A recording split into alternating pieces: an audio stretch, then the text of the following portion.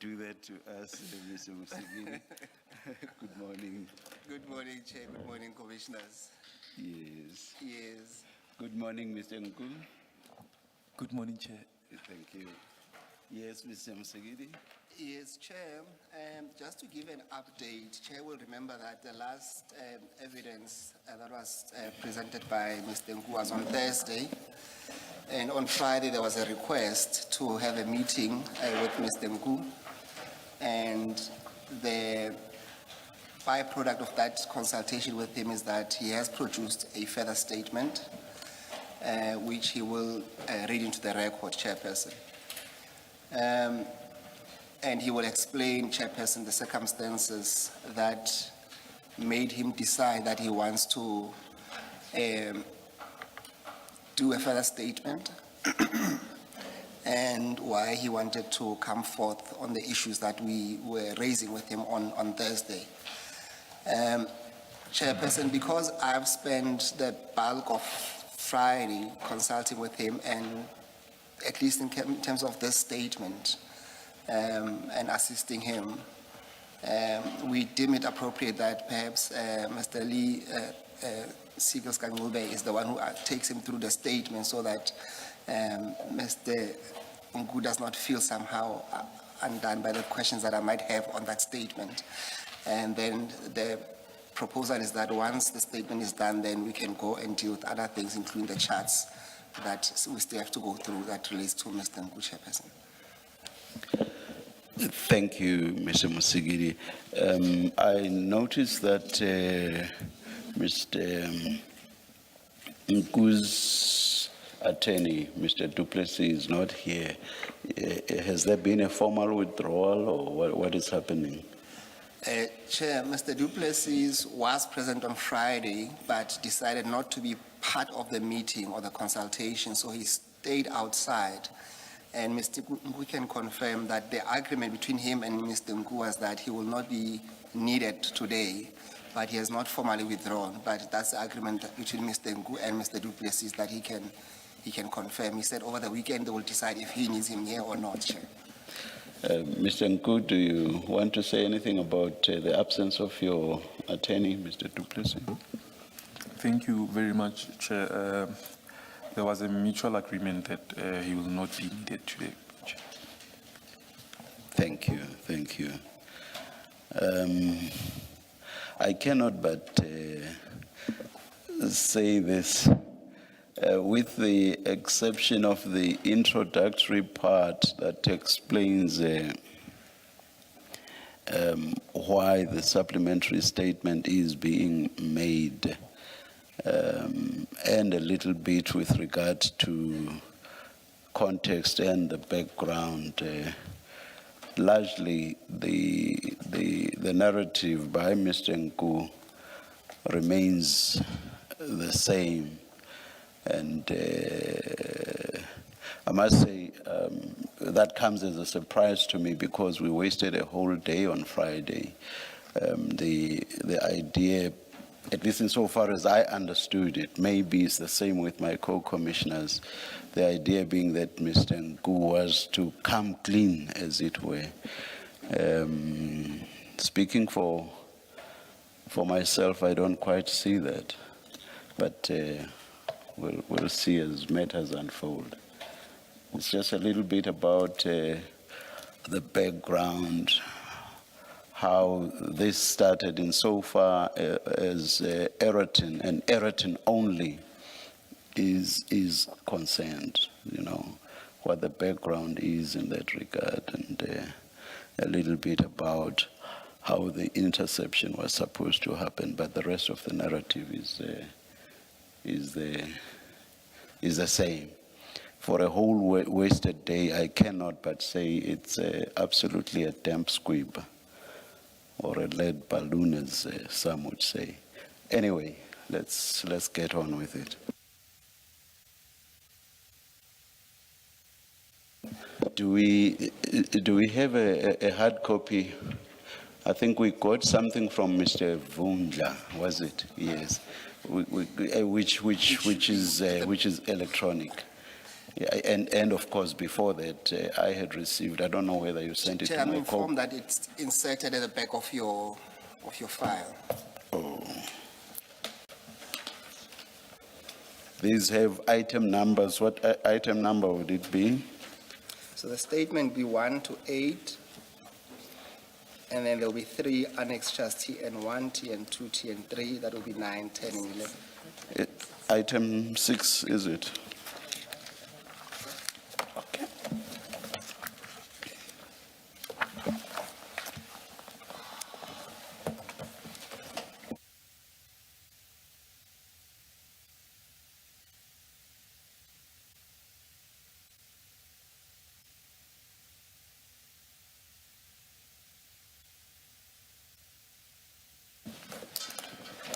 Thank you. Thank you. You do have to. Yes. Apologies Perhaps for that. they should have inserted a flag or a tab, yeah. Thank you, Chair. Thank you.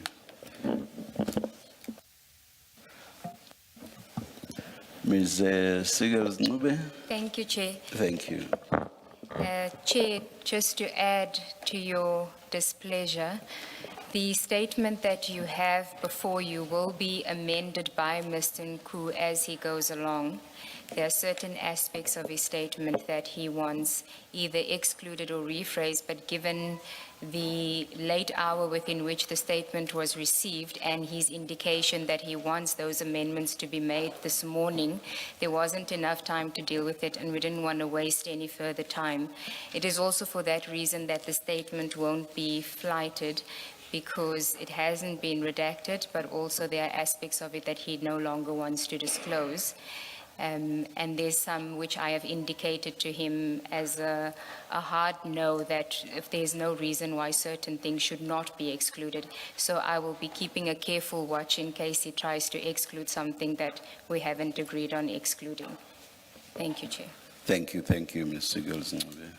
Mr. Nku, can you please keep your microphones on at all time? And usually the chair says this, but you are reminded that you are still under oath. May I ask you to just, Mr. Musikiri had given some indication as to why you decided to prepare this statement, but can you give us full disclosure as to why you had taken the decision to give this statement? And in so doing, also to explain why certain aspects of the statement you now no longer want to deal with.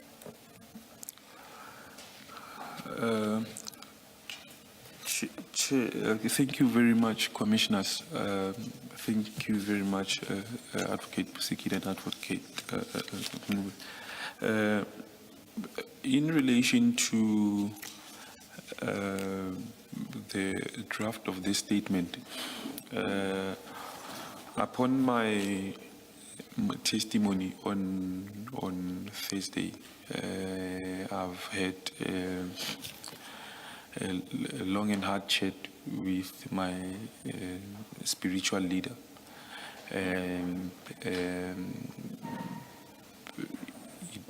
The dismay was indicated, and it became clear that regardless of what I fear, I must come to the Commission and lay it bare, and then the Lord will take care of the rest. There had been reservations in what I've inserted in my previous statements, and it was mainly out of fear. So after that chat, I saw it fit and correct that I need to come to the Commission and set the record as straight as I can. And it was a conscious decision that one took.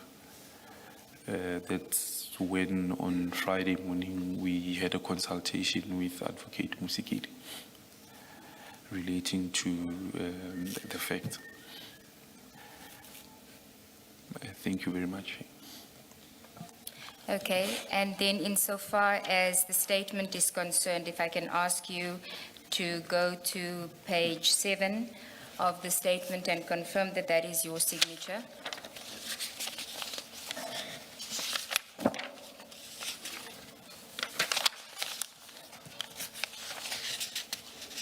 Indeed, this is my signature, Chair. Could you just raise your voice, please? when you Indeed, answer? this is my signature, Chair. Thank you.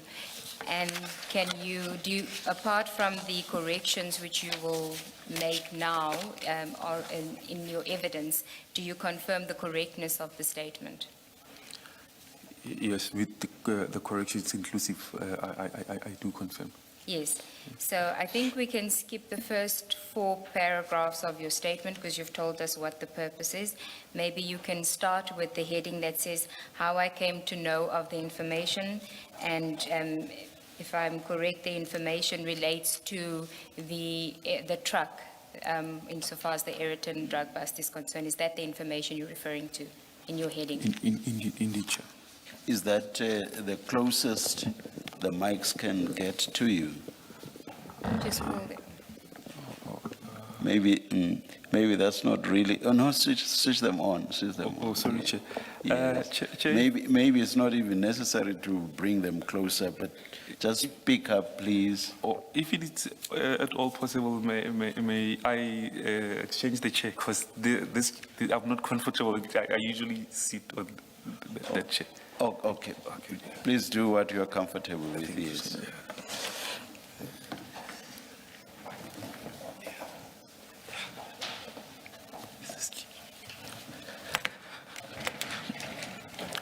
Thank you very much, Chair. Or you want to be shorter? I wanted to be shorter. Thank you All very right. much. Thank you. Thank you. Okay. You may proceed then from how I came to know of the information. Okay. How I came to know of the information. Apologies. I was introduced to a person known to me as Ibi by my distant relative. Sorry. Sorry. Perhaps let's do both spellings. It's open code IBY close code or open code EBY close code. I was known to me as IBY open code close code or EBY open close code by my distant relative Mr. Kevin Mapatso. Mr. Mapatso was known to me not only as a relative but also as a person who had occupied a public office, including serving as a member of parliament and as deputy minister in military veterans between 2014 and 2019.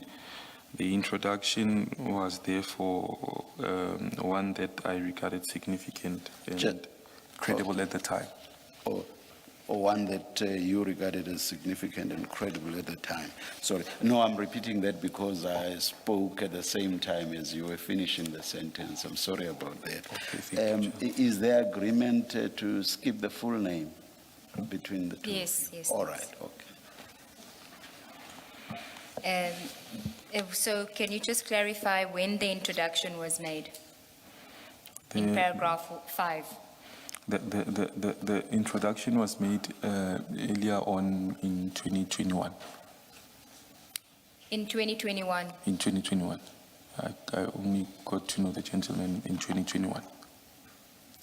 You're saying that Mr. Mapatwe introduced you to EB in 2021? In 2021, yes. Okay. Please proceed. At this time of the introduction, I understood EBIPY to be a businessman involved in the coal mining industry. I was further informed or otherwise understood that he had access to or operated a refinery situated in the Northwest Province. Mr. Mapatso. Sorry. I did not mean that you should each time spell the name, no. It was just at the beginning when you were mentioning it for the first time, and especially because there are two spellings. Otherwise, just pronounce it the way you pronounce it. Yeah. Okay, thank you. Thank you. Mr. Mapatso was aware of my skill set and background, particularly my ability to follow, trace, and obtain information, as well as the fact that I had an extensive network within Transnet and broader logistics sector. On or about May 2021, Mr. Mapatso informed me that EB allegedly required assistance in relation to the movement of a consignment. I was informed by Mr. Mapatso that EB required assistance with tracking a shipment which was said to involve drugs and which was allegedly connected to his competitor.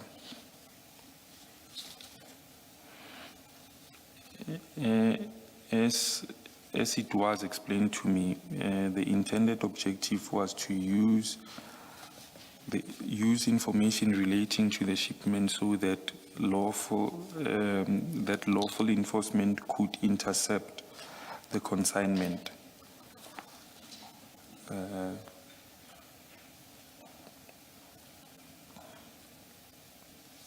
Okay. Can you just tell us what you mean by that? Everything after the consignment, intercept the consignment, Chair, must be deleted, and Mr. Nku will explain what he means by the information relating to the shipment so that law enforcement could intercept the consignment. And here specifically, Mr. Nku, I want you to deal with whether this interception would be a lawful seizure or whether it was always known that it would be an unlawful seizure and that the drugs would be susceptible to theft by drug cartels. Sorry. Can you please read right up to where this is supposed to end? As it was, paragraph 10, as it was explained to me, the intended objective was to use information relating to the shipment so that law enforcement could intercept the consignment, full stop, and that's where it ends. So it was, we crossed that out. All Correct, of Chair. it. Yes. Okay. The agreement is then that Mr. Nku will then explain to us what he means by that law enforcement could intercept the consignment with specific reference to whether the interception was intended to be a lawful bust or whether it was always the intention that it would be an unlawful bust or that it would be compromised in such a way that it would affect or undermine the integrity of the bust. Thank you very much, Commissioners.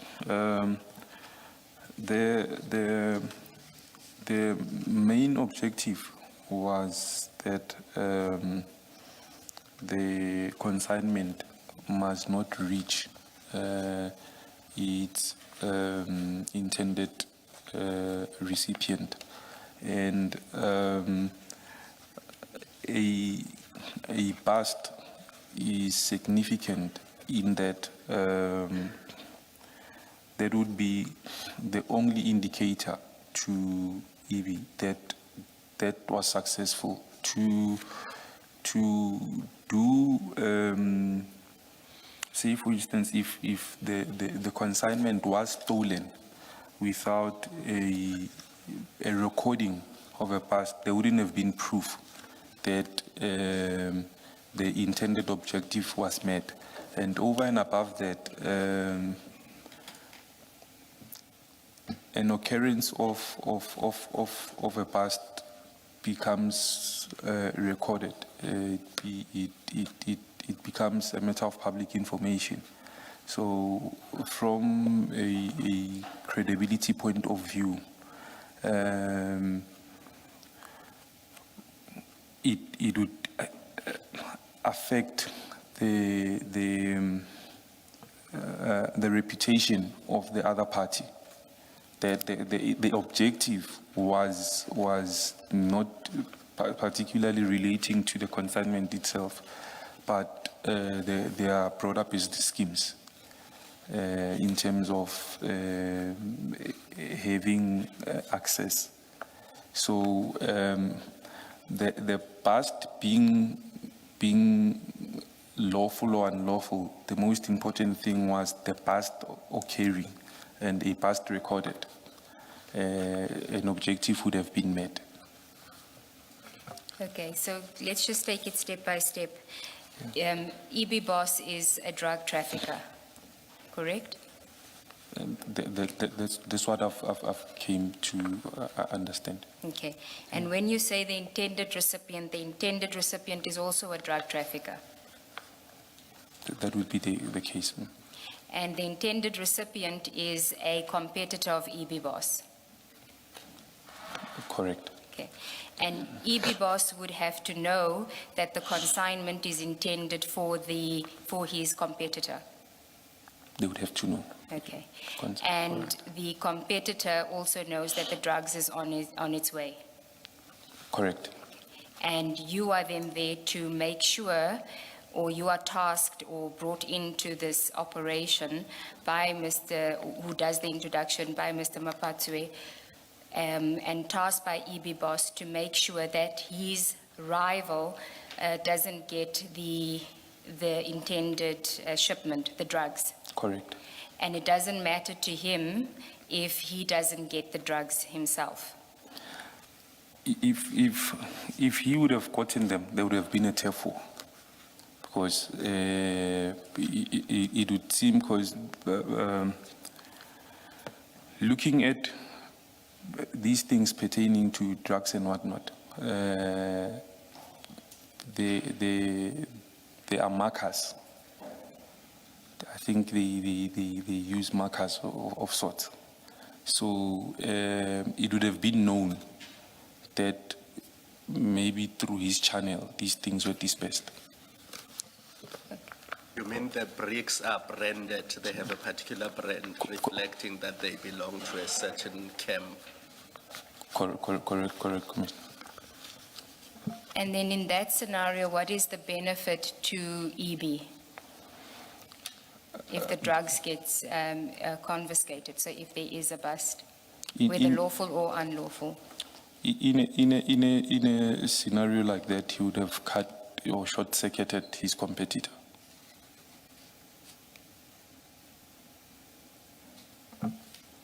Sorry.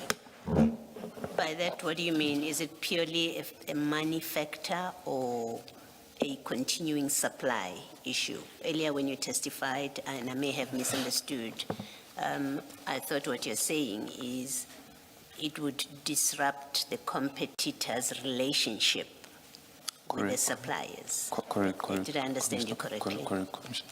Thank you. And what are you saying, that when you received the information from EB, it was always the intention to involve the police to do this interception? Or was there a point in time where you intended to do it on your own, and when you couldn't, you had to get assistance from the police to do a seizure? No, at no point had I any intentions to do it alone.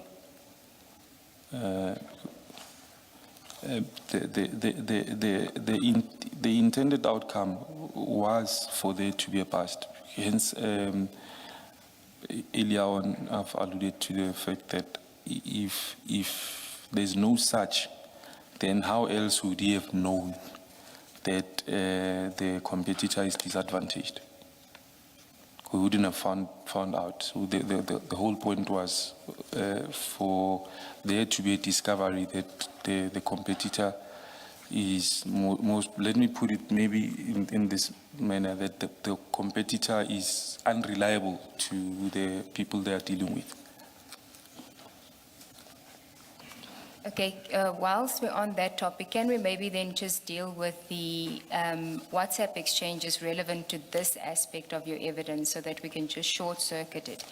and understand your evidence in relation to what was communicated contemporaneously in the chats.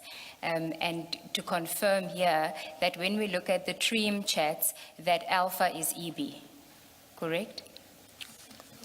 In the TREAM chats, the person Alpha is EB.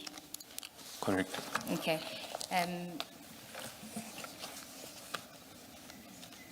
It is CJC 274, Commissioners. It's the WhatsApps and screenshots exhibit.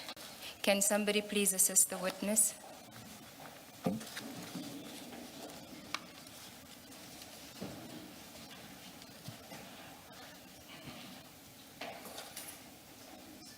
So if I could ask you to go to page 49, just so that we can get the date of this WhatsApp chat, of the TREAM chat, sorry.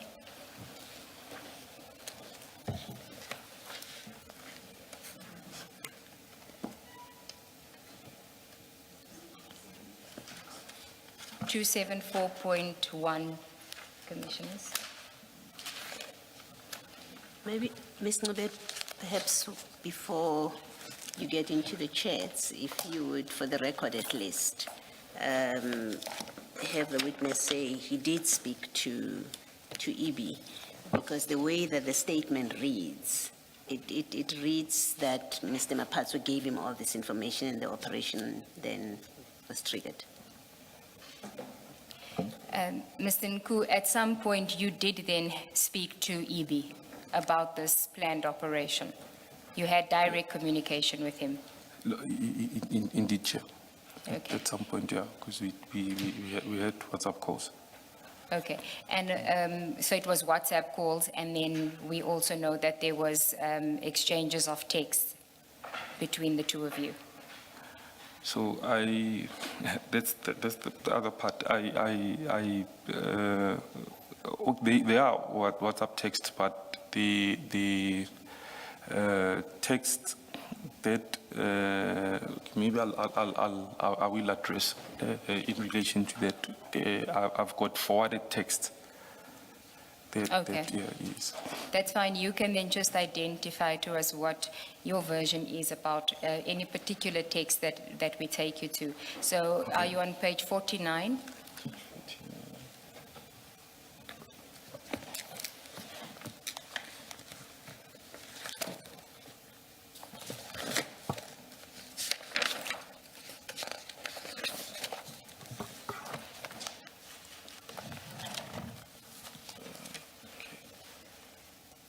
Are you there?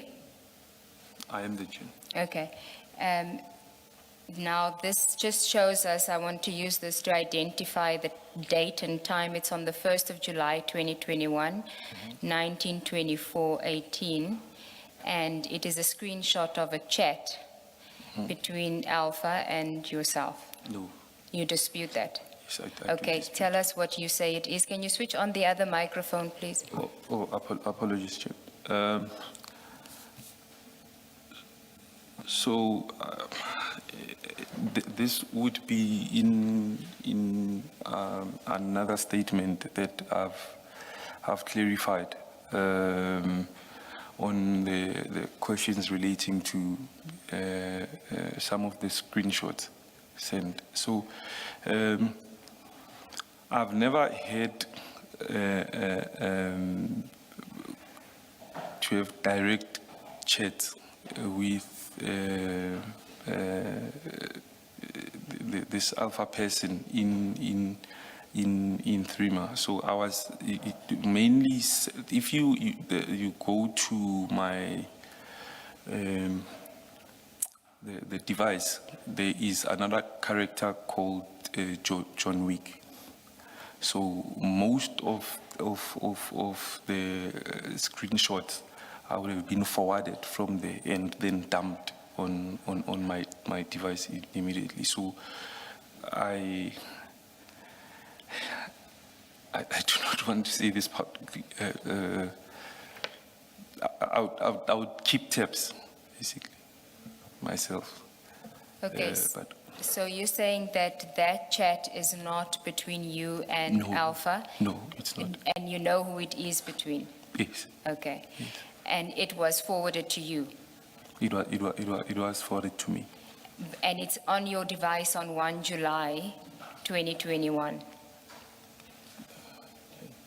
As an image, as a screenshot, if you look at Yes. page 49. Yes, 1 July 2021, 1924, 18, and it says that it's an image. And who sent it to you? it's another user on the app. Okay, so somebody else sent it to you, and the purpose of sending it to you was what?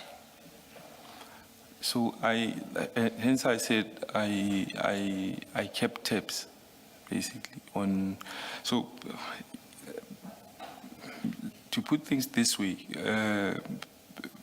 realizing that the people being dealt with here, they are seasoned in what they are doing. They have their own people that they deal through or deal with, and to just encroach on their network is extremely difficult. So my reasons for keeping tabs, I would request not to place them on a public forum, because there is highly sensitive information relating to this. I will accept that for, Mr. Ngube, Mr. Nku, it's up to you how you answer this question and how you want to answer and what you say. I just need clarity. Mr. Mapaswa introduces you to this EB person. Do you get to meet this EB person? Did you meet him? Indeed. And then Indeed, you Commissioner. exchanged telephone numbers with this person? Indeed. And arising from that exchange of telephone numbers, you could then communicate with him through WhatsApp or any other platform? We could. Yes. Yes, we could. Thank you. Yes. okay. So the person that's sending this information to you, you say that for now you're not going to disclose who that person is, but can I just No, understand? sorry. You're being given this information on the 1st of July by way of a screenshot. Do you see that? It's a screenshot that's on your phone that you have saved as an image. Just before we go on, I sense that you wanted to counter what Ms. Sigels said. There was the proposition or assertion you made just before you moved on to the second point. About the person who had sent him. Yes, can you please repeat that? I thought you wanted to Oh. counter that. Yes. Okay. Please repeat that. The person who had sent this screenshot to you, are you willing to disclose that person's name? Yes, on the person termed as John Wick on the app. That is the person John Wick. on the app. Yes, Okay. that is the person who forwarded messages, most messages.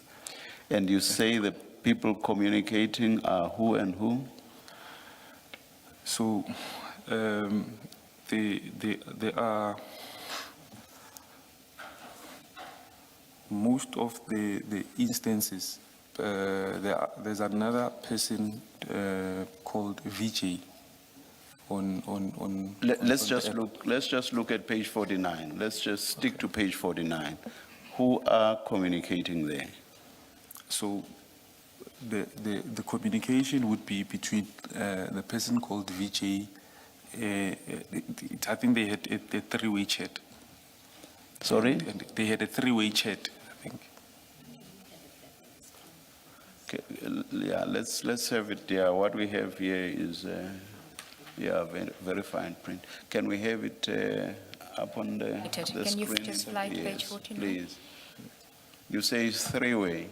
I think they had a three-way chat. It was because the person who sent me said the VJ was aware of the communication. No, I'm not asking you about awareness. So I'm Mr. Nku. Sorry.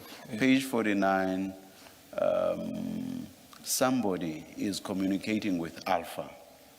And I'm saying so because I see Alpha at the top. Yes. So who, and let's look at the first chat right at the top. I only got to know now. I assume that that's Alpha.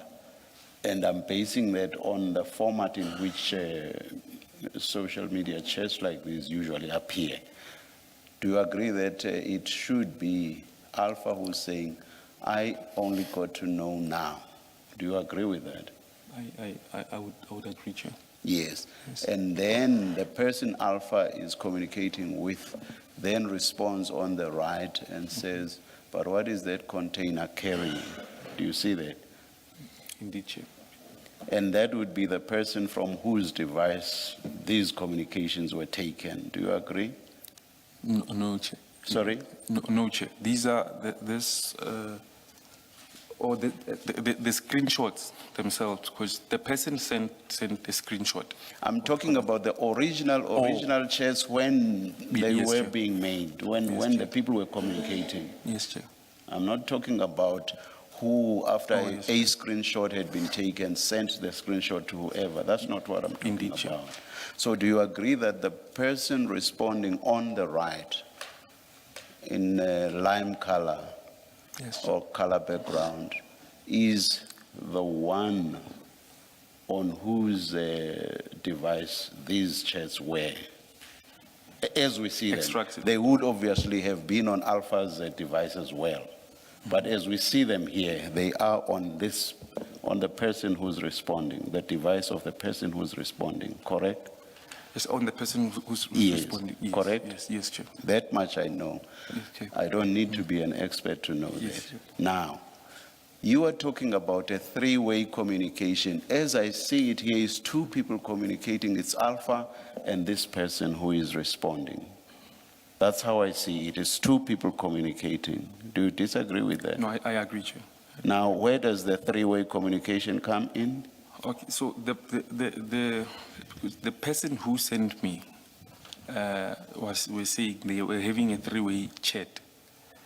But not on this. Definitely not on what we are seeing here. It might not be on this specific, but basically on the topic itself, they were having a three-way chat. But on this screenshot chat, sorry. I think that's far the engagement is about what we see here, Mr. Nku. Yes, Chair. So there's nothing about three-way here. It's two people, it's Alpha and whoever it is that's responding to Alpha, correct? Correct, Chair. Just two people. Correct, Chair. All right. Do you know who this second person is? Yes. The person chatting to Alpha. Do you The know? person who sent me the screenshot, Chair. Sorry? The person who sent me the screenshot. Any problem telling us who that is? As I've alluded, Chair, to... Is it the John Wick you referred to? Yes, John Chair. Wick. Yes, Chair. All right. Now you may go back to your point unless you have a follow-up. Yes. Thank you, Chair. So on the 1st of July 2021, you're being given this screenshot. It was sent to you by John Wick. Okay. And the screenshot, I'm specifically interested in the communication that starts with, please ask them, because if they loaded it on a car or anything that can be mobile from the container, it will be a bust. Boss, please tell the people that avoid any containers with metal or anything automobile. Only load goods or sugar. Anything that goes to Pier 1 or 2 is workable. Remember, there was a bust a week ago. Now we need to go offloading from trucks again. Why was this screenshot being sent to you, which was suggesting that what was going to happen with the drugs that eventually ended up in Ayrton was, if they're not going to be successful at the harbor by getting it out of the container there, they'll have to go back to offloading from trucks again? So I would not want to go into details, Ms. Seagulls, because it will then affect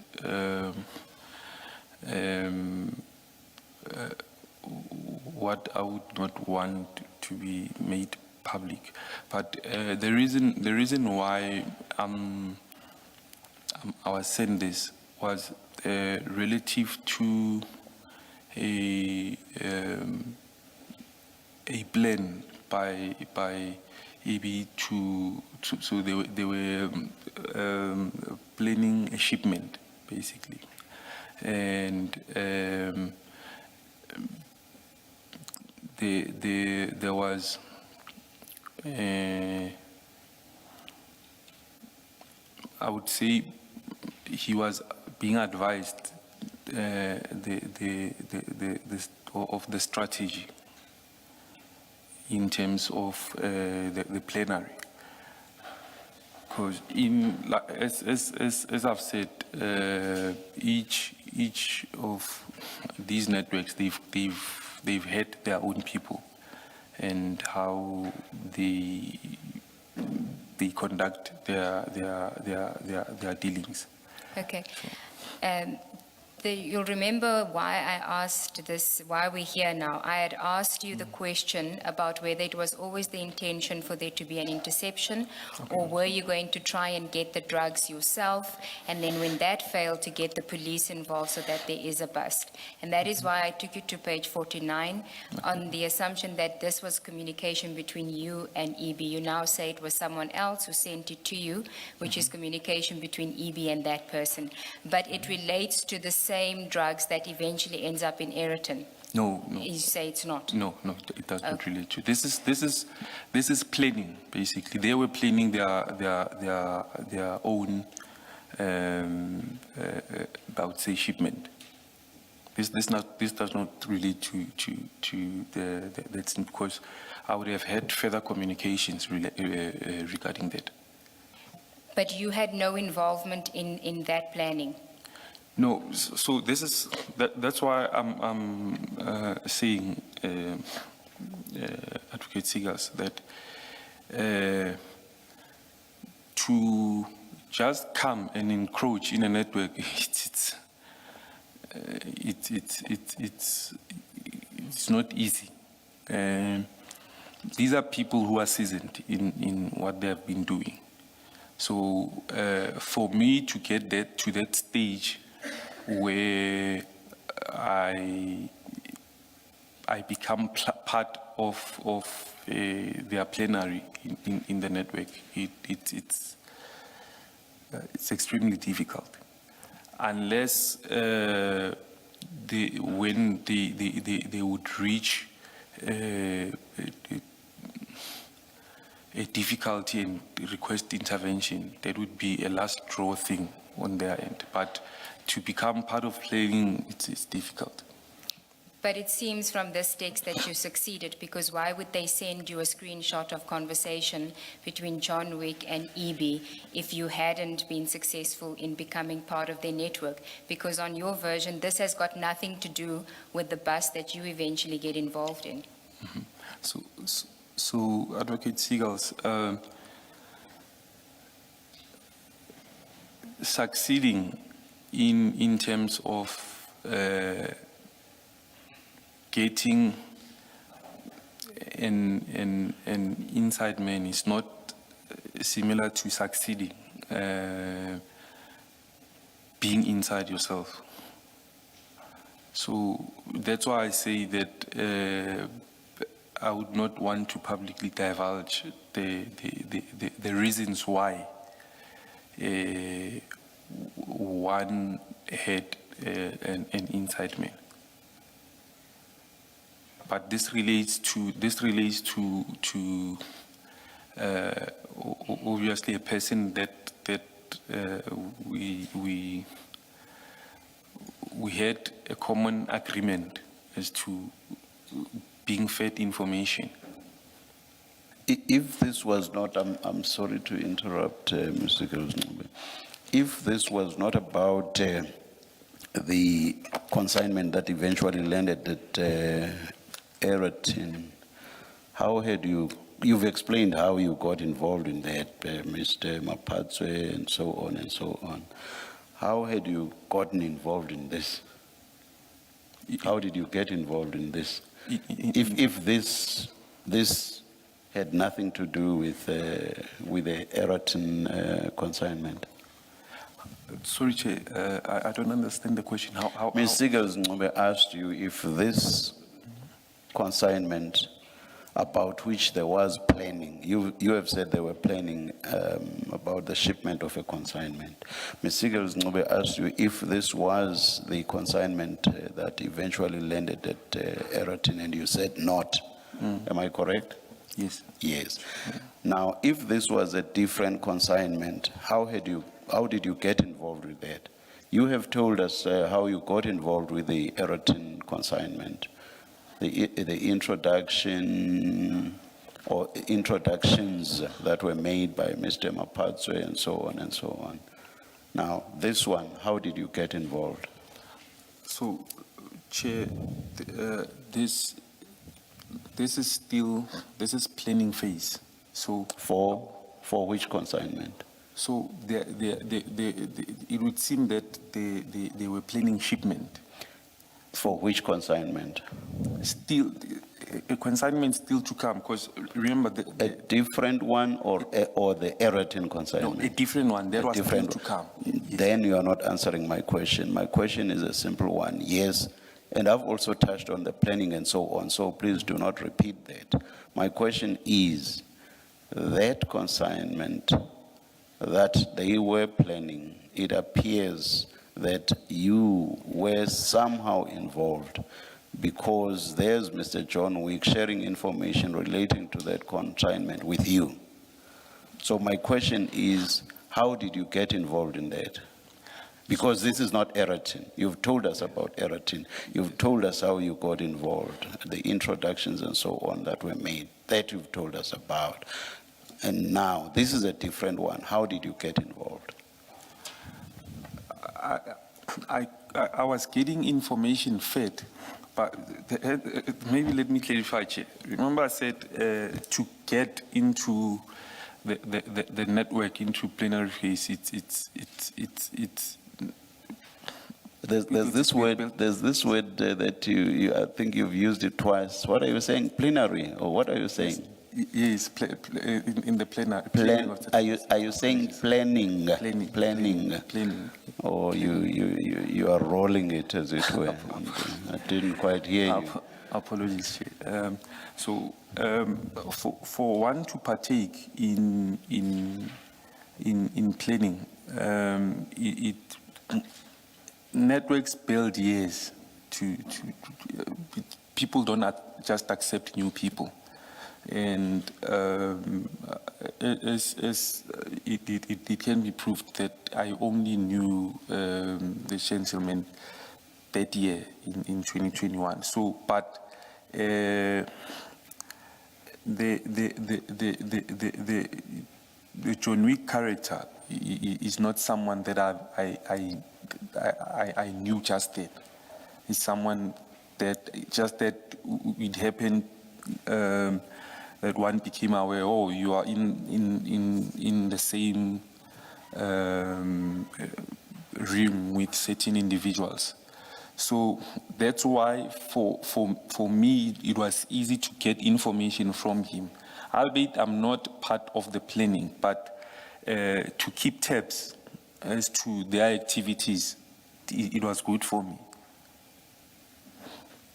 Let me take you back to Eraton and Mr. Mapatswe and the introduction he made. You said the purpose there was for EB's competitors to be messed up, as it were, take the consignment away from them. Now, so that explains Eraton, that explains your involvement. Now, you are talking about keeping tabs on the lot about this consignment that was being planned, which you say was not Eraton. Keep tabs for what purpose? In a sense, that question still relates to my earlier question as to why you got involved and how you got involved.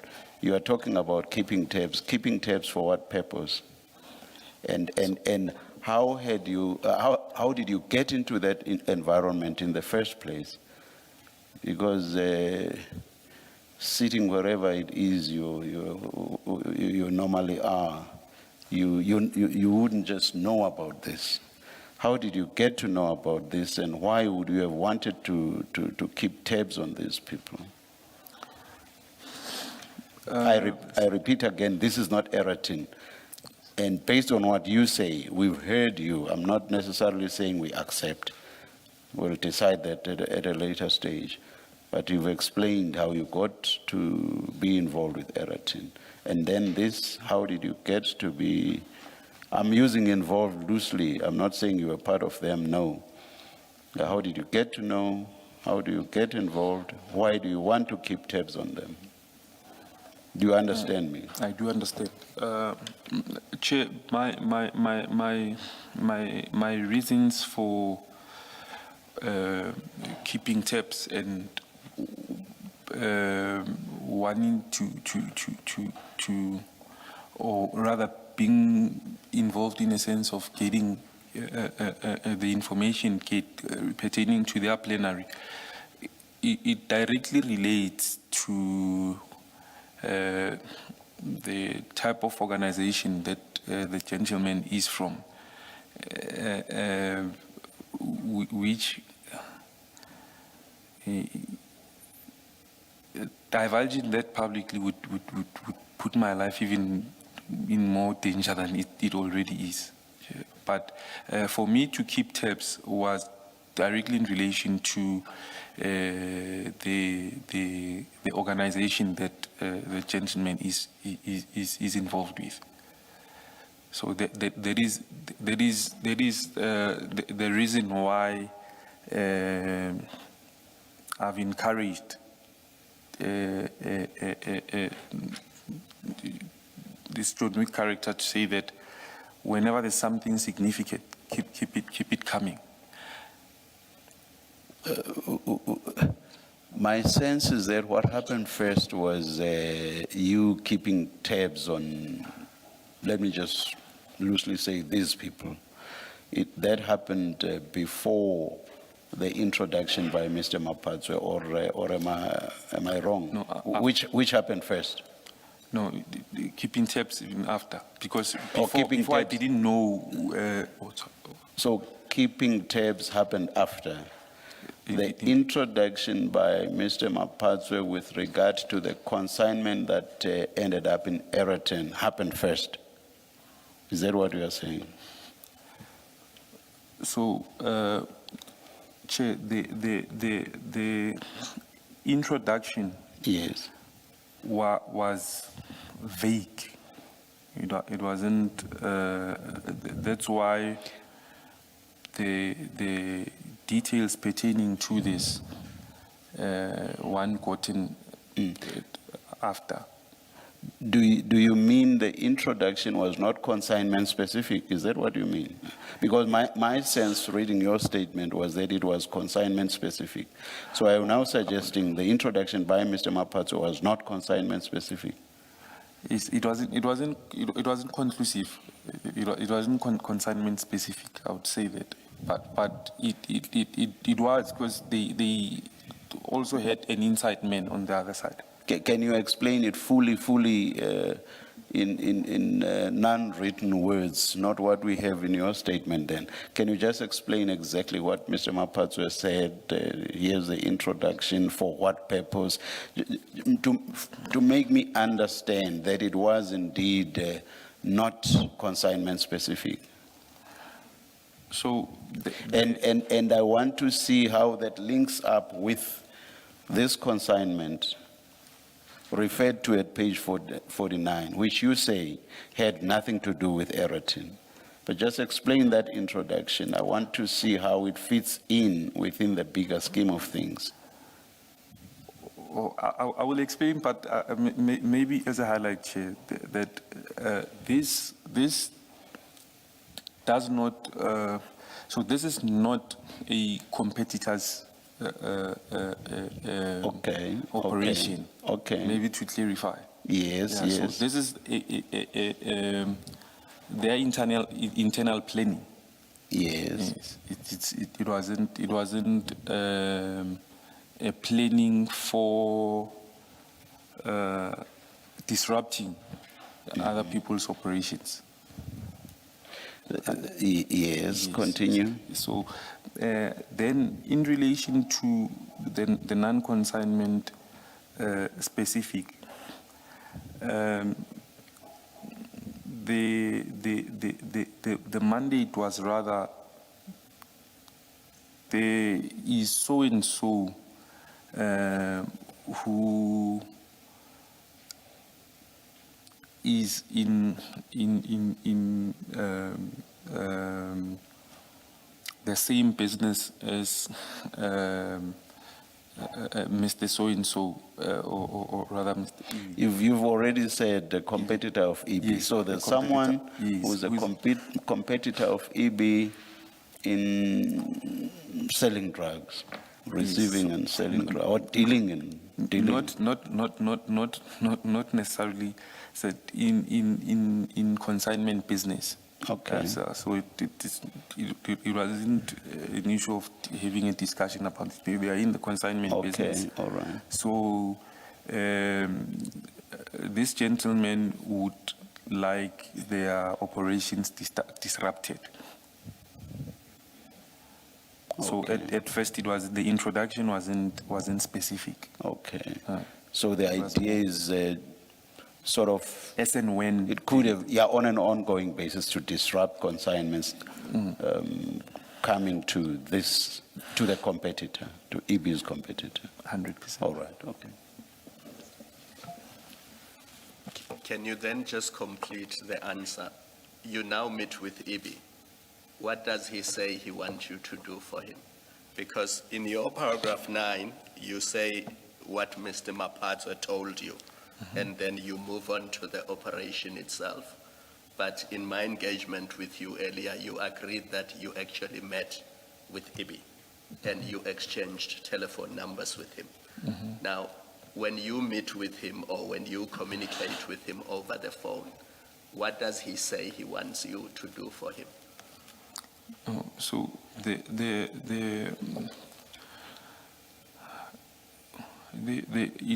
I wouldn't say the instruction. The mandate was look. There are people that are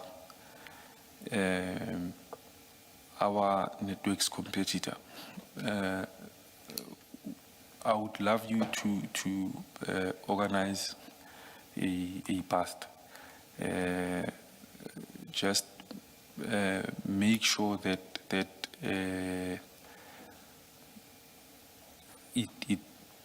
because this is likely going to be huge. Make sure that it's out there, and that network is disrupted, is discredited, basically. And then how do you get introduced to this John Wick person? No, it's Let me take it a step character. back. Okay. Did EB introduce you to John Wick, or did you know John Wick before you met I EB? knew John Wick before I knew EB. Yes, because I'm asking you this in your engagement with Chair, and I'm quoting you. You said, networks take years. People just don't accept new people into the network. Those were your words. Yes. So what I'm not understanding is how they can meet you in May. I'm talking about EB. You get introduced to him in May. Also, Literally a month later, beginning of July, he's already trusting you to run an operation. Or you will answer me and say it's not May of that year. So let me leave it to you to answer it. so apologies. I'd already said to Chair that I met EB earlier on that year. not in May. It was not in May, No, the introduction relating to this matter was in May. There's the Yes. difference. but you were introduced to EB On- much in- earlier. Much earlier in January. In so, January. So when I got introduced to him, it was relating to. I needed my associates and I needed financial aid, but it was mostly a political matter in Western Africa. So there was a legal matter pertaining to a high-ranking official there, which I needed financial aid on. That's how we actually got introduced, and he then aided me in that regard, or aided my associate. Okay. And then during the period before July, did you do any work for Mr. Ibi? I'm talking about the period before July. So in May or April or March, did you do any work for him that related to containers? I've assisted him once prior, but at the time he had indicated, I think it was around about April. By the time I didn't really know much about him. I just knew that he's a businessman, refinery, and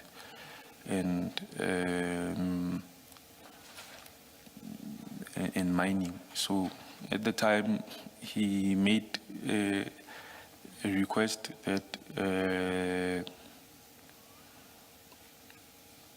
he had a friend whose company was struggling. So they're saying that their shipment, because they were shipping parts of sorts, their shipment had been delayed. It took way longer than expected. And then I made my contacts. Then my contact came back to me saying that, look, that container is flagged. So, but I think it had been, it's just that I no longer have those details, but it had been there for some time. So at that time, in my experience, there was nothing untoward, because usually from what I've learned from my transit contacts was that when a container is flagged, it undergoes rigorous inspection. It's not just they don't just flag it. Particularly when then it stays in a depot for long. So the time that container stayed there, I assumed that maybe it's a paperwork issue. Then when they came back to me, it seemed to be a paperwork issue, because I said, I think he had a clearing agent in Sentin. So I said to him, let your clearing agent send all the relevant paperwork to Transnet, and eventually I think that was cleared, but then it was handled between the clearing agent and the Transnet people. Mr. Nku, is the short answer then yes, I did do some work for him, but it didn't relate to narcotics? Yes. So that's how Commissioner you Kumar. answer simple questions. Apologies. Thank you. Yes, Commissioner Kumar. Mr. Nku, who is VJ? You mentioned VJ earlier. So he would be another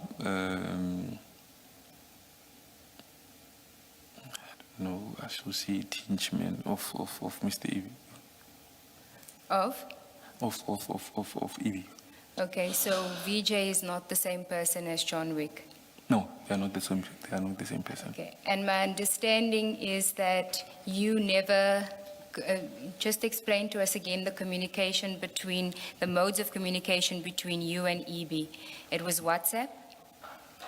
correct? 99% of the time. Okay. So the screenshots that we have and that we see where Alpha is mentioned, that it's not you. I think if I can view, I'll tell. There's probably one screenshot that would relate to, because I never had to take screenshots communicating with him. Okay. There was no reason. And did VJ or John Wick also know Chief Mashaba? VJ, not John Wick. I'll say VJ. VJ, not John Wick. Okay. So VJ knew Chief Mashaba and worked for EB. Advocate Seagulls, I don't know whether to say he worked or was an associate. Okay, but VJ and EB have some sort of an association which you have knowledge of, Indeed. and VJ knows Chief Mashaba. VJ Okay. knows Chief Mashaba. Can I ask you to go to page 47? We will come back to that previous, to the other document at 49. But if you go to 47 of that same bundle. Are you on page 47?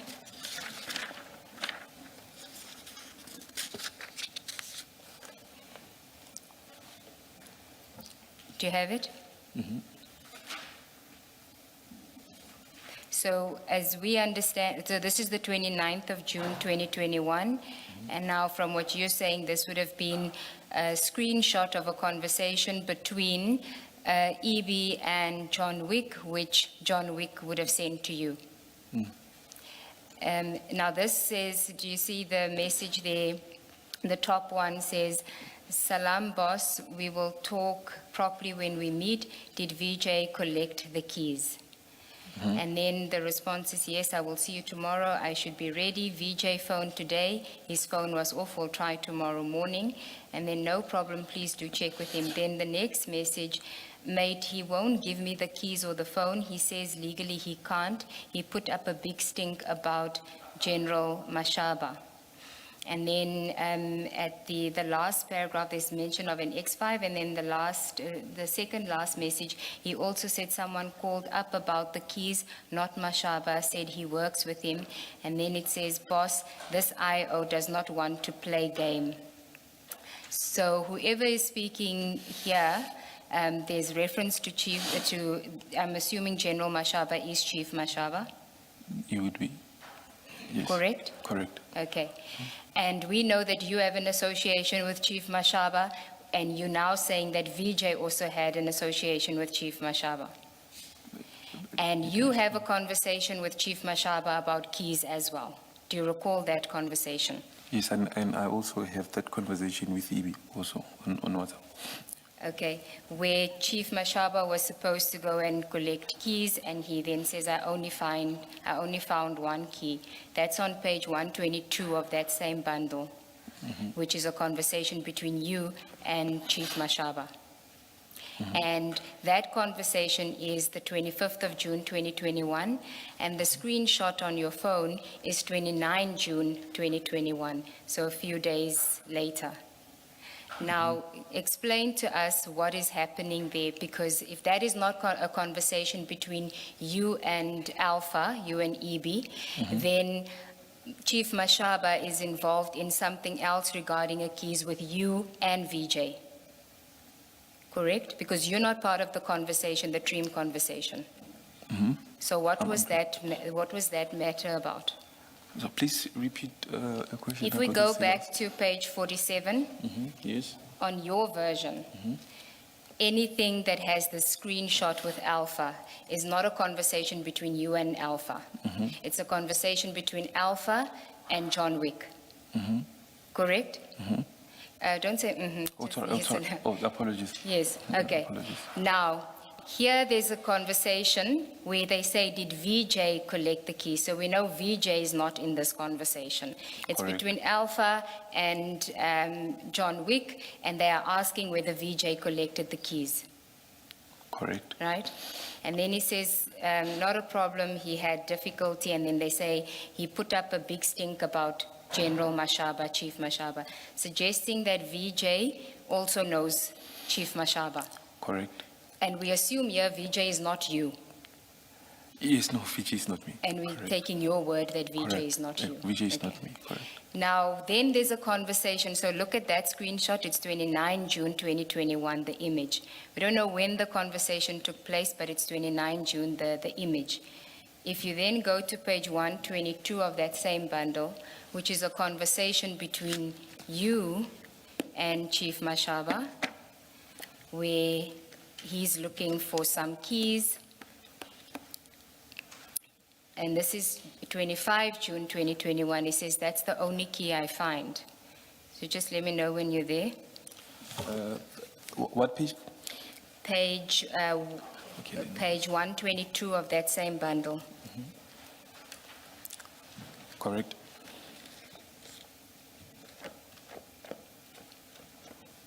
There's also conversation between the two of you about keys, Correct. and around the same time. So my question to you is, what was happening regarding these keys? Because you have a conversation with Chief Mashaba about the keys, and according to you, there's a conversation between Alpha and John Wick about keys around the same time, but we don't know the date of the conversation because you have the screenshot. So there must be another operation that you are involved in there, which you've roped Chief Mashaba in, or VJ's roped him into.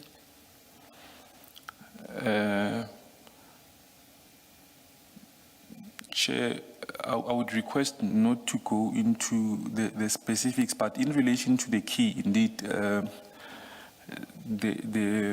was a request, and I think it was there on my WhatsApps, directly from EB to request that Chief Mashaba get him the keys. I think they were relating to a car which had office keys. So the person whom these keys belonged to at the time was in hospital.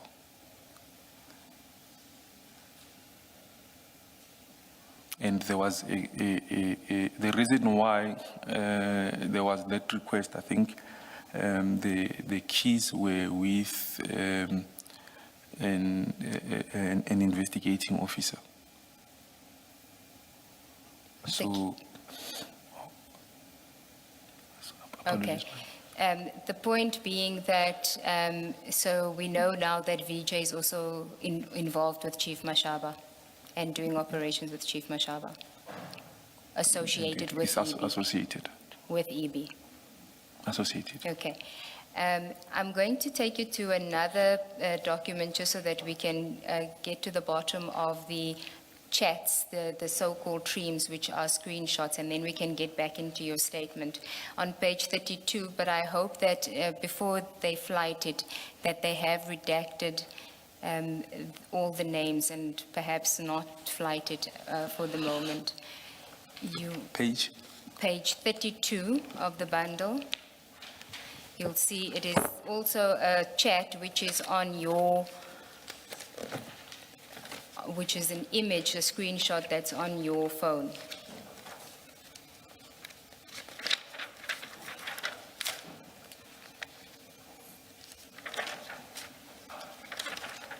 And it's 21 May 2021. Somebody will assist you. Yeah, please project this one as well. Chair, I've asked for it not to be projected until we've established that the name has been Oh. properly redacted. It's Oh, I'm small, so sorry, it I'm may not sorry. have been. Do you see that? Do you have it? Okay, let me see if I can get the bigger one. I'm not sure on what page the bigger text is, but there's a name that appears, 1, 2, 3, the third gray block, and it starts with a P. and the surname is also with a P. Do you see that? The third block where there's a response that says, so it is not going to happen today.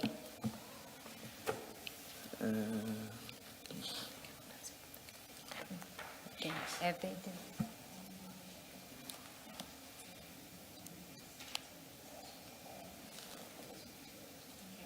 So we're going to then, May I, let me do this, if it's possible. can you tell us who that person is? I can bring you the big, I just don't want to flight the name in case it is somebody other than you. Yes. Okay, let me. Apologies, you were saying, which block? You see the third block, it says, can you get the pics of the container and seal? Then the next message, the longer you take with this, the more nervous they get. Then the next message, boss, the driver details still haven't been loaded yet. The guys are monitoring the app and the forklift guy is our guy. That message. Do you see the name of the person there? Ms. Nube, I think we've had this name Yes. mentioned publicly. Can and you it's say? associated. The witness should be able to. Yes. So can you say who that is? We'll flight it. Okay. Do you see it? No, I don't see it. No, sure. That's, you see the 1, 2, 3. As Ms. Siegels Nube says, the so it is not going to happen today is responding to a message which is shown just above that text. Do you see that? And that's where the person who had written the text responded to. That's where their name appears. It's, yes, It Philip appears, Plain. it Philip appears Plain. just above the text that Alpha is responding to. Do you see Oh, that? okay, yes, I see it. I see You it. see it? Yes, I see it. Okay. And that is you, right? Philip Plain is you. No, that is not. Is Philip Plain not you? No, that's, I can write my handler. That wasn't my handle name. Okay. Sorry, I missed the answer. Did I'll you? say- no, Sorry, I sorry. can- No, let's not speak together, please. So I'm asking, I did not hear your response. Did you say that's you or not? No, that's not, that wasn't my handle name on the app. Okay. Okay, yeah. I was suggesting to you that Philip Plain is you. You're saying it's not you. Okay.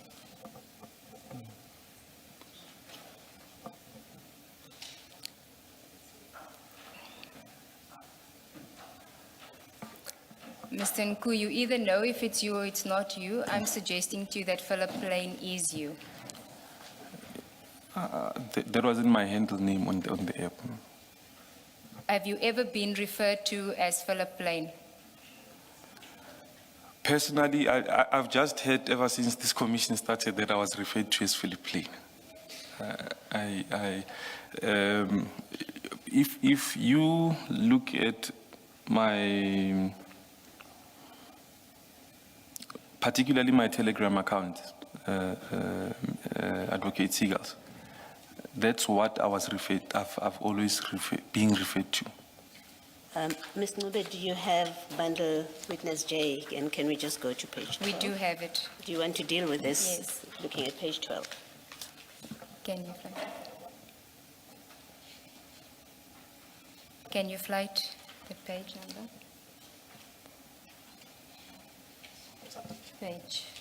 Page 15. Should we start at 12, Commissioner? Do you want to Start at 12. I Can think start you may find it's much more, it shortcuts this discussion. Witness Presentation, J. Witness J.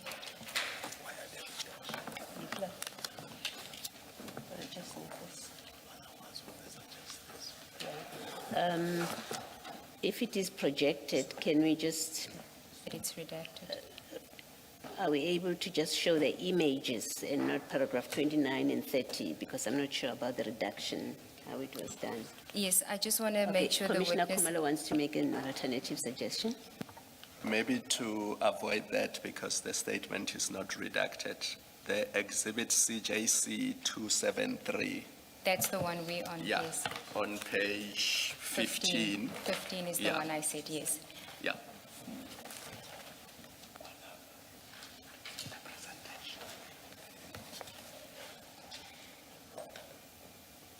CJC 273, page 15.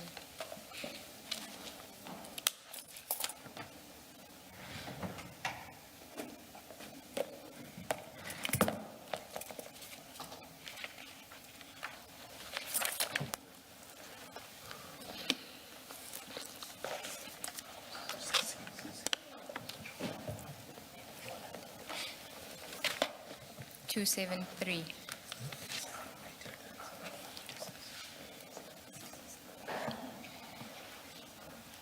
Do you have it, Mr. Nku? 27, CJC 273, page 15.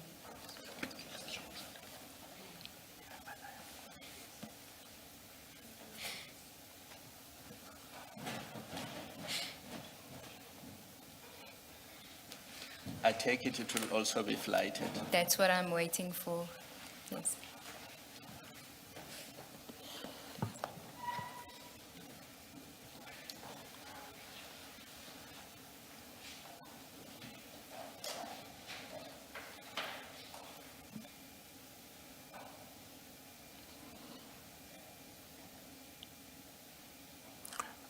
Mr. Nku, you do have it now, right? I do have Yes. Okay. And do you see that it says who is Philip Plain? I do see, Chair. Just check, is that your telephone number? There's a number there on the first image. Indeed, this was my telephone number, but I'd never saved it as this. I think on Truecaller, one can check as to when a number was added on Truecaller, I think, under that, a particular alias. That can be verified. So that number, didn't always have that as an alias in Truecaller. A As name a to- what? As an, because remember, a name added is an alias on Truecaller, yes. That number had never had that name. So it can be verified as to when was it added. That can be verified, it is verified. But, sorry for yes. Does this not mean that is the person, it's Alpha on that page, that would have saved you as Philip Plain, even if you yourself did not use that as your alias or name or whatever? It would be Alpha that would have saved you on his device as Philip Plain, It would be possible, yeah. which is why when he's responding to that particular chat on the third gray text at page, was it 47? Page 32. At page 32, the third one of the gray, of the text with a gray background. He has indicated what text is responding to, and that's the one that shows Philip Plain as the person that wrote the text to which Alpha is responding. Do you still follow me? I still follow you. That means Alpha saved you as Philip Plain. Do you get it? I do get it, Chair. Now, what you have in front of you, let's leave, please. Now, what we have in front of you says the number on there, the number communicated with, was the number that Commissioner Balo has just drawn to your attention. That is there, that we see there. And he says on Truecaller, that number was your number. Do you get it? I do get that, Chair. However, the Threema app does not use numbers. Meaning? Even if he had saved my name under Philip Lane on the app, it shouldn't affect the phone number itself. I don't know if I make sense, Chair. Please explain again. But my understanding was that you could use anything, but you could also use your number. When we, not so much use in the sense that without a number, you can't communicate on 3-man. But my understanding was that in setting it up, somewhere there could, if you wanted to, there could be a number. That was my understanding of the testimony. No, Chair. Depending on how you chose to set it up.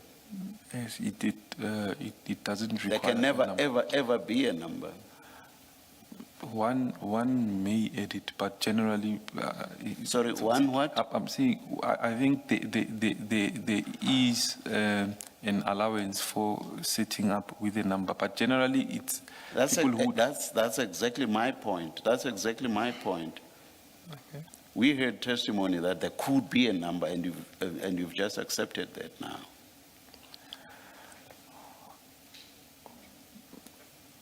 If I may, Chair. Yes. So there could be a number yet not attached to the main profile. So the number would be if you go into your details. It's not attached. So on the app preface, when you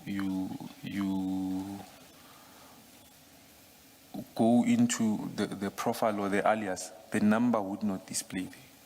But if someone is expert enough, and I believe that the person who was doing this is expert enough, would it not be possible for them, if there has been a number in setting up all of this, would it not be possible for an expert to get to the number? Unless they go into the servers, no. So if they do get to that, they could. If they go into the servers, yes, but not through a device. Looking at this, how would this person have gotten the number that Commissioner Baloyi referred to? Look at the writing at the top before you see the images. How would that person have laid their hands on the number? So this is not the app. This is Truecaller. So basically. I get that. Okay. I thought the point you are making is you are querying the very idea that they could have taken your number from Truecaller because your number is nowhere when 3-man is set up. That I get. Sorry. No. Truecaller. I get the point about Truecaller. So, what you are saying? They got the number from Truecaller. Before they could get the number from Truecaller, they would have had to lay their hands on the number. Do you get what I mean? That's what I'm asking you about. You have the number, then you take the number, you plonk it on Truecaller, then Truecaller will tell you whose number it is. That I get. My question is, where would the person have gotten the number in the first place before they take it and plonk it onto Truecaller? No, generally the number would have been attached to the device itself. My dispute with the Truecaller is when, because you see, it's one thing to say that his name appears as Philip Lane in Truecaller. It's a completely different aspect to say that this name was added or attached to this number at this specific time in Truecaller. Say that, have I always been known as this in Truecaller? That's a different aspect from saying, when I go into Truecaller now. No, Mr. Nku. He's not saying on Truecaller you were Philip Plain. He's saying this number. When he went to Truecaller, he established that it's Mr. Nku's number, not Philip Plain's number. It's Mr. Nku's number. That's what he's saying. Now I want to understand what it is exactly you are disputing, and that's why I don't understand. I don't follow what you are disputing.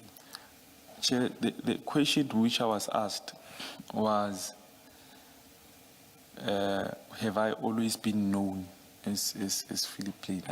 Or maybe I missed the question. No. You said you are, did he not say he is not Philip Nku? I thought you said you are not Philip Plain.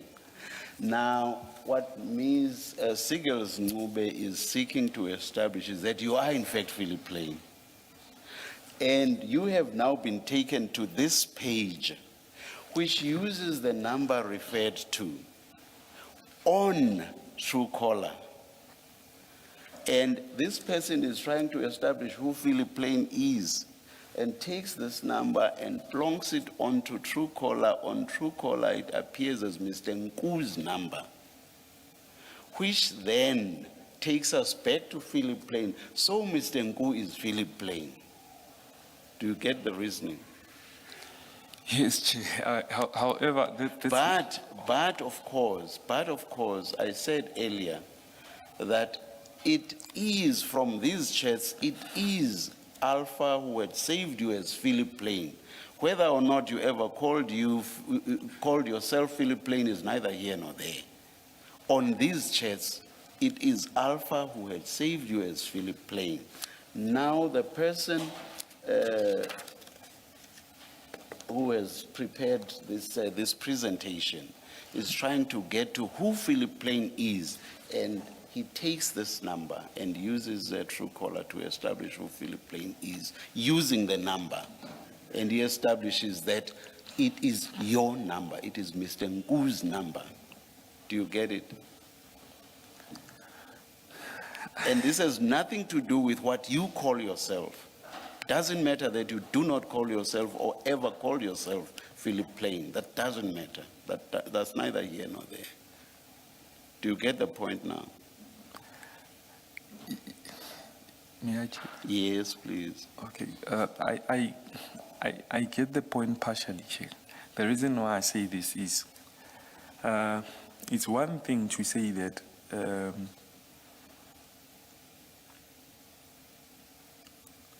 Mr. Nku is known as Philip Plain, or has always been known as Philip Plain. Let's leave that aside. What's your comment on the debate that I'm engaging you on now? What's your comment? Just on that. Let's leave aside the fact that, you know, how this may have been introduced, which is that Mr. Nku has always been known as Philip. Let's forget about that. Let's talk about this number. Let's talk about the fact that you appear, or rather, Philip Plain appears on these chats, and Alpha is responding to a person that he has saved as Philip Plain. The number of that Philip Plain gets taken onto Truecaller and it appears as Mr. Nku's number. What do you say about that? Let's forget about whether Mr. Nku has always been known as Philip Plain or whatever else. What do you say about that? So I was trying to get to that, Chair. Please just respond to my question. Let's not take it back and. No, I'm not trying to, Chair. Yes. The reason why I'm trying to explain is that at what point was, because for one to punch a number in Truecaller and it appears as a certain name, my concern has been at what point was that done? For this number to be attached. Does it matter because you have accepted that this is your number? Does that matter? It does, Chair. Why? Because if say for instance the alias or the number when punched on Truecaller, say in 2021 appeared as something else, but yet in 2025 appeared as Philip Plain, We are not talking about this number being saved under Philip Plain. I have tried to explain that ad nauseum. That's not what we are talking about. And in that regard, I have said is the person with whom, or rather, it's Mr. It's Alpha, not Mr. It's Alpha who saved whoever it was he was chatting with as Philip Plain. So that's where Philip Plain features. It has nothing to do, that has nothing to do with what name was in Truecaller or on Truecaller. So I do not understand your emphasis on what was on Truecaller at what stage or during what period.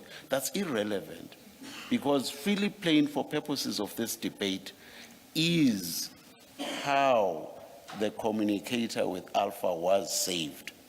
That's where it is. That has nothing to do with whether Philip Plain was also on Truecaller. Do you get me? I do understand. So I don't understand what you are debating with me then. Now, can you respond to what I said to you earlier, which I've repeated 1,000 times and I'm not going to repeat? Apologies, Chair. So, is Chair saying what do I say in relation to my number being attached to Philip Plain? Please, I said to you, the person that Alpha was chatting with is saved by Alpha as Philip Plain. You get me? That's I fine. do understand, Chair. The person who made this presentation that you have in front of you, at page 15 of the document in front of you, that person says they then wanted to get to the bottom of who Philip Plain is. They then took the number which you accept is your number on your engagement with Commissioner Baloyi. They took that number, plonged it onto Truecaller. On Truecaller, that number appeared as Mr. Nku's number. That is what I want to understand, whether or not you accept. I concede to You that, Chair. accept. Okay, yes, Chair. I just don't understand why it had to take forever and ever. Thank you. Thank you. Thank you, Chair. Just, Ms. Might this Tinku, be help the us with this. opportunity to Sorry. take the tea adjournment? Just very quickly, yes or no, please. Have you ever at any stage been known as Philip Plain, whether it was for 1 day or 3 days or 10 days? No, I've You've never? Yes. I haven't been known as Philip Plain. Usually they would say TL, not And Philip Plain. nobody has ever called you Philip Plain? No. And looking at those photos, am I correct that that clothing brand that you are wearing with the letters PP, that's you in those photos? That's me, Yes, Commissioner. and that the name of the brand is Philip Plain. Indeed. So do you remember your reference to Doggy Hawks, that you were introduced to General Mashaba as Doggy? He's from the Hawks, and that's how you saved him on your phone. And in the chats, he then appears as Doggy Hawks. Indeed. And the point Chair was making to you is the same point, that maybe when you met these people the first time you met them, you were wearing Philip Plain branding and then decided, let me save him as Philip Plain. I mean, that is plausible. It is plausible. However, Commissioner Kumala, I don't always. Granted, they found these two pictures. I don't always wear that. No, I'm sure nobody always wears the same brand every single day, but at some point you would have worn, what seems to be a, very nice clothing with the brand Philip Plain. And if somebody, their first encounter with you was when you were wearing that, it would be easy to save you as that for many reasons, to avoid having you identified as Mr. Nku. Or maybe it's just easier to save you as PP Philip Plain. It is plausible, Commissioner Kumalo. I will not say that it is not plausible. It is But before plausible. we leave, do you deny that the person who's communicating here, or at least is one of the three parties communicating on page 32, that third chat, which you still have in the chat, and we see the name Philip Plain before the chat itself, do you deny that that is you? That conversation, No, sorry, I can't hear. apologies, Commissioner Kumalo. I'm saying that conversation, if I could go back to that conversation, because I'm Yes, trying it's on page 32 where Ms. Ngube started with you. The thick file. I think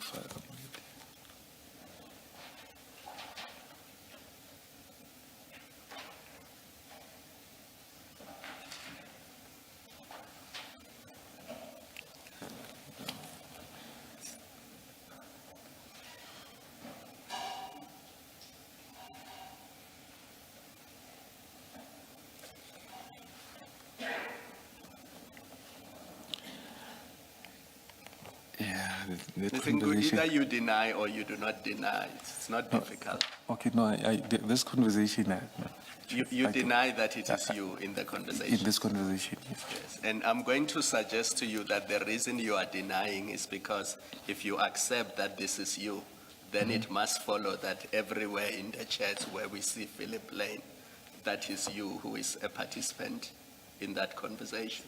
So you will have to deny this, because if you were to accept that this is you, then the rest of the chats where we see the name Philip Lane, we will have to accept that it is you in those chats. And that's the only reason you are denying it. No, not really, Chair.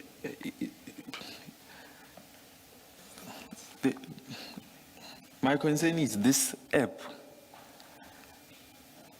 usually.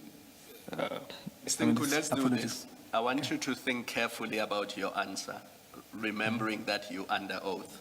Yes. Sure. And Ms. Ngube has warned us that she wants to have her tea.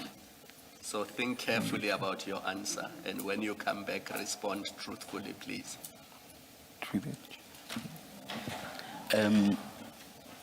Ms. Ngube, how are we going to structure today, seeing that we have another witness and, yeah. Chair, I don't know. I don't think we're going to finish. We were optimistic to think that we would finish at T. So we'd have to, and I know the other witness cannot be postponed to another day. I'm not sure, but Is it, I don't know, I'm thinking of the cup, but we can have further engagements over tea, but yes, I Chair. was just, yeah, maybe, yeah, let's just do the whole thing over tea, yeah. Thank you, Chair. All right, let's adjourn, oh, sorry. I think more than Ms. Segal's Zube, I think it's Commissioner Kumalo who wants his tea now. Let's come back at 11:45. Let's adjourn.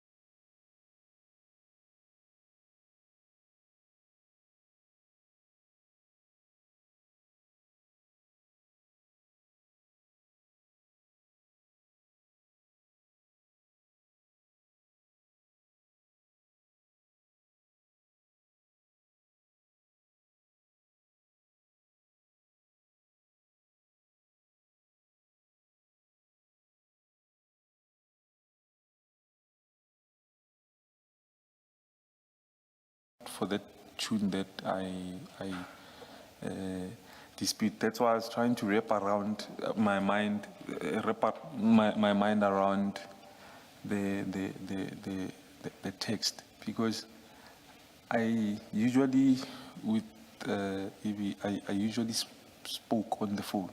We hardly chatted. Even before we went to this app, if one checks throughout all our engagements, it's usually on call. However, I do accept Commissioner Khumalo that it does seem that one would appear as if is disputing, would be disputing this because every other instance, the chats where the name appears. And I'm trying to wrap my mind around.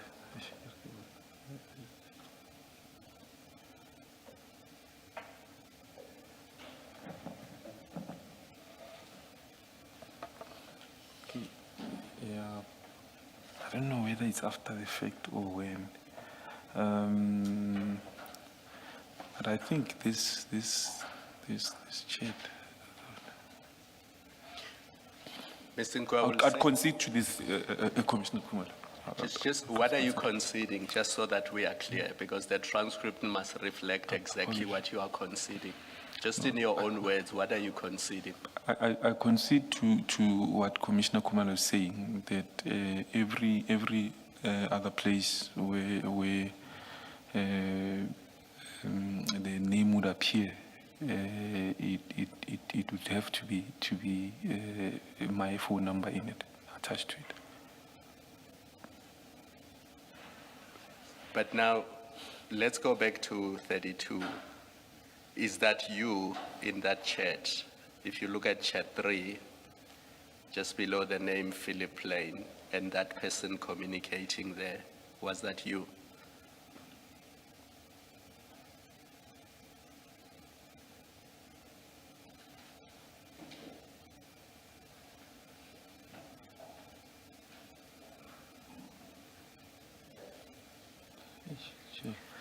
Bear in mind that just above the text by Alpha, the third one, Alpha is responding to Philip Plain, and you've now considered that that's you. So Commissioner Khumalo's question then is do you accept that it is you chatting with Alpha at page 32? Based on the concession that, just a minute, based on the concession that you have just made, Yes, it would have to be me here. it is you. Yes, it would have to be. Yeah. And Mr. Nku, to be fair to you, later on when we engage you, we will engage you in relation to other chats where Philip Lane is communicating with the people who are reflected in the chats on page 32. So just bear that in mind. And for now, we will leave it here. Yes, Mr. Musigiri. Thank you, Chair. Mr. Mkuu, before we went to deal with the chats, we were at, you were summarizing paragraph 10 of your statement on page 2. Perhaps just so that we understand exactly what the objective was, can you just summarize in your own words just that paragraph so that we don't misunderstand you on what the objective was? So the main objective was that for there to be a past. The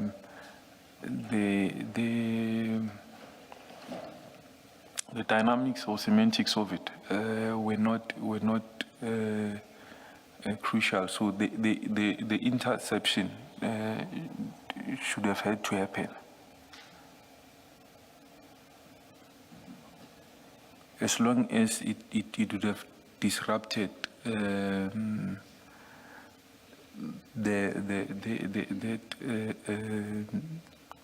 consignment reaching its intended recipient. And what would happen to the consignment itself? Sorry, I don't get you, Advocate Musikiri. If there was any plan as to what happens to the consignment No, so, once there's a bust? or maybe that is dealt with on the statement itself, I think. Is that under the plan, which is the next heading? In the chair. All right. Let's- You are so hesitant today. Oh, apologies. I don't think you were like this on Apologies, Chair. Thursday, was it? Yes. Yes, Indeed. Mr. Musigidi. Let's move on then. Please tell us what the plan was then in relation to that objective. That will be on paragraph 11 of the statement. Okay.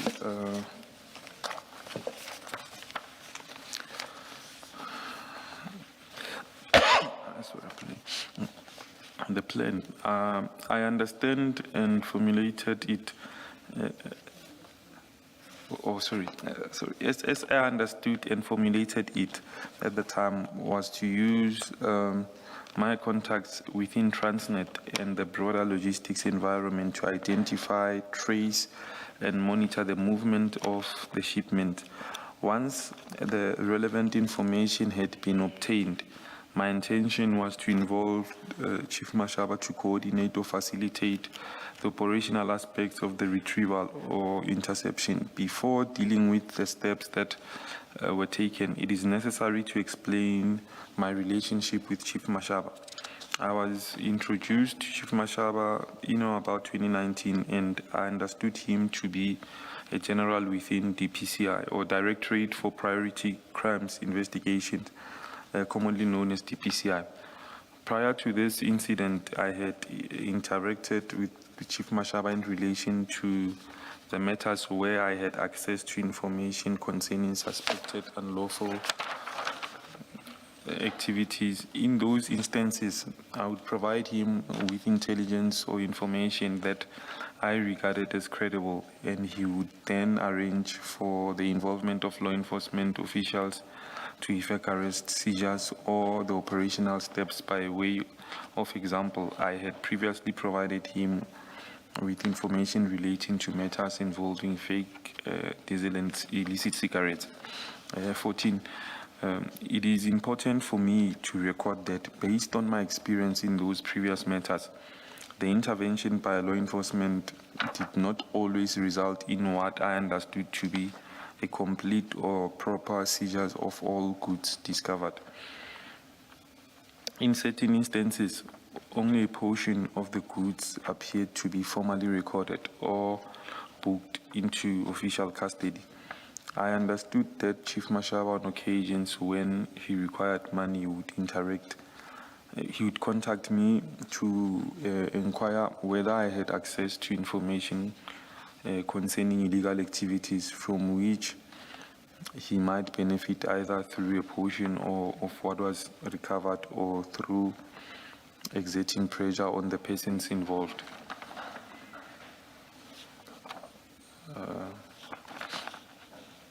15. So I think, apologies, I think Advocate Musikiri, the question that you asked is covered on 14. All right, yes, let's continue. Okay, thank you. Safe to say, Chair, we will deal with some of the instances where he had been involved with General Chief Mashaba, and we'll explore the chats as to those activities at the later stage. But for now, we'll let him go through the statement. Mr. Mku, you can continue on paragraph 15. Thank you. 15. In the present matter, I enlisted Chief Mashaba to assist with the request that had been communicated to me by Mr. Mophatso and Ibi. Before any operational steps could be taken, it was necessary for me to confirm that the existence of the shipment and establish its movement once it arrived in South Africa. For that purpose, I traveled to Durban. My intention in traveling to Durban was to approach an acquaintance of mine, Mr. Can I name the name, Chair? Sorry, Can I name these names? please. Okay. Yes. Within Transnet, Mr. Zamokuzwayo. Sorry, Mr. Nkul, read the sentence again, because once you cut it and ask the question, it doesn't make sense anymore. So my intention, My intention in traveling to Durban was to approach an acquaintance of mine within Transnet, Mr. Zamokuzwayo, so that he could assist in retrieving the relevant tracking information relating to the shipment. 16, I departed to Durban on the 7th. Upon my arrival, I engaged. Mr. Please mention the full date. Okay, I departed for Durban on 7th July 2021. Upon my arrival, I engaged Mr. Kuzwayo and requested his assistance in obtaining the tracking information. Mr. Kuzwayo informed me that Mr. Mku, sorry, I think when you see a full stop, stop, and then start a new sentence. I think the way we read it now for the transcript, it won't come out well, and it might lose the message. So when you see a full stop, start a new sentence, and then we go on. Thank you. must I start from the beginning or? You can say, upon my arrival, I engaged. Okay. Upon my arrival, I engaged Mr. Kuzwayo and requested his assistance in obtaining the tracking information. Mr. Kuzwayo informed me that unfortunately he was blocked internally from accessing the same. The suspicion is that someone higher could have blocked that access to for other reasons. To limit a number of Transnet employees from this particular container. From my knowledge and understanding of the Transnet system, it appeared to me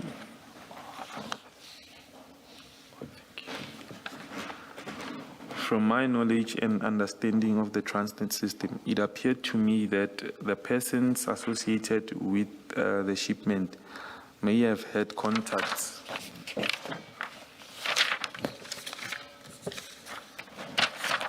within Transnet who were monitoring the consignment and activated this limited access within Transnet.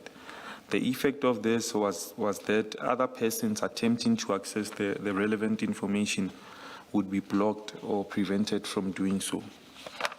Mr. Nku, can you just in your own words try to explain what you mean then, what you expected from Mr. Kuzwayo? Just in your own words, summarize what you wanted him to do within the Transnet system. What I would have wanted, or what would have been simpler for me, would be a live tracking of the truck, so to know the truck's whereabouts, because there are allowables within the system to be able to achieve that. So what I had expected is to be given the exact whereabouts, live tracking of the truck. And is it correct to understand you then that you would have ultimately wanted to follow that live tracking of the truck to Gauteng? It would have been simpler to operationalize. I think I deal with that aspect in my statement to say that, for instance, it would have been simpler to do a tip-off relating to a way bridge. or have an operation planned, even if it's in Gauteng, but at least you'd have knowledge or exactly where the truck is prior. In those paragraphs, Sorry. You say the system makes it possible to track the truck's travel. Is that what you said? Indeed, Chair. Yeah. What system is it? It can't be the Transnet system, or is it? It is because it's remember they use handheld devices also, the truckers who go there, and that handheld device is attached to their system. Okay. I'm just thinking if instead of hiring yellow jersey, if I had my own huge articulated truck and I fetched my stuff there personally, my own consignment, why would Transnet still be interested? Why would Transnet still want to track the container once I, the owner of the consignment, have taken my consignment? Chair, usually when collections are made, they are made by, I would say, affiliated logistics companies which they form part of the service provider model within Transnet. So they are in the database. They then become part of their active directory. So even if you were an individual trucker, you'd have to be registered. I'm not just a truck. I happen to own trucks for whatever reason, or I own this one truck, and then I decide to fetch my own consignment from Transnet. Or are you saying they would not give it to me? They would only give it to the contractors that you are referring to? Registered contractors, because not everyone can do collections. Oh, there must be. So I can't say that's mine, and here's proof that I'm the consignee. No, Chair. They wouldn't give it to me. No, Chair. All right, okay, it's unnecessary detail anyway, but I just wanted to know why Transnet's system would be able to track that truck. All right, let's leave it. Okay. thank you. I wanted to ask you, just to summarize the kind of difficulty you say Mr. Kuzwayo encountered in trying to assist you in giving you access to this live tracking system.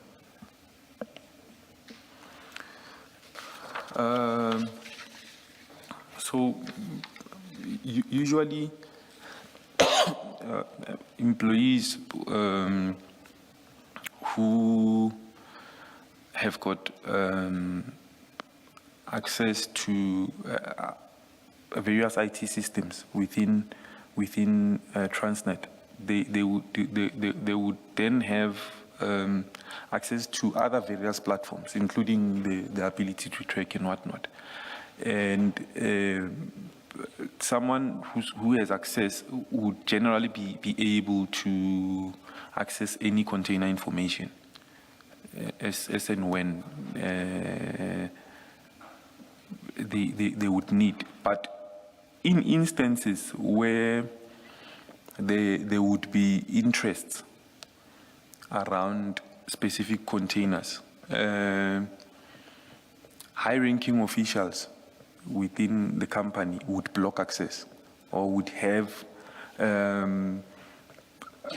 IT administrators, people they work close with to limit or block access.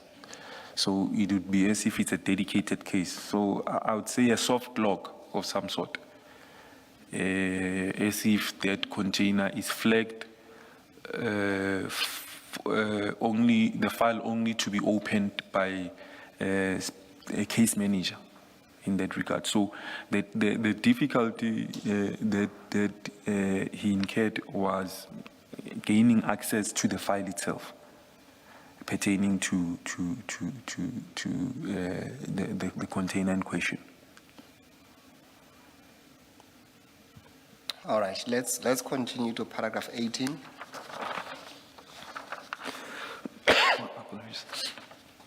Paragraph 18, despite the initial difficulty, Mr. Kuzoyo continued his attempts to retrieve the tracking information. He eventually succeeded later on the 8th. After obtaining the information, he sent me 2 screenshots containing the tracking details. Those screenshots are attached to this statement as marked TN1. Can we stop there? Let's look at TN1. That will be on page 9 of what you have in front of you.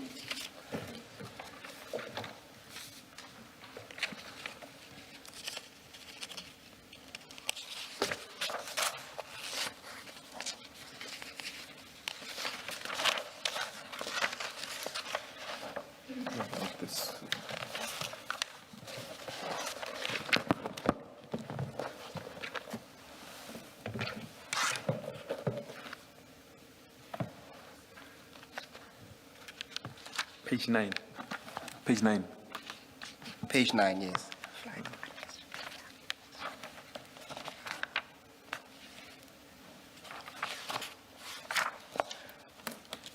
The statement you were reading from, is that same file? Can someone? The same file we are reading from. You will see the TNs, there's TN1, TN2, TN3.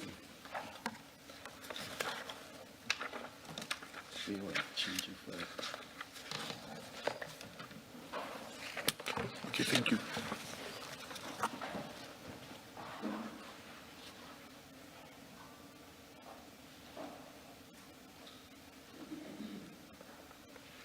Well, Are you there, Mr.? I am the Can you see the picture on page 9?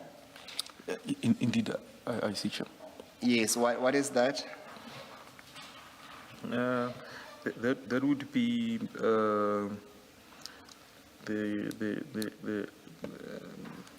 a screenshot of a system.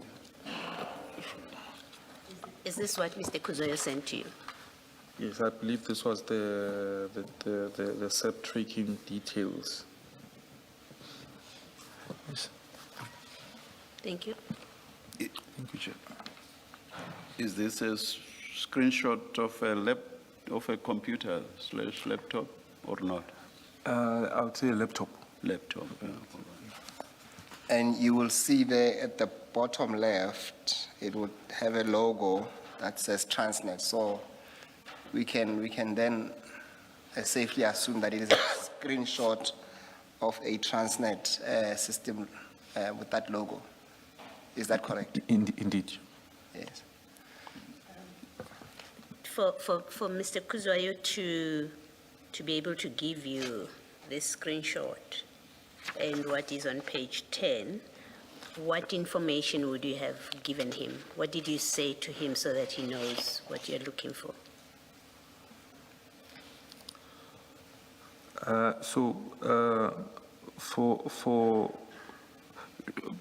Remember, initially I had said that we are looking for a specific container. So in relative to this, because I think there were 11 containers that were supposed to be received by this company.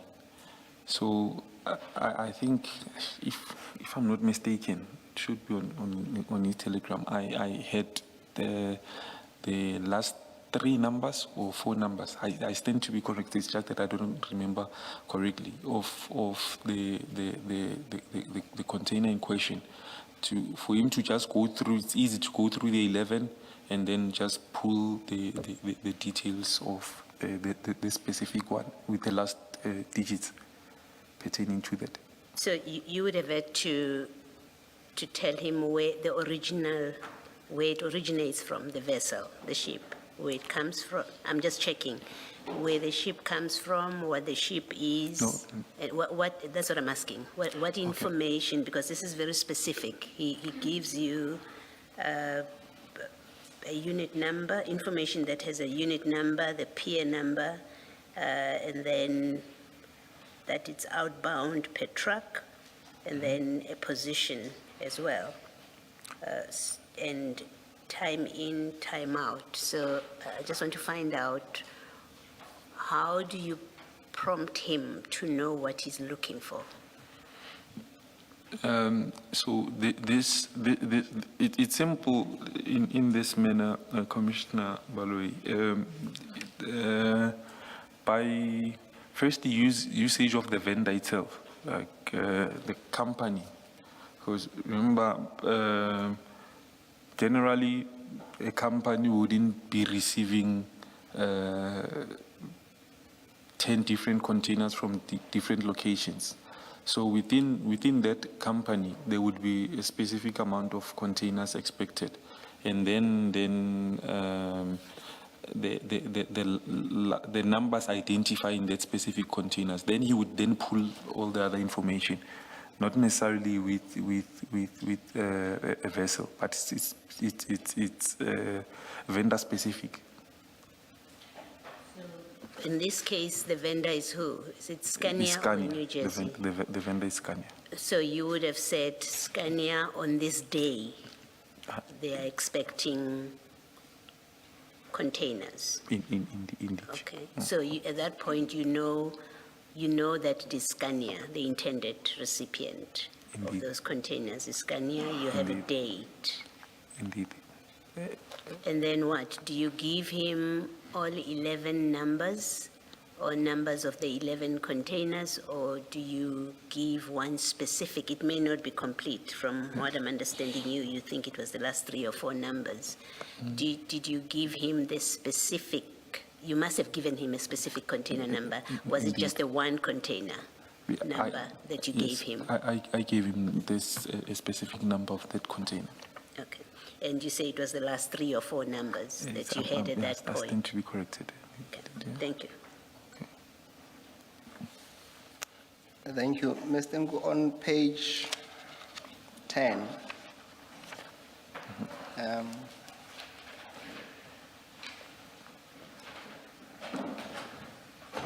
you will also confirm that that is also part of the message that you received from Mr. Kuzwayo. Indeed.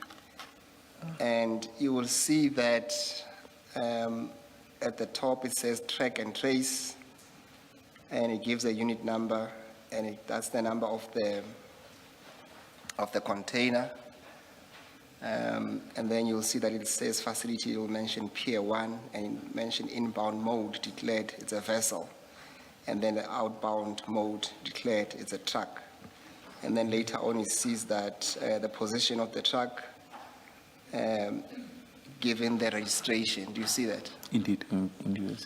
And then you will see that it will give time in, time out, and all the stops of the vessels. And Mr. Will you agree that this is the same truck that eventually was, or at least arrived at Yellow Jersey? Indeed, it is. Yes. Chair, we can just confirm that if we can go to page 21 of C, so it's exhibit 273, Chair. It's what we call the presentation, Chair. So it's the presentation.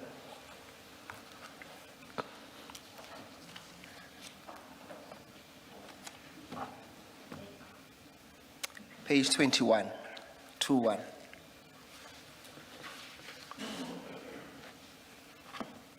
think you have to flight it because Mr. Nku doesn't have this file. Can you please flight the page 21 of CJC 273?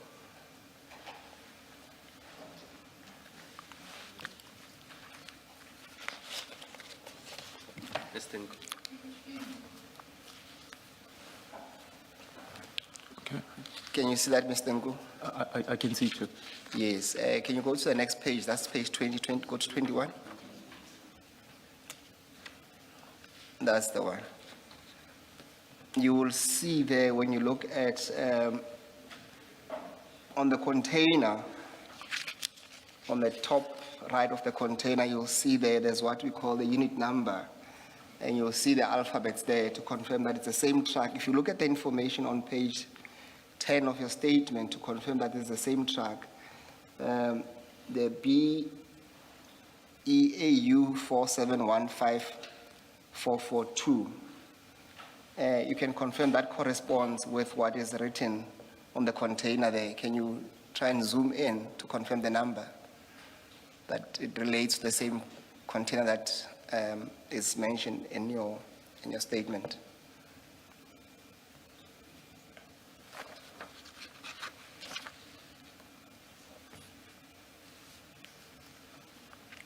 Can you confirm that? Yes, I can confirm, Chair. Thank you.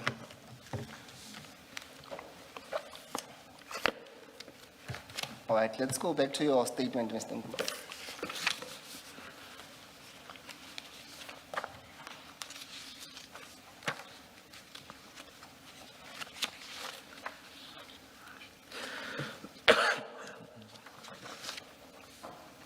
Okay.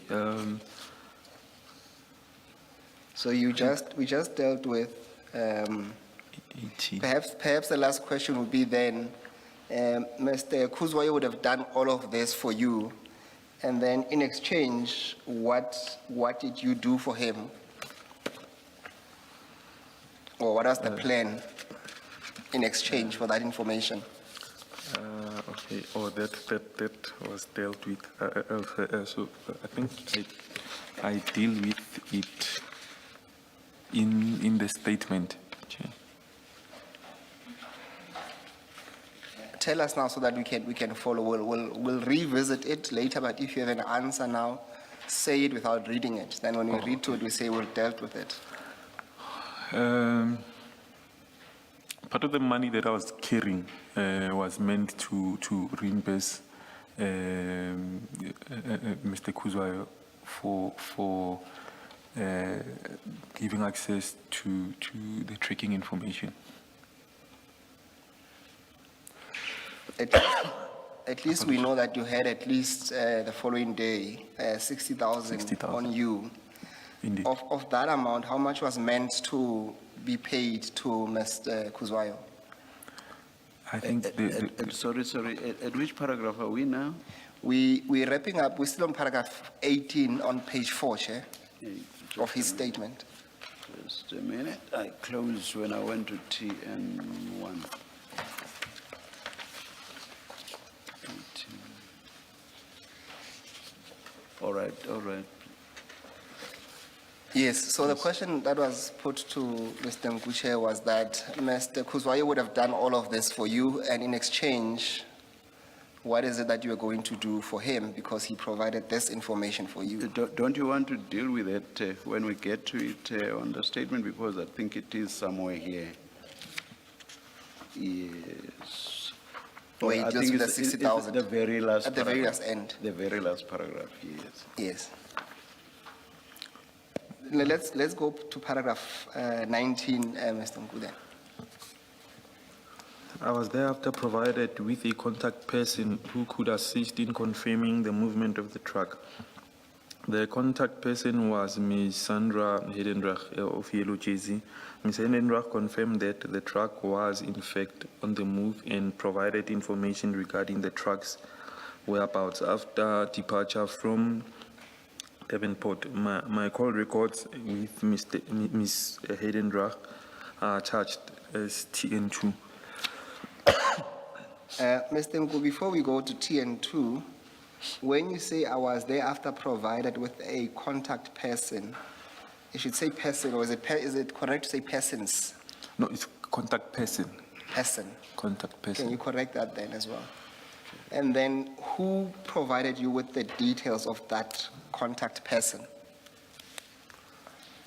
I was provided by Mr. Kuzwai, I think.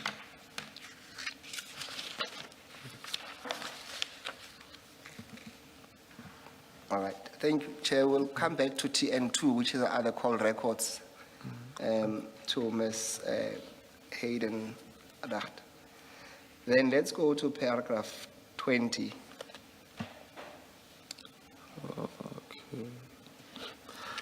Paragraph 20, at around 1930, I received confirmation of the whereabouts of the shipment, and I made my way back to Johannesburg to locate the truck. At 8 p.m., Ms. Sandra sent me the coordinates of the truck, the Yellow Jersey depot. I sent this information to Mr. Mashaba at around 23 to 1200. On 8th July 2021, and told him we should meet there at 6:30. The telegram messages attached as TN3. All right. I had said to you, let's deal with, because you referred to TN3, let's go to TN2 first, which is a telephone records. Those appear at page 11 of your statement. That will be the annexures to your statement.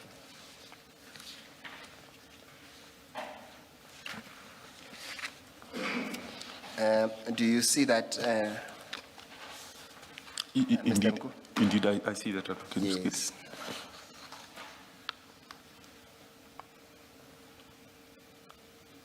Now, there's a number there. I won't mention the number. The 06 number. Can you confirm that is your number?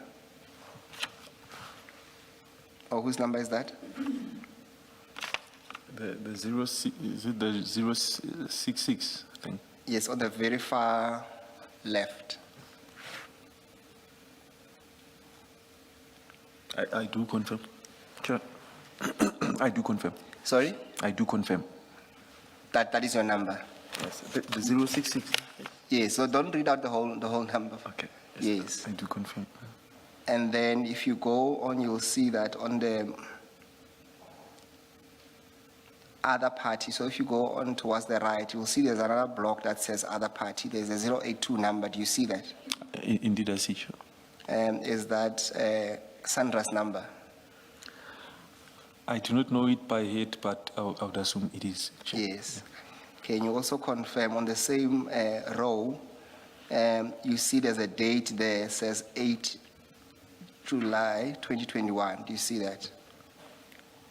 Indeed, I see. Sure. Yes, it says start time. Indeed, I see. Yes, and then the time it's 17:16, and then it says, you will see that where it says call type, MOC, that will be an outgoing call. Do you see that? Indeed, I see. Sure. Yes. Then it will seem that at least at 17:16:54, you made a call to Sandra, and the call was the duration of the call was for 58 seconds, if I can read it correctly. Do you see that? Indeed, I see. Sure. Yes. Can you recall what information you were discussing?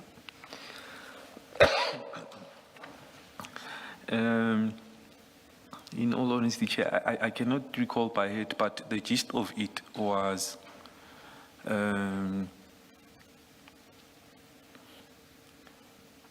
expectation to say that, because I think round about that time, the truck hadn't arrived, but yet it was not far off. It was already in the Gauteng area. And or amongst other things that was discussed was the fact that when I think that's why I stated on my previous statement that the truck traveled in record time. So usually when a truck would leave a port side to this side without even considering a truck stop, then guaranteed there would be expected people within the depot to collect. So the reason why I maintain to Chief Mashaba that we need to be there by 6:30 was a high possibility of obviously the owners coming through. So would it be a fair summary to say that at least on page 11, we have a recording of 3 calls that you made to Sandra? You'll see that the last one is you called a landline. Indeed. And the nub of it was that she was sharing information about the location of the truck as it was coming towards Yellow Jersey. Is that a fair summary of that? It is a fair summary. Okay, thank you.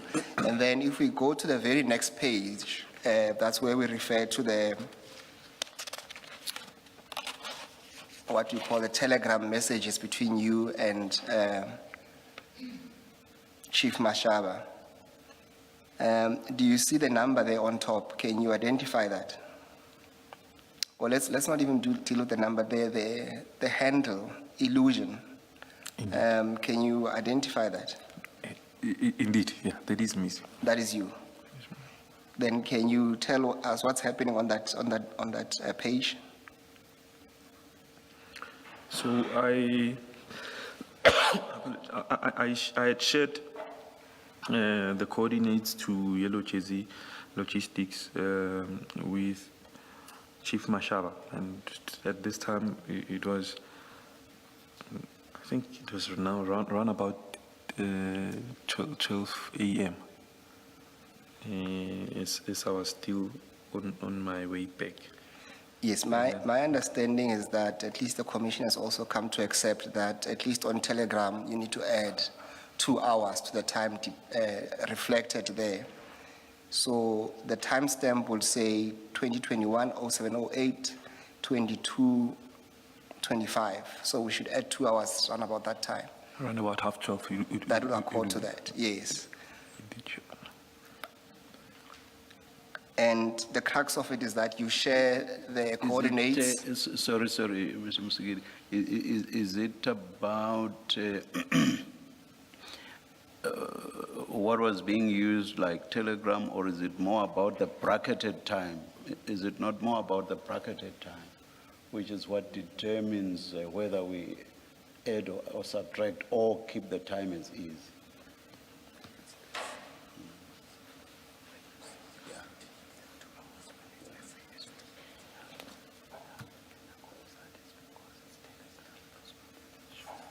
Do you get what I mean? Yes, Chair. The way I understand is the bracketed time, Chair, Yes, because it yes. says Yes, TC. Yes, Chair.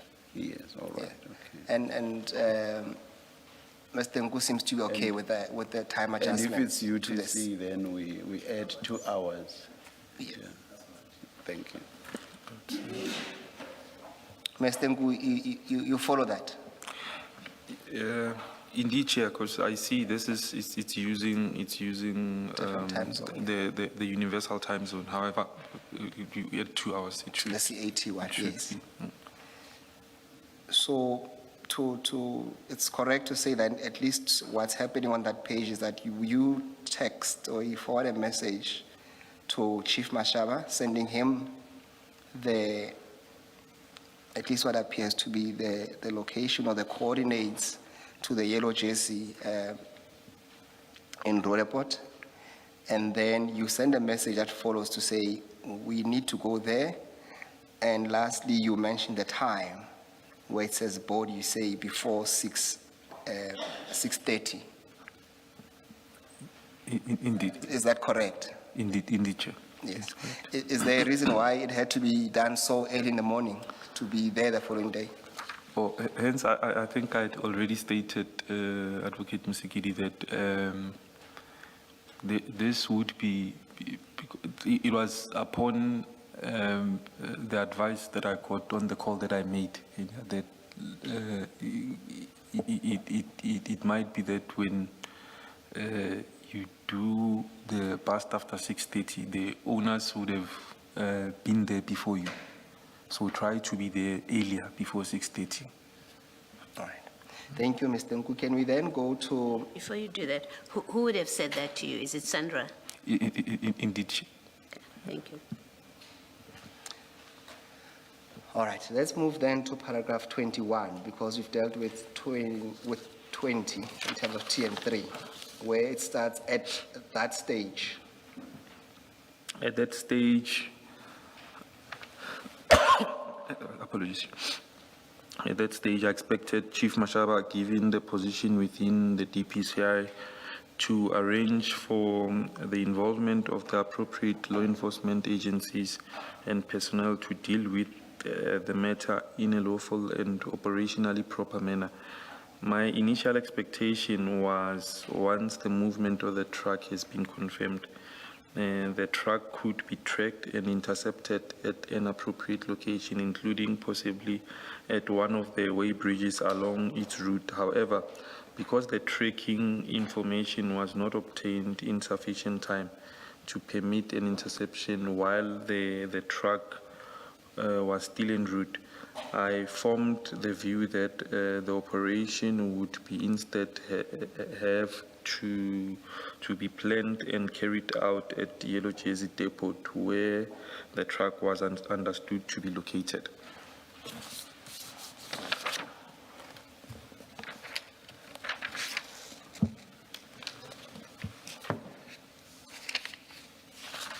So, Mr. Nku, just to understand you are saying that had you received the information regarding to the live tracking of the truck, then the initial plan was to engage Chief Mashaba to at least intercept the truck before it reaches Yellow Jersey? At the way bridge. Yes, at one of the way bridges. Yes, at one of the way bridges. And he would obviously, by the time, have his team ready. All right. Please proceed into paragraph 22 on page 5. On the morning of the 9th, 2021, I met with Chief Mashaba. We proceeded to Yellow Jersey. I was surprised to observe that Chief Mashaba had arrived alone and was not accompanied by any visible team of law enforcement officials or operational support. I raised this concern as I had expected that he should have engaged for the necessary law enforcement presence before any steps were taken at the depot. Chief Mashaba informed me that I should not be concerned and assured me that support was on its way. He then made a number of telephone calls and thereafter repeated his assurance to me that the required support was coming. 23, at around 7 a.m., a gentleman in a black NP300 Nissan, which I learned later on to be Warrant Officer Mokhana, arrived in the scene. I briefed him about the truck and any information I had. 24. Chief Mashaba and Warrant Officer Mokhana went inside the premises of Yellow Jersey to follow up on the information I provided. Within few minutes, the two came back and Mashaba told me to follow them. I assumed that the destination included that of the truck was Alberton Police Station as agreed. However, I was surprised when Chief Mashaba and the truck took a route towards the south of Johannesburg. I then called Chief Mashaba to inquire about the direction and the destination, as we were now going the opposite of Alberton. However, he responded by saying I should not worry and just follow. 25. Upon arrival at Erotin Scania, I parked next to Chief Mashaba's car, and Mashaba told me to stay in the vehicle. I waited inside my vehicle and as instructed. I observed Chief Mashaba and Warrant Officer Mukhana leave their cars to speak to the people responsible at Scania truck, including a lady later known to me. Oh, apologies. Let me just. Later It should say known. Yes, no. Yes. Later known to me as Jolene. I later on witnessed Mashaba. I think it should be Mashaba, not Mashana. Mashaba and Warrant Officer Mukhana Jolene walk from the offices and to the truck, which I had identified. A few minutes later, they seem to have agreed to open the container. As soon as they opened the container, I witnessed black duffel bags falling off the container. These bags matched the pictures of the black duffel bags that were sent to me previously, containing, say, alleged drugs by EB. My information was that such bags would contain 805 blocks of drugs. Before you go to the next page, I just want to, speaking of those duffel bags, can we go to CJC 274? That's the bundle with chats and screen shots. And go to page 50 of that, Chair.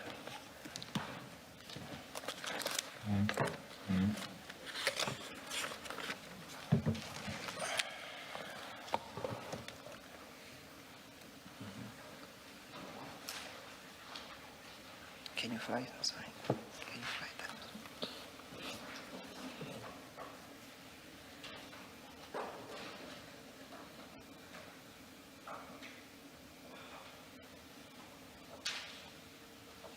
Mr. Nku, can you see the picture there? I think, is it not the picture of the bags? They were showing at the bottom. Is that what you're looking for? Yes. Thank you, Chair. Mr. Can you see those bags? I can see, Chair. And then the inside of what seems to be a container. When you look on top there seems to be a fiber-looking or some roofing of something, of some sort. I can see, Chair. Yes. Is this the picture that you received from EB of what you should expect? Yes, that these bags would be looking like that. Okay. No, I'm saying, not looking, but I'm saying this is the picture. Except that that's the picture of what you would have received. To say No, this is what that the bags would look like. Yes, I was saying, Advocate Musikidi, that this is a picture demonstrating what the bags would look like. I Yes. don't know if I make sense. Yes, But it makes sense. Sorry, it's a picture you received from EB. Indeed, Chair. Correct. Thank you. Let's move on then. Before you do that, while you are on that page, just have a look at the graphics above the photograph. Just to confirm that on the 6th of July 2021, you received this text with these photos from EB. That's what that graphic seems to reflect.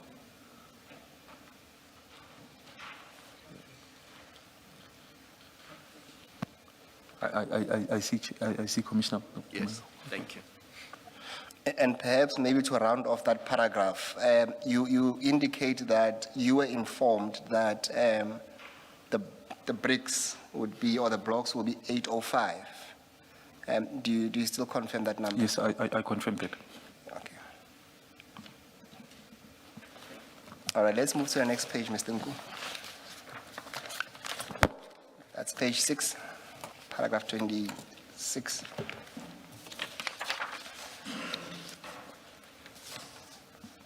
Paragraph 2.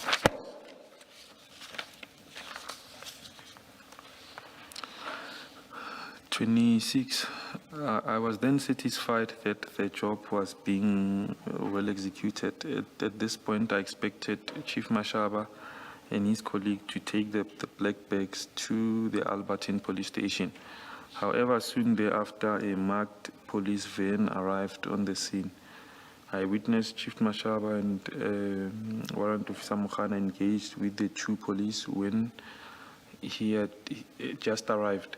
My initial assumption was that the marked police van was there to escort Chief Mashaba and the consignment to Albertine police station as initially agreed. However, more policemen arrived, including the flying squad. Even then, according to me, the plan was still intact. I say so because my expectation was that the drugs were going to be lawfully busted and confiscated by the police. Even if exhibits were not all booked, my ultimate aim was to sabotage and ensure that the drugs do not reach the rightful owner. The logic behind this was that if the consignment was sabotaged, Ibi would benefit as he was the competitor to that consignment. Chair, you would have noticed that the witness edited some of the, at least sentences. You will see that, Mr. Nku, you see that we scratched the words, Chair. I don't want to read them into the record, but you will note when you look at the transcript that certain words he had indicated that he wants to remove. Please read. There's no problem with the first sentence up to by the police. I Yes, say so because right up to by the police, no issue there. I suppose the original word was either, and then we should have known then what is the or that would follow then. Yeah, okay. Either the drugs were going. So it's deliberate no longer to have the either.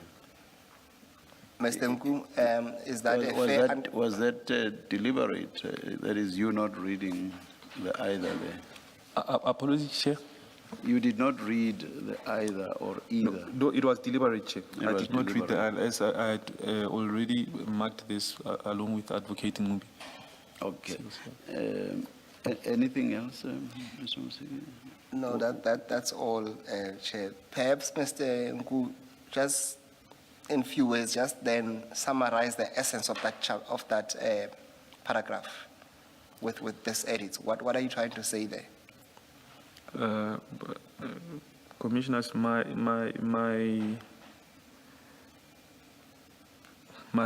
mandate was that these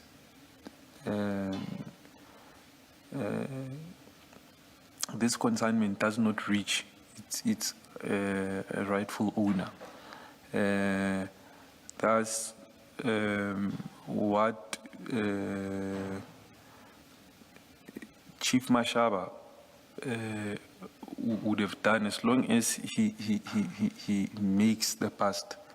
I would have remained neutral.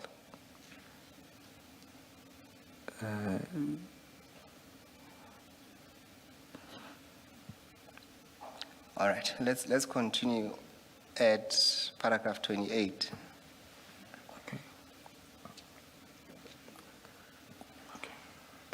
Paragraph 28. As more police arrived, in particular, warrant officer records, I noticed there was tension Sorry, between. Mr. Nku, can I just Apologies. stop? Mr. Msikili, can we just be clear? What is it in paragraph 27 that we should read out? Is it just Is it just the word either? Either would have then been followed by another option that he ought to have provided. So the word either would be removed, and then there's no expectation of or, which would have then have to give what that or would have been in this instance. And the rest of the paragraph remains the same? The rest of the paragraphs remain the same.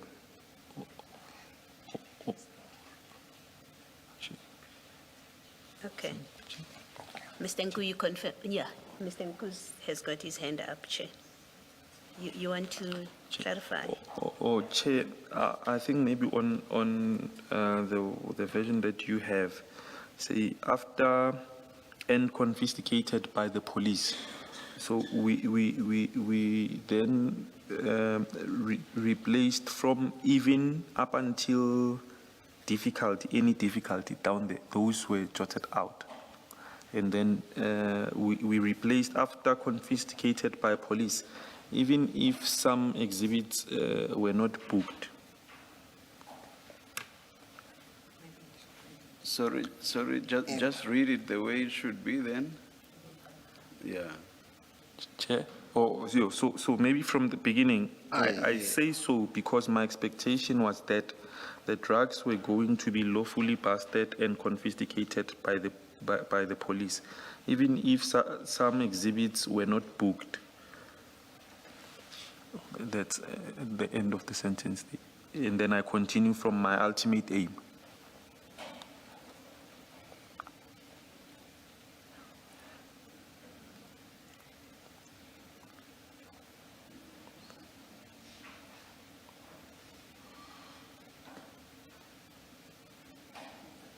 And after, even if some exhibits were not booked, you continue from? My ultimate. And that's all one sentence. No, it's full stop after I'm not booked. Then it's we start the sentence from my ultimate. So we just remove the sentences in between. Okay. Up until where it says, I did not have any difficulty. Do we delete that? No, that we delete. Okay. We delete. Okay.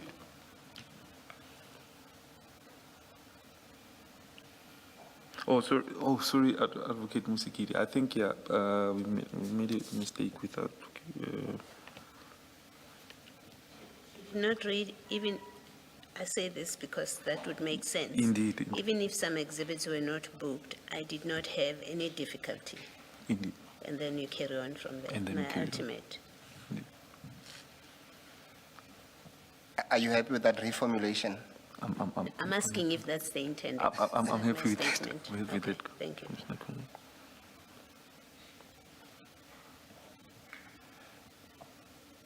So Then that- you no longer want this to refer to police taking some of the contraband for their own benefit. You no longer want that.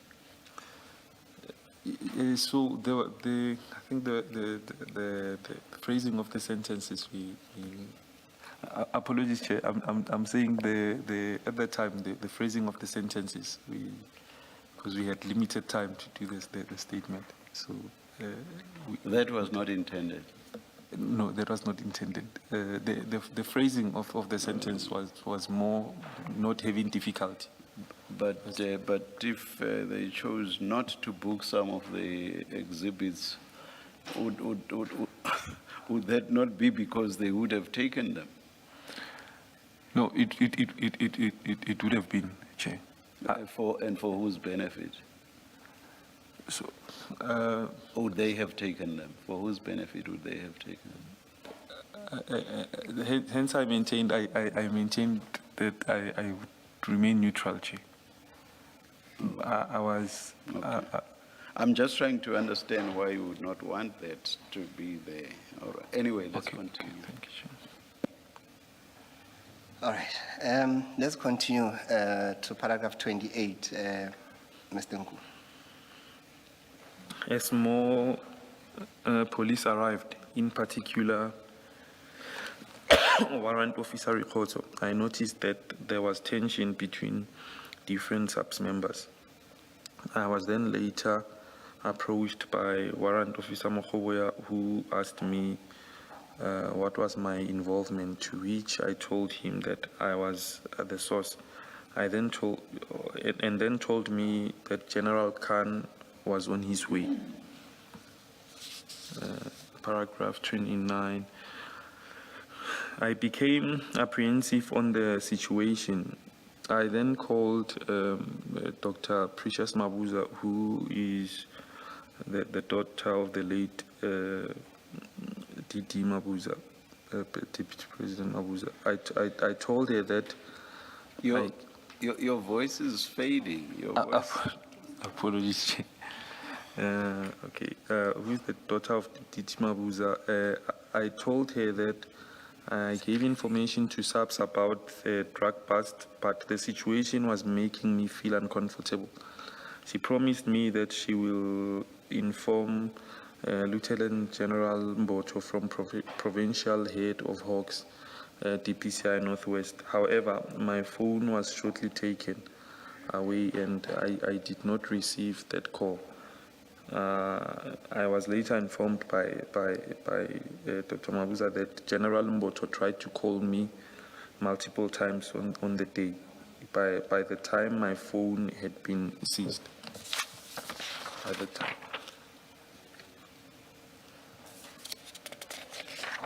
Okay.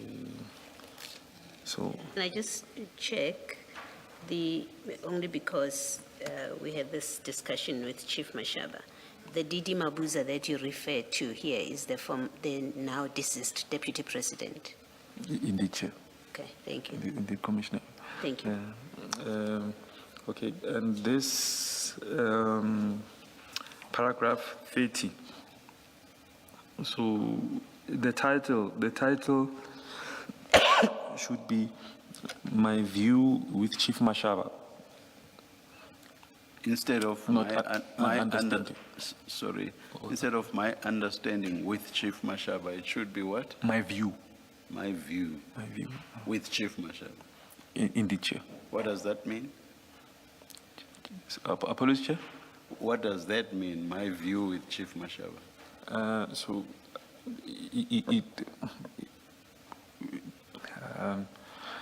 my opinion, as opposed to having an arrangement.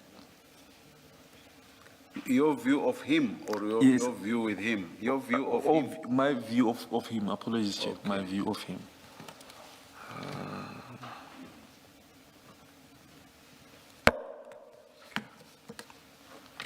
And then when you started paragraph 30, it says my understanding. Should we keep that or should we also change it? It's my view. It's still your view My view. of. Okay. My view of.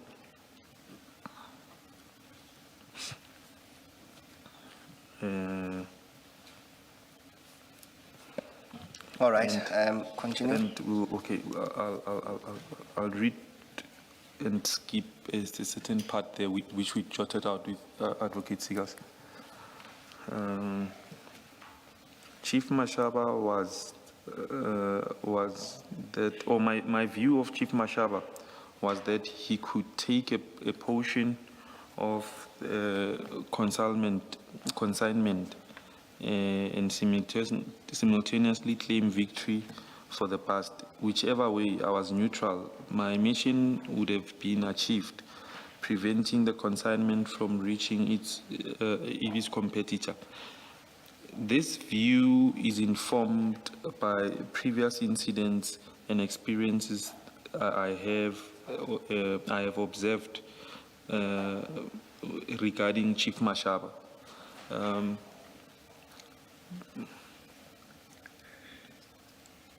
Do you have something amended there now, because it does not accord with what we have here? Indeed, Chair, apologies for that. That was amended. Please articulate it the way you have. Start from Okay. the beginning of the sentence. I would start there by saying I was neutral, as my mission would have been achieved, preventing the consignment from reaching its competitor. There it's replaced by this view is informed by previous incidents and experiences I have observed regarding Chief Mashaba.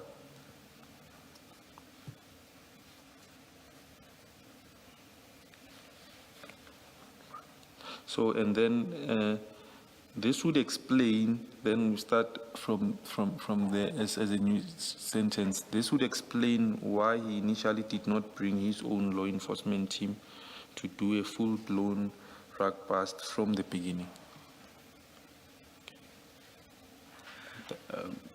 Sorry, Mr. Musigiri, was there an indication that we would be getting an amended statement or not? Chair, we did these amendments in the morning. We'll have to do a proper one, Chair, and resubmit it because there's too many of them now coming through. Yes, all right, Yes. all right. Please continue. Thank you, Mr. Musigiri. Please continue the heading, the BMW, paragraph 31. I further, paragraph 31, I further confirm that the silver gray BMW 7 Series, which I was driving at the scene, which did not have registration plate, only had a permit, was not registered in my name. The vehicle was registered under the name of one Mohammed Baba. My agreement was that EB would purchase the vehicle on my behalf and I will pay in installments until final payment. EB purchased the vehicle on my behalf through the involvement of Baba. Can you please explain that? What does that mean? Through the involvement of Baba, what exactly was Mohammed Baba's involvement? No, so, in fact, I think maybe I did not clarify on the sentences, on the paragraph. The arrangement was with Baba. Initially, he was to purchase the car for me, but then because he did not, he's a dealer stocker, so he did not have the funds. We then agreed that we would approach EB to make the purchase, and then I would either pay Baba, because Baba said if he's okay with funds, he would then pay EB, but I will pay him. But if he has not come okay with funds, I would then pay EB in installments for the purchase of that car. I don't understand. Maybe repeat it. Okay, so the arrangement was initially that Baba buys the car. Baba buys it from somebody else. Buys it because he's a dealer stocker. The cars are cheaper for them if you buy from What does manufacturer. it mean he's a dealer stocker, sorry? So let's say it's a dealership. Okay. It's a dealership. So if he buys a car at, say, a BMW, he would buy it at a much cheaper price than an ordinary person would buy it. That's why if one looks at the book value of the car at the time, the book value was way higher than the purchase price. The purchase price became much cheaper than the actual book value of the car. So in that manner, you reserve the value of the car, and he was to buy, and obviously through the fact that he needs to make profit from there, I still needed to pay him for his part of the profit. But over and above that, pay the installment. But at the time, because he didn't have the funds, we then approached EV to make the payment for the car, and then would reimburse him on installment basis. But my agreement with Baba was that if he comes okay, he would pay EV, and then I'll continue, because I often refer other clients to him for vehicle purchases. So someone you knew for 5 months, 6 months, I'm talking about Mr. Ibi, was willing to buy a R1 million car for you just like that?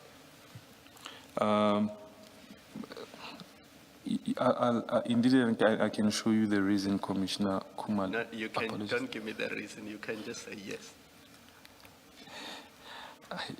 If that's what he was willing to do, then the answer is yes. It is not that simple. That's why I'm trying to, if I may, I'm pleading to I will qualify it. give you the chance to give the explanation some other time, because if you are going to give the explanation, I'm happy to withdraw my question Okay, and keep it for later. Okay, I understand, Commissioner Kumalo. At the time, yes. Yeah. When this vehicle is bought by Baba, is it a brand-new vehicle at that point from, is it BMW or wherever he sourced it from? Is it a brand-new vehicle? It is a brand new vehicle from what I understood, Okay. Commissioner. And from your, and I just want you to make sure that I understand this transaction. From your explanation, it sounds like, in fact, it is Baba who's buying the vehicle on your behalf, not EB.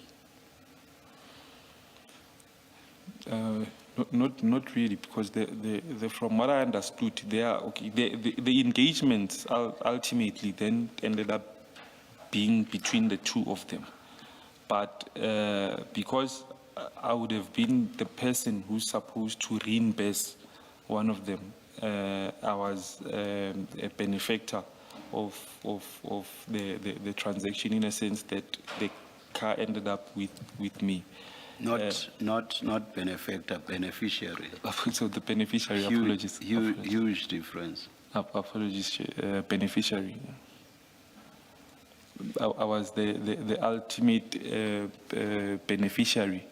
However, the dynamics of the payments were discussed between the two of them. So the payment arrangement was between the two of them, was discussed between the two of them. Indeed, Chair. So commitment was between Baba and EB, not you and Baba or you and EB. Hence, I try to explain it in this way, Commissioner Balwe, that the arrangement was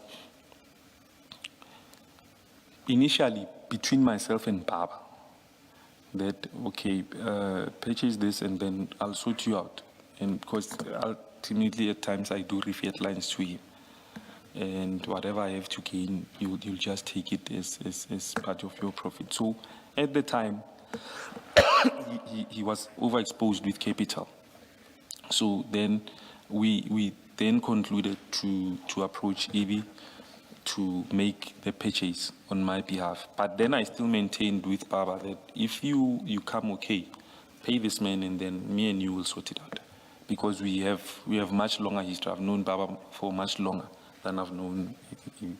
But ultimately, the obviously had a stronger relationship than I do. I guess what I'm asking with my question is, the sale agreement for this motor vehicle was between Baba and EB, Indeed. not you and Baba, and not you and EB. Not me and EB, Okay. indeed. Thank you. I have whispered to Commissioner Kumalo, and he's happy if I give you an opportunity to explain what he raised with you, which was you had known EB for a very short period, and yet he was willing to purchase on your behalf a 7 Series BMW. Your answer to that was yes, but that is not that simple. You have an explanation. Did I understand you correctly? Indeed, Chair. Yes. Now give us the explanation, but please don't be long. Apologies, Chair. I'm saying please give us the explanation, but please don't be long. Okay, thank you, Chair. Maybe my explanation will be coupled with what I've just told Commissioner Balwe, relating to how the That's the how. The issue here is more, you've known this person for only this much. Why is he willing to purchase a 7 Series BMW on your behalf? That has nothing to do with Mr. Bana not having the cash himself and so on. No, Baba, I'm very sorry. Mr. Baba not having the cash himself and so on and so on. And the fact that should Mr. Baba suddenly have the cash, he could or would possibly pay EB. That's besides the point. Point is, right at the beginning, why would EB be willing to do this when the two of you had known each other for a very short time? Chair, one of the reasons would have been, that was the how parts were actually directed to the why part. And that is because Mr. Baba and Mr. Ibi had a much longer relationship than I do. And I and Mr. Baba had a much longer relationship with as opposed to myself and Ibi. So in that aspect, Mr. Baba becomes a common trusted source or trusted party between the two of us in terms of vouching. That, okay, even if this man doesn't come good on his promise, I will sort it out. But because we've got a much longer history in terms of car sales between myself and Mr. Baba. Thank you. Thank you. Then are we going to the last heading, the 60,000 rand, paragraph 32? I further confirm that the 60,000 rands cash that I had with me was intended to pay people in Durban, in particular Mr. Zamokuzwayo, to provide me with Transnet tracking information of the truck. However, as explained earlier on, Mr. Kuzwayo couldn't get me the access to the tracking system. As a result, I did not pay him. And the only information provided was still picture, still pictures, apologies, was still pictures of the Transnet screenshot with the truck details. The 60,000 rands was mine, but the understanding was that EB will reimburse me in the part of that arrangement was facilitated by Mr. Mapatso. You refer to people plural. Who were the other people, and what would you have paid them for? I think, and also here, the people part, because the intended person was this specific person. No, you have said it was intended to pay people in Durban, in particular Mr. Zamo Kuzwayo. So it was not just him, it was people, plural, but in particular him. So I'm asking who the others were. Apologies.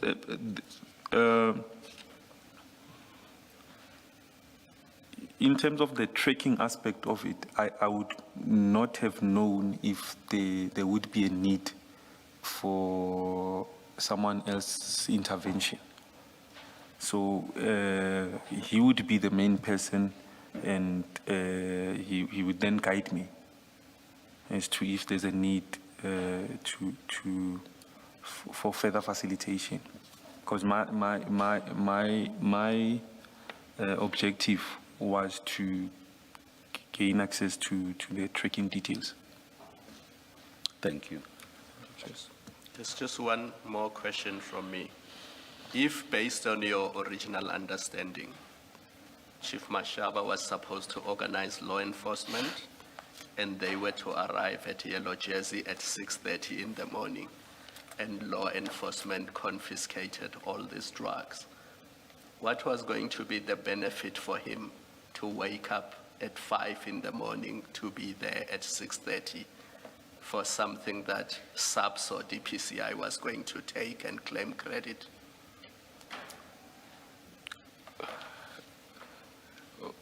Yes. If I may, Commissioner Kumalo,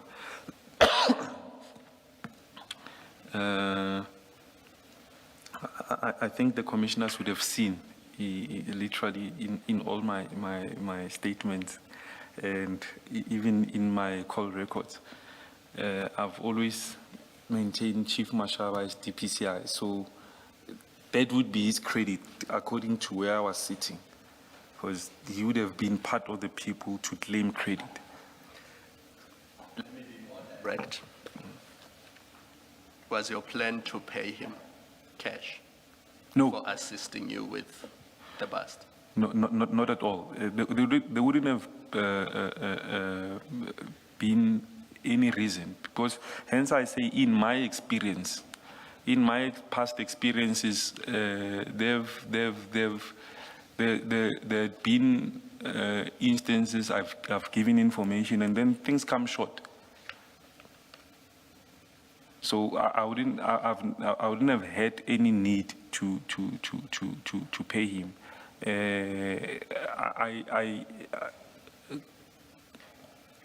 I stayed there as, hence I maintain that I was neutral.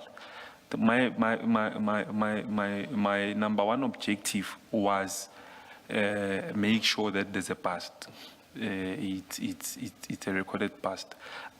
Hence, even in my previous statement, I maintained that I did not have any need to go to Yellow Jersey Logistics. As long as there is a past, I was comfortable. Leaving Yellow Jersey Logistics, I was of the sense that we are going to Albertine. I would have been comfortable. What they do in terms of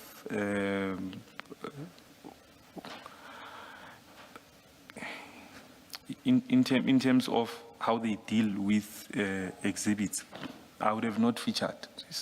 My objective would have been met, but there would have been a need to pay Chief Mashaba. Hence I say, because for me, him and his Hawks team, or his DPCI team, along with the provincial commissioner at the time, would have been the ones to conduct this operation, as he had assured me. So what I'm really getting at is this 60,000, part of it was not for him. The 60,000 part, actually, I would have came back from Durban without it. I should have came back from Durban without it, under normal circumstances, because it was supposed to be spent there, not for me to come back with it. All of it? You were supposed to spend all of it? I was supposed to spend all of it.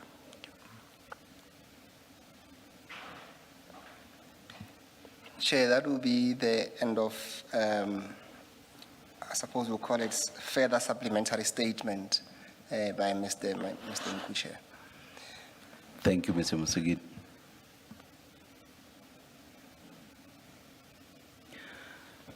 As I understand the position, Mr. Nku, we are not done with your testimony. Is it correct that there are still going to be further consultations and a preparation of a statement that deals with other aspects?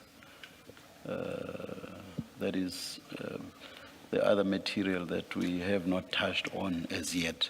Certainly, Chair, there's materials that we still need to put to Mr. Nku, especially the WhatsApp chats that deals with his interactions with Mr. Mashaba and their activities. And whatever else. And whatever else that's left, Chair, that still needs to be canvassed with Mr. Nku, Chair. Yes, yes.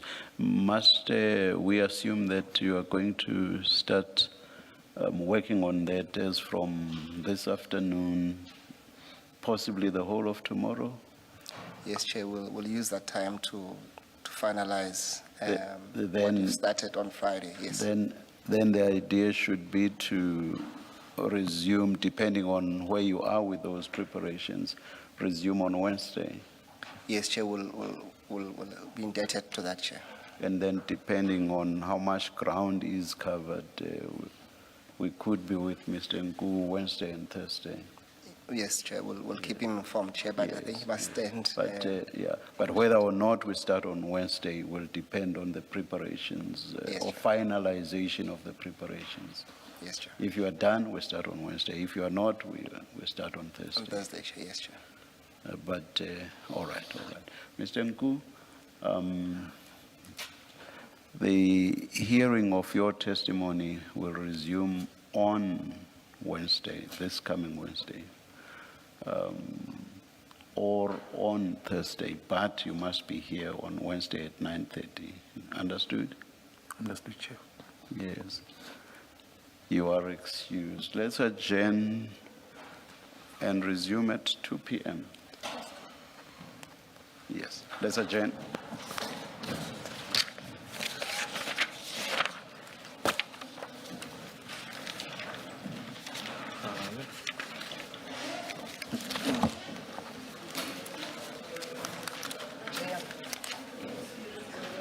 How do I resolve the problem?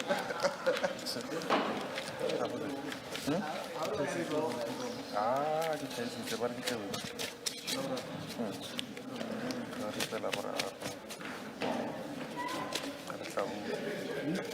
Ada tahu.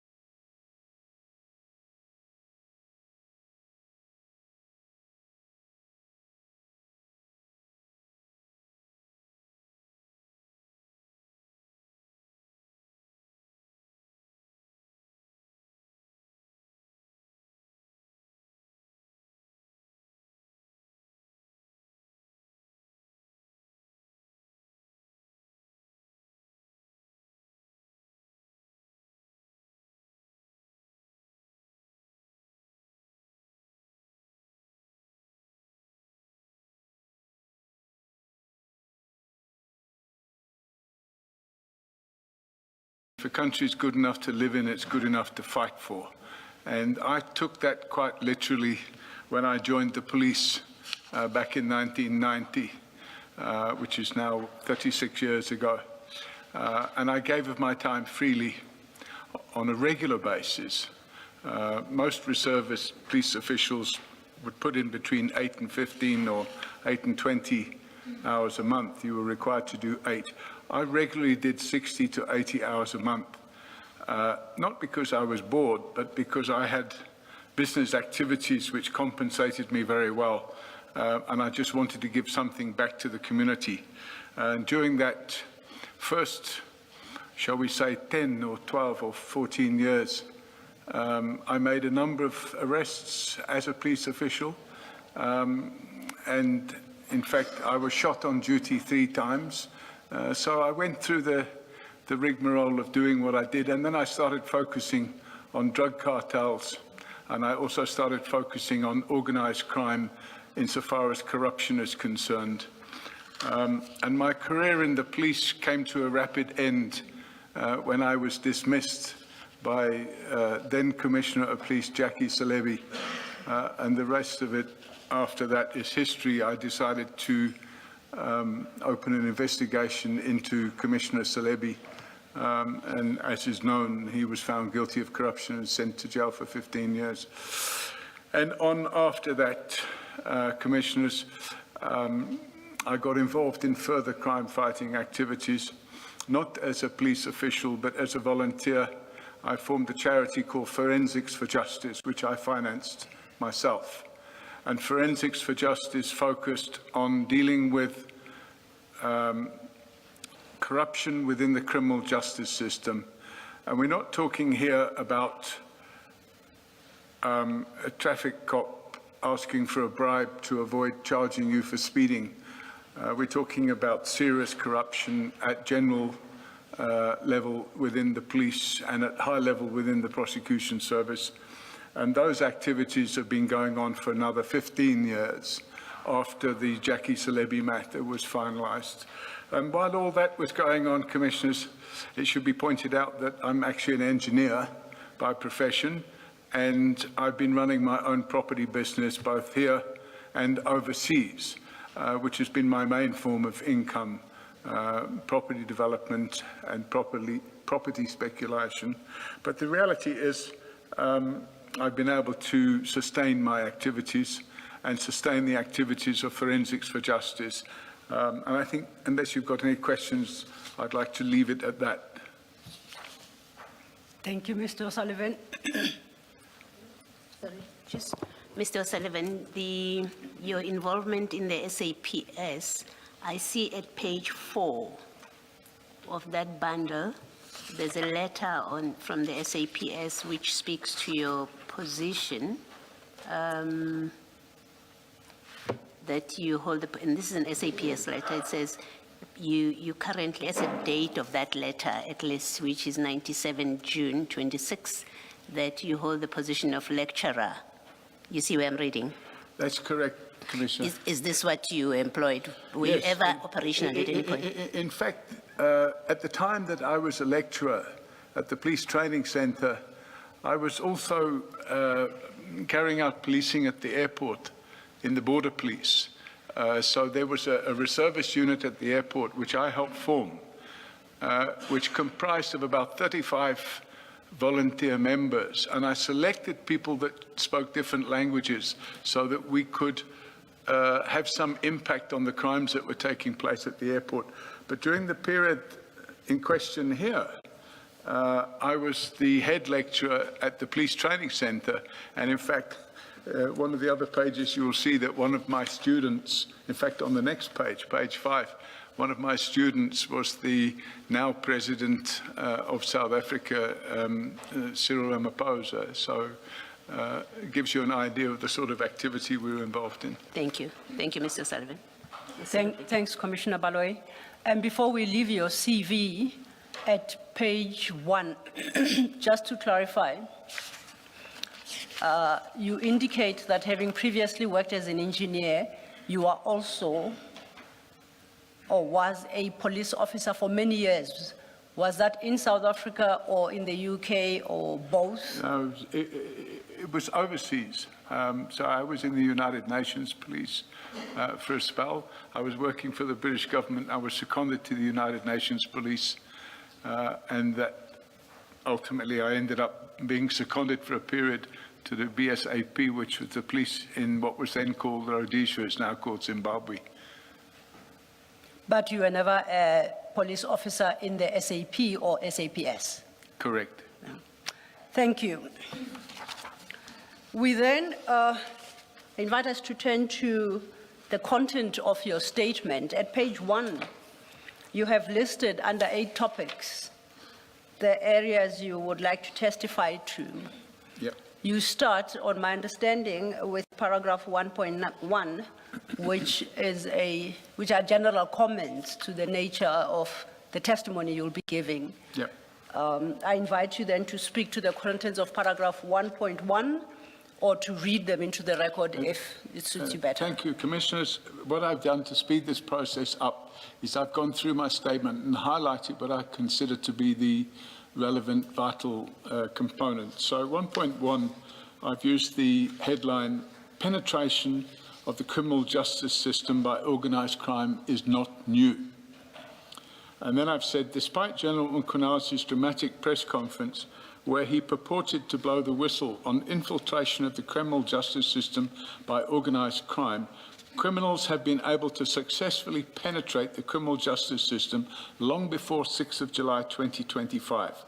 There are many instances of such, and I will deal with some very well-known matters below. And then I've said the point needs to be clear. This is not a new phenomenon. It's been going on for very many years. Not only is it not new, but it will also be my evidence that General Mkhwanazi has known about the links between organised crime and the police for many years. It's not something he suddenly became aware of last year. I will also testify that one of the cornerstones of General Mkhwanazi's complaint, interference by the Minister of Police, is something that happened way back in 2011, at which time General Mkhwanazi elected to unlawfully comply with said ministerial interference. And I'll come back to that later, Commissioners. Thank you. Just 2 questions for me before we move to the next topic. You suggest that, as you call it, the penetration of criminal justice system by organized crime is not new. Would it be a fair comment to say, at least on this score, you agree with General Mkhwanazi? That his testimony was that over a period of time, the criminal justice system appears to have been infiltrated by organized crime.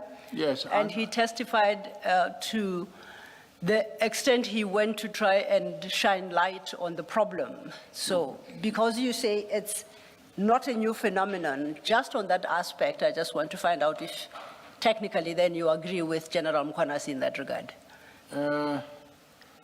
My area of divergence is that it's not new. Of course, General Mkhwanazi brought it up on 6th of July last year, but it's nothing new.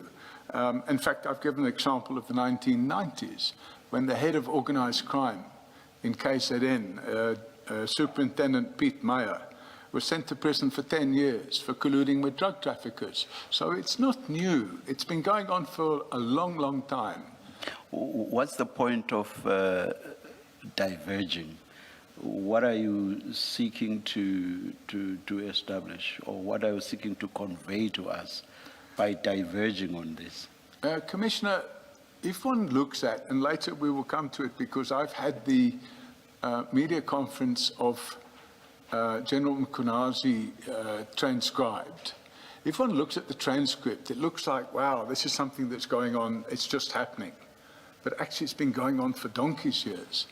And to have it suddenly thrust into the public eye on the 6th of July last year, I will be later explaining that, in my opinion, that actually there's another motive for what happened last year, and we'll come to that later, Commissioner.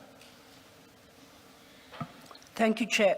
And in fact, the point about Senior Superintendent Piet Meyer you make at your page 3, at the top of page 3, that first paragraph, what you just alluded to. Yes, I mentioned, sorry, ma'am, I didn't catch No, it. I was saying the point about the arrest of Senior Superintendent Pete Mayer Yes, yes. you make at the top of your I've page covered that 3. as an example, so I've gone way back. Yes. In the 90s.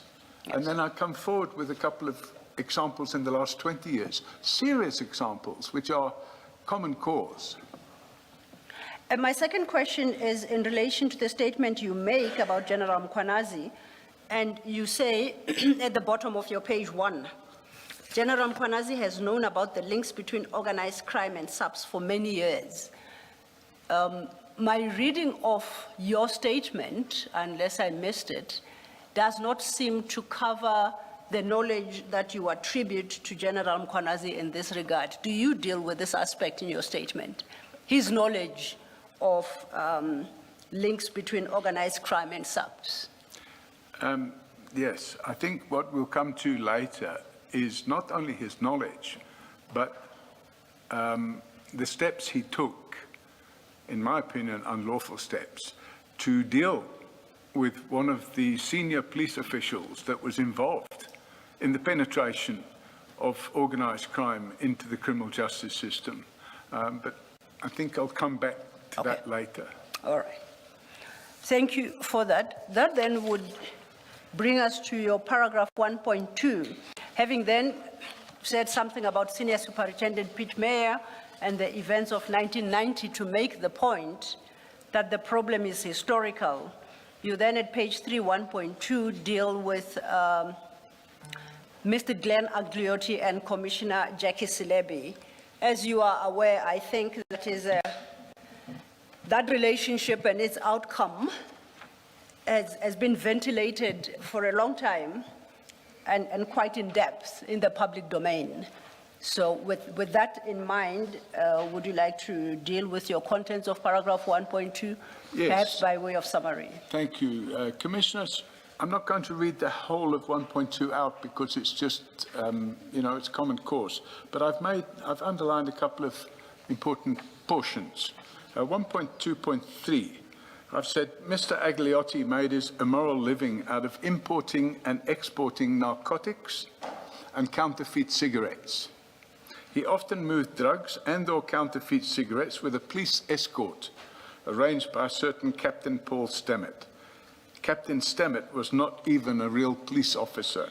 He had been appointed by Commissioner Silebi at Mr. Agliotti's request. He was not even on the police's payroll system and had never undergone any police training or fitting out of uniform. But the sad part about it is he had a police identity badge that was issued by Commissioner Silebi. And then I've said Mr. Agliotti's other accomplices, and this is common cause, it's in the judgments which we'll refer to, include a security company owner, Mr. Clinton Nassif. Mr. Nassif also bribed Commissioner Silebi so that he could expedite the issue of firearm licenses for a security company. Mr. Nassif later supplied the same firearm that was used to murder Mr. Brett Kebbel in September 2005. Commissioner Silebi interfered in the investigation by allowing Mr. Kebbel's Mercedes, in which he was murdered, to be removed from Norwood Police Station by a brother-in-law of one of the murderers to a car body workshop where it was cleaned of all forensic trace evidence. And then I've attached, I refer on page 5 of my statement, I've referred to documents which are attached, which make sober reading.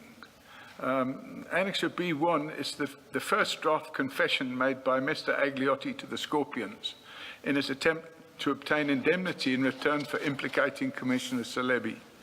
Annexure B2 was a judgment of the High Court on sentencing Commissioner Silebi.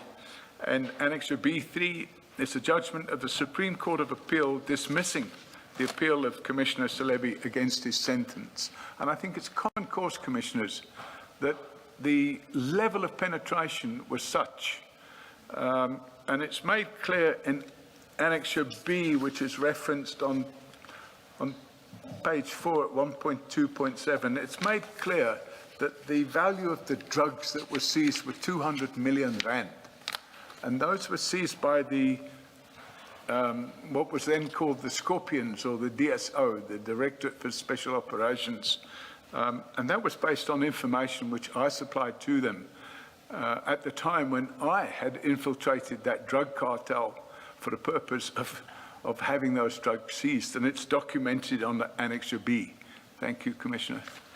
And so if one has regard to your paragraph 1.2.3 and 1.2.4, where you make the conclusions that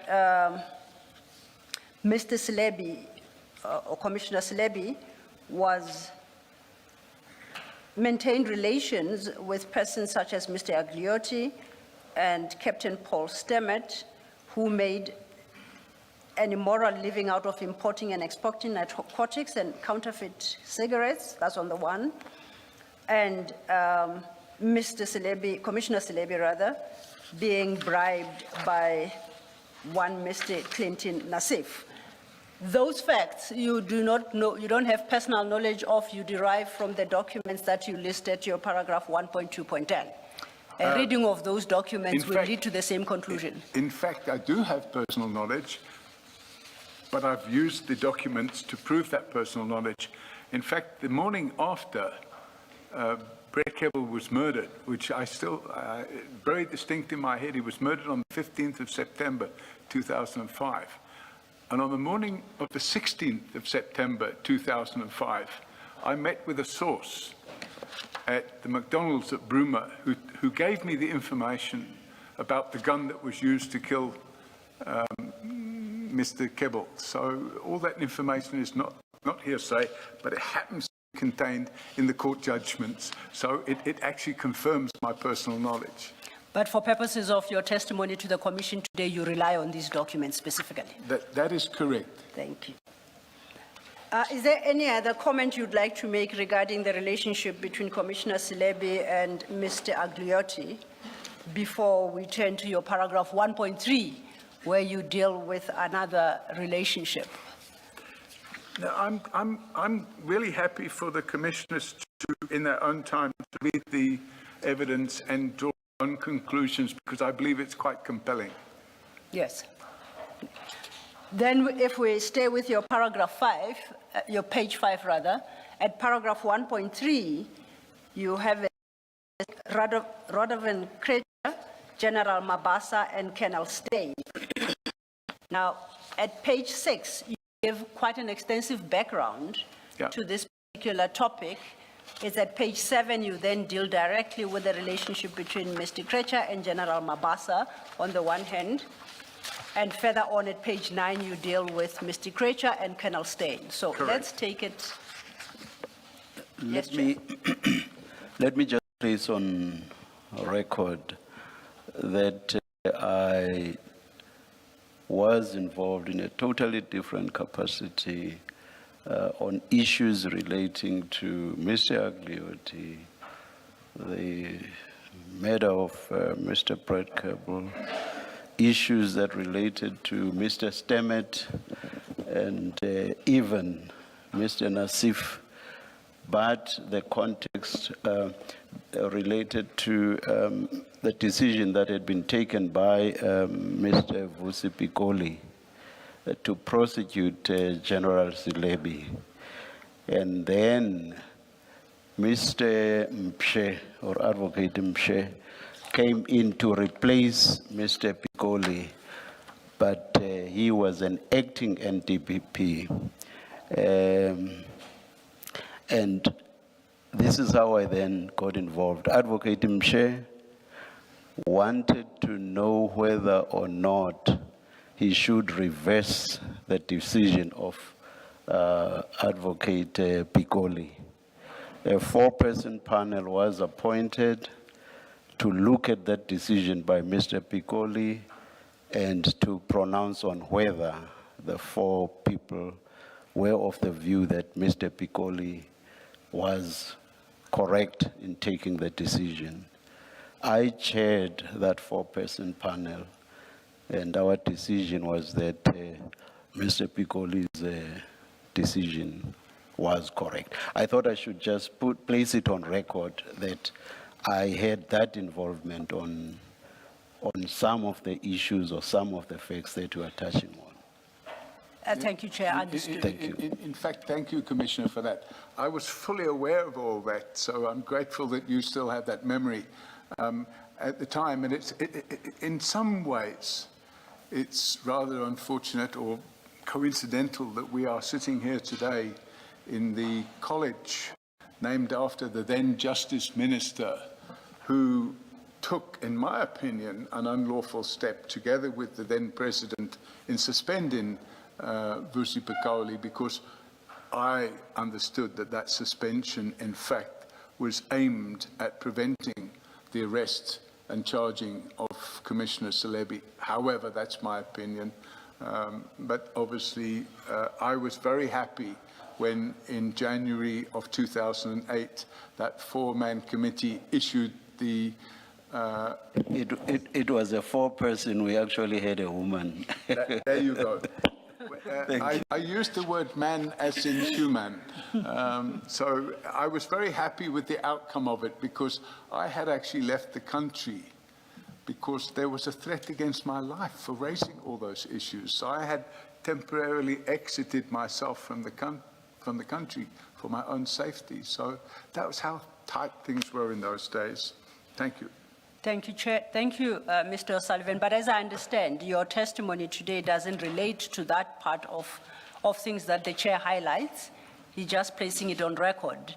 You are dealing with the criminal charges and trials that subsequently took place. And I think if you want to get the crux of what I'm saying, it is that the Agliot, which was a drug cartel and counterfeit cigarette cartel, they had well and truly infiltrated the criminal justice system and were utilizing, at the highest level in the criminal justice system, their contacts to enable them to continue with their criminal activities undetected.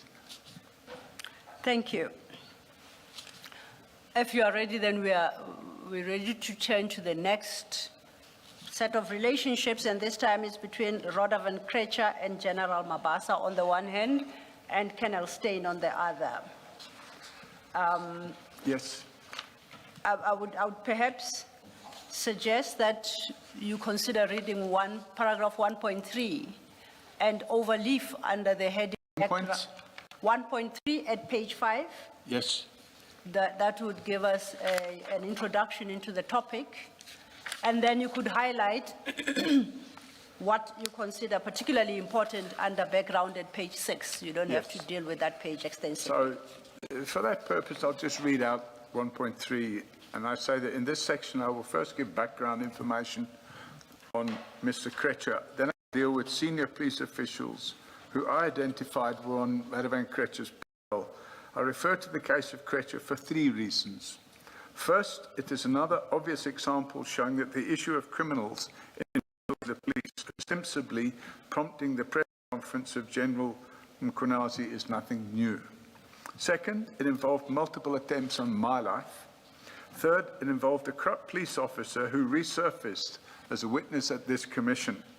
Now, when I refer to him as a corrupt police officer, that is my opinion, because he hasn't been convicted of that, but I'll explain why I refer to him as a corrupt police officer.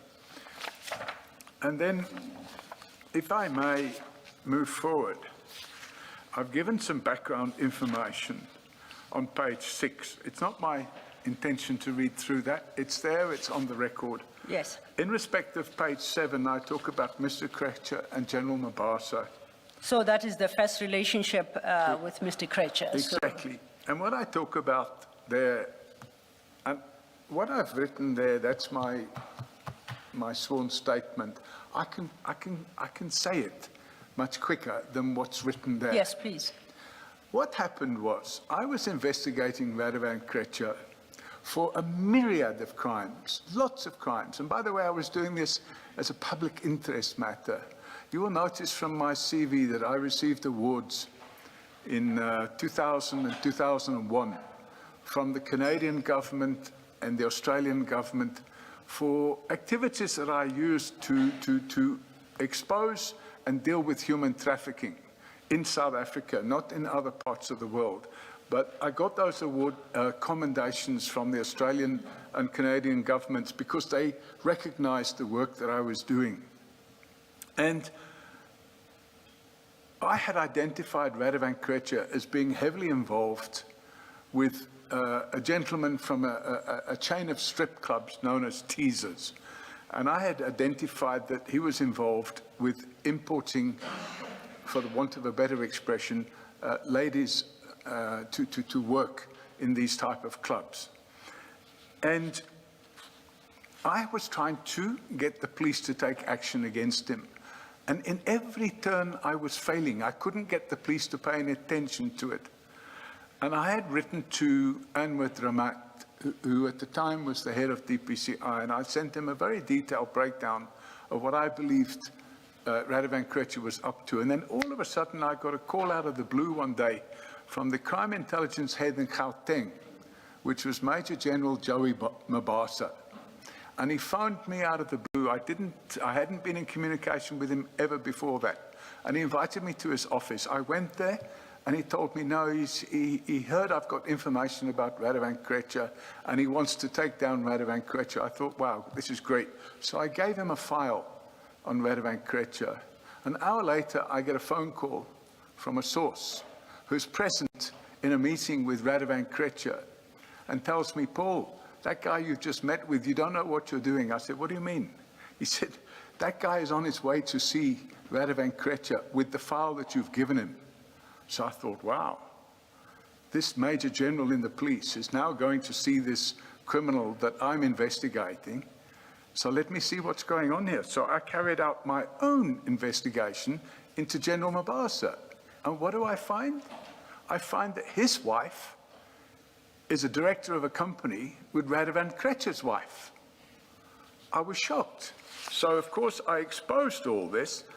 And what I find to be ironical, and it's covered on page, at the bottom of page 7 and page 8, is that the wife of General Mabasa became a director of that company on the 10th of October, 2009. And she resigned as a director of that company on the 30th of June, 2010. And it's no coincidence that the date of her resignation is 2 weeks after I had exposed the fact that General Mabasa's wife was in business with Radovan Krejcir's wife. And it was all over the media, and then she promptly resigned. Needless to say, my complaint, which is a very serious complaint, which I sent to General Zermatt and General Sabir at the time was the head of DPCI in Gauteng, and I sent them a very serious complaint, and within a week or two, General Mabasa was suspended, and then he was later given a golden handshake. But what was interesting to me is that the registered address of that company was 64 First Avenue in Edenvale, and it came out during the trial of the murder of Uwe Gambala, a German who had been kidnapped from the airport and murdered. It came out during the trial that he was actually murdered at 64 First Avenue in Edenvale. So when you start putting all the pieces of the jigsaw together, it meant that General Mabasa was now heavily involved with Radovan Krejcir.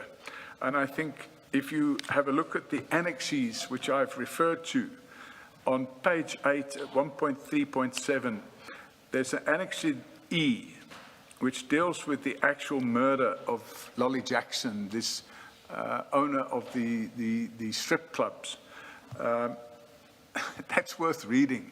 It explains exactly what happened and how he was murdered by Radovan Krejcir, and how, after the murder, this fellow Smith, whose real name was Luca, met with General Mabasa, and General Mabasa told him he better pack his bags and get out of the country quick. And then Annex F deals with the, it's a newspaper cutting that deals with the fact that General Mabasa left the police unceremoniously and was paid out a 3.5 million golden handshake, when in fact he should have been arrested and prosecuted for corruption, but nothing of that happened. And the point, and I'm going to make it again later on, that whenever you get these senior generals, in the cases that I'm referring to, who should have been arrested and charged with corruption, they're in fact getting golden handshakes and let off the hook, and they go. So what you don't have is you don't have the, what I call the head on the pike that you need to have in the police service, so that if a person steps out of line, there needs to be some demonstration that if you step out of line, you're going to be in trouble. But actually in the police, if you step out of line, you either get moved to another department within the police, and I'm going to come to examples of that later, or you get a golden handshake and you're released from the police. Thank you. Before we deal with that detail then, that would take us to your annexure G and H, which are affidavits you obtained at page 9. But before Yes. we turn to that detail, if I could just clarify a few things with you. At your paragraph 1.3.5, you indicate that you received an unsolicited telephone call from Major General Mabasa, who then was the Gauteng Provincial Head of Crime Intelligence. You had a meeting with him, and then you testified that you, after he had engaged you on the investigations you were doing on Mr. Krecher, you gave him your file on your investigations. Correct. My question is, did you give him the original file? Did you retain a copy for yourself? Are you able to share with the commission the contents of that file as you gave it to Obviously, General I Mabasa? can share it with the commission. I don't have it with me right now, but it was effectively, in fact, I didn't give them the whole file because some aspects of the work I was doing I hadn't completed. So what I gave him was what I had completed at that stage. And that was the file that dealt with the money laundering that was going on with a gentleman by the name of Alekos Panayai, who was the bank manager for Cyprus Bank in South Africa, who was doing money laundering between Radovan Krecher and Lolly Jackson. And that's what led to the murder of Lolly Jackson, because Radovan Krecher would pay an amount of money into a bank in Cyprus, and then Lolly Jackson would give him a bag, a duffel bag or whatever, with the equivalent amount of rand. So he would get a bag with 2-3 million rand, and he would do a transfer. And what happened is what led to the murder. And if you look at these Annex E, you will see it. It details the fact that actually the final transfer they did, Radovan Krecher presented a fake document indicating that he had transferred money into the Bank of Cyprus, when in fact he hadn't transferred any money at all. And Lolly Jackson then handed over a duffel bag full of rands in cash, and there was no concomitant transfer into his bank in Cyprus. So that caused the animosity between them, which ultimately led to the murder of Lolly Jackson. Now, that is what you were investigating at the time. That's exactly, and that's what I handed over to General Mabasa. Mabasa. Because I'd interviewed this bank manager, and I'd taken a very detailed sworn statement from him, and I supplied that to General Mabasa. As a result of what I found out, I then phoned that witness and told him to go into hiding, because I believed that they would have tried to murder him. Now, at your paragraph 1.3.6, Maybe before you do 1.3.6, Yes. Mr. O'Sullivan, you, in 1.3.5, you said that you received this call from Mr. Mabasa unsolicited after you had given, I think you said, General Dramat. In your statement, you say General Shadrach Sibia. Is that a correction? Is it Sibia or Dramat?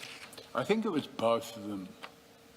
Well, later on, you do speak of giving them both a report. Yes. But here at the beginning, where you speak about what results in the unsolicited telephone call from Yes. General Mabasa, you say you had shared information of your investigation with Sibia. I just want to correct the fact. Is it General Sibia? Is it Dramat? It was Is it General both? Sibia and General Dramat. At this Yes. point. Okay, thank you. Whatever I supplied to General Sibia at that moment in time, I used to also supply to General Dramat. because I didn't want a single point of entry. I wanted there to be knowledge at different levels within the police about what was going on. In fact, I even went to the office of General Dramat and had a meeting with him about Radovan Krejcir. Thank you. Thank you, Mr. Thank you, Commissioner Baloyi. At your paragraph 1.3.6, you say about an hour after you left General Mabasa's office, you got a call from a source advising you that he has been informed by Mr. Krejcir that General Mabasa was on his way to see him with a file he had obtained from you. Now, I'm not going to ask you who your source is, but we have your say-so that this engagement took place. That's all we have. Yeah. Okay. Absolutely, but that's my say-so, and it's more than my say-so, because as a result of that phone call, it caused me to investigate General Mabasa, and then I got that information on General Mabasa, which I then shared with General Sabia and General Dramat. Now, having shared that file with General Sibia, who you say was DPCI Gauteng provincial head, and General Dramat, what position did he hold at the time? He was a national head of DPCI. National. What were you hoping to gain by sharing it further with with General Mabasa, who, as you say, called you without any solicitation? Did you have a relationship with General Mabasa that allowed for a sharing of the results of your investigations? On what basis do you give him this? Yeah, it's a very valid point. I wrongly came to the conclusion, and I should have checked, I wrongly came to the conclusion that General Dramat and General Sabia had instructed crime intelligence to get to the bottom of this matter. And I assumed, therefore, that General Mabasa was reaching out to me because he had knowledge. So if you've got this knowledge, then you must be involved in it. So I readily gave him this file. And did you ever engage Generals Dramat and Sibia about this matter and whether or not they had an immediately engagement afterwards? So, Commissioners, if you have a look, on the same day that I met with Mr. O'Sullivan, you should wait until... Oh, sorry. Yeah, if you speak at the same time, there will be problems with the transcription. So I thought you'd finished. No, my question was, after then your source called you to inform you that Mr. Krejcir has just had a telephonic discussion with General Mabasa about a file you had given to General Mabasa. When you learned that, did you ever have a conversation with General Sibia and Dramat about the turn of events? Who are the people you say you had initially engaged around this matter? Yes, but I didn't do it the same day. So what happened was, I got this phone call. Then I thought, wow, if this is true, because you don't take everything you're told as being the gospel truth, you have to look into it. But what it prompted me to do was to look into General Mabasa. And coincidentally, when I went to meet him at the Diagonal Street building, being the type of person I am, he'd arranged parking there for me. And when I went to park there, I saw a parking bay. And it's not in my statement, but I'm just recollecting this. I saw a parking bay marked up for General Mabasa. And I made a note of the registration number of the vehicle that was parked there, just for my own interests, because it looked like a very fancy double cab. So I made a note of the registration number of that vehicle. And then what happened, when I get this phone call, I then start to carry out investigations. And I immediately found out that General Mabasa's wife was in business with Radovan Krejcir's wife. They were directors of the same company. And I couldn't know any logical reason other than it was to conceal some form of corruption. And then when I ran the checks on the motor vehicle, I found that the vehicle, well, I phoned the dealer, I found that the vehicle had been purchased by Radovan Krejcir for General Mabasa. So you put the pieces of the jigsaw together, which I did, and I then went and met with General Dramat. I phoned General Sabia and told him what I'd found, and I went and met General Dramat because I was so keen to make sure that they did something urgent about it. And I think a week later, General Mabasa was suspended. Did you do an in-notice check on the vehicle, the registration of the vehicle? Correct? Yeah. Yes, correct. Is it not so that all that this would have shown you is in whose name the vehicle was registered? Why I'm asking that is, how did you then establish who had purchased So the... we're Yes. able to, Commissioner, we're able to do various checks. The one check you can do is just to get the ownership of a vehicle. Another check you can do is to get the history of the vehicle. It wasn't a brand new vehicle, it was a used vehicle. And the previous owner of it was Groep 2 Beleggings, which was Radovan Kretsch's company. So you put 2 and 2 together. Thank you. My question was going to try and understand the checks that you say you conduct. Are these the checks that normally are reserved for law enforcement to undertake, or do you have access to the system? And Yes, if so, in what capacity? let me explain to you. We don't have access to the NITIS system. We have access to what we call closed source data banks. So we have to sign a code of conduct with, so they're accessible by certified fraud examiners, forensic investigators. It's not the same system that the police use. It's a private system that's used, for example, TransUnion. I don't actually do the checks myself. I have staff that do it, but I don't know the systems we use, but they are all above board and all lawful. We have to sign a code of conduct so that we're not, shall we say, becoming information peddlers where people can't come and pay us for information. And we have to stipulate that the investigation is being done for a particular purpose. So it's fraud. So if you're investigating fraud or corruption, you have access to these databases, and it's all above board. And you say this, you have access to these systems as a certified fraud examiner. Who certifies and registers examiners for that purpose? And what is the name of your entity that is so registered? The Association of Certified Fraud Examiners. There's a South African chapter. There's a chapter in most countries in the world.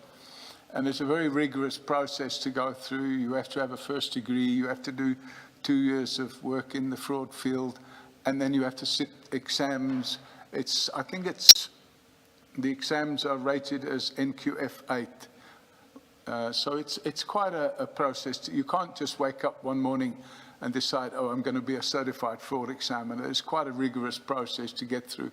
And by the way, when you enter into these code of conduct contracts with the Information Bureau, they carry out checks on you to make sure that you don't have criminal record and stuff like that. So it's quite a tight system. It's used by lawyers, it's used by certified fraud examiners, and it's used by chartered accountants that are working in the forensic accounting field.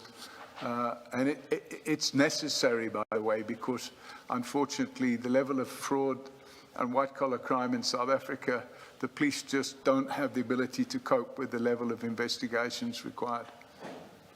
And perhaps just to conclude on that point, is there a particular regulator that regulates the activities of these fraud examiners? Is there? Yes. What is that? What's It's the the authority? Association of Certified Fraud Examiners.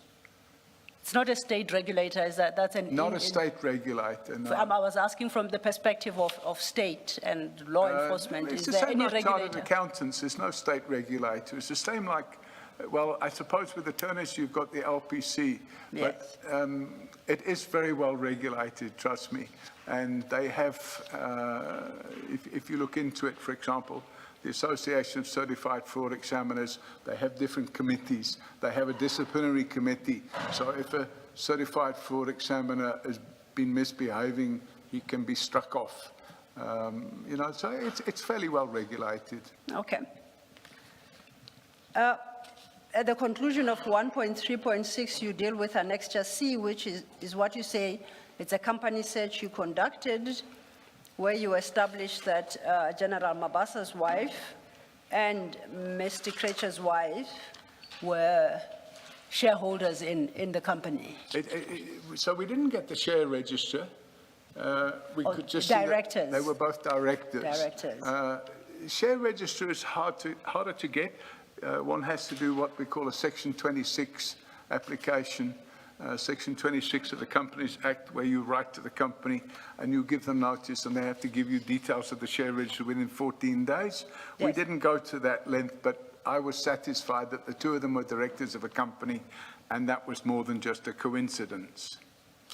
At page 8, then, at paragraph 1.3.7, you deal with the murder of Mr. Lolly Jackson. Yep. You see where I pick it up, at your page 8. Yes. So, Commissioners, it's set out in some detail in Annexure E, and I commend you to read that. It's quite clear. In Annexure E, it's quite clear what happened there, and it's... That Annexure E is at page 174 of the big file. 174, yes. Now, if you skip the first 2 pages of 174 and just go straight to page 176, Yes. because the first couple of pages is more of an introduction. 176 explains exactly the relationship between this fellow Smith, whose real name was Luca. He was an illegal immigrant, by the way. He was in the country unlawfully. He was a Cypriot. And by the way, he was wanted in Cyprus as well. And he talks about the relationship between Jackson, Radovan Krecher, and this fellow Panayi. And Panayi was the gentleman I interviewed over a period of 2 or 3 days and taken a very detailed statement from in connection with the money laundering that was going on. That's the statement which I'd, apart from supplying to the DPC, I had given to General Mabasa. And then, if you go then to page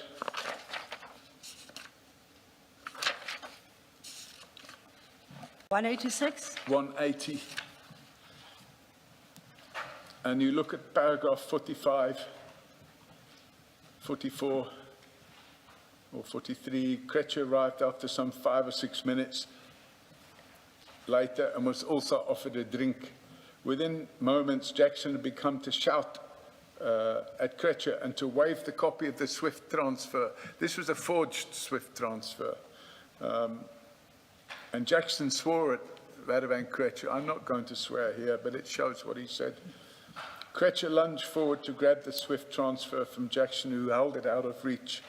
At this point, Krecher pulled out a firearm and shot Jackson once. Jackson fell into the back of the sofa, positioned directly behind him. Jackson looked shocked and began to plead and beg for his life. Krecher crossed the floor towards him, standing over him, and kicked him in the side of his chest and said the following words to him. Quote, "You want to know who I am? I will show you who I am, you effing cockroach." Krecher then proceeded to fire many shots into Jackson. I don't remember how many, but there were several shots. Jackson appeared to be dead and lay in a pool of blood. I was horrified and frightened. Then he carries on a bit more and a bit more. And then he talks about paragraph 59 on page 182. I got back into the car and drove away, exiting through the booms at the entrance to our suburb, and then called General Mabasa from my phone, telling him what I had just witnessed, Krecher killing Jackson, and to ask for his help. He asked me who was present at the time of Jackson's murder, and I told him that Krecher and Cyril were there. The Cyril referred to, Commissioners, is Cyril Beaker. He also passed away a couple of weeks after this. So he was shot and killed a couple of weeks after this. He asked me where I was. I told him I was driving Jackson's Jeep. He suggested I meet him at Bedford Centre and I should speak to Kretcher as soon as possible. Mabasa knew of the problems between Kretcher and Jackson, having already been approached by Jackson to intervene and assist in facilitating a meeting with Kretcher. So here you have General Mabasa getting involved in a dispute between two shady characters, the one being Radovan Kretcher and the other being Lolly Jackson. I too had spoken with Mabasa about the need for a meeting to be arranged. I didn't drive immediately to, this is page 183, I didn't drive immediately to Bedford Centre, but drove around for a while. Radovan was calling me on the phone. I didn't take his calls at first. Later, I called him as advised by Mabasa. He asked me to meet him at Yanni Lucas Engine Garage, near to Linksfield. We met there.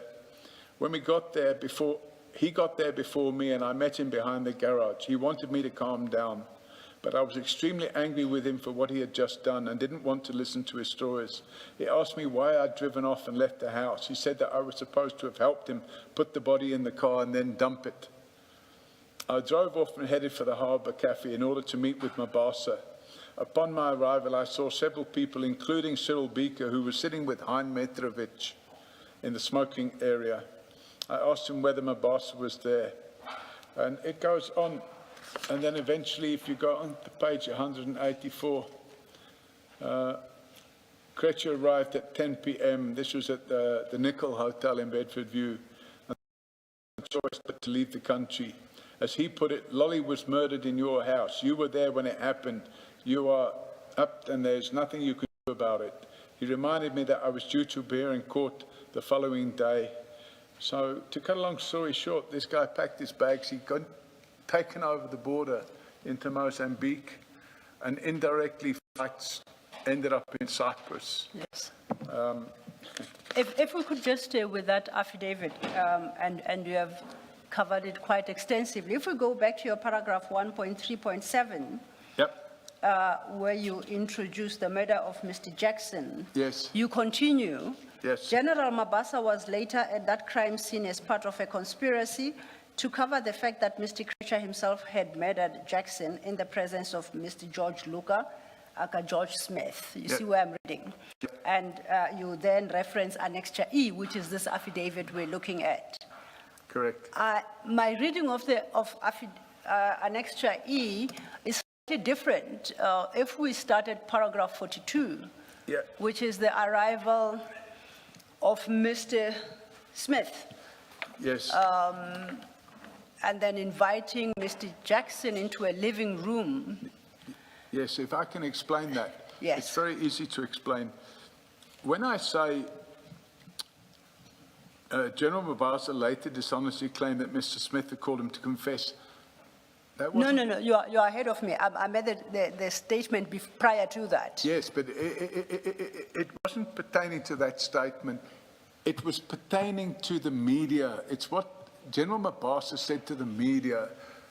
So it was published in the media that General Mabasa had said that George Smith had phoned him to confess to murdering Lolly Jackson. So it wasn't in the statement of Smith, and Smith would probably, on his way out of the country, would not have known of that. The very next day it was in the media, and that can be found. If it's requested, I can find those media links. Just to make sure we're not talking at cross purposes, I was more interested in the statement you make that General Mabasa later arrived at the crime scene as part of the conspiracy to cover the fact that Mr. Kretcher himself had murdered Jackson.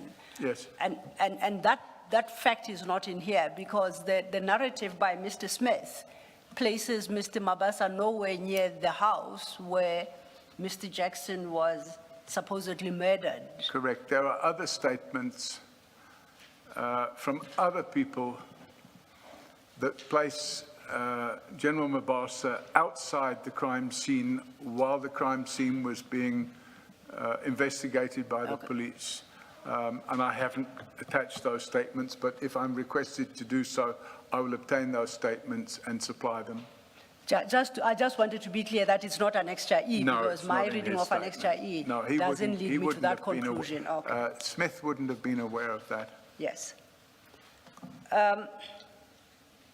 You continue at paragraph 138, where you say you later established evidence of a corrupt relationship between General Mabasa and Mr. Kretcher, and you reference this Toyota Hilux that double cab. Is that the vehicle you say you found parked in General Mabasa's bay when you went to meet him at, in center Johannesburg?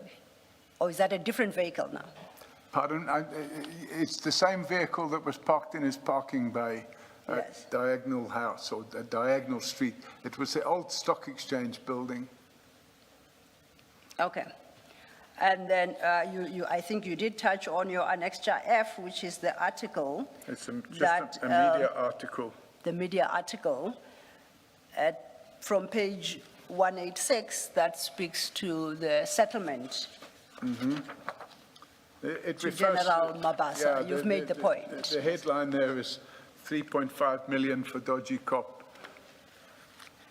And then at 139, then it's basically, If I can. Absolutely. And it's not mentioned in my statement, but it's just, reading this again reminded me of something. It's quite important. The 3.5 million for the dodgy cop, that payment was authorized by General Ndluli. So that's quite important to remember, because we'll be coming to General Ndluli later. and What was his position at the time? General Mdluli, what was his position at the time? Pardon me? What was General Mdluli's position at the He time? was the Divisional Commissioner of Crime Intelligence. So what happened was, during the Celebi investigation, General Ndluli was the Provincial Commissioner of Crime Intelligence, and the Divisional Commissioner was Lieutenant General Malangi Mpejo. And Malangi Mpejo was arrested by the Scorpions for interfering in the Jackie Celebi investigation. And while he was on suspension, he resigned and left. And then General Ndluli was promoted to Lieutenant General and became the Divisional Commissioner, and General Mabasa became the Provincial Commissioner. Thank you. A different question. This Smith affidavit, it was prepared for what purpose? Is it for the police or for you, So your investigations? if you look at the Smith affidavit, Commissioners, you will see it's a standard pattern Section 204 affidavit. So it's not the only affidavit that was made by Smith. There were other affidavits. So it was for the prosecution or So for the if police? you have a look at the affidavit itself, it says Affidavit of George Smith number 5. There were a total of 5 affidavits. Now, at the time these affidavits were made, because of the level of organized crime that Smith knew about, which didn't just deal with General Mabasa, it was decided by the DPCI to compartmentalize his affidavits, not have it all in one big affidavit. So this was the affidavit that relates particularly to the murder of Lolly Jackson. So there are other affidavits which I've not put here because they don't really take the matter any further. But if the commissioners wish to see them, I do. I have them all. Thank you, Mr. Sullivan. thank you, Commissioner. And we're still at Annexure F, unless it's a case of perhaps this being in another document. Annexure F doesn't indicate that 3.5 million golden handshake for General Mabasa was approved by General Ndluli. That's not in that particular annexure. No, I didn't. Okay. I didn't put it in my statement, and it's not mentioned in here. But at the time, I remember from your recollection. that payment was authorized by General Ndluli. Yes.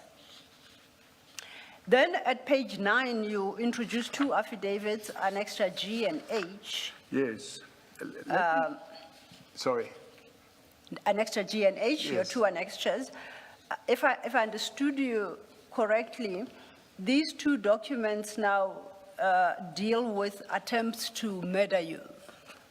So we have sort of moved away from what you call a corrupt relationship between General Mabasa and Krecha. These two, In fact, they are mixed because Okay. what I'm going to say here, Commissioners, if you look at page 8 at the bottom, 1.3.9, I Yes. say there, in summary, I find it apposite to state that Mr. Krecha, because of his corrupt friends in the police, considered himself above the law and therefore free to engage in any criminal activity he chose, including, not limited to, murder. I should record that Krecha has now been sent to prison for 35 years and is still to be tried in respect of multiple attempts to murder me. He's been arrested and charged for, even though he's in prison, he's been arrested and charged for conspiracy to murder me, along with 7 others, which includes police officials, by the way. And the statements of this fellow Potiska, who's residing in the Czech Republic, the one statement deals with the conspiracy to murder me, which is Annexure G. And again, these statements are compartmentalized so that you don't have everything all in one document. But if you look at Annexure H deals only with the relationship between Radovan Krecha and General Mabasa. The Annexure G deals only with Radovan Krecha's conspiracy to murder me. yes. So then let's turn to General Annexure H, which would appear, or at least sound, to be more relevant to this relationship you are dealing with. Page 193. Page 193. And I would like to refer you to paragraph 5. Yes. Sorry, I thought you wanted me to read. No. My understanding, again, my reading of this, it's Mr. Poteska commenting about the relationship between General Mabasa and Mr. Krecha. It must be over a 2-year period because at paragraph 2, he says, I was during the period of September 2010 until 2012, 02, 03, living in South Africa. So it can only be specifically for that period. And from paragraph 5, he then details the nature of this relationship. And as I understand it, it's about picking up General Mabasa from a small shell garage near Eastgate, delivering him to where Mr. Krecha was, and basically where General Mabasa would collect 5,000 to 10,000. And further down at 7, he speaks about his own personal experience where he had to hand over some money to Mr. Mabasa. Yes. At 8, he then introduces a different concept, and he says these guys from the police started helping Krecha smuggle cigarettes from Zimbabwe into South Africa. Thereafter, Krecha used them for drug trafficking too. But there is no substantiation for that allegation. Now, this affidavit would seem in large part to be about payment of some monies, 5,000 to 10,000, by Mr. Krecha to General Mabasa. Would I be correct to say that's about the sum total of it? That's correct, Commissioners. I want to mention, if I can briefly, that there's 2 statements here from this fellow Potiska. Both statements, up until paragraph 4, are identical.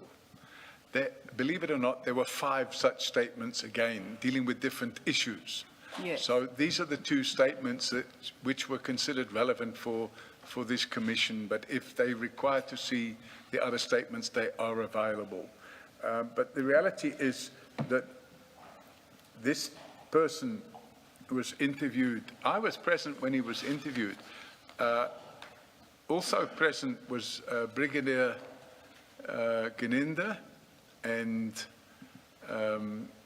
Deputy Director of Prosecutions Lawrence Khaber. And the interview took place in Prague. And I arranged the interviews because they couldn't get access to this person. He didn't want to talk to the police or the prosecution authority without somebody being present that he trusted. And I had reached out to this person and convinced him to give evidence. So those statements were taken. I was present, but they interviewed him, and the statements were taken in their presence. And this woman, Eva, whatever her name was, I can't say it, Motiskova, she commissioned the statements because she's a sworn translator, because the individual in question doesn't speak English very well. So these statements, you're saying they were actually taken by, I missed the rank of Jininda. Brigadier Brigadier, Gininda, was he the investigating officer in this? yes, he was the lead investigator of the Radovan Krejcir matters. So they would be found in the docket? Absolutely. Okay. All right. Noted, to the extent that it's necessary, we may seek to obtain the remainder of the statements. You then, at page 9, introduce a slightly different topic at paragraph 1.3.10. You're now dealing with the relationship of Mr. Krejcir and Colonel Steyn. At page 9, Yes, I'm there. Mr. Krejcir and Colonel Steyn, you can Yes. deal with the contents of that subtopic. Can I talk to it? Yes, please proceed. Okay, thank you. I didn't want to interrupt. No. Commissioners, this is very simple. Of course, the script there that's in italics, generally speaking, would be classed as hearsay, because it's what somebody phoned and told me. And then, having received that hearsay, I became acutely aware of the fact that Radovan Krejcir was now in possession of my cellular phone records, to the extent that he was looking at the people I was talking to on the phone. And remember, in those days, we didn't have all these smartphones that we had today. They were just starting to come out. So WhatsApp, I don't think it even existed then. So whatever phone calls you made, it was on your phone records. And what had happened was this person was called in to a meeting at a restaurant in Bedfordview, just across the road from the police station. At the time, it's no longer there. It was called News 24 Cafe or News Cafe or something like this. News Cafe, I think it was called. And this fellow phoned me and he explained to me exactly what went on. And he said that he was called in, he sat there, there's Radovan Krejcir and all these, wherever Radovan Krejcir went, he had these heavy persons, you know, stocky fellows. And sitting next to Radovan Krejcir, according to him, was Colonel Sambo, who was the station commander at Bedfordview Police Station, in uniform. And Radovan Krejcir is alleged to have said to him, listen, on such and such a date, you phoned O'Sullivan 25 times. What's going on? And he was very quick on his feet, and he explained that he was trying to sell me a car. Of course, that nothing of the kind was going on. He was actually helping me out with inside information about the movement of Radovan Krejcir, because he was going to be arrested at that time. In fact, he was arrested. So Radovan Krejcir leaned across the table and said to him, if I find out you're lying, he put his finger on his forehead, if I find out you're lying, I can put a bullet hole there. So kind of scaring the guy. And he made the comment to me that Colonel Sambo just sat there quietly while all this was going on. And this person asked, well, how do you know that I made all these phone calls? He said, well, I've got your cell phone records. So at the time, I planned to launch an application. It was going to be an urgent application against Vodacom. And I drafted, and it's this Annexure J. I drafted a sworn statement for it, but I never actually launched. And the reason I never launched was because when I got senior counsel's opinion, he said that I might fail with that application. So I decided to keep my powder dry. But then what happened about 2 years later, I got a tip-off from a person who was working at the organised crime office at Germiston, which is the same office which Colonel Steyn was the commander of. He was in charge of that organised crime office. And he told me that he needed an urgent meeting with him. I went and met with him. And he told me in no uncertain terms that Colonel Steyn was arranging to have my telephone number dropped in to 205 applications that were being drawn up as part of the normal work in progress that the organised crime unit in Germiston was doing.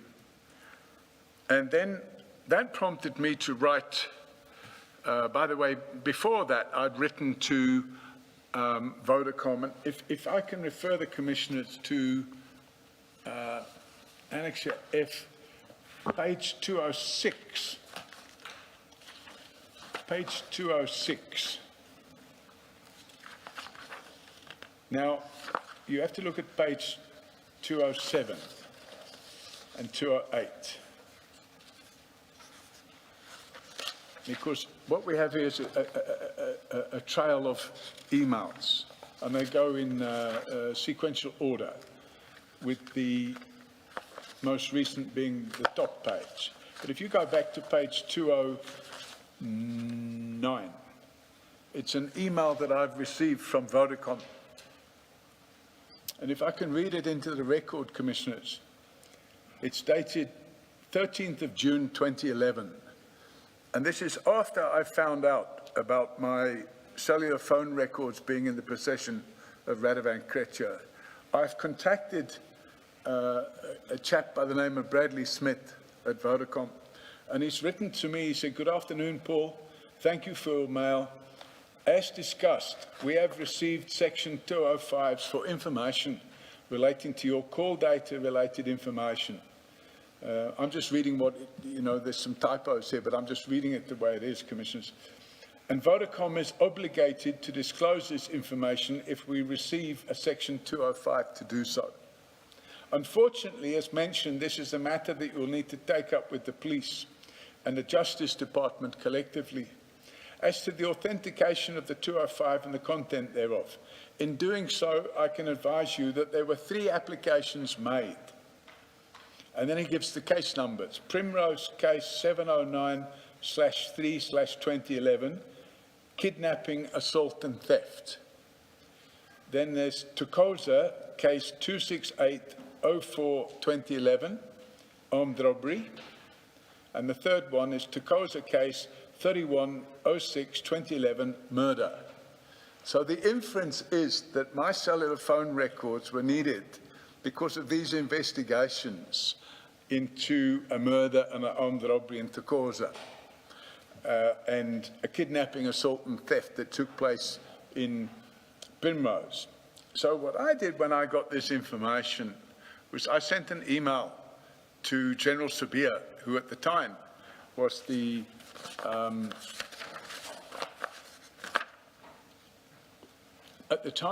head of what do you call it? Was it the DPCI. DPCI in Gauteng? Yeah. I'm trying to look for that email. Which Yeah, in email? fact, I only wrote to him later. I supplied it probably by hand to him in a meeting. But later on, in November 2021,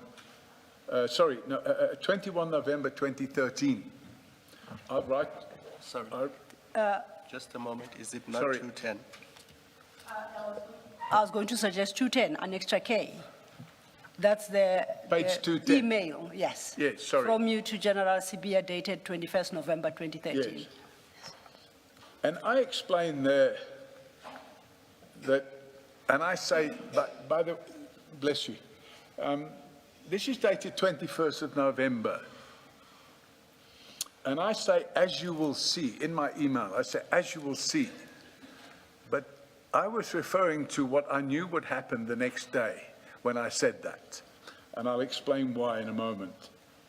I said, as you will see, Colonel Francois Steyn admitted to a Mail and Guardian journalist today in the presence of my attorney, Gary Massahan, that he had made a significant loan, that he had been made a significant loan by Radovan Krejcir's company, Groep 2 Beleggings.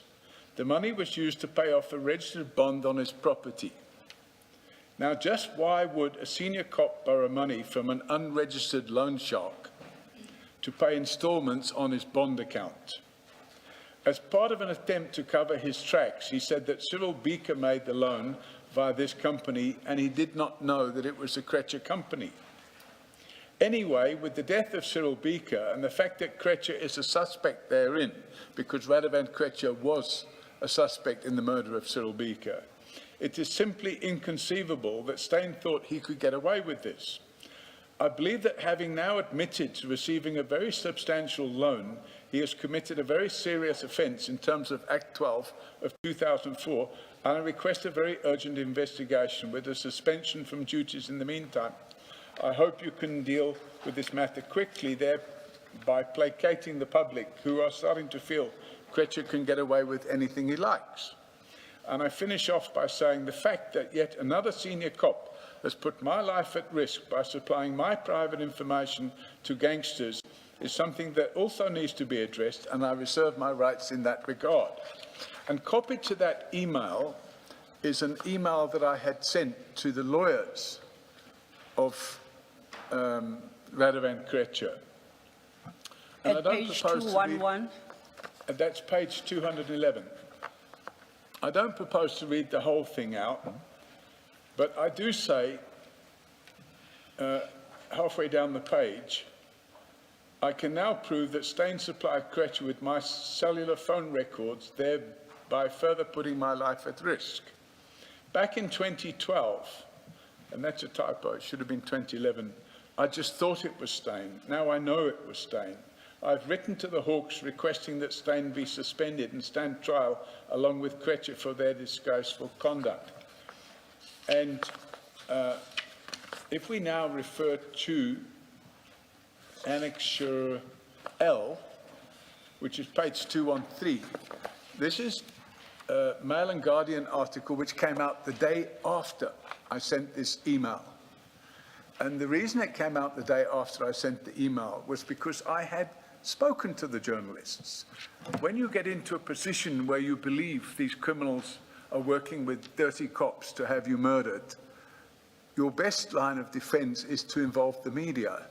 And I had spoken to the journalists and they ran this story. And the headline, as you can say, is Krejcir's 400,000 Rand loan to Top Cop. And it explains in some detail about the loan and the excuse which Steyn had given to the journalists.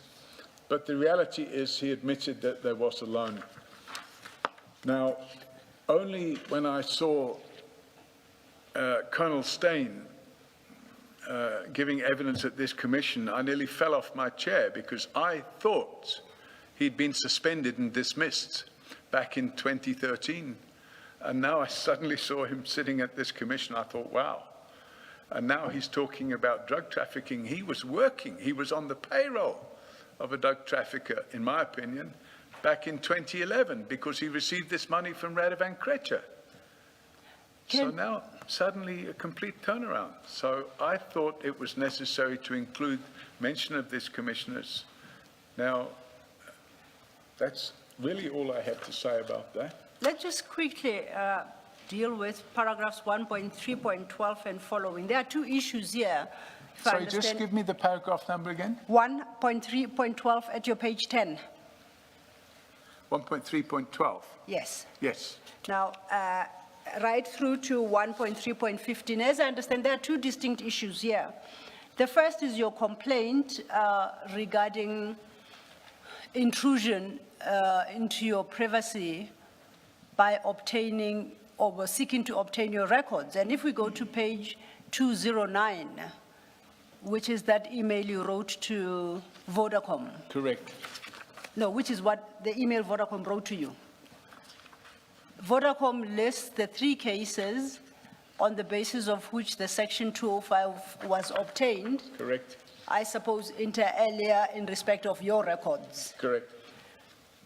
why do you then say, no, let me ask differently. Have you ever seen the application for that 205 and supporting documentation to know the relevance of your number to any of the 3 cases?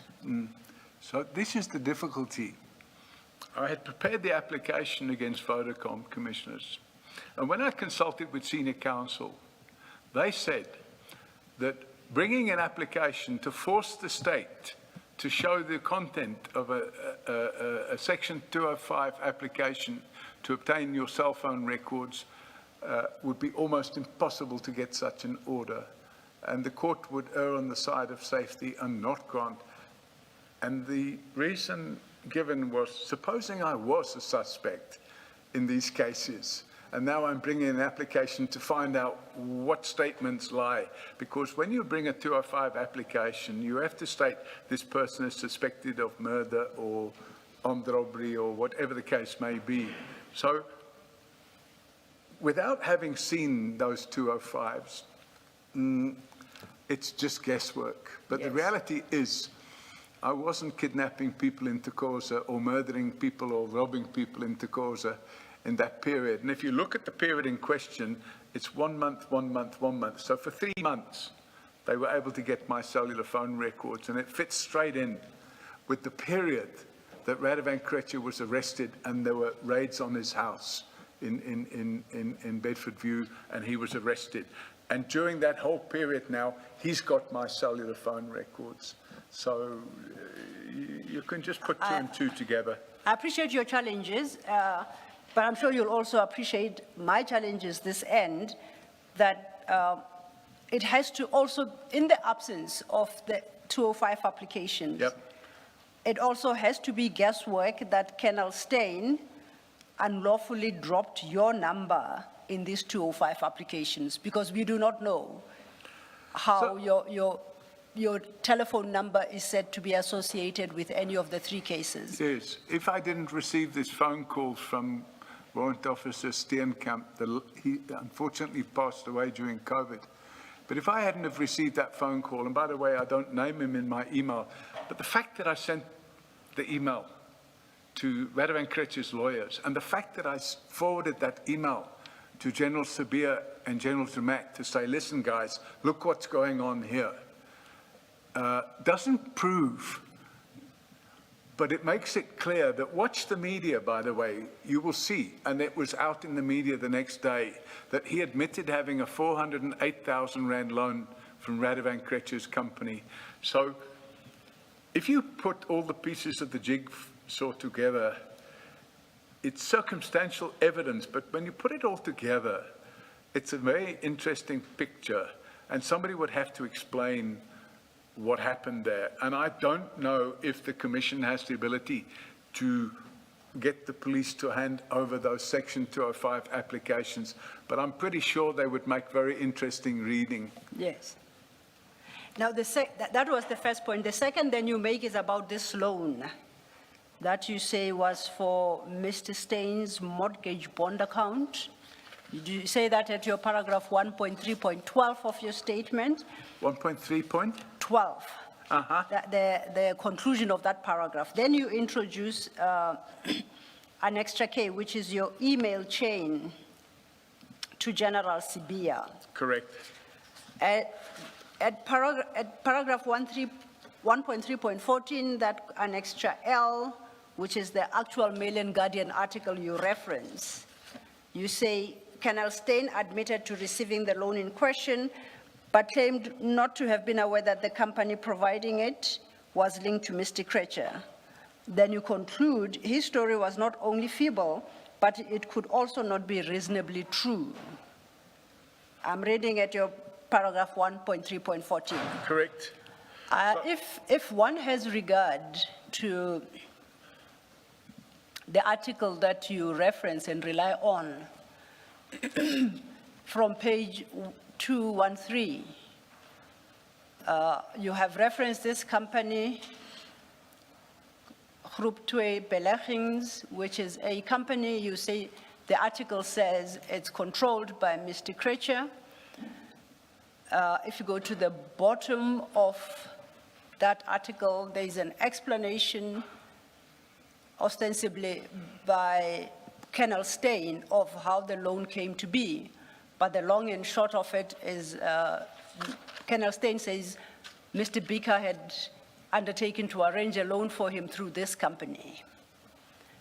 Now, at the next page at 214, under the heading Professional Relationship, Colonel Steyn argues that he has a professional relationship with Mr. Beaker, whatever that means, who was the National Risk Manager for REM, hand-to-hand couriers. And then at page 2015, those paragraphs, he deals with the repayment of this loan. Why do you then conclude, based on the explanation he gave, that his explanation is not only feeble, but it could also not be reasonably possibly true?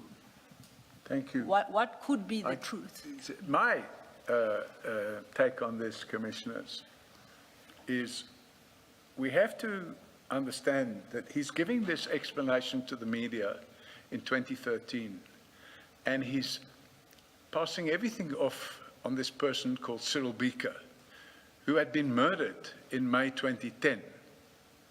So it's very convenient now, because dead men, as we know, cannot speak. So he blames everything on Cyril Beaker. But let's say his story was true. It was common cause in the country at the time that Cyril Beaker was murdered, that Cyril Beaker himself was part of the Cape Town underworld and was running protection rackets in Cape Town. So why on earth would you want to get involved in getting a loan from a person that was involved in protection rackets in Cape Town? And why on earth would you go to a company, the lawyer of a company called Group Belegging, without finding out who is this company?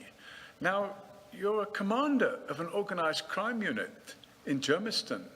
And if this hadn't have come out in the media, which it did, and it only came out in the media because I found out about it, then he would have concocted another story, I suppose. But the story is absolutely feeble. And if it was true, what was he doing business with a member of the Cape Town underworld, borrowing 408,000 rand? So whether he borrowed the money from Radovan Krejcir or borrowed it from Cyril Beaker, it's the same difference. Can I ask a question? You sent an email to General Sibia and I assume to General Dramat. Is it not fair to assume that since you reported the matter to them, in fact, you asked for then Colonel Steyn to be suspended? Is it not fair to assume that they looked into the matter and their view was that there was no wrongdoing? So, thank you, Commissioner. In fact, what happened was Colonel Steyn was suspended as a result of this. And this was now in November 2013, okay? And if one looks at what happened after that, unfortunately, my time was taken up with bigger issues, because on January the 9th, 2014, which was 6 weeks later or 7 weeks later, first of all, Radovan Krejcir was arrested at the same time. So we had Radovan Krejcir arrested, we had Colonel Steyn suspended, and then on the 9th of January in 2014, 7 people were arrested just down the road from my house, planning to murder me. So they were planning to take me out. Now, that took my eye off this ball completely. I was more interested in focusing on other issues than a allegedly corrupt police official at Germiston organized crime. However, a few months after this, I was informed that he'd actually left the police. And I therefore decided not to take the matter any further. Because where do you stop? I'm a one-man band. I've got 1 or 2 staff working for me, but all this type of work I'm doing on my own. And I had much bigger fish to fry. So I wish I had pursued it further, but I didn't. So it is what it is. Thank you, Commissioner Kumalo. Then, my question, I think it's close to what Commissioner Kumalo is placed before you. At 1.3.15, 1.3.15, 15, at page 10. Yes. You then, having expressed yourself in the terms that you have, you say Colonel Steyn inexplicably managed to avoid being charged criminally or even disciplined by subs in relation to this misconduct. My question is, what is the misconduct that you complain of specifically here? Is it receiving that loan? Is that what you consider to be the misconduct? If one looks at Section 3 of Act 12 of 2004, it describes in some detail what gratification is. And gratification is also classed as a quote-unquote loan. So I was satisfied that this was a breach of Act 12 of 2004. However, given the serious volume of work on my plate at the time, I neglected to pursue it any further. But the reality is, if I hadn't have seen him testify, and somebody sent me a picture, by the way, they said, look, the guy that you thought had been dismissed, he's not dismissed, he's still working in the police, he's just moved to the West Rand from the East Rand. I was shocked. The first thing I did was pick up the phone and phone Advocate Chaskusen. I said, listen, that witness you just had on your stand, you need to know about him. And I sent him the necessary documentation. And that's why I thought it would be best to include this in my evidence, Commissioners. I'm sorry, but I just felt, wow, in that moment in time in my life, he presented me with a lot of problems. When a friend phones me and tells me that they want to shoot them because he's got my cell phone records, of course, Radovan Krejcir was in prison. So I just kind of lost interest in the matter. I should have pushed it further forward. Thank you. No, my question was trying to understand what is the misconduct you complain of. You say, you call it potential gratification. It's just that your statement doesn't highlight gratification for what, and neither does your Annexure M, being the email you addressed to Sergeant Sitole and So Bibia. if you look at the emails that I sent, I make it clear that it's gratification. I don't necessarily reference Section 3 and what... No, that's, I'm happy with that. Okay. But then if you just perhaps shed some light, gratification in exchange of? He was being paid gratification in exchange for what? So... You don't set it out in your statement, it's not in your letter of complaint. The commissioners would bear with me on this one because I lecture on the subject. Please don't. But there doesn't have to be a quid pro quo. Okay. There can be what's described as a generally corrupt relationship. And if one looks as an example, the state versus J. Celebi, that's exactly what the trial judge found, that there wasn't a quid pro quo, but there was a generally corrupt relationship. So I'm not in a position to say what the quid pro quo was, but I'm satisfied that there was a generally corrupt relationship. I don't believe that he was paid 400,000 Rand for my cell phone records. I think that was just part of the generally corrupt relationship. That's my understanding. Would it not be a generally corrupt relationship in the sense that there isn't what you get now is not necessarily for something specific. You may get something here, something there, something there. All of those being a gratification.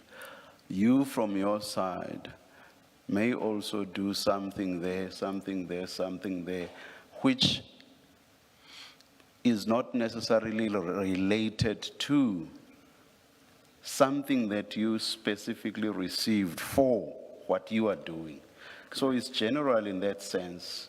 When the corruptor thinks of giving you something, they give it to you. Correct. But they expect that at one point or another, you will also do something. So there isn't any correlation between what you get and what you do. Yes. You do as and when you feel, let me do something here. and you are given something, not necessarily in relation to something that you are doing now or are to do now or shortly thereafter, but you get it on the understanding that at some point you may have to do something. So it's generally, I 100% agree Yes. with you, Commissioner. yes. Oh, but I thought you were saying that doesn't necessarily have to be gratification.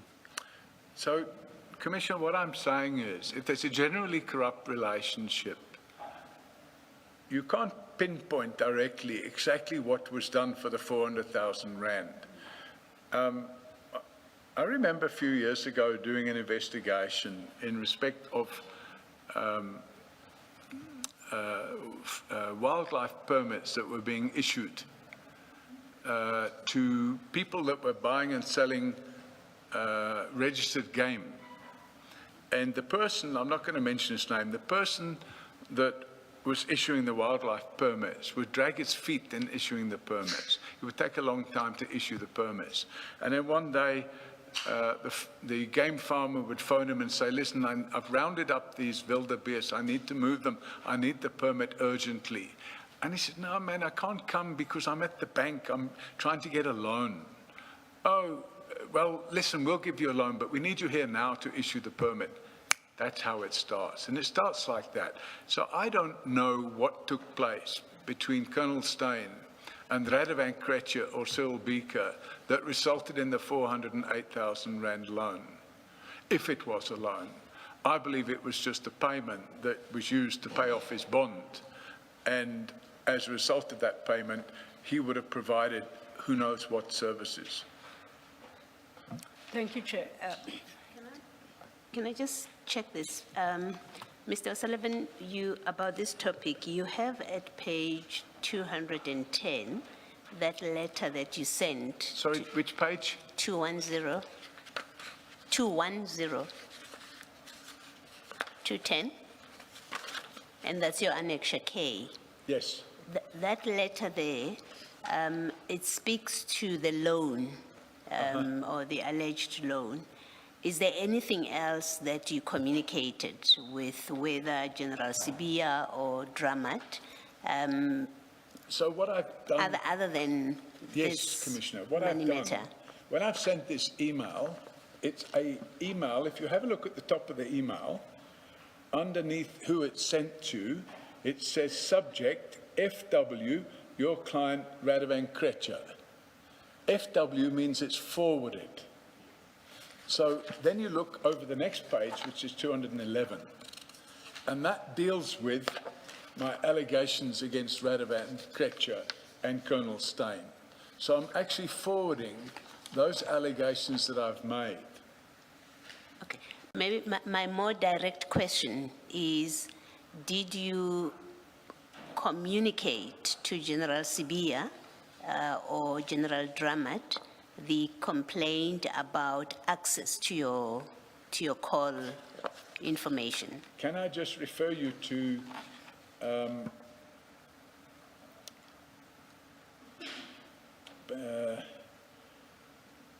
page 211? Yes. Blah, blah, blah, blah. This is One, the two, this is the three, letter. Fourth paragraph. This It is the says, letter to the I can now attorneys. prove that Steyn supplied Kretje with my cellular phone records, thereby further putting my life at risk. So that's the message I'm trying to get through. And that's what I'm trying to share with General Sibia and General Dramat.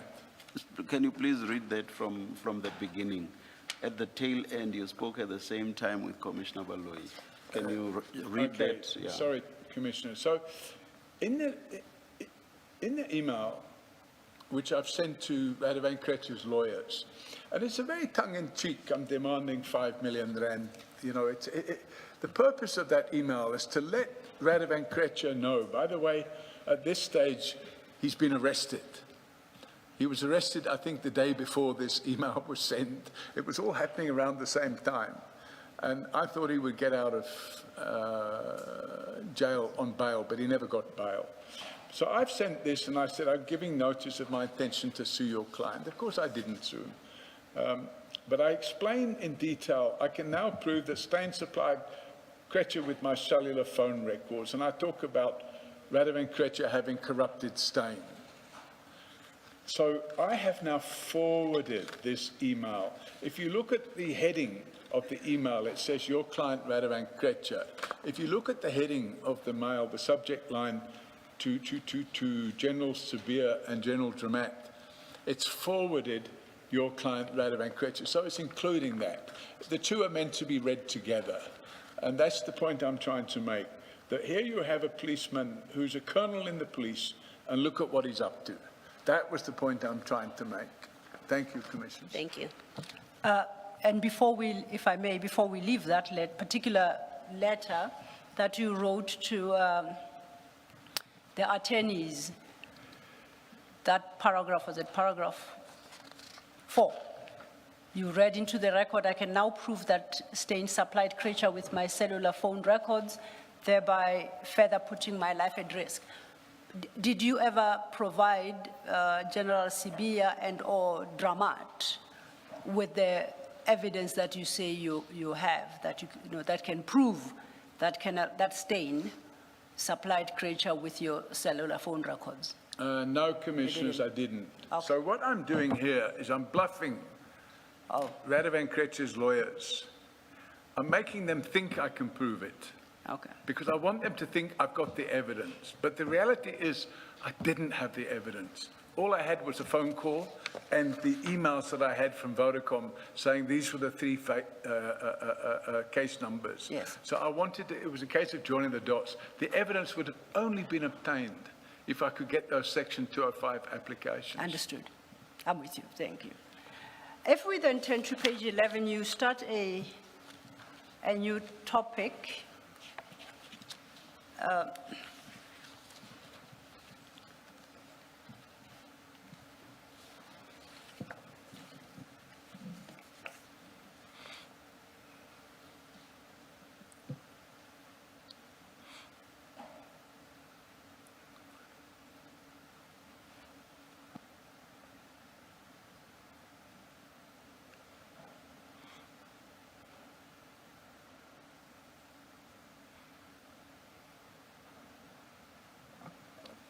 Please continue. Thank you, Chair. I say at 4:45, there are only, besides the topic we're about to open, 2 other topics for Mr. O'Sullivan to deal with, and I think it's possible to complete today. If that is the decision that we set beyond 4 to complete his testimony, may I then call for a comfort break perhaps now, but whatever time the Chair decides. Then when we resume, we take his statement to the end.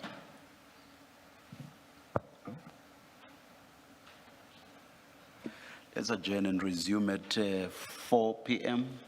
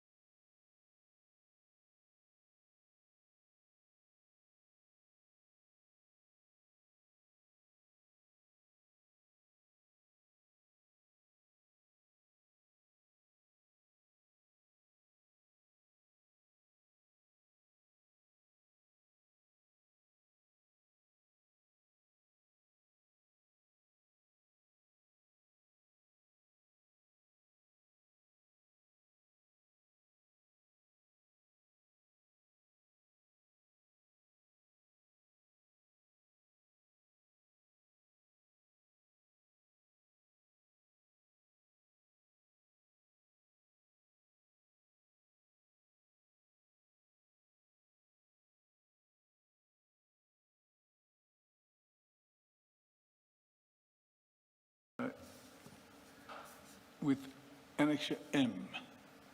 That will be page 216? Page 216. Yes. Annexure M, Commissioners, is an email that I sent to the then Commissioner of Police,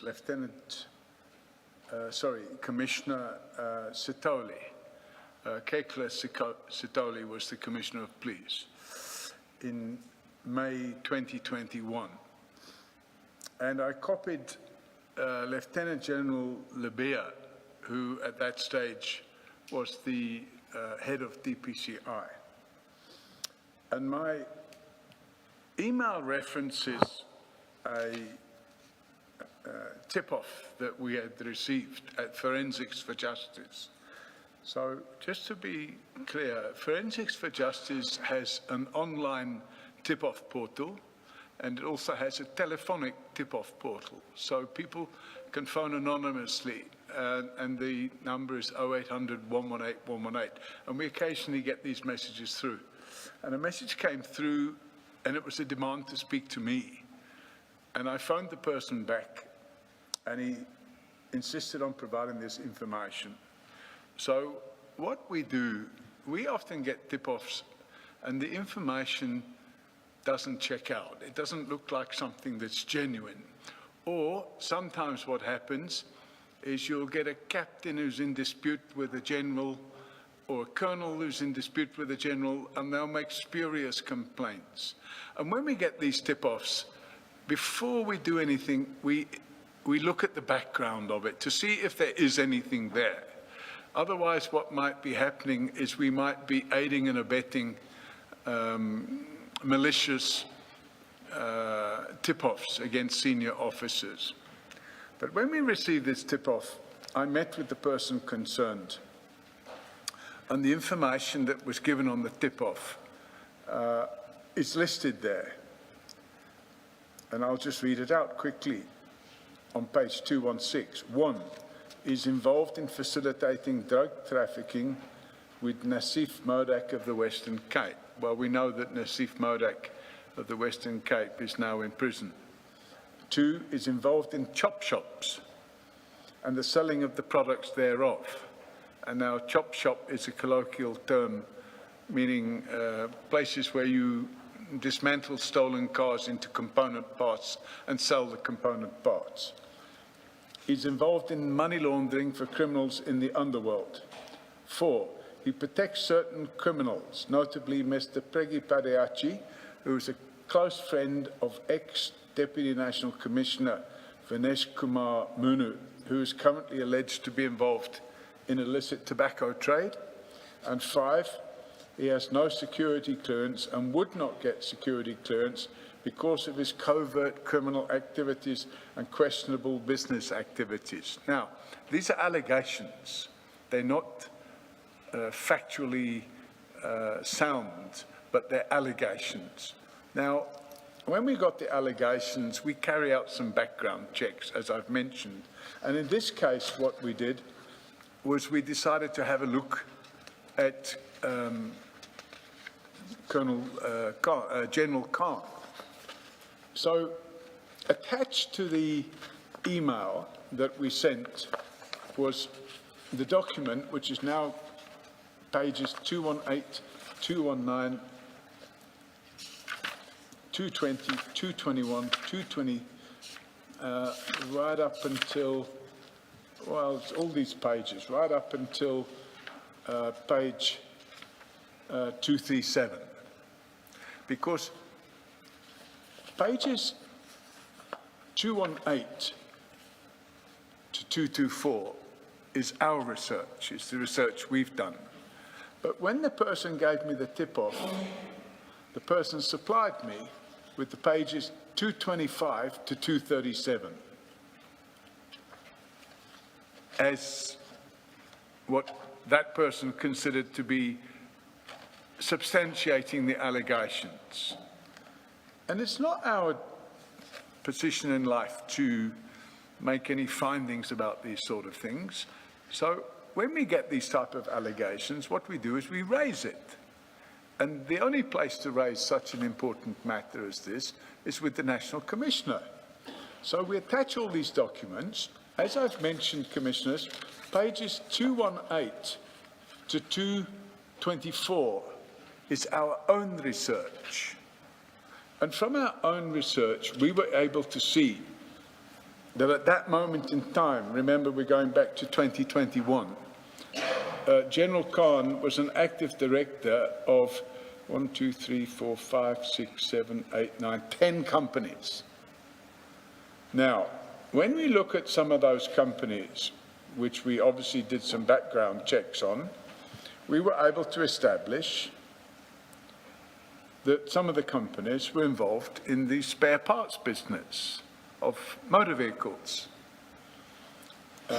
And you can see a couple of them there. One is called Spares Oasis. We were able to trace the premises where spare parts for motor cars are being sold from. Another one is called Magic Motor Spares. So when you look at all this, and by the way, there's a PTY called Spares Oasis, and there's also a CC called Spares Oasis.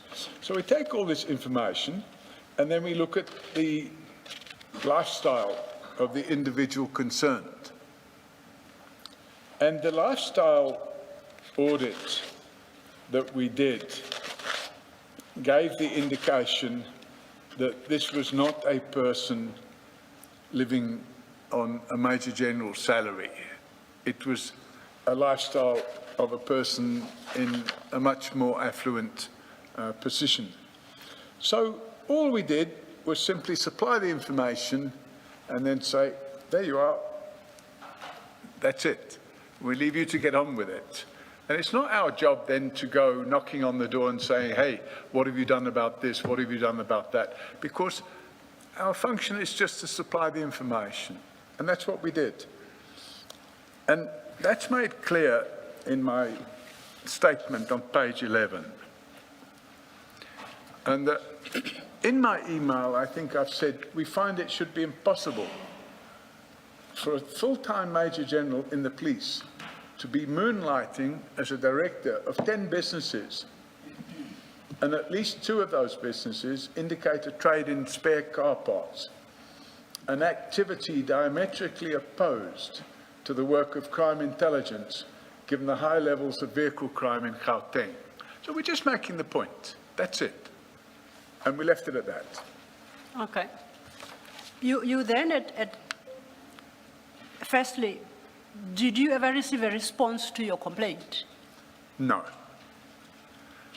You deal with another annexure at paragraph 1.4.2. Before you do that, Mr. O'Sullivan, I'm looking at your page 218 in that big bundle. Page 218, yes. Yes, you've got that list of properties there. I just want to understand, well, it starts at 218 and it goes to 219. So you've got a list of properties and then you've got dates.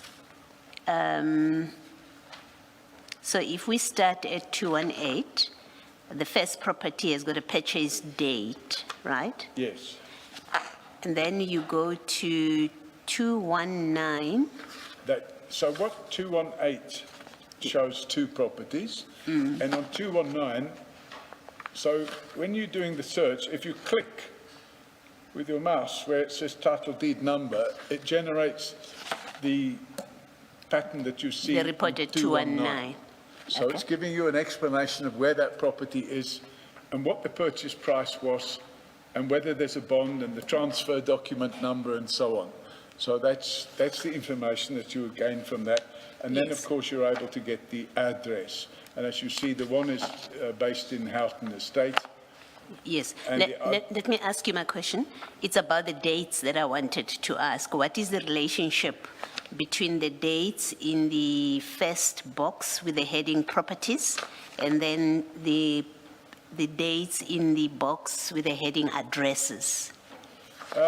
There's a different... Oh, yes. You So see what happens is every time any individual applies for credit or opens an account or anything of that nature, where somebody does a credit check. When a person does a credit check on an individual, they list the data that that person supplies when he does a credit check.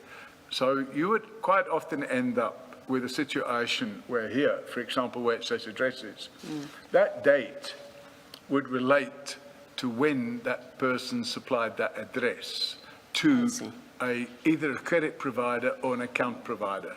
Okay, thank you. Thank you, Commissioner Baloy. At paragraph 1.4.2, still at your page 11, you introduce an annexure N. Yep. Can you deal with the contents of your paragraph 1.4.2 and perhaps in so doing, place into context how you obtain that annexure N and under what circumstances? Yes. Yes, Thank please. you, Commissioner. So when I was preparing my evidence for the Commission, during that process, I had to engage in, I suppose, a toing and froing process with Advocate Chaskelson, where I would be drafting certain things. And I said to him, oh, by the way, you know, this is what happened insofar as Major General Khan is concerned. And he said, did you ever see a letter from Ian Levitt, attorneys, complaining about you? And I said, no, I've never seen such a letter. He said, well, would you be interested to know there is such a letter? And Advocate Chaskelson forwarded this letter to me, and I was quite gobsmacked to see it. Because here I am making a complaint by way of a tip-off, and the information that we've supplied with that tip-off. And I supplied that complaint in, let me have a look at the date. 24th of May, 2021. 24th of May. So I supplied that tip-off on the 24th of May. And here we are 30 days later, or 31 days later, a month later, on the 24th of June, with this complaint coming through from Ian Levitt addressed to General Sitoli. And it's coincidental that my email is addressed to General Sitoli. Now, General Sitoli never came back to me about my complaint. And your annexure N starts at 238. That is then the letter that you say was written, addressed to the National Commissioner Yes. by General Khan's attorneys. Yes, and I've analysed this letter with it. Apart from complaining about me highlighting alleged unethical conduct on his part, the lawyer doesn't address any of the allegations whatsoever. No once does he say nothing wrong. The whole thing is about complaining about Paul O'Sullivan. Yes. Page 239, the same document overleaf. This letter advises the National Commissioner a meeting subsequently took place between, I take it, Mr. Khan, and yourself. Yes. Can you deal with the contents of that? Yes. That suggests that was reached. So, thank you. Commissioners, you have to read paragraph 4 and 5 together because they belong together. Yes. In paragraph 4, he makes the statement that he came to see me on the 15th, 2021. It could be correct because I can't remember, but I do remember him coming to see me. And I was quite flattered when he came to see me because when he sat in my room, he said, "You've made a complaint against me." I said, "No, I haven't.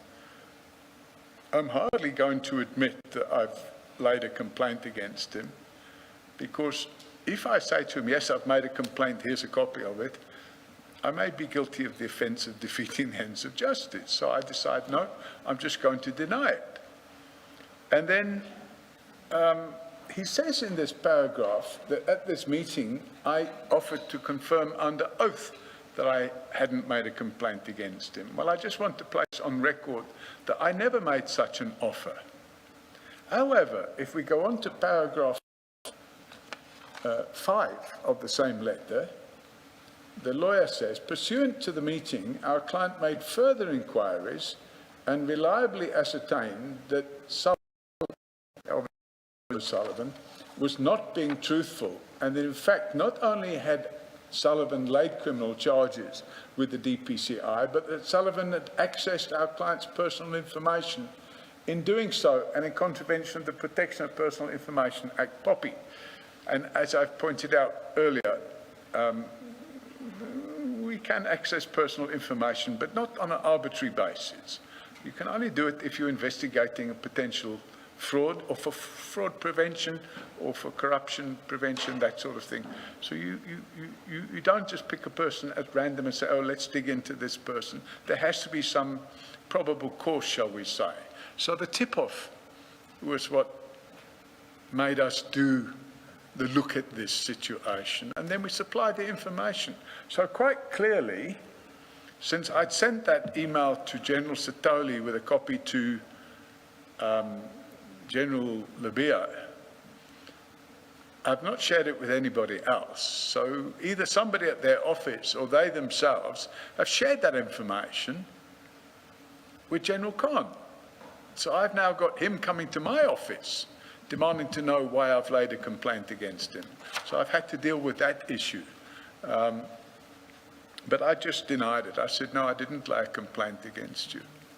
Did you ever pursue either General Lebea or General Sitole regarding your complaint to establish what had become of it? So as I mentioned earlier to the commissioners, if I had to pursue every single tip-off that comes through our office to the nth degree, in other words, to keep knocking on the door, but we're eventually going to become a nuisance to somebody. We receive the information, we validate it, and we pass it on. We package it and we pass it on. That's all we do. It's not our job to investigate it. So we just look at it, pass it on, and then we believe it's up to the police. And in this case, it was up to either General Sitoli or General Labia to look into it. But as I've said in my statement, I didn't hear from them again. So I'm assuming they didn't look into it. In your statement, page 12, paragraph 1.4.4, you then introduce Annexure P, which would be your correspondence with General Masemula of 31st July 2023. Yes. And I understand from that communication that you shared the same Annexure M that you had originally written to General Sitole. Yes. With General Masemula. You deal with those issues at your paragraph 1.4.4. Yes.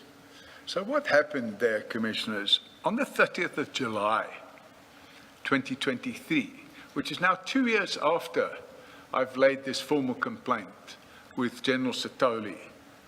By this stage, the Commissioner of Police is now General Masemola.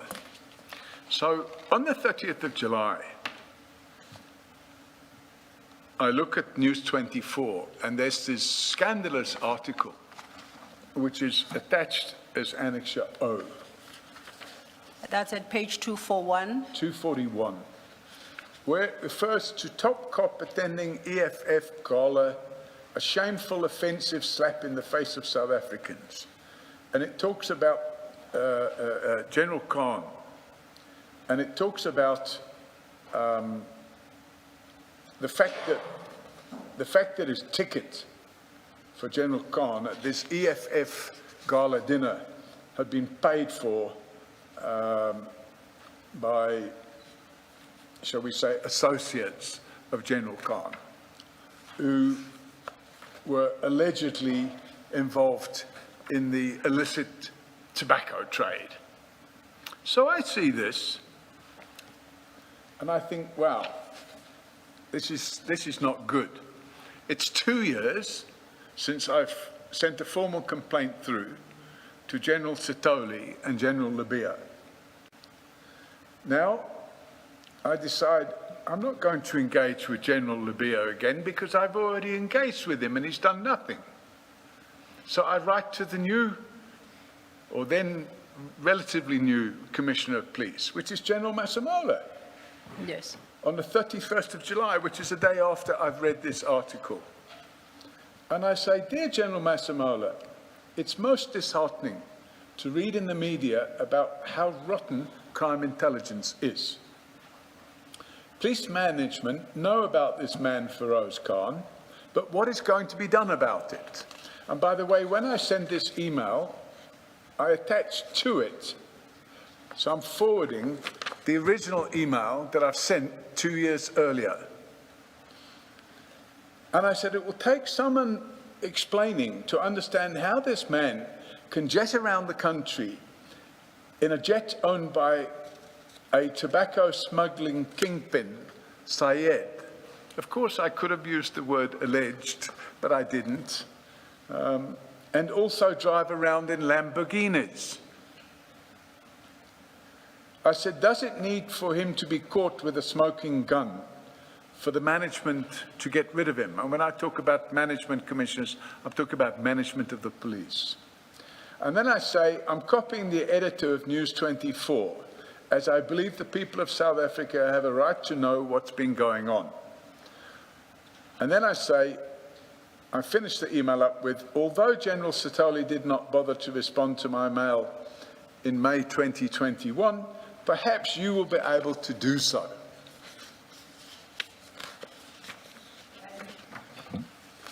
Did you receive a response to this communication? And if so, what was, in summary, the response? No, Commissioners, no response whatsoever. And by that stage, I think it became the order of the day that any such communications were just ignored.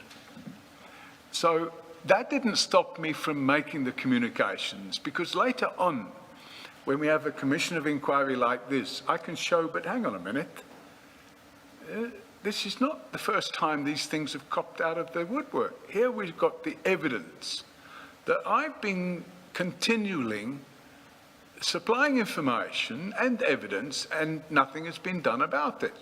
And that's why you're going to find later in my affidavit, I make it clear that actually police management does not take action against senior police officials unless they have an agenda or motive for doing so. And that is part of the problem that we have with the police service today. You don't say in your statement, but besides the newspaper articles and the reports you filed following whatever investigations you did around General Khan's companies, was there any evidence that you provided to either General Masemola, General Libya, or General Sitole that constitutes evidence to support the allegations you make in your previous communication to them of May 2021? Or is it what you have shared with the Commission now that you made available to these generals? I was not able to supply any prima facie evidence. If I had prima facie evidence, Commissioners, apart from notifying the management of the police, I would have opened a criminal docket. But you cannot open a criminal docket based on a hypothesis. So what we would have expected to do as Forensics for Justice, we expected the management of the police to take this and look at it. Yes. But unfortunately, nothing was done. Noted. Is there anything else on that subtopic you would like to highlight? Because you start a new one at your page 13. No, I think we've covered that in sufficient detail. Okay. Then if we turn to page 13 at paragraph 1.5, you now introduce a different topic. You headed the erstwhile acting commissioner, Lieutenant General Pahlane. You deal quite extensively with this matter. If you could briefly then address yourself to it. Yes. And as you do so, because at your paragraph 1.5.3, you introduced the DPCI judge report, which is your annexure Q. If you could just highlight the relevance of those findings in that Yes. report Yes. to the terms of reference of the commission. Thank you. So, what I'm trying to get across here, Commissioners, is that if you have an entity such as Forensics for Justice, which at the end of the day, it's a not-for-profit organization or charity, whatever you want to call it, the reality is that we are not out there to conduct ourselves in a malicious manner. We're out there to help bring accountability specifically in the criminal justice system. So the purpose of this section of my evidence is to show that if you step out and expose corruption within the criminal justice system, you actually become a target yourself. And that's exactly what happened here.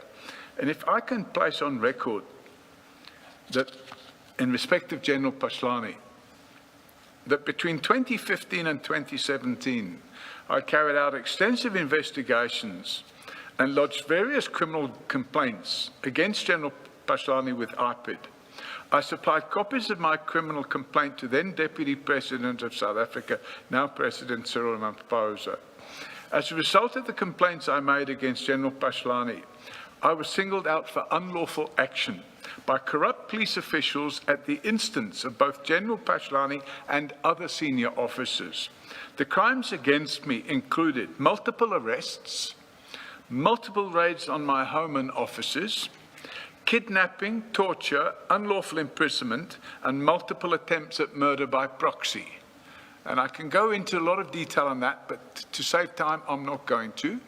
But we had a situation where the attempts to murder me were being instigated by senior police officials.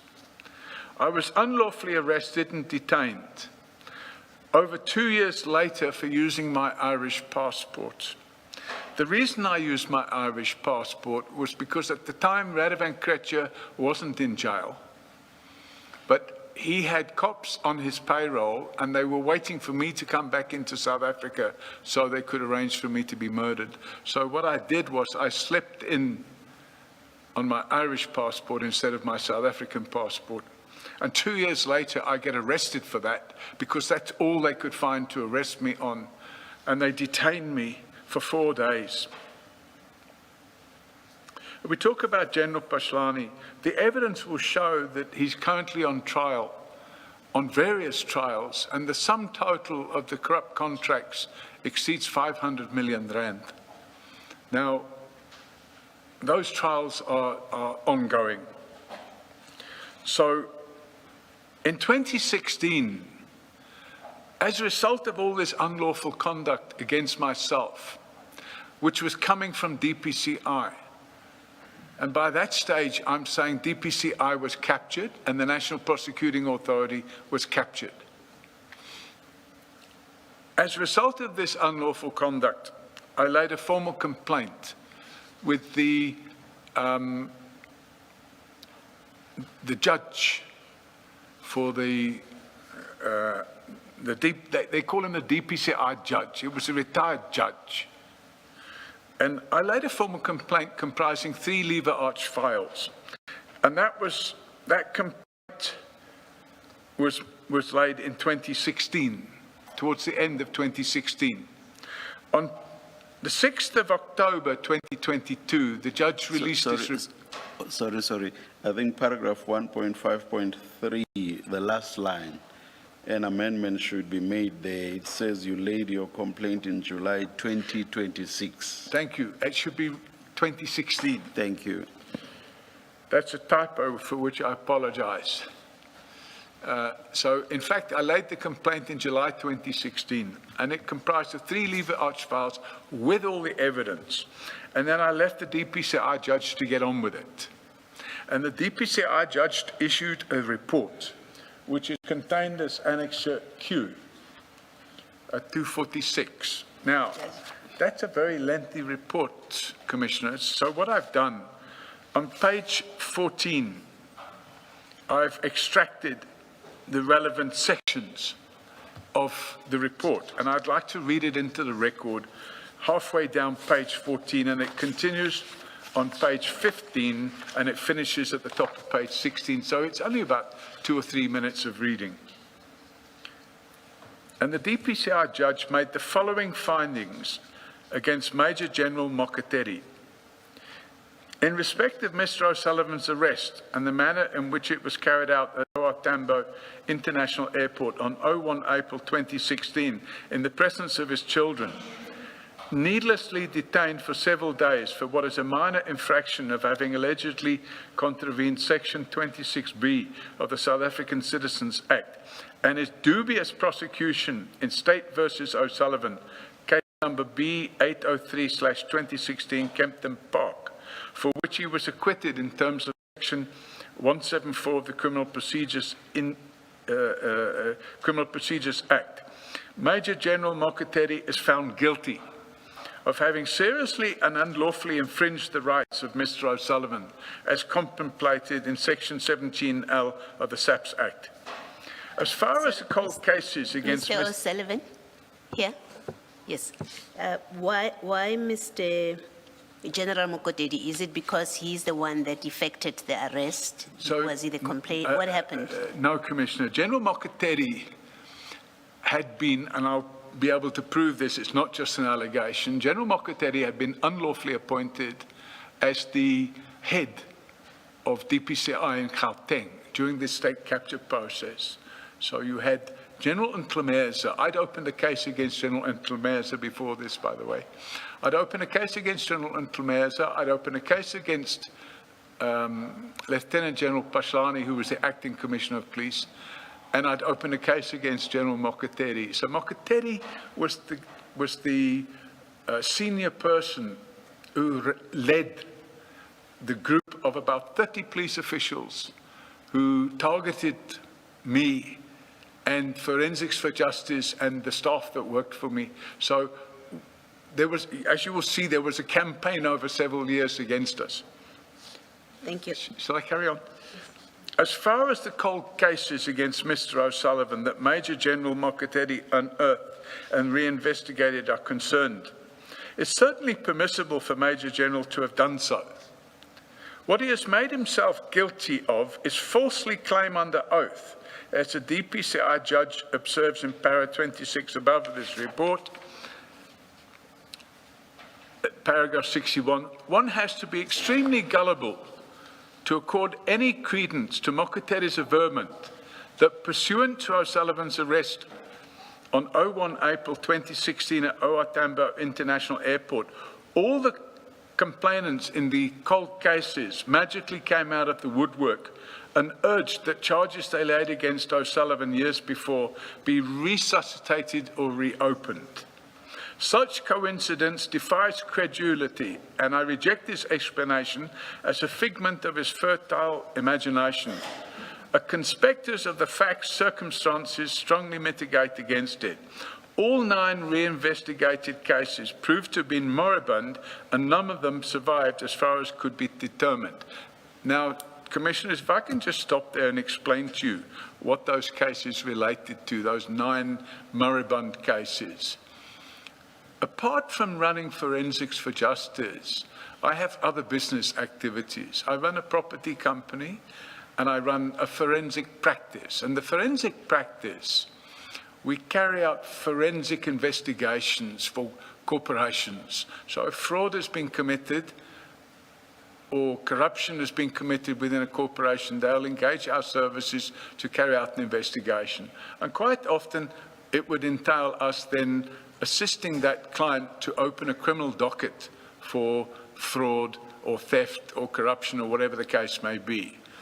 And in the criminal justice system today, we have a situation where quite often, to distract attention away from their own criminal activity, you get the suspects in these cases opening cases against the people who are investigating them. It goes on all the time.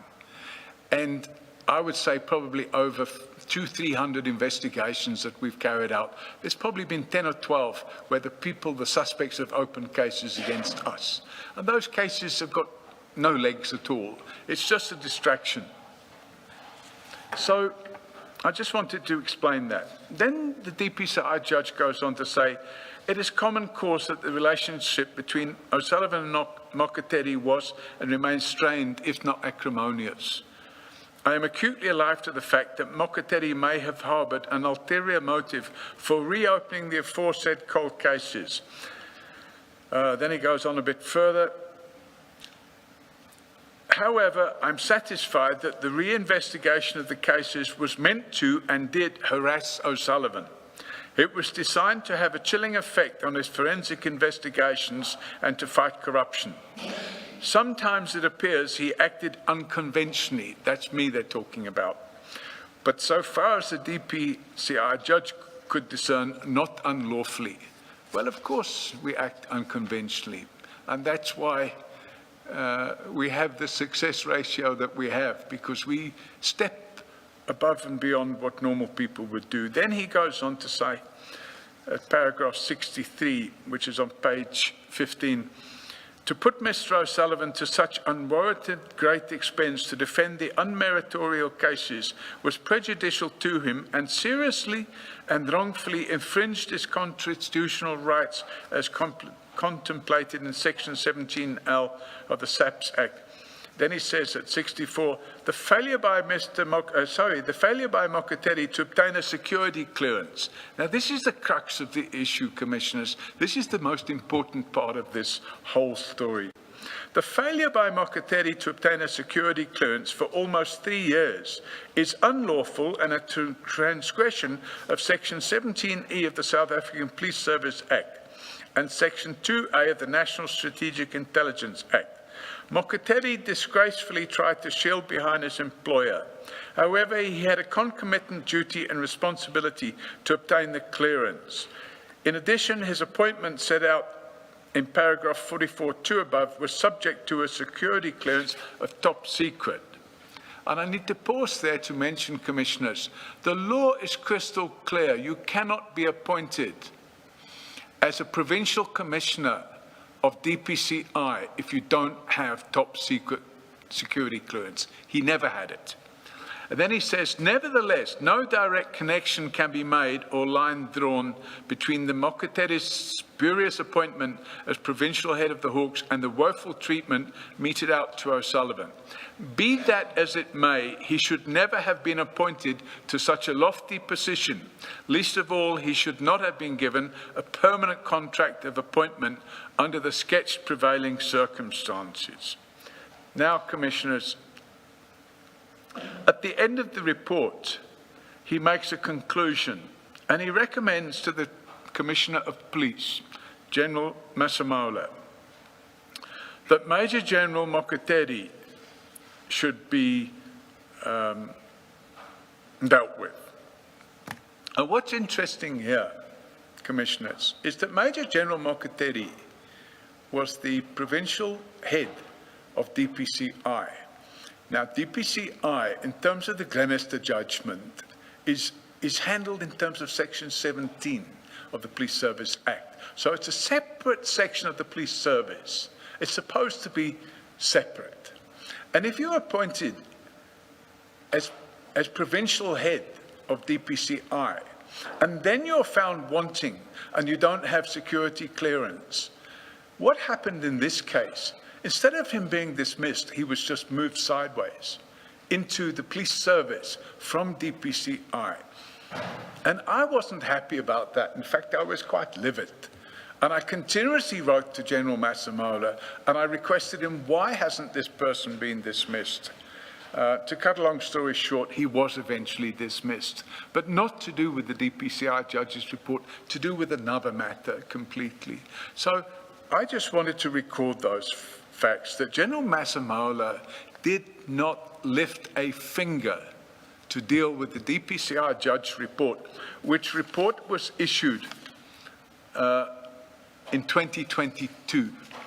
And General Mokateri only finally left the service towards the end of 2024, which means he sat on the payroll, the taxpayers' payroll, for a further 2 years, twiddling his thumbs. He wasn't working. Mr. Sullivan, just a small issue. Your paragraph numbers where you quote the DPCI judge's report. 64, did you say? Yes, they are incorrect. Sorry, on page 15 of your statement, at least in two respects, you seem to have quoted the unnumbered quotations, but you've given them paragraph numbers. So your paragraph 61 on page 15 in the judge's report is just an unnumbered quotation. Let me just have a look, sorry. If you go to page 319 of the annexures, it's just two paragraphs that we need to correct. I'm just going to have a quick look here. 64, yeah. So it would appear to me, if I can beg for your forgiveness, so what's happened is I've created this on Word, Yes. and I've typed it in, and sometimes Word changes the paragraph numbers without your permission. And I think that's what's happened here. Yes. So for the purpose of correctness, we probably need to say, So this is what we will do. Let me assist you. What you have numbered paragraph 61 on page 15 is an unnumbered paragraph in the judge's report. It's just a quotation of the earlier evidence on paragraph 26. Yep. So that 61 must go out. Yep. Which means what you have as 62 Becomes will 61. then be 61. yep, And 63 then becomes 62. What you have as 63, that's Yep. another Yep, quotation, so we will have to correct that. And then what you have as 64, which says the failure will be 63 according to the report you see on page 320. yep. Yes, and then what you have as 65 will then be 64, the paragraph that starts with nevertheless. I have it. Yes, Thank you. thank you. Thank you, Commissioner Khumalo.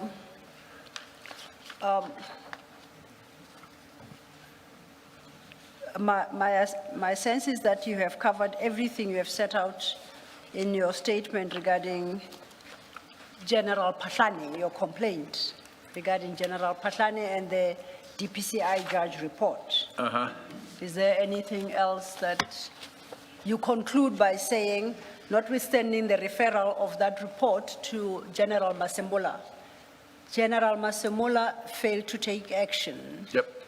If I understood the report correctly, the action General Masemola was invited to take was against Major General Prince Mukotedi and not against General Patlane, was it? If you look at your summary at page 16. Your page number, sorry? Your summary at page 16, paragraph 1.5.6, you quote the conclusion reached by the judge. Fanny Masemola.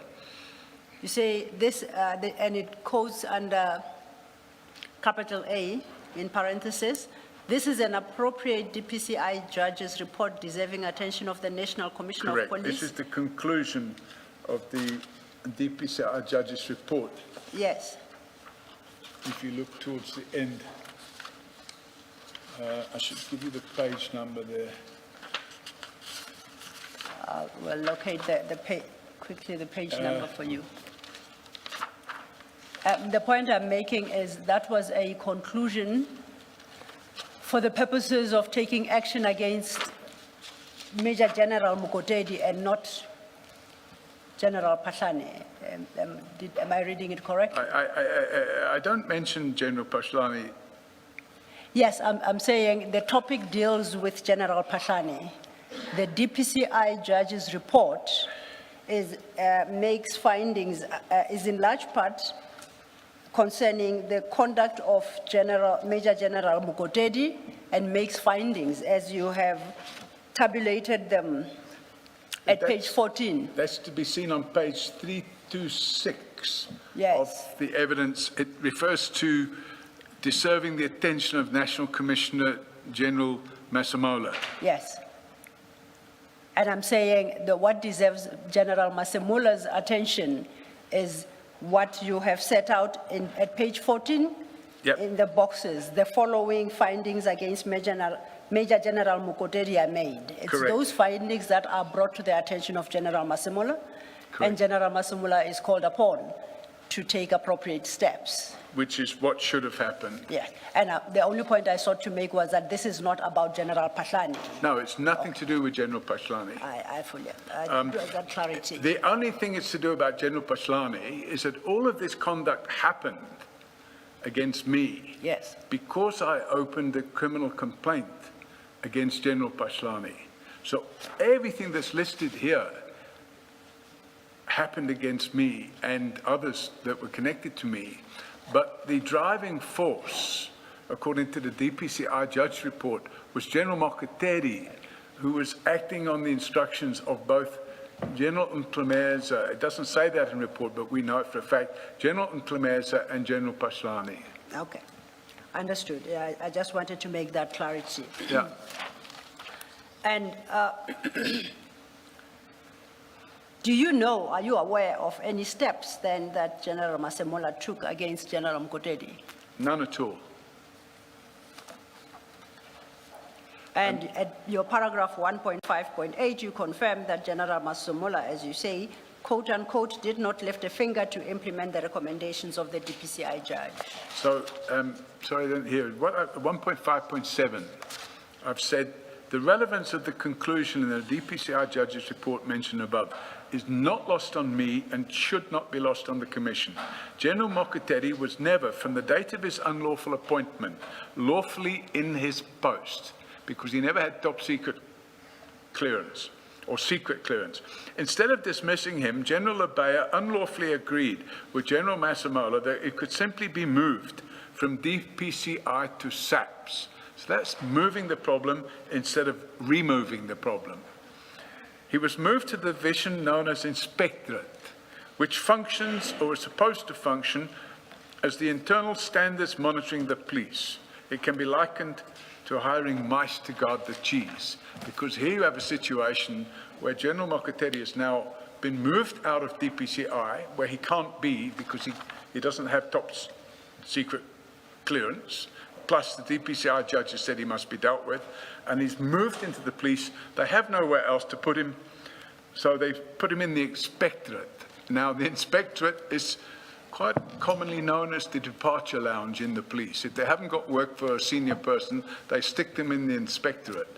And that's often where these generals end up before they find another job somewhere. So that's why it's colloquially referred to as the departure lounge. Thank you.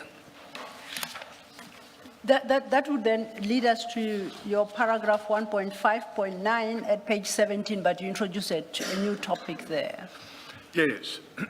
And you heard that General Mkwanazi's unlawful assistance to General Patlani. Yes. Before you deal with the contents of that paragraph, you reference an affidavit by a Mr. Humbulani Kuba, which you invite to be tested. Presumably, the invitation is extended to the Commission. Yes. Commissioners, that affidavit is not part of your bundle. Mr. O'Sullivan has made a copy available, and we've got copies for you. Because of where it is referred to, we have an extra Q, which is the DPCI judge report.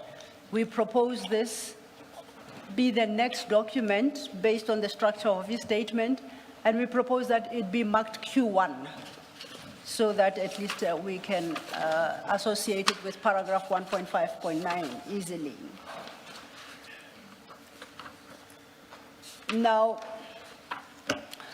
Mr. O'Sullivan will talk to this affidavit, but the commissioners will notice that the first document is a two-page affidavit dated the 16th of January 2026, and that affidavit seeks to introduce an earlier affidavit dated October 2020, according to the narrative, but the copies you have are undated. And it is stated that this particular October 2020 affidavit was prepared for the purposes of the the Zondo Commission, but it would appear to have not been either finalized and filed, or the challenges that Mr. O'Sullivan has had is to locate a signed and filed copy of the annexure to this affidavit. So that's the context of these documents. Technically, there are two affidavits, the latest one now of 2026, and the two that are attached. The difference between the two, as I understand it, is that the one has got track changes, the second doesn't. It's a clean copy, but it's one and the same document. I hope that will assist in navigating this new annexure. Yes. Then, Mr. O'Sullivan, you start at, you may deal with your 1.5.9. You state that you are informed, I don't know by who, that you do not need to go into the details of the unlawful prosecutable conduct of General Mkwanazi pertaining to General Pashani, relating to the offenses I believe were committed in 2017 and 2018. It is in our engagement regarding the allegations you make there that you introduce Mr. Kumba's affidavit, which we now have marked Q1. Yes. So you may deal with the issues that you highlight there. Thank you. So, Commissioners, to get the drift on this, to get an understanding of what took place here, we have to remember that I opened the case against General Pashlani, a criminal complaint. I opened that complaint in February 2016. And in that complaint, I alleged very serious corruption on the part of General Pashlani. And my docket set out chapter and verse. Remember what I said earlier. If I get a tip-off and there's no evidence, we just supply the information.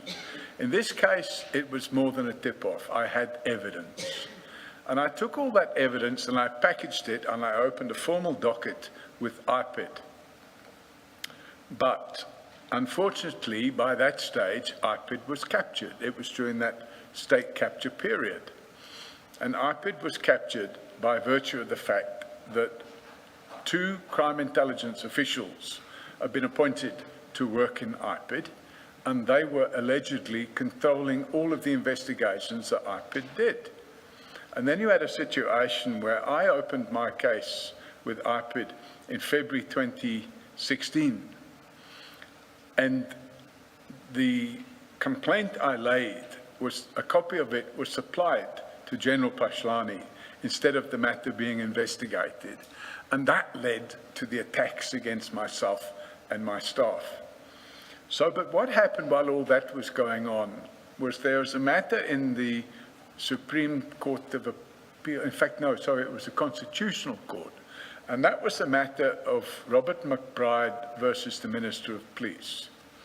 And the Constitutional Court ruled that the suspension of Robert McBride was unlawful, and it was an overreaching by the Minister of Police, and Robert McBride was given his job back, which meant that in November 2016, 10 months after I've opened this case against General Pashlani, the case suddenly came alive again. So I sat down with the people from IPID and I explained to them exactly what had gone on and the fact that for 10 months there'd been no investigation whatsoever other than supplying General Pashlani with a copy of the docket. So then what happened was IPID formed a small task team. And my understanding is that the task team was headed up by this gentleman, Hambulani Innocent Kuba. And he is currently the Limpopo director of IPID.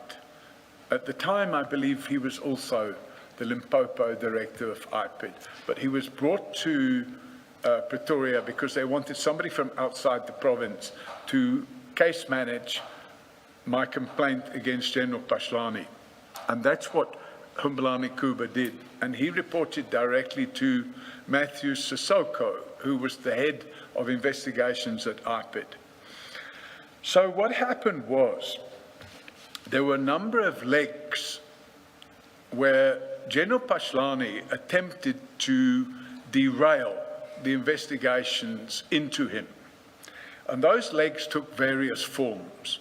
One of the forms, and I'll say it briefly, was the appointment of the so-called Northwest team, which was General Mabula and a whole lot of brigadiers and colonels. And their job was to try and find dirt on the IPID investigators and myself. And they were quite busy with that. In fact, I was unlawfully arrested and charged, which is part of those other cases that eventually blew away. But what happened as well during that period was we had, according to Humbalani Kuba, we had the unlawful conduct of General Mkunazi. And I would like to just explain these pages that have been given to you now. I've got page numbers 333.1, 333.2, and so on. Now, 333.1 and 333.2 is a sworn affidavit saying that, look here, I can't find the original affidavit that I submitted in 2020 to the Zondo Commission. However, what I have been able to locate are the emails from the Zondo Commission giving me my draft affidavit. And I want to say that when I attach this affidavit, everything in there is true.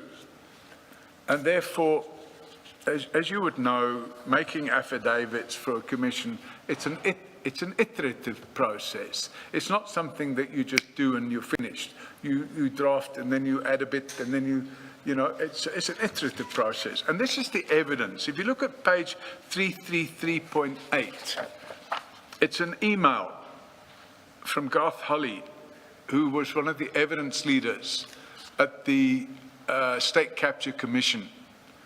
And he's saying, "Hi, Innocent, please consider the attached statement that I drafted based on our consultation. We need to get as much corroboration as possible. I've raised a few issues on the papers. Please get back to me." This is what Mr. Kuba has been able to find.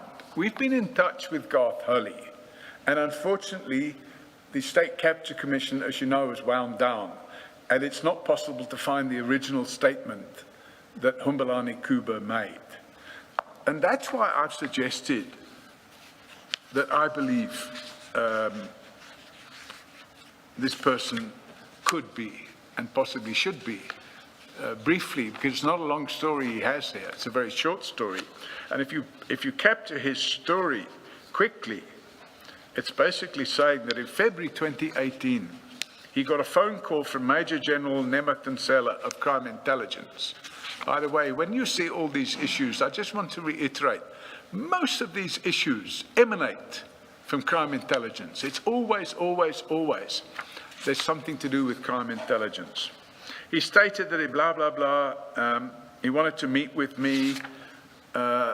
He provided me, on page 333.4, if we look at paragraph 10, I remained in the lobby, so he's now at a hotel somewhere in Pretoria. I remained in the lobby while we waited for the anonymous witness. So Mr. Kuba thought he was going to be meeting a witness. He was in telephonic discussion with the witness. In one of his discussions with this person, I recall him explaining that we are already seated here waiting for you. Nemathansela and I had drinks, juice, while we waited for the anonymous witness. After one of his calls, this is now paragraph 11 on page 333.5, after one of his calls, Nemathansela said to me that we could go now. We took the lift and went up to one of the floors. I do not recall which floor it was. When we got out of the lift, I saw Lieutenant General Mkunazi. I immediately recognized him. I had interviewed him in the rendition matter. Mkunazi asked us to switch off our cell phones and hand them to him. He took the phones and placed them in an adjacent room. Present in the meeting was General Mkunazi, Nemathansela, and me. So there's three of them in the room. I do not recall precisely how long the meeting lasted. I imagine that it took approximately 1 to 1.5 hours. I was present in the meeting with Mkhwanazi and Nematonsela. Mkhwanazi started the meeting by talking about politics. He later explained that there were two IPID officials who had given Section 204 statements, Nkabindi and Mhlangu. Now, we all know who Nkabindi is. It's the same Cedric Nkabindi, who was subsequently dismissed or resigned from IPID and subsequently surfaced as the Chief of Staff for the Minister of Police. And he talks about Mhlangu. Mhlangu was one of the IPID investigators. His name was Mandla Mhlangu. It doesn't say that here, but I know who it is because I knew the person. He was approached also to give a witness statement. Unfortunately, he can't testify today because after he refused to sign the witness statement, he was subsequently murdered. And then it goes on at paragraph 15. Mkhwanazi asked me for information that could implicate McBride in criminal wrongdoing involving Mr. Paul O'Sullivan. So the narrative, I should mention at this stage, that was being driven by General Pashlani was that I had captured IPID, that I had taken over IPID. And General Pashlani would even go on TV and refer to it as OPID. He went into Parliament on the 17th of May in 2017 and referred to IPID as being OPID. Very sarcastic. He wanted to know what they were involved in and how they were involved. He's talking about General Mkhwanazi asking him about myself and McBride. I explained to him that I did not spend time with McBride socially and was accordingly not in a position to provide him with details of McBride's relationships with O'Sullivan. I should emphasize that at that point, at no point did he suggest that I should lie.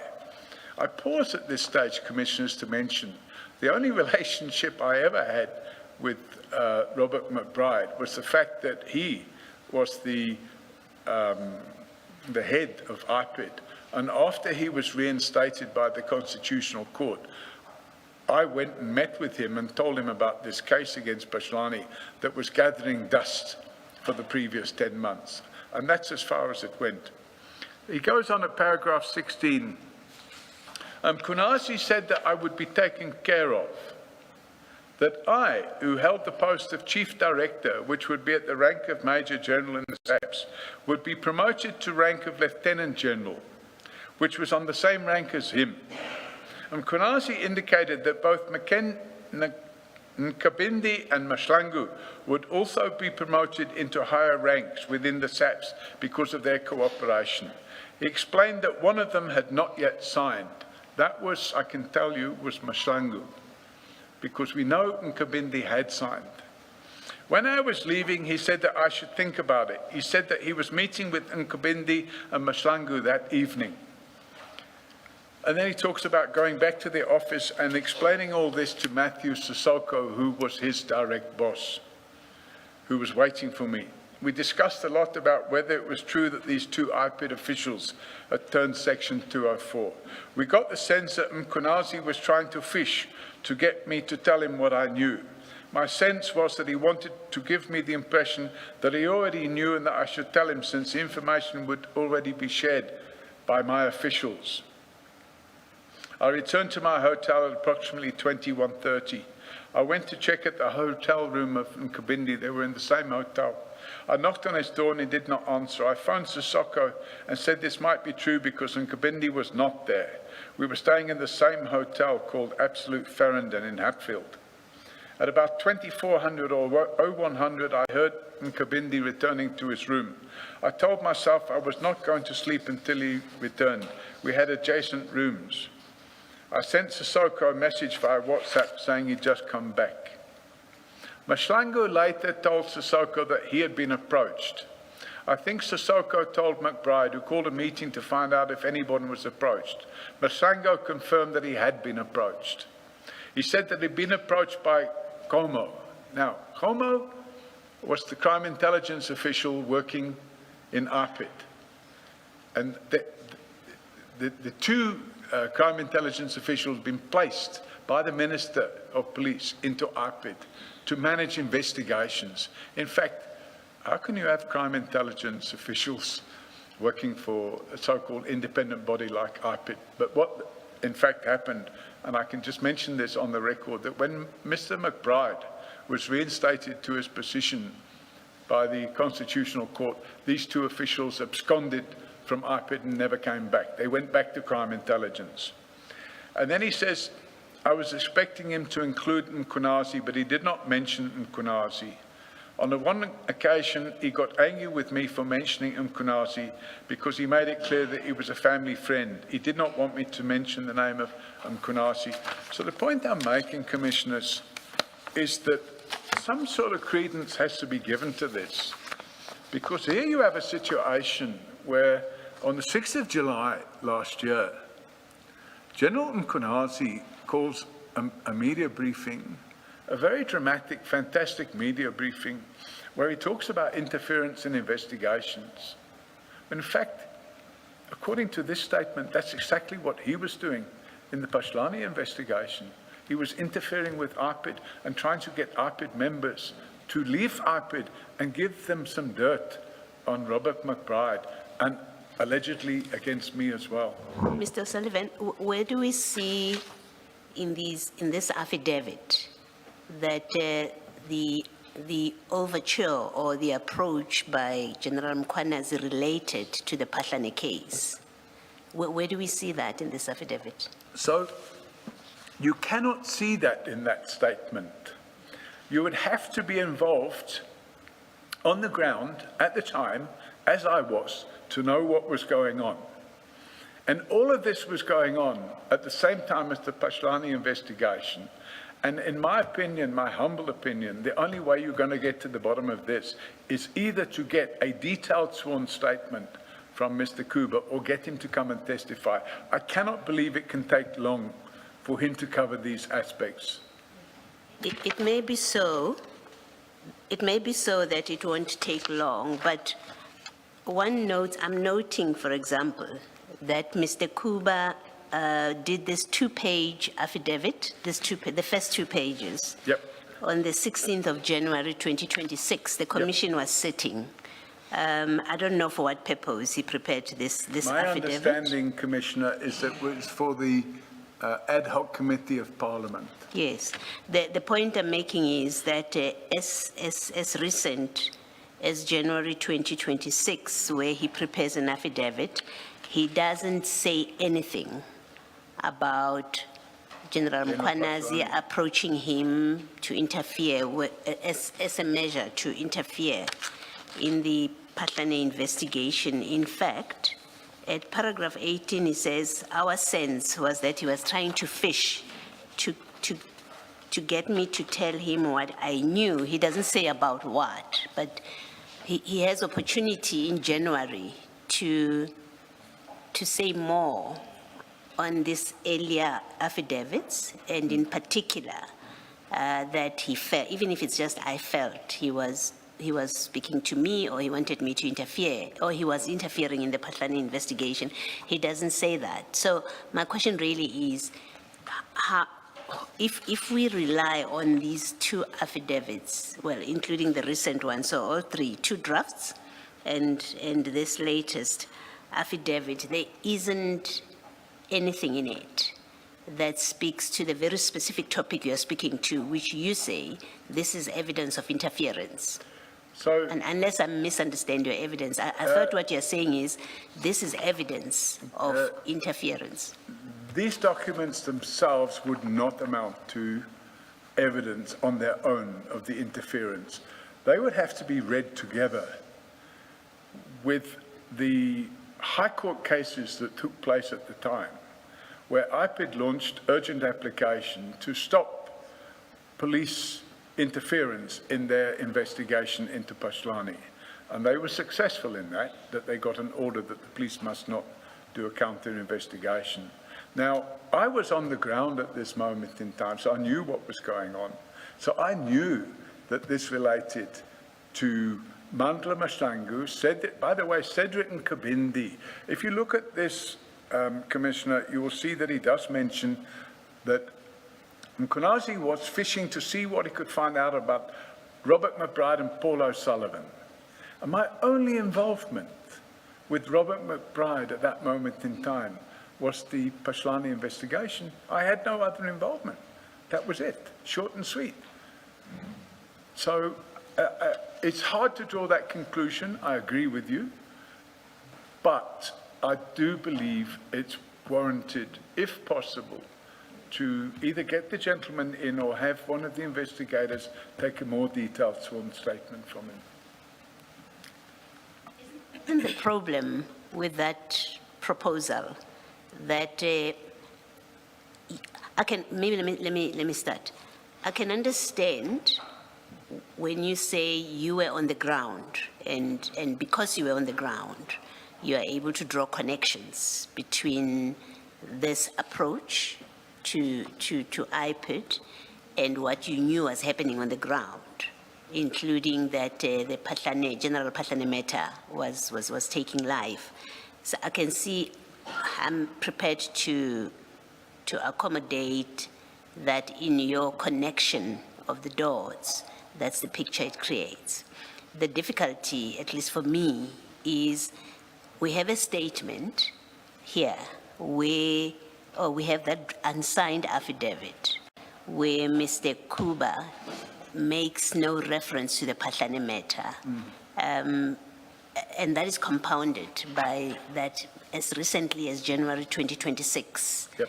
he gets to prepare another affidavit that attaches the unsigned one, and he doesn't speak to. No, exactly. He doesn't make that No, I allegation. fully agree with you. If I was involved in the preparation of this statement in January 2026, I would have crossed the T's and dotted the I's and made it crystal clear what it was involved in.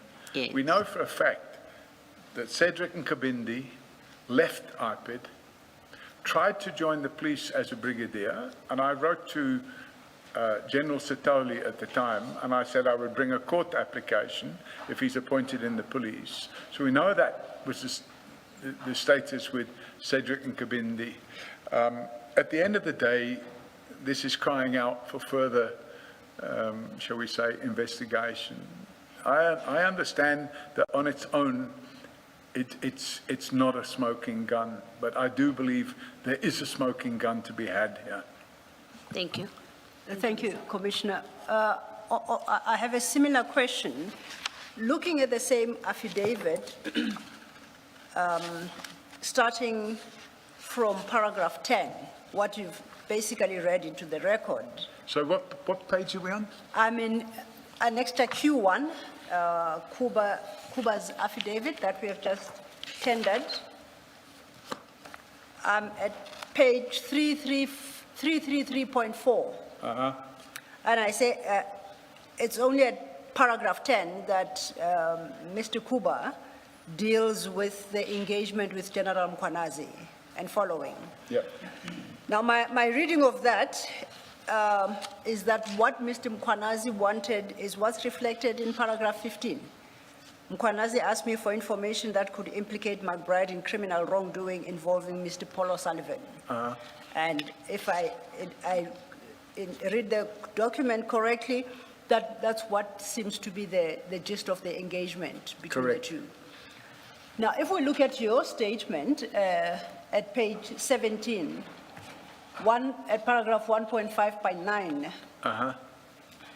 you speak of unlawful prosecutable conduct of General Mkwanazi pertaining to General Patlane relating to offenses, I believe, were committed in 2017 and 2018, when General Mkwanazi was involved in unlawful attempts to prevent investigations and prosecution of General Patlane. And then you quote this affidavit. Similarly, this affidavit doesn't help us understand the unlawful prosecutable conduct you reference, unless you suggest that General Mkwanazi inquiring from Mr. Kuba whether he has information that could implicate McBride in criminal wrongdoing involving Mr. Paul O'Sullivan is the unlawful prosecutable conduct. Is that? No, so that's why I've suggested, Commissioner, in my paragraph 1.5.9, Yes.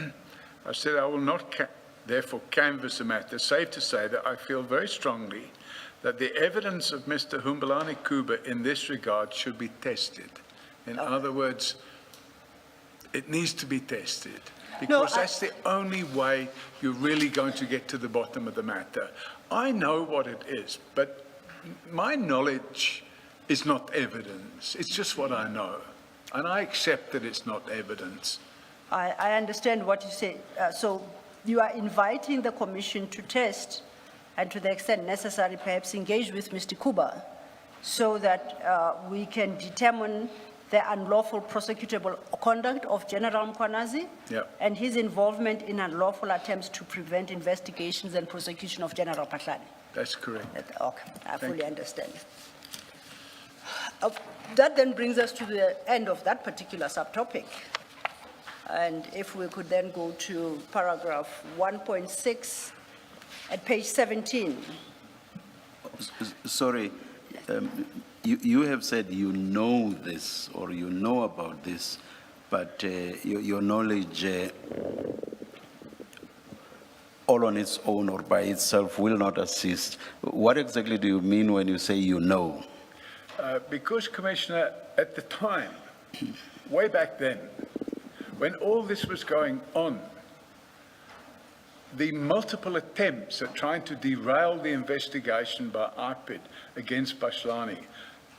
Pashlani was going into the public domain and making these comments that Paul O'Sullivan was taking over IPID, which of course were false comments, absolutely false.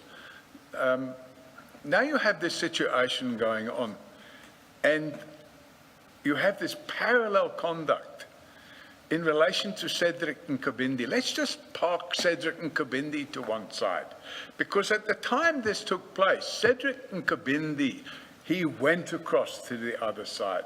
He left IPID and he went into the Pashlani camp, and he was recruited into the Pashlani camp by General Mkhwanazi. And he provided a sworn statement in a High Court case where General Pashlani launched an application to try and have the charges against him thrown out of court. And he failed. The court ruled against him.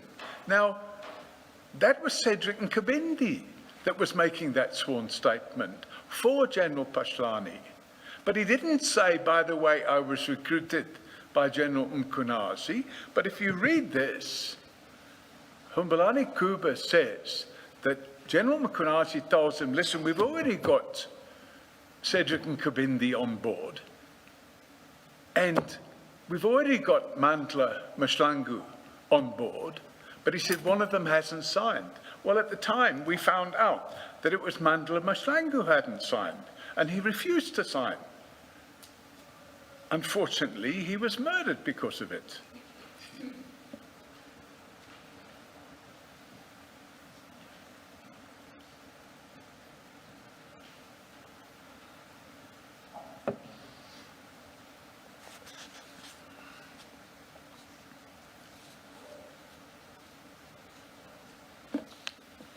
Do you have any idea, Mr. O'Sullivan, for what purpose this statement was made for the ad hoc committee?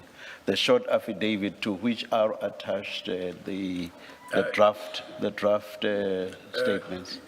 Yes, Commissioner, because I obtained this affidavit from Robert McBride. Because when this ad hoc committee was going on, you had certain parties going to the ad hoc committee and, for want of a better expression, blowing smoke up their backsides with all these false claims. And you had this situation where they called as witnesses people like Robert McBride, and they tried to impugn his character. And they did the same to me. They tried to impugn my character.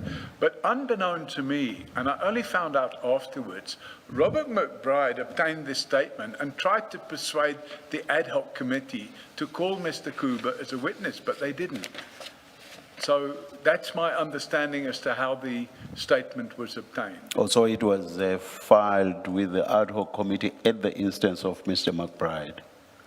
That's my understanding. Okay. But was the context there to say that General Mkhwanazi had allegedly committed unlawful prosecutable conduct?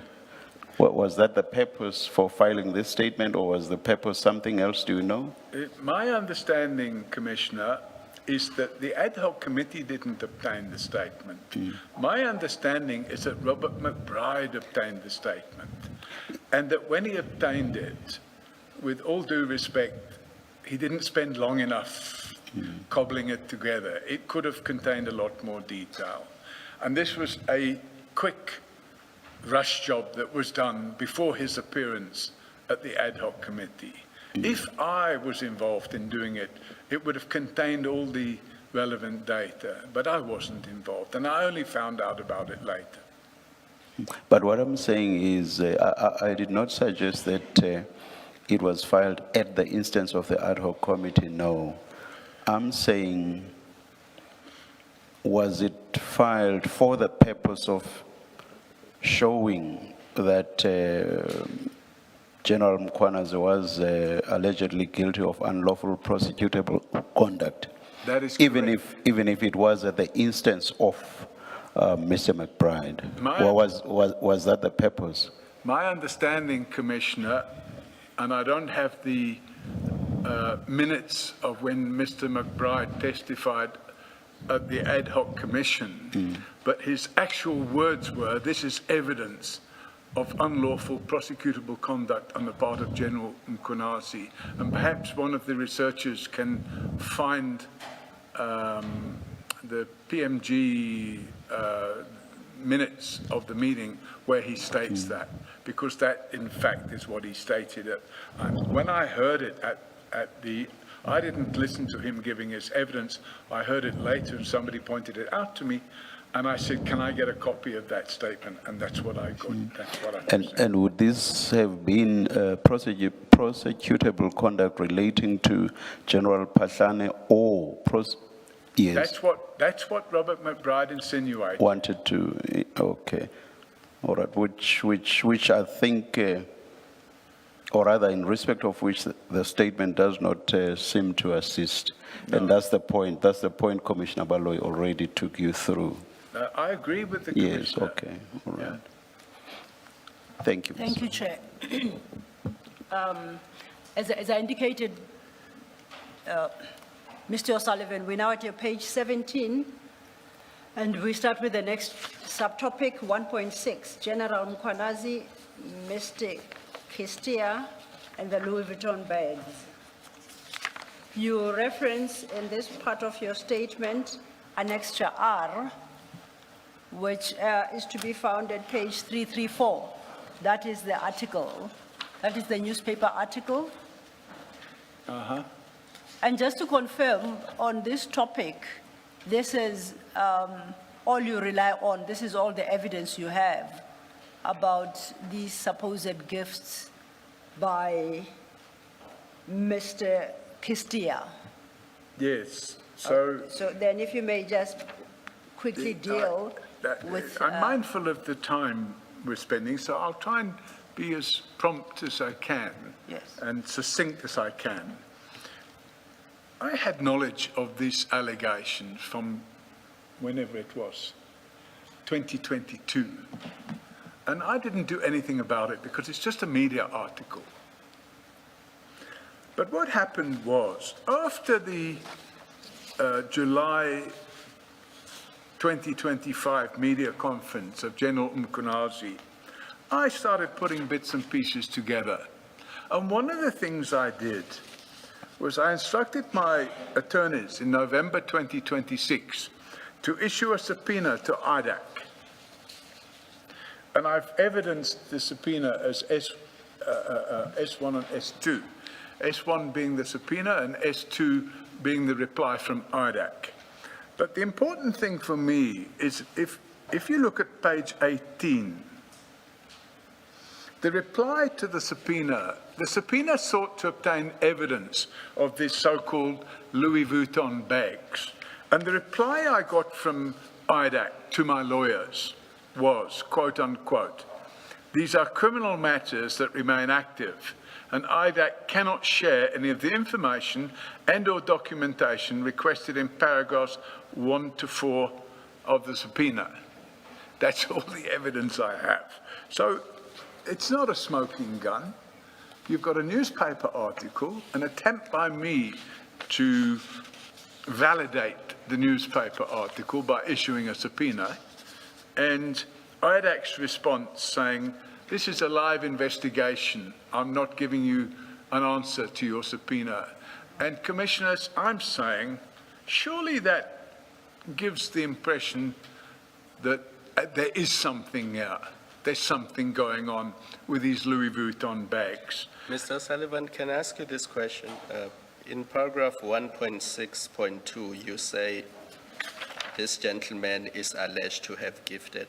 Do you know who makes these allegations? Do you know who the source of the allegations? Say again, I didn't catch you. Paragraph 1.6.2 on page 17 of your statement. Yep. The name of the gentleman is mentioned there. And Mr. you say, Kistia. yes, it is he's alleged to have gifted expensive It's what's bags. in the article. So you're relying on the article? I'm relying on the article, and that's why I'm saying this is from the article. Mr. Kistia is alleged to have gifted these Louis Vuitton bags. But you don't know who makes the allegations. You don't know who the source is. Commissioner, if you look at the article, it doesn't give a name. No, I'm In asking fact- you, Mr. O'Sullivan, forget about the article. I'm asking you sitting here Yeah. today. Do you know who makes the allegations or who is the source that makes the allegations? My understanding, and I've put it to you in my statement, is that it was Brigadier Rass, a female brigadier who went on the journey with them. And that's on page 18. Where he references annexures S1 and S2, Commissioner. Yeah. So my understanding is that Brigadier Rass was also given a Louis Vuitton bag, but when she returned to South Africa, she handed it in because she said she didn't want it, because she knew that Inbanath and Kistia either was going to be charged or she knew that there was a corrupted relationship. Inbanath and Kistia is currently on trial with General Pashlani for corruption involving vast sums of money, millions and millions. I just wanted to make sure that you are not attributing to her things she did not say. Yeah. Sorry? Did she say that, or is that what you assume she said? I received information that she was on that trip and she handed the bag in. I've never spoken to her. Okay. Okay? Sorry, Mr. O'Sullivan. I'm looking at what Commissioner Khumalo just referred you to in paragraph 1.6.2. 1 point? Where Commissioner Khumalo just referred you to, 1.6.2, the part that says, however, I was able to later confirm the allegations from a source. It seems a female brigadier, that's the brigadier you referred to. I think you gave a name just now, or not? Correct. Yes.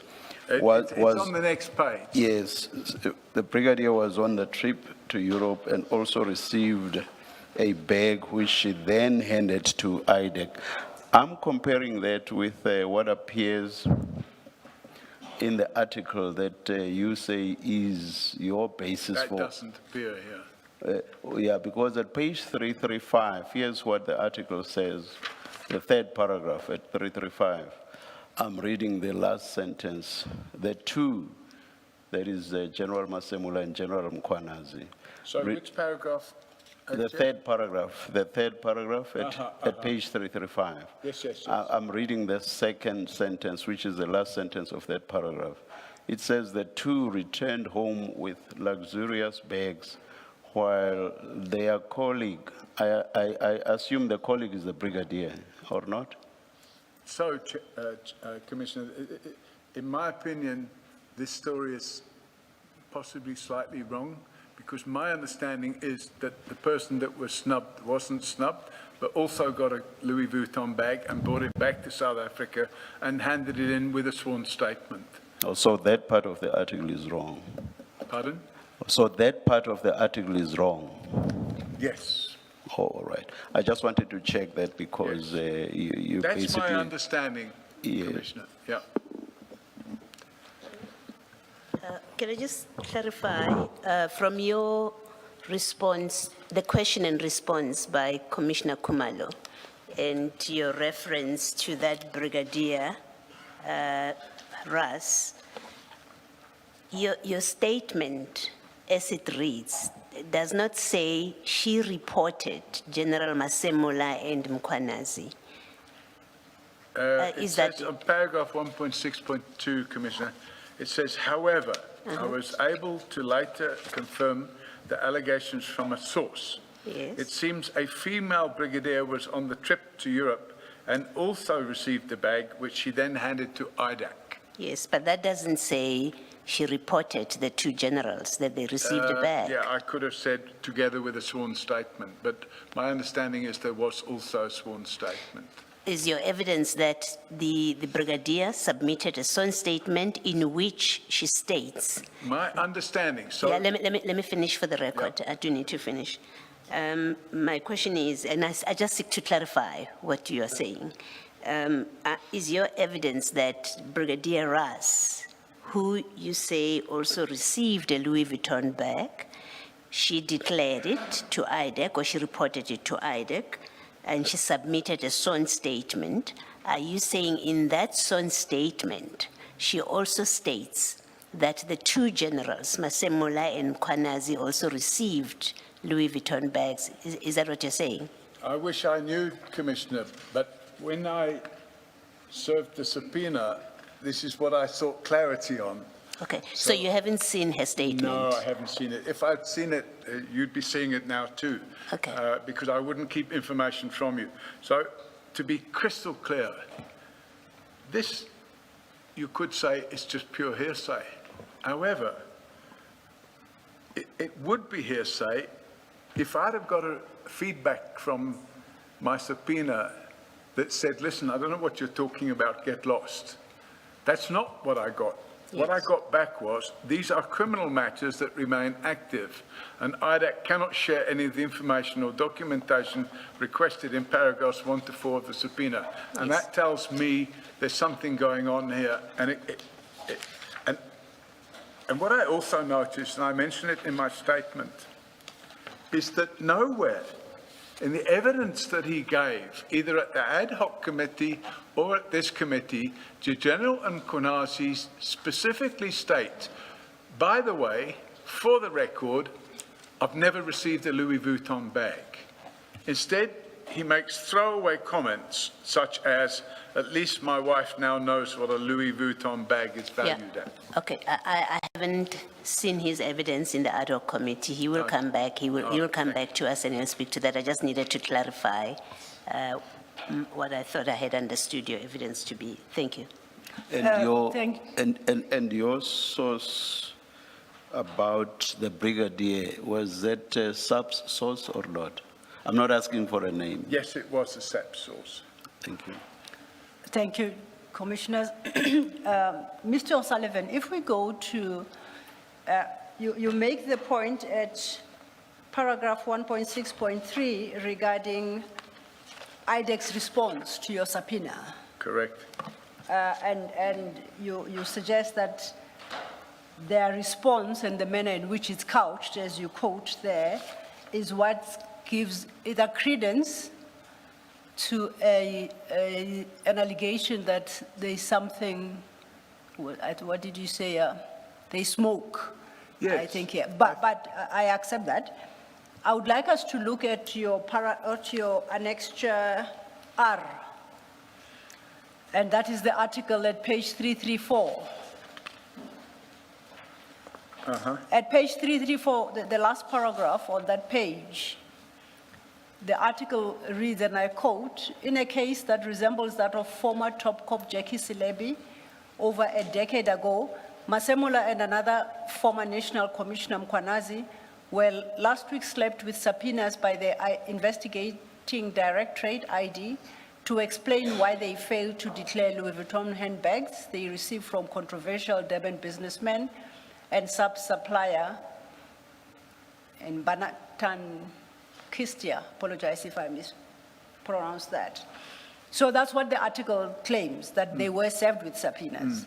So would you accept, if the article is correct in that regard, IDEC's response would also be correct in saying that these are criminal matters that remain active in IDEC, if IDEC had issued a subpoena and Thank you. conducting an investigation? If you look at page 338 Yes, of my evidence bundle, yes. it's that page of the subpoena. It's listing 4 items. 1, all ID/IDAC communications and/or subpoenas sent or served on Lieutenant General Mkhwanazi and/or General Fanny Masemola, asking them to. So this subpoena is based on that article. It's asking for this clarity. It's asking for any response received from IDAC. It's asking for a photograph certified as a photo of the Louis Vuitton bag currently in the evidence locker or evidence room of ID/IDAC. And finally, a certified copy of the sworn statement provided to ID/IDAC by the brigadier that attended on the overseas trip with General Mkhwanazi and General Fanny Masemola, in which she explains the receipt of the Louis Vuitton bag mentioned in 3 above. So the response tends to confirm inadvertently those issues. But I'm not taking issue with that, I accept, and I say if we accept the correctness of the article, that IDEC issued subpoenas in respect of these bags, It would appear to be right? the case. Yes, and if we accept that that is potentially the case, then the response by IDEC has got to be appropriate, that these are part of ongoing investigations, and they are not in a position to share Correct. the requested information with you. Correct, which is why I decided to raise it at the Commission. And IDEC's response doesn't imply that the investigations have established as a fact. It simply mentions that the investigations are ongoing. Correct. Okay, thank you. And you have testified to the fact that General Mkhwanazi's response is what you believe further lends credence to the claim, where you quote him as saying, "At least my wife now knows what a Louis Vuitton bag is valued at." And that's the sum total on which, that's all you can The put point I forward was at this making, point, yeah. Commissioners, is that nowhere could I see him saying, by the way, for the record, I never received any Louis Vuitton bag. Instead, he gives this throwaway comment, "At least my wife now knows what a Louis Vuitton bag is worth." Is there anything else on that subtopic that you would like us to? Nothing at all. Okay, then staying still at page 18, that leads us to the next subtopic at 1.7, General Mkhwanazi, political pressure, and Lieutenant General Mdluli. Now, this is quite an involved subtopic. You start at paragraph 1.7.2 by summarizing an extra T, which is the affidavit at page 336, which is the affidavit. I think my numbering is, no, not 336, I'll find the correct page for you. 345. 345, page Yeah. 345, thank you. Now, you summarize this affidavit in detail over the next couple of pages. Over the next 4 pages. Over the next 4 pages, and you contrast that with the papers from the Freedom Under Law application Yes. that was launched Yes. to review and overturn General Mdluli's reinstatement following his suspension, correct? Yes. Can we try and summarize what the key issues arising from these two Yes. And if I- substantive documents are? My Can I- summary, Just a moment. Sorry. Can I ask that because you're going to summarize that we amend paragraph 1.7.2.11? So Instead on of page 2 to 21, that 15 May should be 2012 and not 2021. 1.7.2.11 on page 21. yes, Are you there? yes, I'm there, yeah. That 15 May date should be 2012, not 2021. Yes. Correct. Well Thank spotted. you, Commissioner. Thank you. Thank you. You may proceed, Mr. O'Sullivan. Okay, thank you. First, I should thank the Commissioner. You know, this was typed very late at night.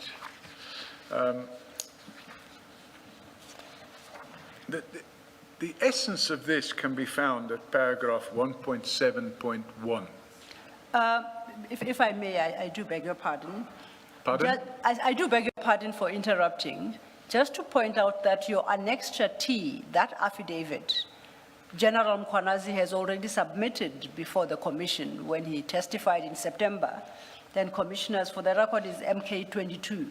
So we have dealt with that affidavit before and maybe in a slightly more cursory fashion. So it's not new to the commissioners, this affidavit. Okay. They've seen it before. Thanks. So if I can take the Commissioners to page 18 of my statement, in particular paragraph 1.7.1. So in order to go forward, we have to go back a little bit. And what I'm saying here, if we go back to the media conference of the 6th of July, 2025, there were two central themes of General Mkhwanazi's press conference.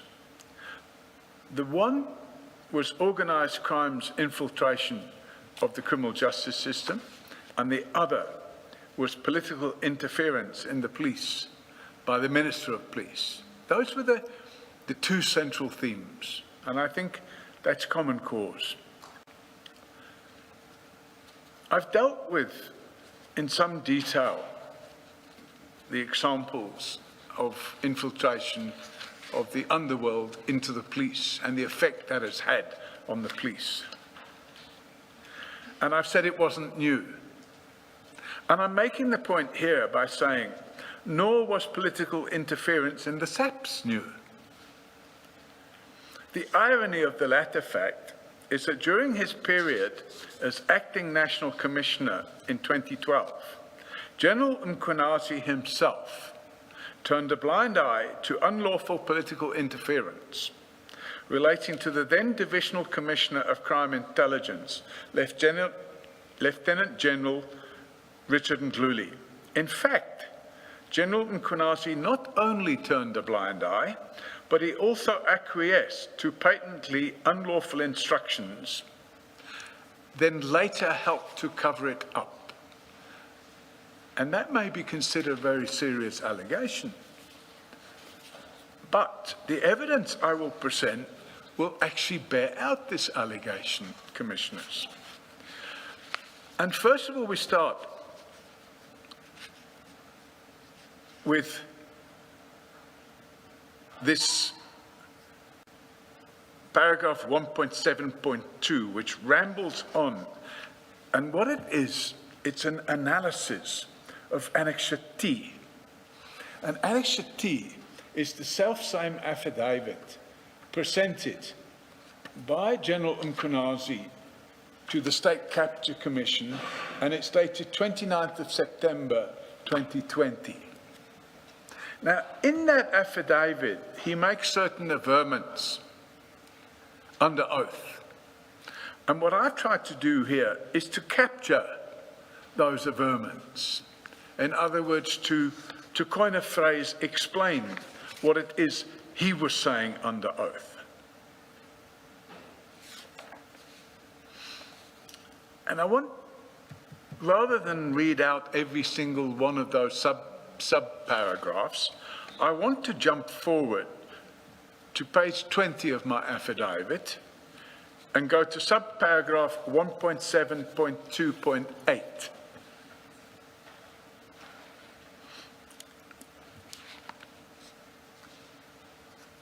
And the last 4 lines of that sub-paragraph states, quote, "Finally, under pressure from the Minister of Police at a meeting to which he called the Inspector General and General Mkunazi, the Inspector General," this would be the Inspector General of Intelligence, Commissioners, "the Inspector General reinstated the opinion and recommendation.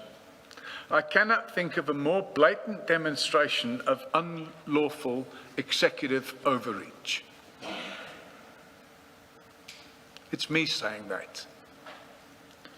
And then I go on to 1.7.2.9. At the meeting with Minister Mtetwa, and this is based on his affidavit, at the meeting with Minister Mtetwa and the Inspector General of Intelligence, the Minister instructed General Mkunazi to uplift the suspension of General Mdluli. General Mkunazi later claims to have informed Minister Mtetwa at the meeting that his instruction was illegal. Nevertheless, he acquiesced. General Mkunazi has always been deliberately vague about the dates and times of these meetings. Given the importance of same, there can be no legitimate reason for this vagueness. And then we continue on page 21. 1.7.2.10. Following the meeting with the Minister of Police and the unlawful reinstatement of the Inspector General's opinion, bearing in mind, according to his version of events, the Inspector General of Intelligence was like a straw in the wind, flip-flopping, 1 minute saying this and the next minute saying that, and then going back to the original. It says here, General Mkunazi uplifted the suspension of General Mdluli on the 27th of March 2012, and he returned to work, where he was also handed the additional responsibility of protecting the President and ministers. So this whole division in the police, called the Security Division of the Police, which is the VIP protection units, was now suddenly handed over to the head, the divisional head of crime intelligence, which is Richard Mdluli. And then, on the 15th of May 2012, thank you, Commissioner, for pointing out the 1 and 2 being the wrong way round, after the Freedom Under Law application was launched, new disciplinary proceedings were instituted against General Mdluli, and on the 25th of May 2012, General Mkunazi recanted his earlier decision and suspended General Mdluli again. Public pressure was building.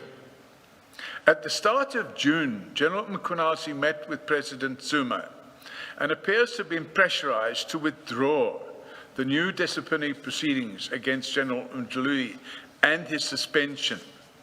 This is based on his version of events.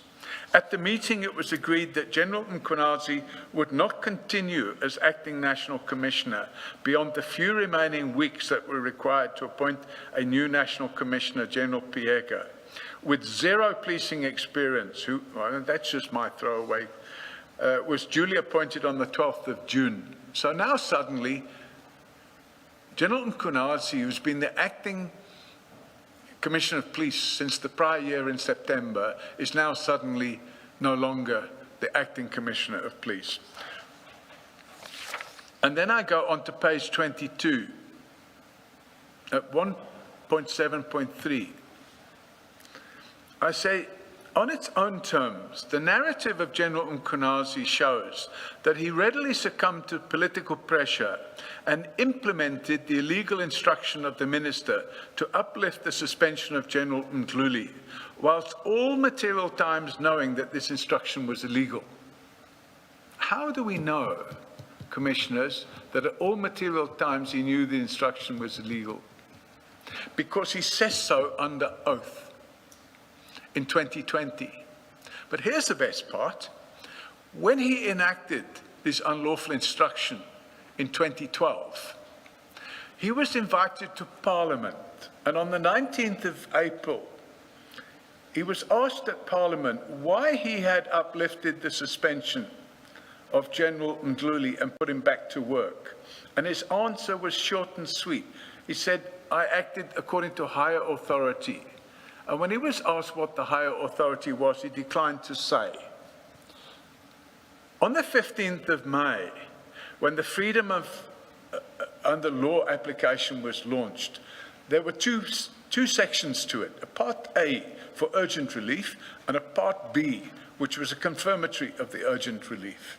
And the urgent relief that Freedom Under Law requested, and I've got all the pleadings, the urgent relief that Freedom Under Law requested was that the decision of General Mkhwanazi was to be declared unlawful and invalid, and that General Mdluli was to be put back on suspension and removed from doing his police work.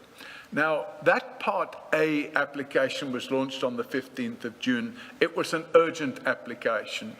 General Mkhwanazi supplied the answering affidavit. And in the answering affidavit, he doesn't deny that he was acting on a higher authority. In fact, he keeps quiet about it. He keeps quiet about it for 8 years and only comes out with it in 2020. So from 2012 to 2020, nobody in the country knew that he had acted on the unlawful instruction of the then Minister of Police, Nathi Mthethwa. And that is the point I'm making here. So then I say at 1.7.4 on page 22, when regard is had to the facts of the Freedom Under Law application, General Mkhwanazi's collusion with the illegal interference of the Minister and the President is even more stark. The chronology of the Freedom Under Law matter is the following, and I set out the chronology. And at 1.7.5, I say the following. There are two noticeable aspects of General Mkhwanazi's conduct in relation to the Freedom Under Law litigation that show he assisted to cover up the executive interference in the SAPs, which he knew to be unlawful. 1.7.5.2. First, in the face of the founding affidavit from Freedom Under Law that specifically alleged executive interference in an attempt to pressurize him to withdraw the disciplinary action against General Mdluli and his suspension, General Mkhwanazi did not admit the relevant facts.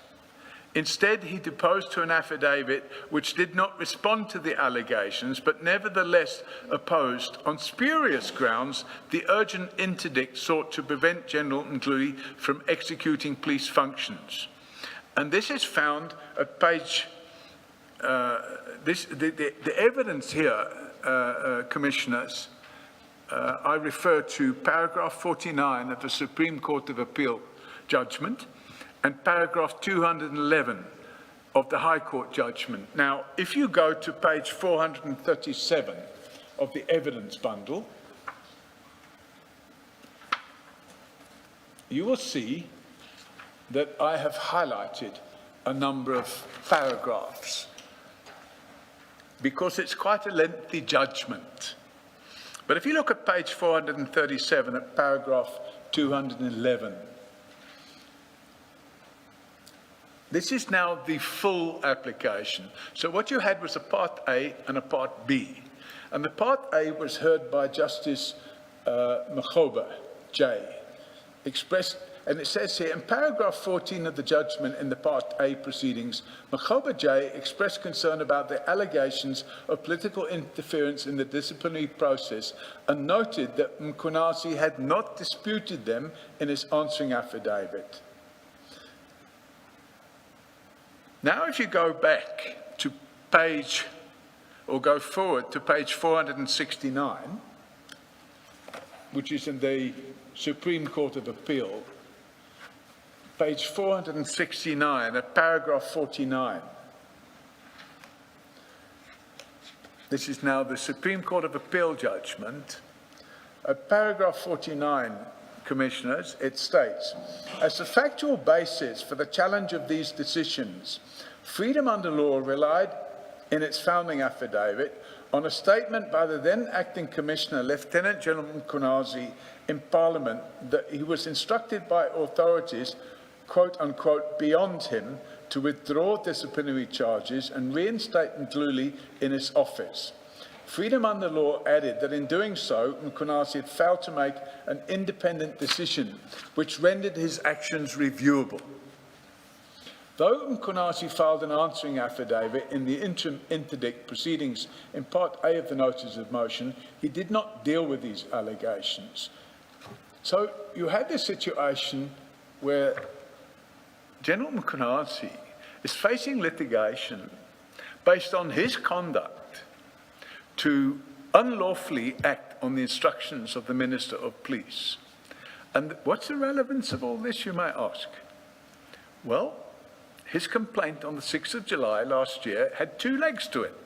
One was criminal interference or penetration of the police, and the second leg was the executive overreach, the ministerial interference in the management of the police, which is exactly what happened in 2012, and he was a party to it, and not only was he a party to it, he helped cover it up for the better part of 8 years. And only in 2020 does he come out with it. Yes. Mr. O'Sullivan, I'm just trying to understand the import of your evidence. Are you saying, because of what you describe as his past conduct, are you saying he should not have spoken up in July, he should not have complained about political interference? Commissioner, what I'm saying is, you can't change history. He did what he did. Yes. But what he didn't do when he came to this commission, he didn't take the commission into his confidence and say, by the way, although I'm speaking out about it now, I just want to inform you that 14 years ago, I was engaged in just the same activity. So is the criticism, I'm trying to understand, as I say, the import. What are we to do with this evidence that you obviously consider to be important to mention? Are you saying because according to you, he was complicit, and at this point, I'm not dealing with whether or not what you're saying he did previously is correct. I'm asking if you're criticizing, as I understand, and please correct me, if you're I understand you to be criticizing him for, on the 6th of July, mentioning or complaining about overreach, political overreach or political interference. I understand you to be criticizing him for that. And I'm trying to understand, are you saying, with that criticism, are you saying he should not have spoken as he did about this aspect of things? This second, you say there are two legs to it. Well, it's hard to come to a informed answer there, other than to say that was I not to produce this evidence here now, this commission would be completely unaware of the fact that the conduct he's now complaining of was exactly the conduct that he was involved in some years back. And if you're going to be a whistleblower, as he claims to be, you should be a whistleblower with clean hands. Yeah, exactly my confusion. That's why I'm asking you this question, exactly my confusion. Are you saying he is not a clean whistleblower, according to you, because he previously colluded in similar conduct? Therefore, he should not have spoken up. Is that the heart of what you're saying?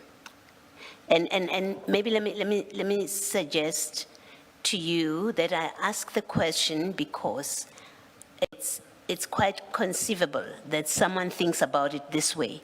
The man had a Damascus moment. He previously colluded, according to you, and then come July 2025, he decides not anymore, and he changes his mind. I'm asking from that perspective, are you saying he should have kept quiet forever? Yep. Or the other possibilities you are saying, well, because he's got this past conduct, we should disregard his complaint of 2025 and disregard it to the end that he's talking, sorry, I can't think of a better word, he's talking nonsense, there was no political interference in 2025. Is that the point you're making? So my understanding, Commissioner, and you might have to interrogate me a bit further, but my understanding is quite simply this. If you're going to have a Damascus moment, put that down in writing. Say, look here, by the way, I'm speaking out now because I saw what happened all these years ago. And I was involved, but he didn't do that. He's kept quiet. Yeah. And therefore, I think it would have been better, rather than speak out at a media conference, to take action without drawing down the public confidence in the criminal justice system, because it's been shattering what's happened in the criminal justice system. Okay, I guess I've asked my question and you've answered the way you did. I'll accept that's your best answer. The second issue about it, you've referred us to these judgments. And let's start with at 437, page 437, which is Makhoba J's judgment. Are you saying by not, because remember you've highlighted the part and you've read out where the judge says in his answering affidavit. Sorry, ma'am, if I can just ask the paragraph number? Looking at page 437. Yeah, And then- 437. And then I'm looking, you referred to paragraph 211. Uh-huh. And you read there where the judge says, Mkhwanazi had not disputed, maybe let me start at the beginning. It says, in paragraph 14 of his judgment, Makhoba J, well, I think this is the SCA judgment, in fact, you're referring to. Makhoba J expressed concern about the allegations of political interference in the disciplinary process and noted that Mkhwanazi had not disputed them in his answering affidavit. What are you saying there about the conduct of General Mkhwanazi? What I'm Yeah. What I'm saying here, Commissioner, is it's not me saying it, it's the High Court. And it's a scathing judgment against, this is what's referred to as the Murphy judgment. And it's a scathing judgment against the police Yes. and against, in particular, General Pieka and General Mkhwanazi, against both of them. And this judgment hasn't seen the light of day for probably 10 years or more. Yes. I'm asking the simple question because, you know, another construction, and I think in our practice that is accepted, is if you do not answer to a specific allegation, you have admitted it. So when I read 211, I would have concluded, until you spoke, I would have concluded, well, it means he didn't dispute it. He didn't dispute that there was political interference. But you seem to be reading that paragraph or to be attaching a meaning to it, that he basically was part of the cover-up, unless by not responding or not denying the allegation of ministerial interference, he therefore covered up, unless I misunderstand you, Mr. O'Sullivan? Commissioner, you have to look at all the bits that I've highlighted and take them together. But if I go to page 438, Yes. paragraph 215, 216, and 217, and 218. Yes. This is scathing. It says, Mkhwanazi dropped the disciplinary charges on orders from above is furthermore borne out by the Rule 53 record filed on his behalf. The record he supplied comprises nothing more than 2 letters addressed to Mdluli, one notifying him of the withdrawal of the disciplinary charges against him and the other advising him of his reinstatement to work. It doesn't say to work. There is no charge sheet or correspondence dealing with blah, blah, blah, and it goes on. And then 216, it says, the inescapable finding is that the decision of the acting commissioner to withdraw the disciplinary charges and to reinstate Mtluli as head of crime intelligence were taken in an attitude of subservience pursuant to an unlawful dictation from a person unknown, Yes. who was beyond the acting commissioner. By the way, at this stage, nobody would admit who it was that gave him the instruction. That only came 8 years later. He Yes. says, an abdication of power violates the principle that the responsibility for discretionary power rests with the authorised body and no one else. And it Yes. goes on to say at 218, to ensure the proper functioning of the SAPS, the Commissioner, in discharging his obligations under Section 11 of the SAPS Act, must protect and give effect to SLAP's discipline regulations. It's a scathing judgment. And the failure, it's not the judgment that's more important, Commissioners. What's more important to the people of this country is that this has been kept hidden. It's been kept under wraps. It should have been part of the evidence. He said, by the way, the reason I did what I did on the 6th of July is because 14 years ago, I was involved in exactly the same state of affairs, and I went along with it and covered it up for 8 years. I guess, Mr. O'Sullivan, my question is, what difference does it make? Remember, we consider our terms of reference. I don't know that we can take it any further, but really my question is, even if you are correct in your position that when he testified here, he should have confessed his previous sin of covering up, as you say. Yes? I'm still left with the question, okay, what difference does it make to, he has spoken up. We are investigating exactly that as a commission, whether indeed there's been political interference. Does it really make a difference that, and if so, what difference does it make to how we deal with that allegation of his, that when he sat there and testified, he didn't testify to his previous crime of colluding Yes. in the similar decision-making that he's now complaining about? Well, except, Commissioner, it's my evidence that not only was he previously involved in that conduct, but for 8 years he covered it up. For 8 whole years. And it only came out when he made his statement at the Zondo Commission. And when he made his statement at the Zondo Commission, he did not go into the nitty-gritty of what actually took place. He gave a version of events, and I obviously have no first-hand knowledge as to whether or not the then Minister of Police in 2024 or 2025 did engage in executive overreach. I have no knowledge of that. It's not something I've been involved in. But if a person is going to become a whistleblower, surely that whistleblower is going to say, by the way, the reason I'm whistleblowing is because I was involved in this conduct 14 years ago and I saw the effect of it. Thank you. Thank you. Thank you, Commissioner Baloyi. If I understand your summaries of both General Mkwanazi's affidavit before the Zondo Commission and the Freedom Under Law application,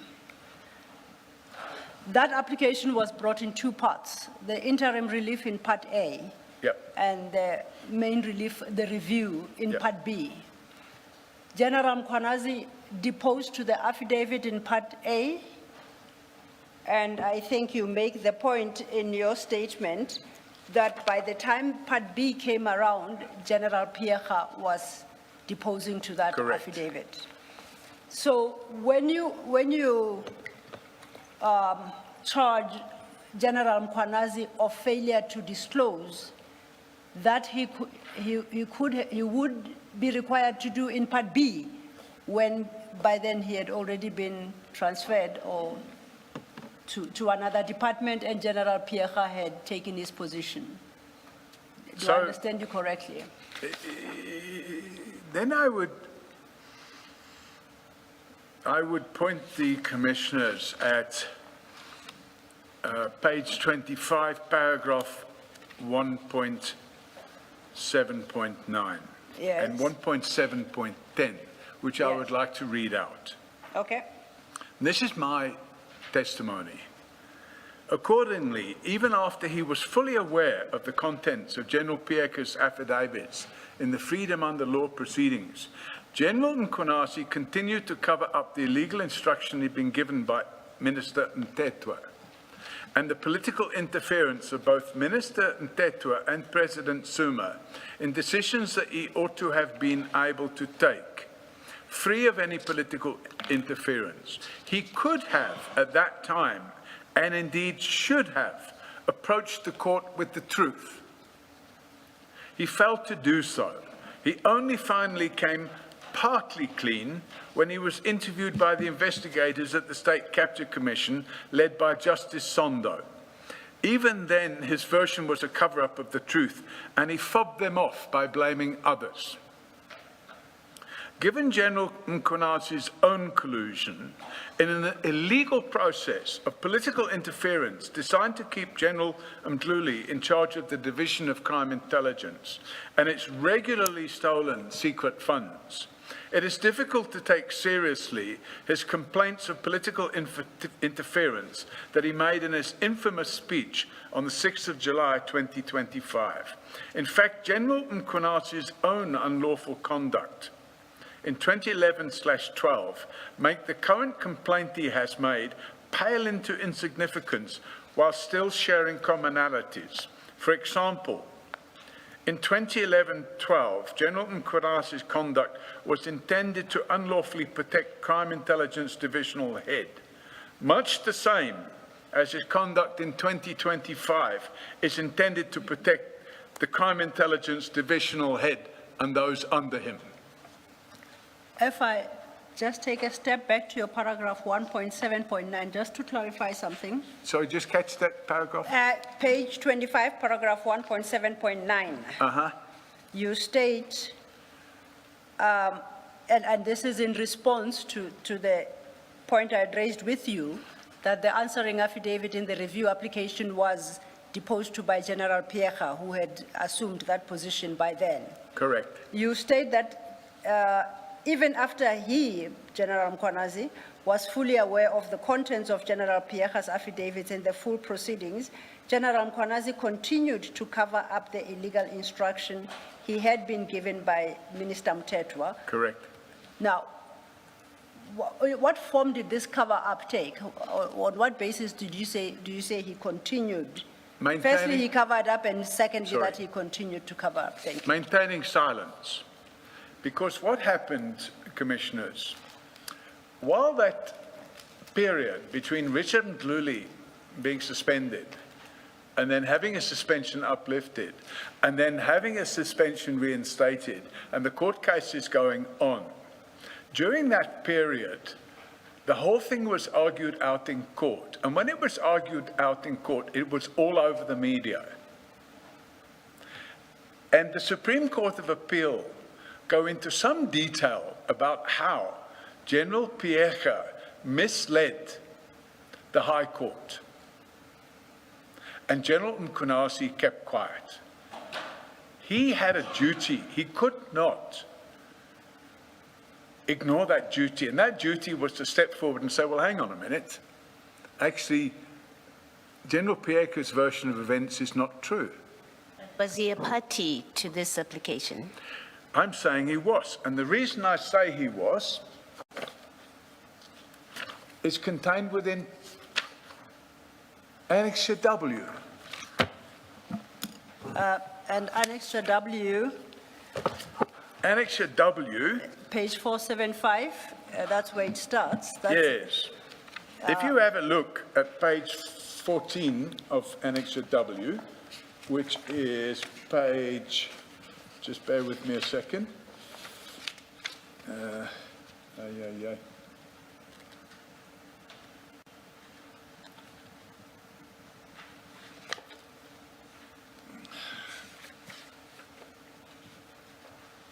I'm going to have to count the pages. 1, 2. If you perhaps give a sense of what you are looking for? We might try and assist. 14. Aha. Here we go. It's page 488 of the evidence bundle. 488. 488 of the evidence bundle. Thank you. So this is a presentation that was made on the 13th of November 2015 by the Minister of Police. Yes. It was, in fact, Mr. Mhleko was the Minister of Police then. This was a presentation by the Minister of Police to Parliament. And it's been uplifted from the parliamentary monitoring group thing. So this was made on the 15th of November, 13th of November.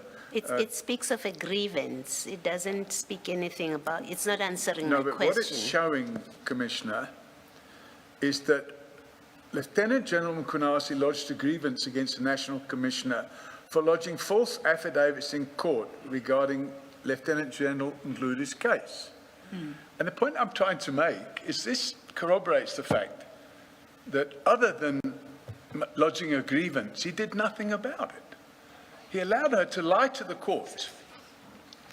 But that grievance has a finding as well further on in the, on the same page. The first point speaks to the grievance lodged by General Mkhwanazi. Then there is a finding. Yep.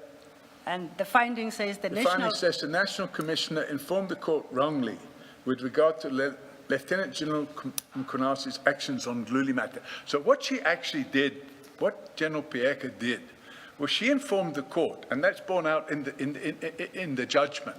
She wrongly informed the court that General Mkhonasi had not received instructions from a higher authority. She said that was a misunderstanding, and I'm going to supply a confirmatory affidavit from General Mkhonasi. It was never supplied. There was no, and even when it went to the Supreme Court of Appeal, they still couldn't supply a confirmatory affidavit. So the whole thing was hushed up. And what I'm saying, Commissioners, is if there was going to be any transparency here, it should have been a sworn affidavit by General Mkhonasi informing the court and opening a docket against General Pieka for lying to the court, which in effect, apart from being perjury, is the offence of defeating the ends of justice. And no such event ever took place.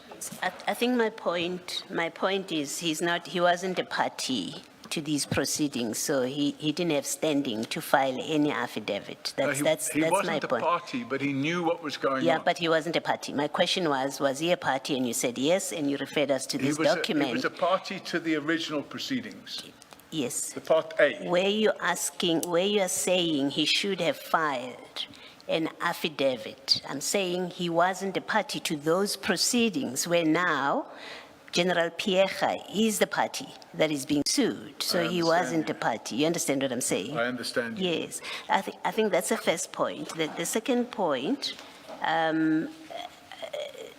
in the judgment, in the Murphy judgment, and this I think we accept it was in 2012. I think it was in 2013. Say again? In 2013, that's the Murphy judgment, right? Yes, yes. And it states at I'll read it for you. What's the It's page number? Page 436. And this is about the point of you saying he didn't speak up for a whole 28 years, I think you say, and spoke up for the first time in 2020 before the so-called Zondo Commission. And I'm reading this just to say it seems to suggest differently from what you're saying. At page 436, paragraph 207, it says, in paragraph 45 of the founding affidavit, FUL alleged that the acting commissioner publicly stated in Parliament that he took the decision to withdraw the disciplinary charges on instructions from authorities beyond him. And then Full added that by acting on the instructions of authorities beyond him, the acting commissioner failed to act independently. So it seems that at least Full, FUL, was aware when they filed their papers that he has spoken publicly, that In fact- the decision, let me finish. Yeah, sorry. That the decision that he took was imposed on him from higher authority. So why do you say that he kept this quiet until only in 2020? Because at the parliamentary committee, it was asked what higher authority. He couldn't answer. He should have said the Minister of Police instructed me. Instead, he covered the thing up. So the criticism is he didn't state it's He the didn't state- minister. In fact, what happened, if you look at General Pieka's conduct in the FUL response, she said, actually, what he said at Parliament wasn't correct. Yes. He made a mistake. What he actually meant was the NPA had decided to withdraw the charges, and that's why he followed suit. The whole thing was a complete lie. Okay. So that's Pieka. For now, I Pieka was just clarifying. Yes. I was clarifying that when the FUL prepared its answering affidavit, Yes. General Mkhwanazi had already said in Parliament that he made the decision on higher authority, or it was dictated by higher authority. And your criticism, and I hear you. They couldn't get you it say out of him. Your Parliament criticism is he didn't say the higher authority is the minister. That's what he your should have said. Okay, thank you. Thanks, Mr. Thank you. Just one issue with you, Mr. Sullivan. Going back to page 488. Page? 488.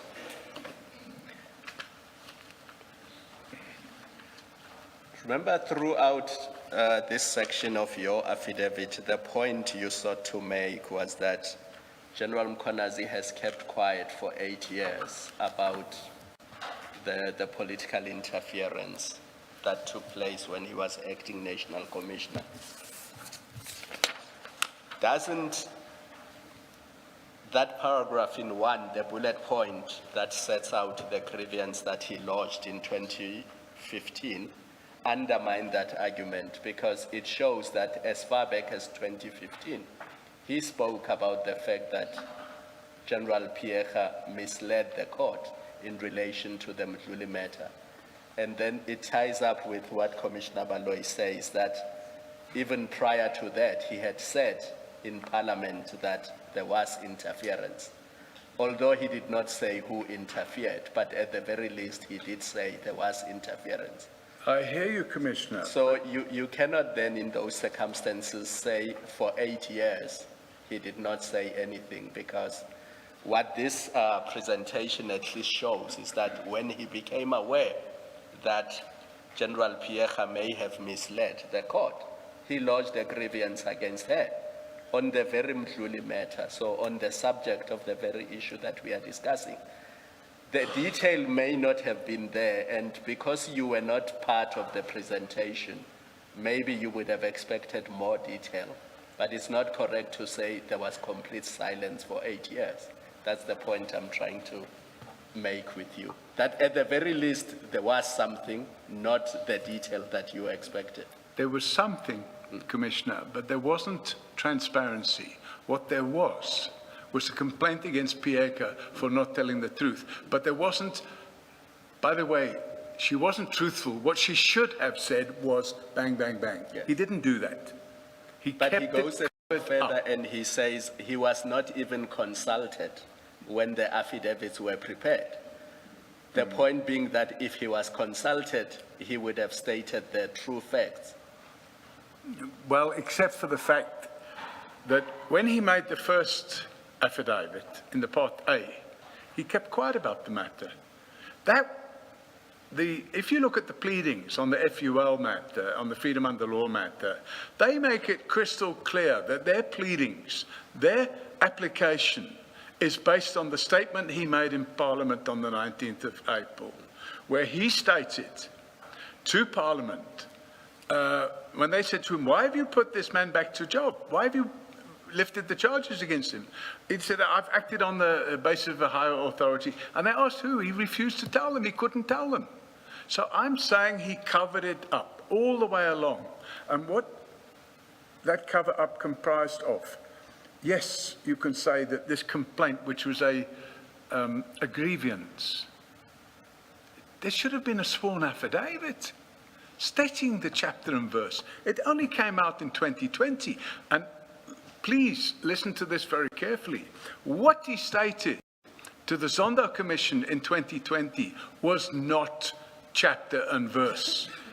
What he should have done was given a blow by blow, where the meetings took place, when they took place, the dates and times and everything. He didn't. The thing was kept vague.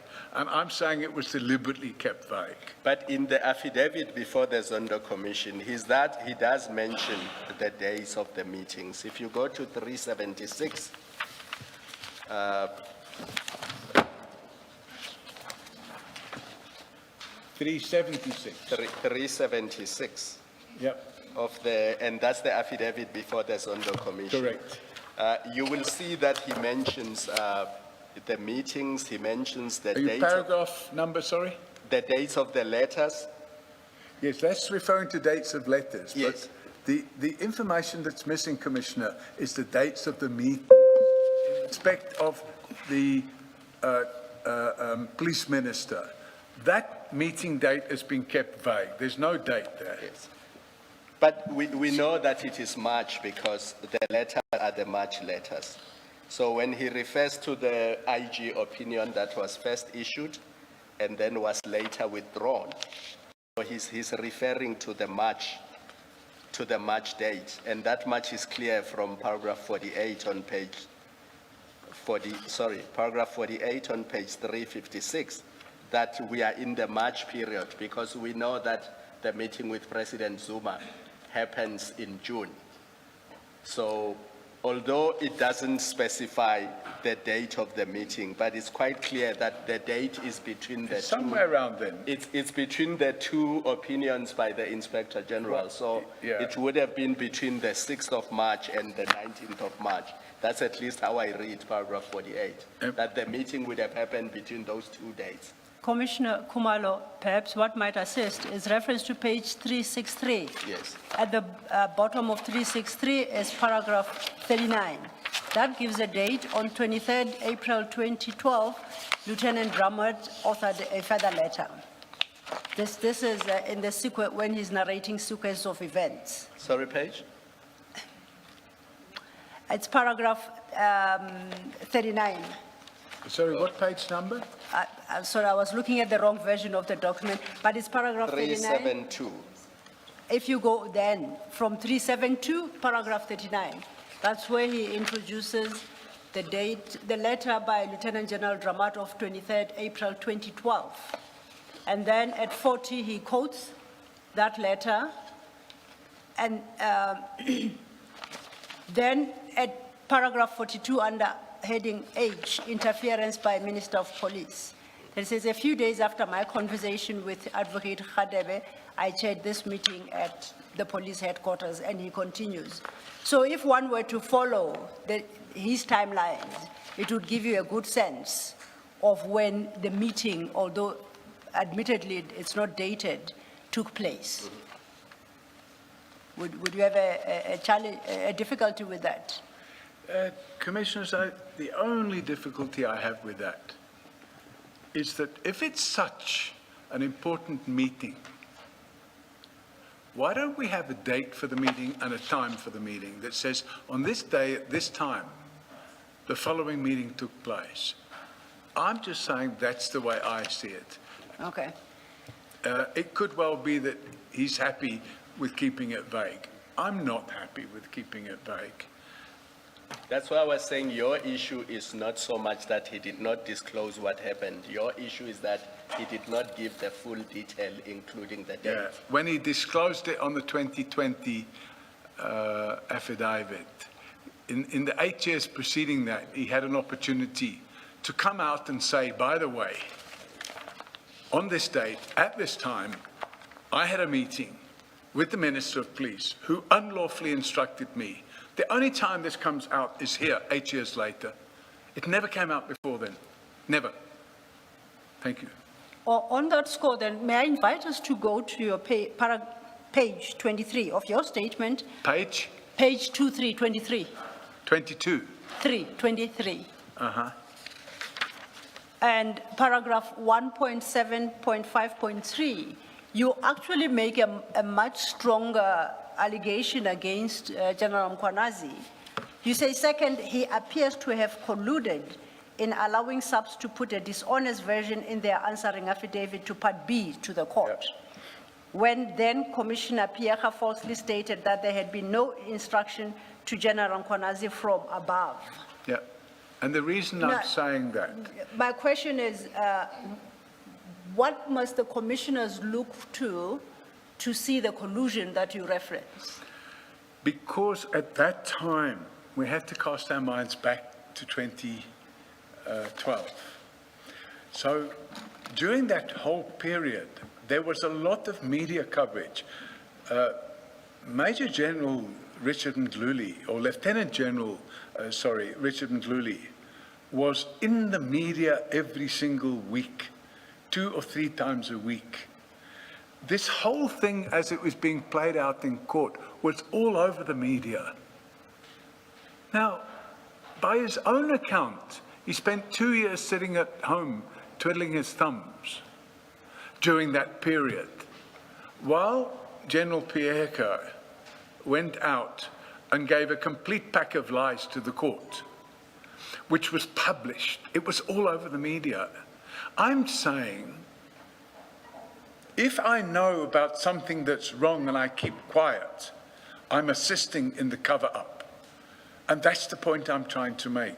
And if you go through the documentation, if you go through the judgments, and you look at the timeline, there's absolutely nothing between his first statement in May 2012 and the Murphy judgment, still nothing.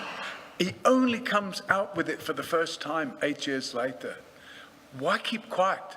Keeping quiet for 8 years, I'm saying, is acquiescing to crime.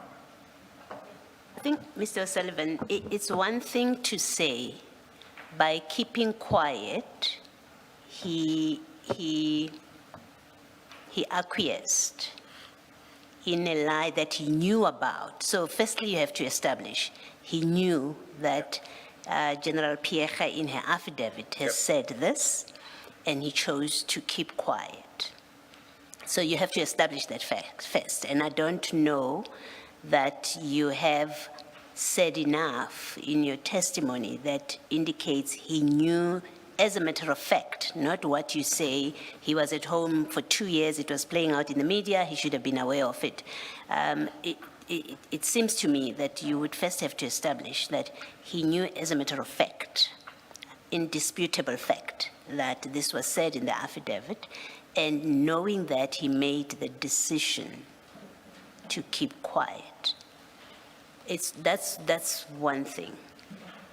But if to say that he colluded, and perhaps in fact he does collude if he does that on those facts, if he knew and he chose to keep quiet, he colludes by omission. That's the one form in which he could have colluded. The alternative formulation is he was deliberate. He was part of the cover-up. It's not a case of omission, but it was deliberate. So in a way, it was by commission, right? He knew this is happening, and he chose to be part of that lie. I don't know that beyond your, whether you can put it as high as that, and yet your statement here, where you say appears to have colluded in allowing the subs, I'm not sure that it is backed up by anything that you have said. We've gone through a number of instances where he has said and spoken, including up to the grievance that he laid against General Pierre. And in all of that, I haven't seen, I must say, speaking for myself, that I don't see the positive and intentional act that you're seeking to convey in 1753, that he intentionally participated in a General Pierre cover-up. Okay, I hear what you're saying, Commissioner, and I'd like to draw your attention to what I say at paragraph 1.7.6. Because I'm saying there, in contrast, General Mkhwanazi claims in his affidavit to the State Capture Commission that he was completely unaware of the contents of General Pierre's affidavit. I'm saying I find that claim in that affidavit unconvincing. And the reason I find it unconvincing is because he had made a grievance against her for being untruthful in her answering affidavit to the High Court. And I go on to say, General Mkhwanazi therefore knew that the allegation of an unlawful instruction to him was at the centre of the application. And the reply from General Pierre would have to admit that central allegation if she was not going to perjure herself. Thank you. Sorry. Mr. O'Sullivan, you give two reasons for what you have just said now. You say, in contrast, General Mkhwanazi claims in his affidavit to the State Capture Commission that he was completely unaware of the contents of General Pierre's affidavit because he was in his period of rest at home in KwaZulu-Natal at the time. I find this claim unconvincing because, and then comes the two reasons, Yes. or then come, not comes, the two reasons that you give. Yes. Even if I take a bit of time, I will read both. The first one is this. General Mkhwanazi was aware of the allegations in the FUL application because the founding affidavit in the agent application had been served on subs whilst he was acting National Commissioner, and he had deposed to the initial answer in that application, but chose to sidestep the unlawful instruction allegation and simply not comment. General Mkhwanazi therefore knew that the allegation of an unlawful instruction to him was at the center of the application, and the reply from General Pierre would have to admit to that central allegation if she was not going to perjure herself. Let's focus on that reason and not overlap onto the second Yes. reason. Yes. Of course, you can read different things into it, Yeah. the way I phrased it. On what basis would you want to suggest that General Mkhwanazi would have known what General Pierre would say or not say in her answering affidavit on the Part B of the application, going so far as to talk about perjury and so on? My argument, Commissioner, is very simple. I go to Minister Nshleko's presentation in 2015 to the Parliamentary Portfolio Committee on Police, where he talks about the grievance. And he didn't make the grievance in 2015, he made it earlier than that. So here he was making a grievance about the alleged perjury of General Pierre. But what he wasn't doing was saying it's perjury because this is what really happened. He just said she perjured herself. But here you are talking about what General Mkhwanazi ought to have known what General Pierre would say, not what she had in fact said, what she would say in deposing to the Part B answering affidavit. He would have So post-factum. He only knew about it after. so those are two different things. What may have happened a couple of years later does not answer what General Mkhwanazi should have known with regard to what General Pierre would say in her Part B answering affidavit. That's where I am. So, yes, Commissioner, but the point I'm making is he knew what the central allegation of the freedom under law application was. He knew. The whole application was Yes. found on this allegation that he had received unlawful instructions. But what's going to be deposed to is not his affidavit. And if nobody invites him to come deposed to the affidavit as the person who actually knew what had happened, then on what basis can you fault him with regard to what the content of Gerald Pierre's affidavit was going to be? Let me give you an analogy, Commissioner. Yes. If you look at Section 34 of PRECA, the Prevention and Combating of Corrupt Activities Act, it makes it an offence for a person not to report a particular category of crime. We're talking here about the previous acting commissioner of police, who is now sitting at home twiddling his thumbs, watching all the media coverage. I cannot believe he wasn't able to see what was going on in the media. And instead of stepping up and saying, well, hang on a minute, this is not true, he kept quiet. And the point I'm making is he had ample opportunity to not keep quiet, and he didn't do so. And he was a policeman. I know right at the beginning of this engagement, I said that we should not conflate the two reasons that you give, and I'm going to preach exactly what I had said to you. You see, the difficulty I have with what you have just said about not believing that he would not have become aware of what the media was saying. In your second reason, you actually accept the possibility that he might not have become aware of what was out there in the media. You go so far as to say that, but if he had himself not become aware, people close to him would surely have told him. So in answering my question with regard to the first reason, I do not think you can peg your answer on him having heard or seen or read what was out there in the media. Well, of course. Because then you are contradicting yourself. No, of course. If the commission gives him the benefit of the doubt. You first gave him the benefit of the doubt. I don't necessarily, I'm saying I wasn't convinced by his argument. Yes. Okay? And the reason I wasn't convinced of his 2020 affidavit was because in 2015, he was moaning and grievance about Commissioner Pierre lying under oath against him, about him, that he didn't say this, and therefore, you know, he was never offered a confirmatory statement. At the end of the day, Commissioner, what it boils down to, from me as an evidence giver, is that it's, I suppose, 80% gut feeling.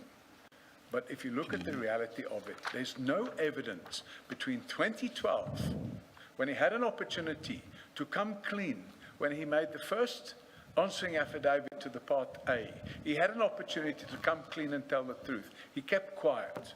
And the first time we hear about it was at the State Capture Commission, and that comes out in his affidavit. And it really then is utilized at this commission. But what he doesn't do at this commission is said, by the way, I kept quiet about it for 8 years. I told the State Capture Commission,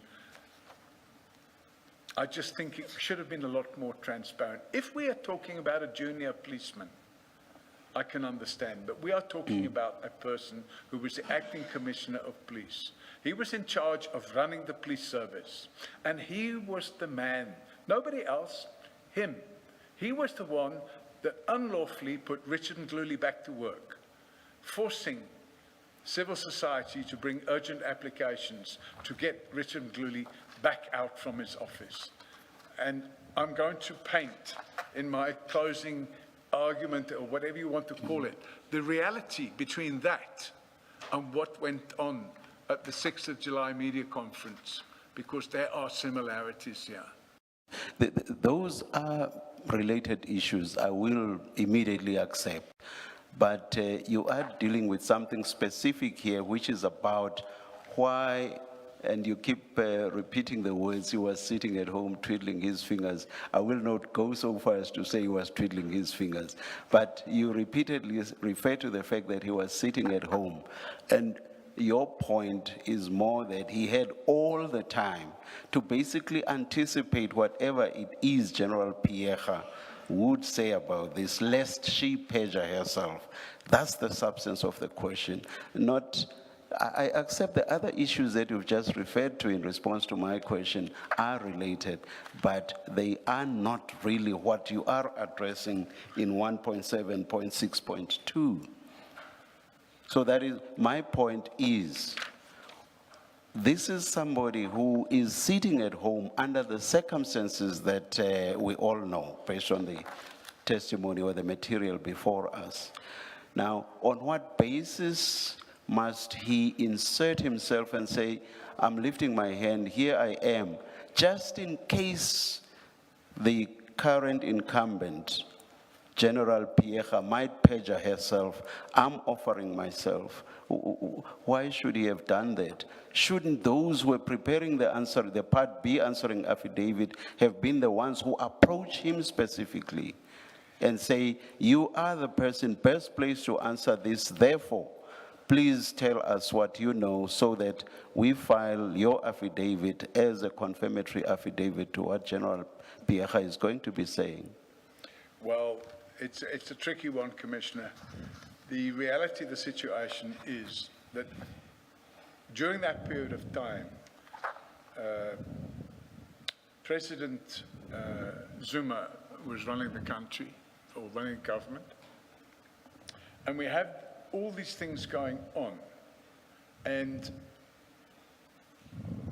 I cannot say beyond reasonable doubt that he colluded, but what I can say is he would have known that in order for her answering affidavit to be truthful, she would have had to say that which he refused to say, which is that he got an instruction, according to his version of events later, from the Commissioner, from the Minister of Police to reappoint General Mdluli. And let's give him the benefit of the doubt and say he wasn't listening to what's going on in the media. Let's just say that he was blind to all these things that were going on. But somehow he was able to make a complaint, a grievance. If I was in his shoes, I would have been beating a path to the door to say, hang on a minute, let's tell the truth here. But he couldn't. And the reason he couldn't was because it was still too short a period after the event where he had acted unlawfully by carrying out the instructions of the Minister of Police. But 8 years later, you know, time has passed, and water has gone under the bridge. Now we can put it out there. I believe he should have put it out there a lot sooner. Let's move on to the second reason, 1.7.6.3. I don't think we have much to say there because I already touched on it when we were dealing with the first one. But the point I will make in this regard is that doesn't your second reason become attenuated in the sense that you yourself already accept the possibility that he might not have seen, that is General Mkhwanazi, he might not have seen what was out there in the media? Well, that possibility, you can say, exists there. But then I counter it by saying, even if he wasn't aware of the news coverage, it's inconceivable that none of his close colleagues in the police would have drawn General Pierre's denial to his attention. And the reality is, he became aware of it somehow because he laid a grievance. That's speculation of the highest order. We are talking as at the time. I'm engaging you as at the time. That's speculation of the highest order. It's hard to say. Yes. The time machine, I guess, would be needed. Yes.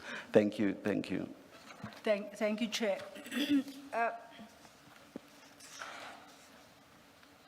Maybe for my understanding, can we go to page 384? 384 of the bundle, and that we are still in General Mkhwanazi's affidavit to the Commission, to the State Capture Commission. 384. 384. Yep. And he starts at paragraph 67, that on those dates, 17, 18, 19 of April 2012, they appeared before the portfolio committee. I'm interested in what's set out in paragraph 69, where he says, having presented, he concluded with the remarks, other powers decided on convictions, not just the SAPs. Here I was referring to where matters were taken out of control of the police. Is it that quotation that you say means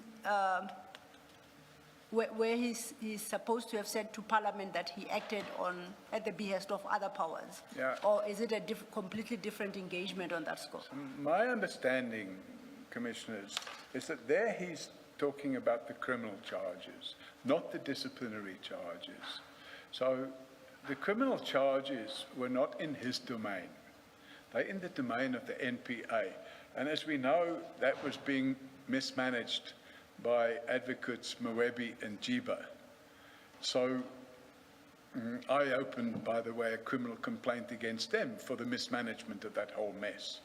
So you have this situation where the National Prosecuting Authority under advocates, by the way, at that stage, Advocate Jiba was the acting NDPP. And then Advocate Mwebi, Lawrence Mwebi, was the head, the national head of Yes. commercial crime at the NPA. And they took an unlawful decision to withdraw the criminal charges, not only the charges pertaining to the kidnap and murder of his wife's ex-boyfriend or whatever the case may be, but also the alleged fraud and corruption charges. They took those decisions unlawfully, and I believe that's what he's talking about here. And that's the clarity I was seeking, whether what he states at paragraph 69. So you are saying when he says he stated to Parliament that other powers decided on convictions, not just the subs. Yeah. He was referring to the criminal case. It has got Criminal nothing case, to but do. what he doesn't say, Commissioners, is he doesn't say what he said about the disciplinary charges, because that's what he was questioned on in Parliament. And he said a higher authority, that's his words. And when they tried to drill down into that, he said he couldn't go into it. I accept. I just needed your clarity on this, that quotation I read there, I should not misunderstand as his response to the issue of withdrawal of the disciplinary charges. I should not misunderstand that quotation to relate to that. I believe this is not to do with the disciplinary Okay. charges. I believe this is to do with the criminal charges. He uses the word other powers decided on convictions, not just the police. Can I then invite us to page 25, paragraph 1.7.10, 1.7.10? Uh-huh. You conclude at this paragraph thus, and I quote, given General Mkwanazi's own collusion in an illegal process of political interference designed to keep Ndluli in charge of the Division of Crime Intelligence and its regularly stolen secret funds, it is difficult to take seriously his complaints of political interference. Yep. Okay, and you go on. Do I understand you correctly that you suggest General Mkwanazi colluded in retaining General Ndluli in the Division of Crime Intelligence to facilitate the stealing of secret funds? Is that, am I understanding you correctly or am I misunderstanding you wholly? Sorry, I'm not quite... I was saying my interpretation of what you say there, I wanted to test whether I'm correct or whether I'm misunderstanding So you. what I'm saying is there's similarities. Yes. The similarities in 2012 are the same as the similarities in 2025 in July. In 2012, it was to protect the head of crime intelligence, which was Lieutenant General Ndluli. In 2025 in July, it's to protect, I'm saying, and that'll be the next bit that I come on to, that it was to protect crime intelligence. Oh, so Those are the similarities. so a protection of General Mdluli, Mdluli, in I'm saying, 2012, you say was by General Mkhwanazi himself? yes, I'm saying that in 2011/12, he was protecting one general in crime intelligence. And in 2025, he's protecting 5 generals in crime intelligence. Okay. Now, you have tendered this affidavit, so I'm sure you are familiar to some extent with it.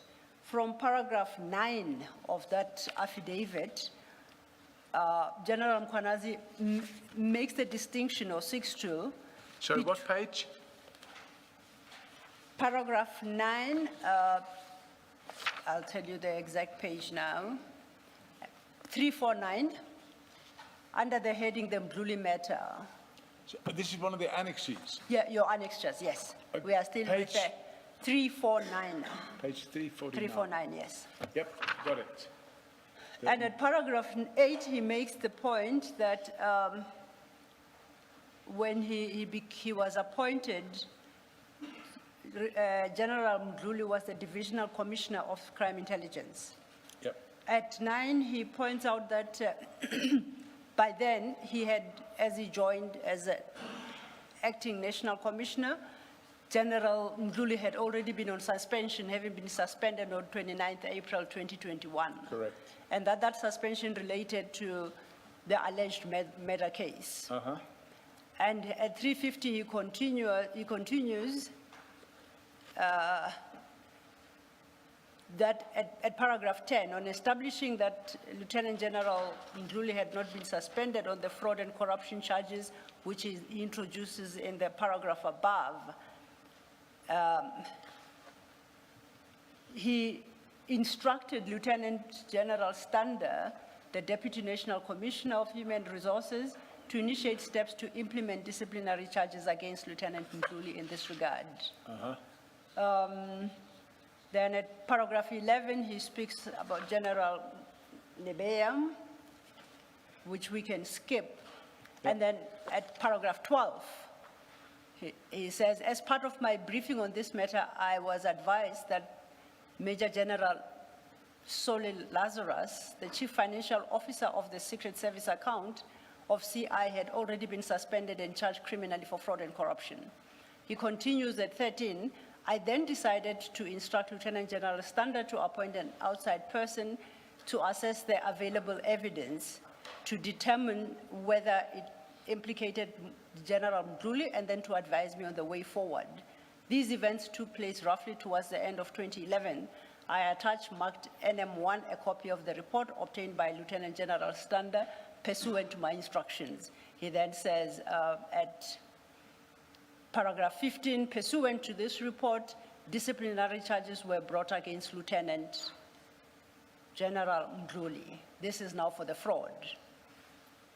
Do you accept the facts as set out by General Mkhwanazi in this affidavit, or do you have reason to doubt In there, their veracity? I can't contradict them. Okay, now in light of that, if you then are forced to accept, is it fair to suggest that he took steps and colluded in a process that will protect General Mdluli and enable the further looting of secret funds? Is that a fair conclusion? If you accept the facts as stated here. If what he says here is true, then it means he's doing his job. But then along came the minister who said, cut all this up, drop the charges, put him back to work, and he did that. So he may have started off on that course. I guess the best person to ask is him. Okay. Can I Yes. ask a question, because you introduced the involvement of the minister? Sorry? You introduced the involvement of the minister. Yes. 2 months after the suspension was lifted, so on the same day that FUL launched the urgent application, you are aware that General Mkhwanazi did suspend General Mhluli again. 10 days later. The Freedom Under Law case was launched Yes. on the 15th of May. Yes.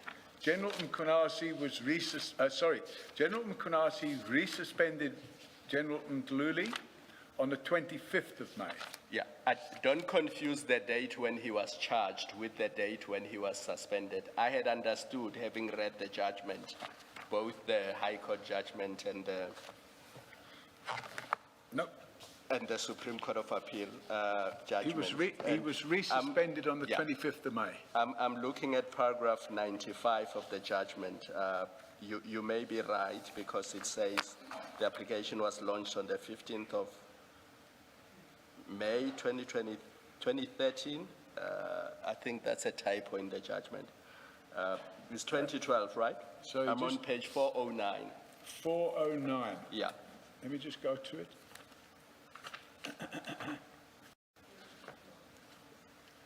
409. Yep. I think this may be a typo in the judgment. That should be 2012, right? The wording of the paragraph would suggest so. Yeah. Which So, paragraph, sorry? Paragraph 95. 95. Yes. Uh-huh. You may be correct. So I think there's a typo there with the date. But your point is that he only resuspended him after the urgent application was launched.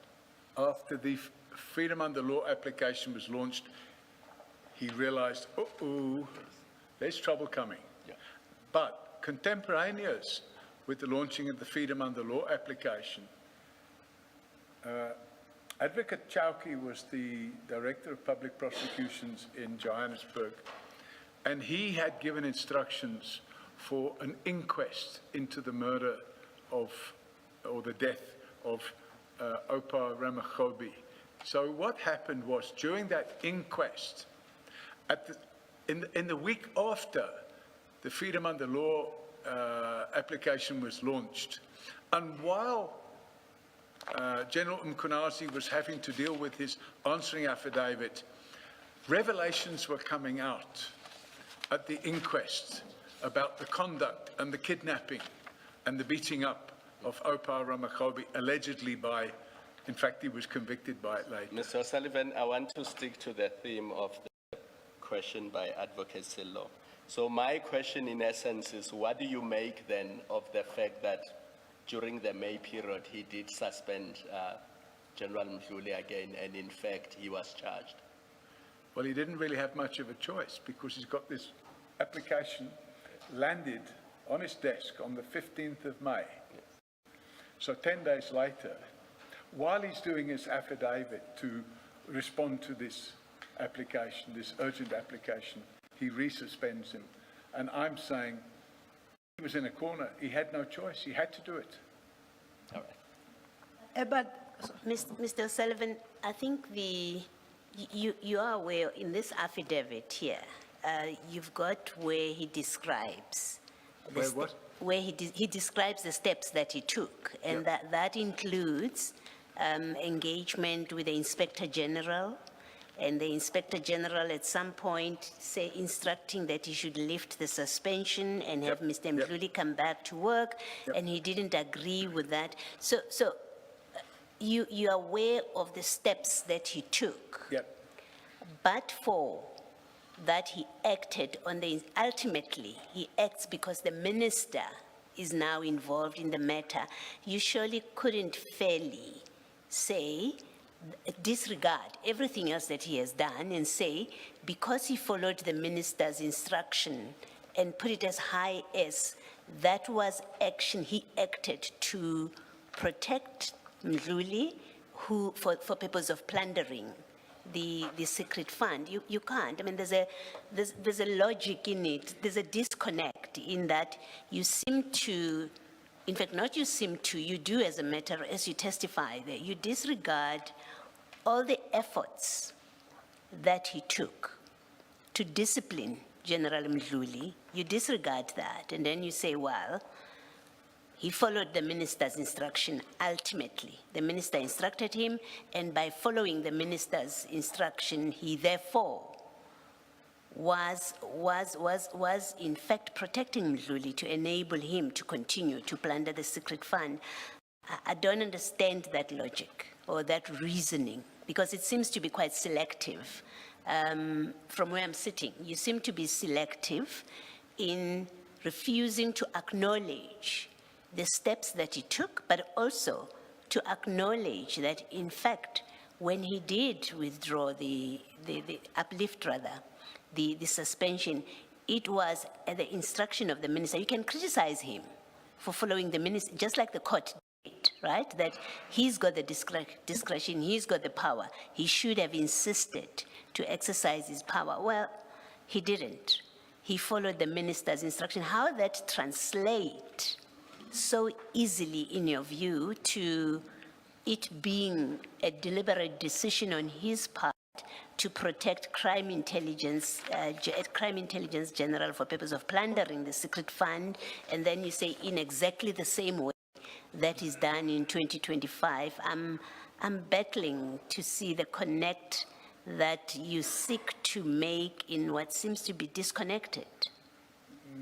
I don't consider that I've disconnected. If I look at it, what happened at the time? He's only given his version of events 8 years later. Nowhere at the time does he explain all these events. He waits 8 years. He could have said in his answering affidavit to the court, he could have outlined these things then. He didn't. He kept quiet about it. He only comes out 8 years later. Now, if one has to give some real thought to this and think out of the box, one has to consider the following. He was a senior police official. He was a major general in the police, and he was aged 38. There were probably at least 40 generals in the police. No, Mr. O'Sullivan, we're not discussing that now, sir. Okay. It's late in the day. We're not discussing what you have addressed in your statement. Our question is really, the theme now is a very, it's a direct theme. It doesn't require you to speak about his promotion that you obviously were not happy about. It is simply this, that unless you say everything that he says I did, or the steps that he took to discipline, to suspend, unless you say all of that is a lie, right? And I didn't understand you to be saying all of that which he says he did is a lie. Unless you're saying that it's a lie, I don't see how you can fairly say today, knowing what you know. Remember when you draft this affidavit for the commission, you know this history, what he alleges he has done. Knowing all of that, and then you in June, as we sit here, you say, well, that he did not say it's the minister that instructed him, that he did not contradict General Pierre in an affidavit in court. Those two things are evidence that he in fact was colluding. He made the decision to collude to keep General Mdluli in place so that he can continue to plunder the secret fund in the same way that he's doing in 2025. I don't see how you get that. It seems forced to say, well, that's what he was doing in 2015 or whatever year it is. And then you say, well, it repeats, in fact, in 25. I hear what you're it saying, seems to be Commissioner, forced. and my point is quite simple. Yes. That if the content of his affidavit in 2020 had been included in the content of his affidavit in 2012, I would absolutely agree with you. But it wasn't. The whole thing was kept quiet for 8 years. And I believe it could have been put out into the open 8 years earlier. And who knows what effect it would have had on the police. It might have changed the future. Thank you. I think we've traversed this already, but we did clarify that the freedom under law application was brought in two parts. The part A was an urgent interdict. Is my recollection correct? Correct. That is the part A. Part A, the order was granted Yes, I'm aware. Yeah. My issue is General Mkwanazi deposed to an affidavit in regard to the relief sought in Part A. So it's not the main application. The main application is in Part B. The review application, Yeah, right? I agree 100%. The main application was Part B. Yes, so if we agree on that score, are you suggesting that all these facts that he has set out in the affidavit deposed to before the State Capture Commission, he should have set them out in his answering affidavit to the Part A relief? Because Is that- the central theme of Freedom Under Law's application was his alleged receipt of instructions from a higher authority. And on that, he kept quiet. So I'm saying that would, and by the way, he didn't have to go into all the detail he's gone into with the Sondo Commission, but what he could have done was take those crisp elements and say, listen here, this is what happened. It wasn't just me, it was the OIG, and it was the minister, and then put it on the table. But no, the whole thing was hushed up for 8 years. Just then, I guess, final point on this, page 367, we're still in the affidavit, paragraph 24. He states in that paragraph that during this period, of course, this is after a whole long narrative about what was happening and the IGI's report and what steps he took. So then he says, during this period, I met with Lieutenant General Mdluli. I informed him that I had written to the IGI and had received a response from her regarding the disciplinary matter against him, but was awaiting her response regarding the criminal case against him. I gave the same advice to Minister Mtetwa. At paragraph 25, he notes, I disagreed with the IGI's view that Lieutenant General Mdluli should return to work. She had not yet read the criminal case docket or expressed an opinion thereon, and I felt that she ought first to do so before he could be reinstated. I telephoned Advocate Khadebe to inform her that I would not be lifting General Mdluli's suspension until she has perused the criminal case docket, as this might influence her initial decision regarding the disciplinary matter against him. I was also aware that Advocate J. Govender from IGI was an experienced advocate and a former prosecutor, so I had faith that she would assist the IGI in making an informed decision on the status of the criminal case. Now, I was just concluding this conversation we're having, that these are some of the steps he states he took to resist the upliftment of General Mdluli's suspension. Now, my question is, do you take issue with the veracity of what he claims here? The only issue I take with this is what I said earlier. This belonged in his answering affidavit. Okay. He Not should so have much taken the that- court into his confidence and explained to the court exactly what went on and then it would have resolved not only Part A, but there would have been no need for Part B, because actually Part B was fought hammer, tooth and nail by the police, and it was fought out in the Supreme Court of Appeal.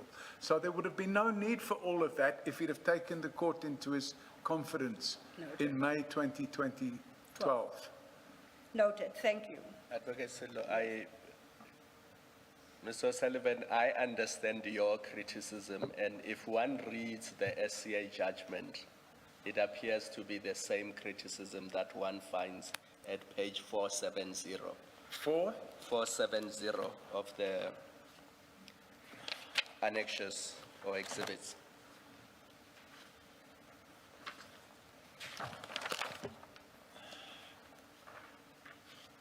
So if you start at 469, paragraph 49, the court says the factual basis for the challenge by FUL is that it relied on statements made by then Acting Commissioner General Mkwanazi in Parliament, that he was instructed by authorities beyond him to withdraw the disciplinary charges and reinstate Mdluli in his office. And then FUL added that in doing so, Mkwanazi had failed to make an independent decision which rendered his actions reviewable. So that was the point about the review. Yep. And then the court says, this is now SCA. Though Mkhwanazi filed an answering affidavit in the interim interdict proceedings in Part A of the notice of motion, he did not deal with these allegations. Exactly so this the is point. your point. Yeah, exactly And then the point. what the court then concludes, we can ignore the rest of that because it relates to General Pierre.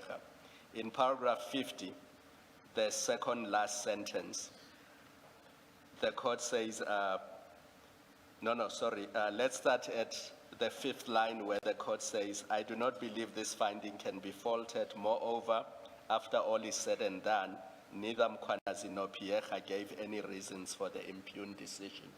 And then the inevitable conclusion is that the decisions were either dictated to by Mkhwanazi or were taken for no reason at all. Yep. And so the court has made a decision that in the absence of an explanation, we can conclude that they were dictated to by somebody Yes, else. and Commissioner, if I can say, what they've done in the Supreme Court of Appeal is they've stuck the evidence of Pieka, because she stated under oath that this is actually what really happened. And to prove it, I'm going to come with a confirmatory affidavit from General Mkhwanazi. And since there was no confirmatory affidavits, they struck that evidence. They said that's immaterial. Therefore, they go back to game one, which was the answering affidavit submitted by General Mkhwanazi, where he just didn't deal with the issue. So the point I'm making is because we were not getting anywhere, and I had understood that your criticism, you were taking it from the judgment. Although you added your own flavor to it, I must point that out, that you Yes. added your own flavor to it. But the substance of what the SCA found is that because he did not answer the specific allegations Yep. made by FUL, Yep. the inevitable conclusion is that he was dictated to Correct. by those Correct. above him. Yep. And we leave it there. And I think when General Mkhwanazi comes here the second time, we may then give him the opportunity to respond to Yep. your criticism of his conduct.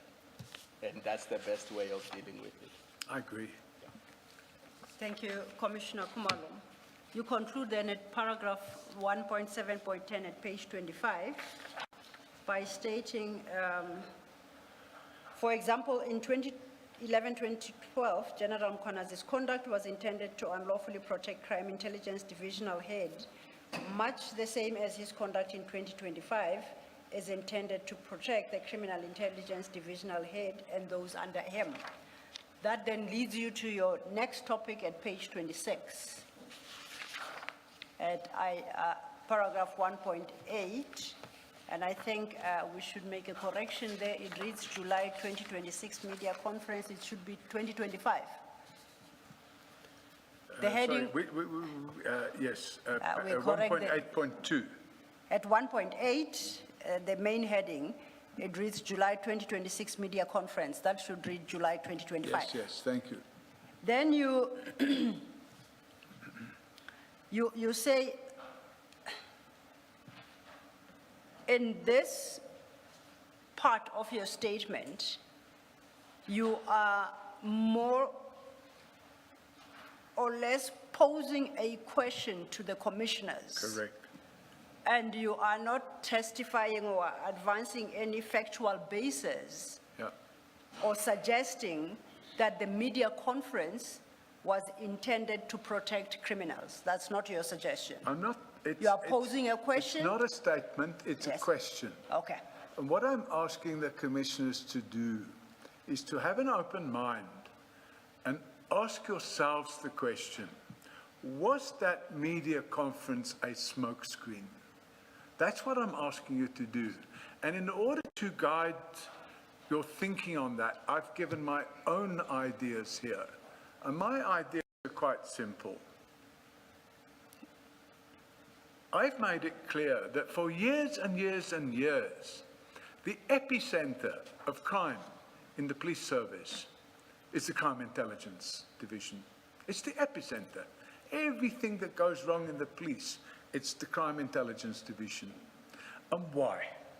Because we have a so-called Secret Services account. which is so secret. Nobody could know how the money is spent, which is great, because if you want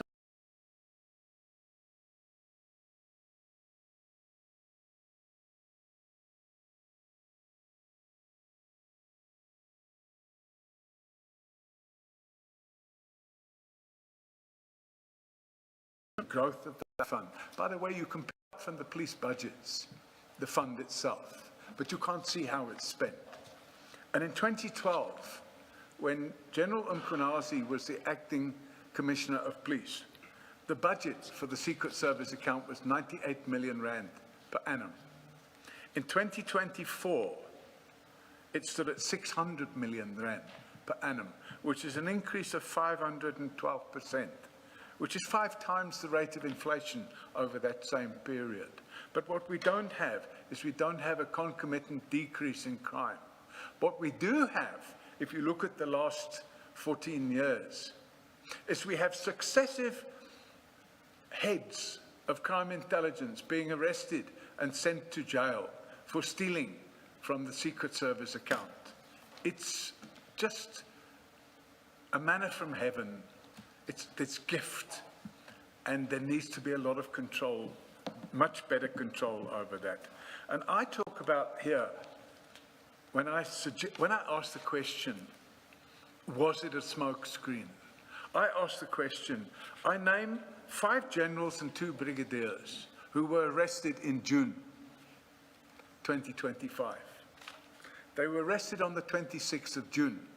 It's no coincidence.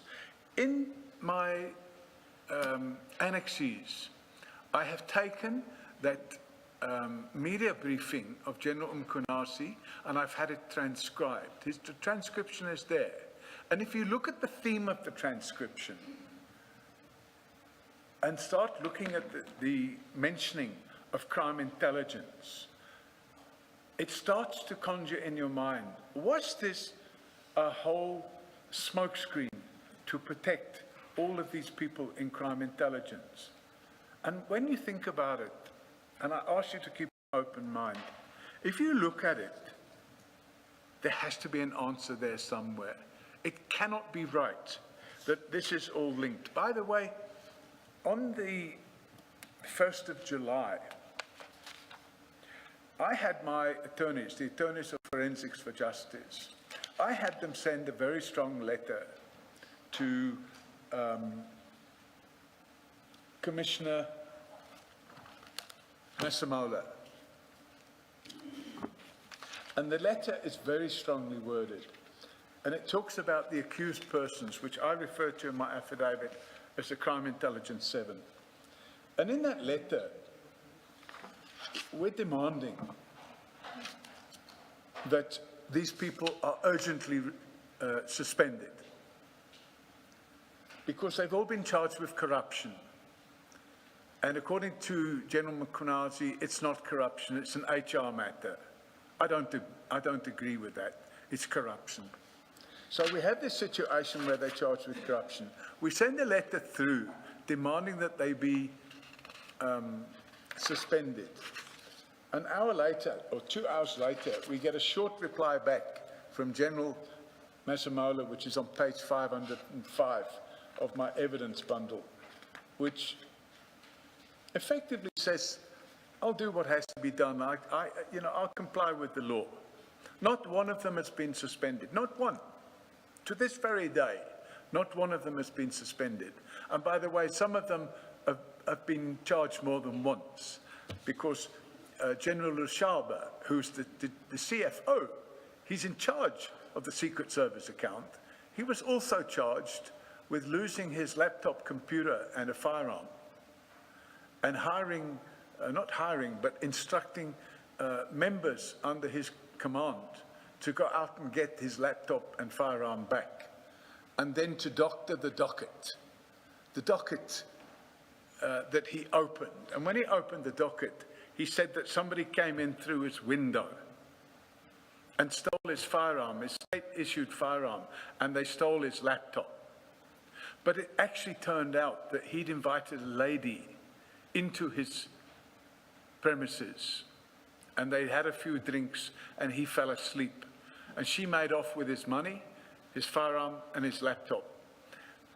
He got other police officials at the rank of colonel to go and get his laptop and firearm back, which they did. He's charged for that. He was arrested for it and charged. And what they did, they went and got his laptop and firearm back. But now we had a problem because he'd opened the docket at the police station where he said somebody had climbed in through his open window. So he got those two colonels to go to the police station and get hold of the investigating officer on the case that he'd opened and remove the papers from that docket and replace them with fake papers. So that's the sort of thing that's going on in crime. That's the chief finance officer of crime intelligence. And when you look at all these things going on, and then you analyze, commissioners, the transcription, because nobody's produced the transcription before now. I've produced it. I had it produced within days of his media conference, and it's there at pages 510 to 536. And what's interesting is on page 533. On page 533, he doesn't mention my name. General Mkhwanazi says the following: that's why there's a call in public from a person that I will not necessarily mention his name, that the National Commissioner must bypass the disciplinary regulations of the service, must simply suspend these people because it's inaudible. Why is that call? It's a call that is putting more pressure to make sure the country, hence the handing over to the criminal syndicate. So because I've called for the suspension of these 5 generals and 2 brigadiers, General Mkhwanazi is accusing me of handing the country over to a crime syndicate. In fact, I'm trying to stop this crime syndicate that's active in crime intelligence from carrying on with their crimes. Mr. Sullivan, can I ask you one question? You say the press conference of 6 July 2025 was a smokescreen. Was it? It's a question. Yeah. So let's assume that it was. Pardon me? I'm saying let's assume for the purposes of my engagement with you that it was a smokescreen. Yeah. Does it mean that the allegations made that day are not true and should not be investigated? Because that's what this commission has been established to do. Absolutely. It is to investigate, amongst others, the allegations that were made by General Mkhwanazi on the day. Now, say his motive, for argument's sake, say his motive was to protect the Crime Intelligence 7. Yeah. And that was his reason for this press conference.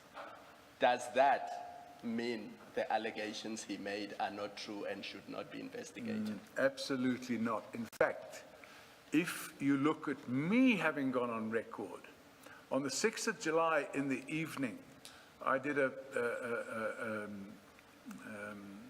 media call. The media contacted me about this whole media conference of his. And the first thing I said was there needs to be a judicial commission of inquiry.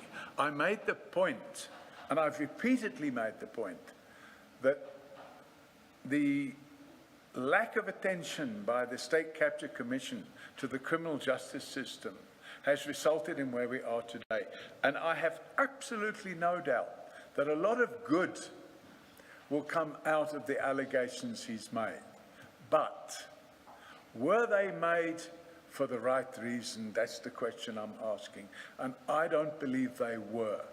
And if you look at the transcript, it starts to come out what actually the purpose of that media conference was. And I don't believe it was just about Minister Mchunu and these various parties, what's his name, Kat Malala, and all these other people. I don't believe it was about that. And the reason I've given in my briefing here today is that I start off by saying, this isn't the first time that we've had criminals penetrating the criminal justice system. It's been going on for years and years. Even during apartheid, it was still going on. So this is not new.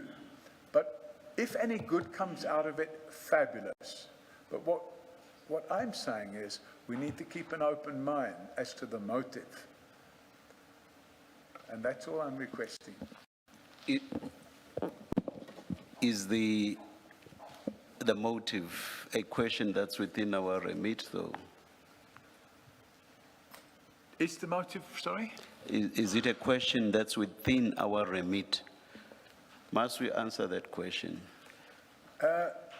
If one Is- looks it at does- your, it if does- you- it if does- you look at your, So does that question fall within our terms of yes, reference? if you look at your terms of reference, Yes. it doesn't go there. However,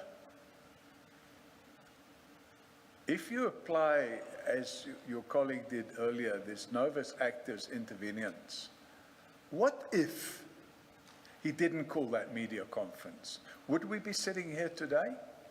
The answer is no. So a sequence of events has taken place, and all I'm saying is not everything is what it's been painted out to be. And I've requested the commissioners to keep an open mind.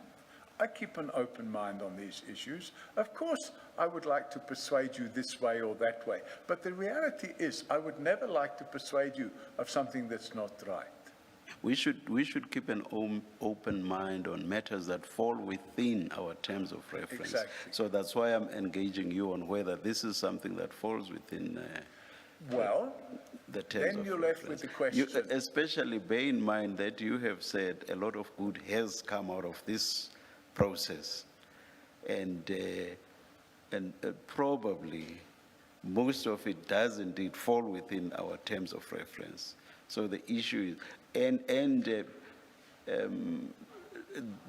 all of that, or all of those issues, because we are yet to submit a final report, all of the issues that have arisen are issues that we must keep an open mind on, except those perhaps that are clear and on which everybody has already said something.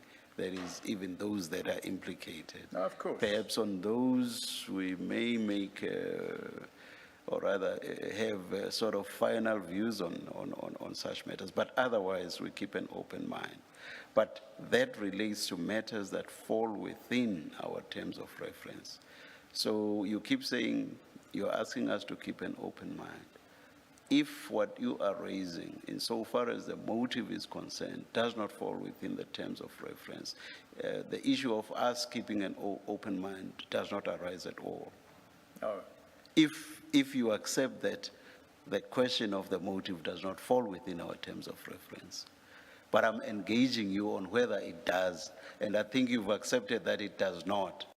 It's chicken and egg, isn't it? Because if the motive was to create a smoke screen, then it possibly does fall within your terms of reference, because you need to know what was that smoke screen all about. And then you start asking other questions. So I prefer myself to be the bringer of information, not the decider of facts. But I brought the information to this commission because I've spent the last 36 years of my life trying to make this a better country to live in for all people in South Africa. And that's why when I saw what was going on, I thought, I need to throw my 10 cents into the mixture as well, especially since I've been named by the protagonist. When General Mkhonasi got up and blamed me, I had nothing to do with this Cat Matlala and these drug cartels and all the rest of it. I had no knowledge of what was going on until I heard about it in the media. But for him to name me, why was he naming me? And I can tell you the reason why. Because I didn't write, I got my attorneys to write a letter to General Masemola and demand that these 5 generals and 2 brigadiers be suspended. That's why I was named. I would understand the smoke screen point better if it does not go beyond saying This was a smokescreen that was calculated to shield these generals from criminality that they are otherwise involved in.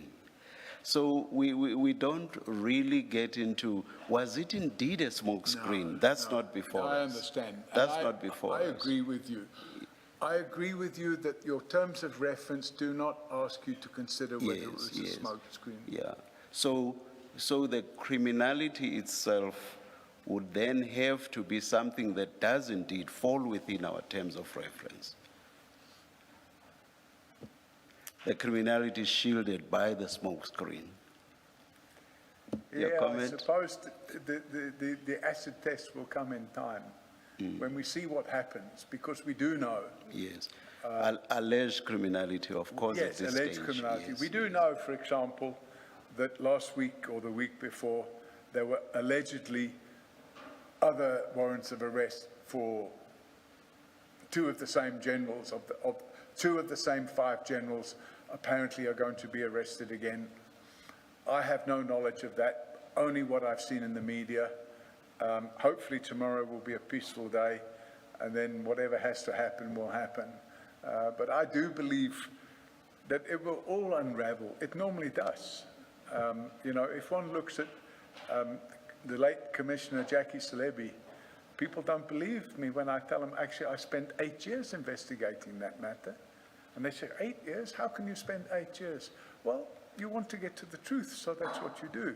And in this matter, there's a lot of things coming out of this commission, which is really, really good, because we're seeing generals in the police being exposed for criminality. And that's fantastic. But it doesn't mean the person that's exposing them hasn't been involved in any hanky-panky either. Thank you, thank you. Thank you, Chair. Just to clarify 2 things. From your paragraph 1.8.2, you deal with this Sorry, page number? 26 of your statement. The second paragraph, that's where you introduce the charges brought against Lieutenant General Khumalo and the 6 other members of the service, whom you term the Crime Intelligence 7, right? At the next paragraph, you state that their charges relate to the irregular employment of Ms. Mukwele in a senior ranking position of brigadier in the technical support services of crime intelligence. And then beyond that, you talk about what transpires after they were arrested. The point I want to clarify is the budget and the looting of the Crime Intelligence Fund, alleged, this case has got nothing to do with that. It has no bearing, or in any manner are there allegations that these 7... This commission? No, the charges brought against the people you term the Crime Intelligence 7. It's got nothing to do with the looting of the... For what they were arrested on that day, I agree. Yes, that's a clarification I seek. General Pelani Lushaba was arrested 3 weeks before that. Yes. And that was pertaining to the crime intelligence funds. And I'm just saying, Now, let's take it a step Yeah. at a time, right? We're Yeah. dealing with these charges here. Yep. And I ask this because you start that subject by introducing this 512% increase in the budget, and you pose questions as if, you know, there is no legitimate basis for that growth in budget, and therefore insinuating that something untoward is going on. You state that in your 181, and then you follow it up with the charges. So I'm saying, in truth, there is no link between the charges of 26 June 2025 and the so-called looting of the crime intelligence funds. There isn't. the only link would be that the people in charge of the crime intelligence fund are the same people that are being charged here. But these people, you say at 1.8.3 that their charges relate to the irregular Yes, appointment but of Ms. Mukwele, and that's as narrow as it gets. Absolutely, Yes. but as a separate issue, if they can be charged with these acts of corruption, why would you leave them in charge of a 600 million rand budget? Okay, I will pose that question to subs, but in the Of course, I meantime, understand. then you introduce the second issue of General Lushaba, the second charge where you talk about the computer disappearing under, May I just very quickly ask a question around the appointment of General Mukwele, Brigadier, I'm very sorry, Dineo Mukwele. Sotho-Tswana people must please forgive me, I'm not at all sure of the pronunciation of this name. The evidence that was given by General Kumalo is that the position required someone with expert skills. I forget the term he used for this, but he had a special term for the expertise they required for this position. And if I'm not mistaken, I think he said largely that expertise is to be found within motor vehicle manufacturers. BMW. Sorry? So when I found out about this, I did not get the impression that it was BMW only. The skill is within motor manufacturers. right, she was working at BMW head office. That may be so, but what I'm saying is, what General Kumalo said was that for this position, they required certain expertise, and that this expertise is to be found within the motor manufacturing industry. Doesn't have to be BMW, it may be BMW, it may be Toyota, it may be Mercedes-Benz, or whatever other company that manufactures motor vehicles. You are with me thus far? I understand what you're saying. Yes. And so he said, it's not unheard of within SAPS to appoint someone who has no experience at all in policing. If that person is being appointed for the expertise they possess, and this applies over several types of industries or environments. So it's not just the motor manufacturing industry. And he gave a few examples.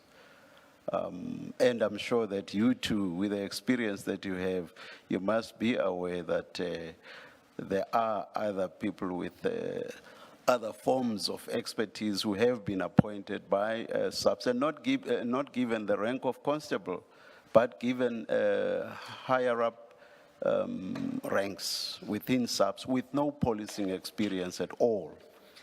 Do you accept that this does happen within SAPS? I accept that in the police service, Yes. from time to time, Yes. people are appointed that have no policing experience. Yes.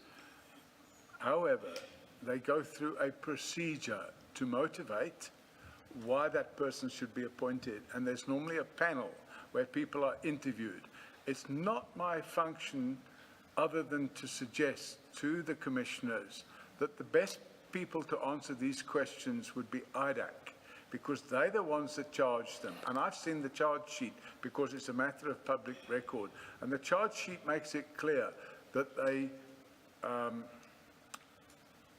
they interfered with the recruitment process to unlawfully appoint this particular woman, when in fact they could have, if she was that important to be appointed, they could have motivated it properly and done it transparently. But it was done without transparency, and it was done behind closed doors, and there was no proper recruitment procedure followed, which is why General Mkunashi said, oh, it's an HR matter. It's not an HR matter. They are alleged to have committed fraud when they hired this lady, and I think IDAC would be best placed to explain why they were arrested and charged rather than myself. On this having been done behind closed doors, do you mean that there was no advertisement for the position? That's not what I believe. I don't know. I don't know enough detail about it, Commissioner. All I know is what I saw, I phoned the lady, this Brigadier Makwela, and I explained to her that I'm from Forensics for Justice. I'm speaking to you now because these allegations have been made. I'd like to get your version of events. This is before I made a formal complaint. But you are basically saying you cannot say that there was no advertisement.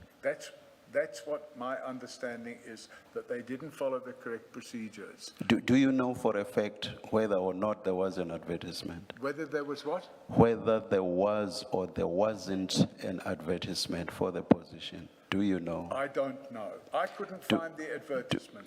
Or do you know or do you not know, or you say you did not find the advertisement? My next question was going to be, do you know or do you not know what the requirements were for the position? Absolutely not. I laid the complaint based on the information I had.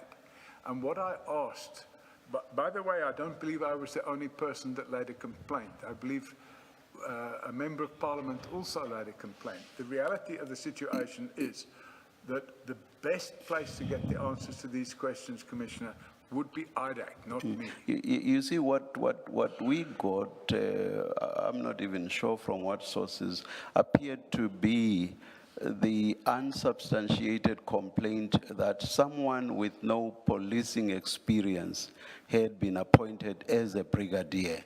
That doesn't say much. If we know, as you accept, that within SAPS they can appoint someone with no policing experience to a high-ranking position. So that means nothing on its own. So, Commissioner, I didn't base my complaint on the fact that this person had no policing experience.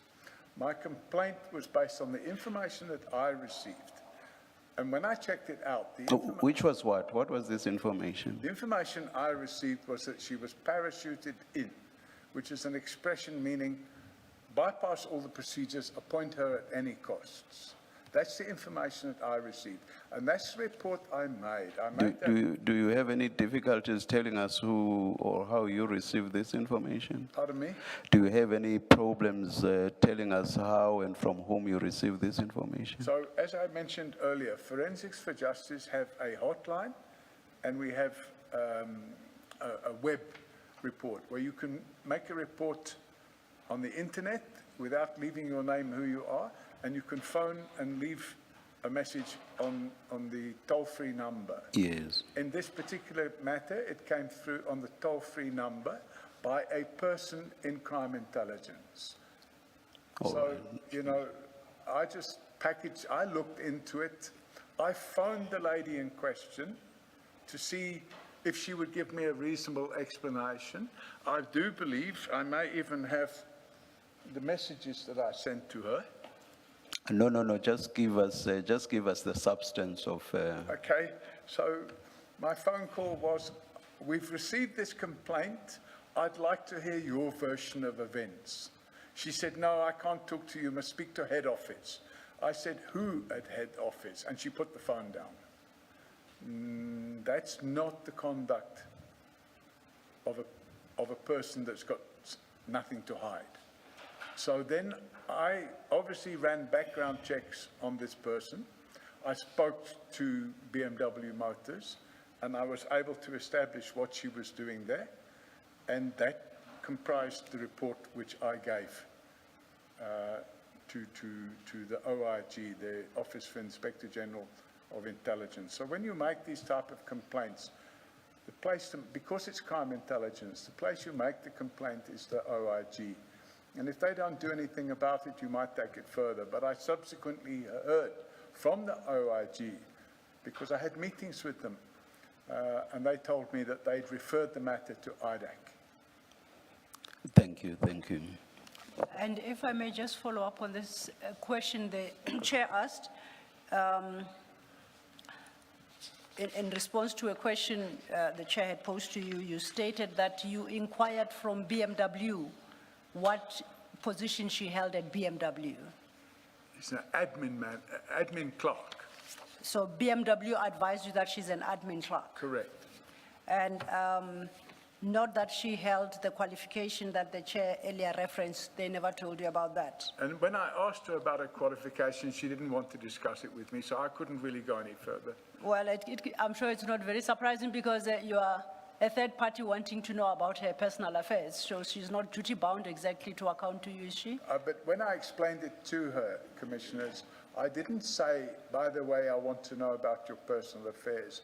I explained that we had received a tip-off, and the tip-off implicated her, and I would like her to clear the air by explaining what happened, how she was recruited. And she just told me, you have to speak to head office. I said, who at head office? She said, no, that's your business, you must find out, and then she put the phone down. Okay. Have you ever... Sorry, just for the record, the expertise that was required here is mechatronics. Say again? I'm saying the expertise that was required for this position is something called mechatronics. Just for the record, I'm not asking for a response. May be the case. And I do believe that the best place to get the answer here would be the prosecutor that charged them. Yes.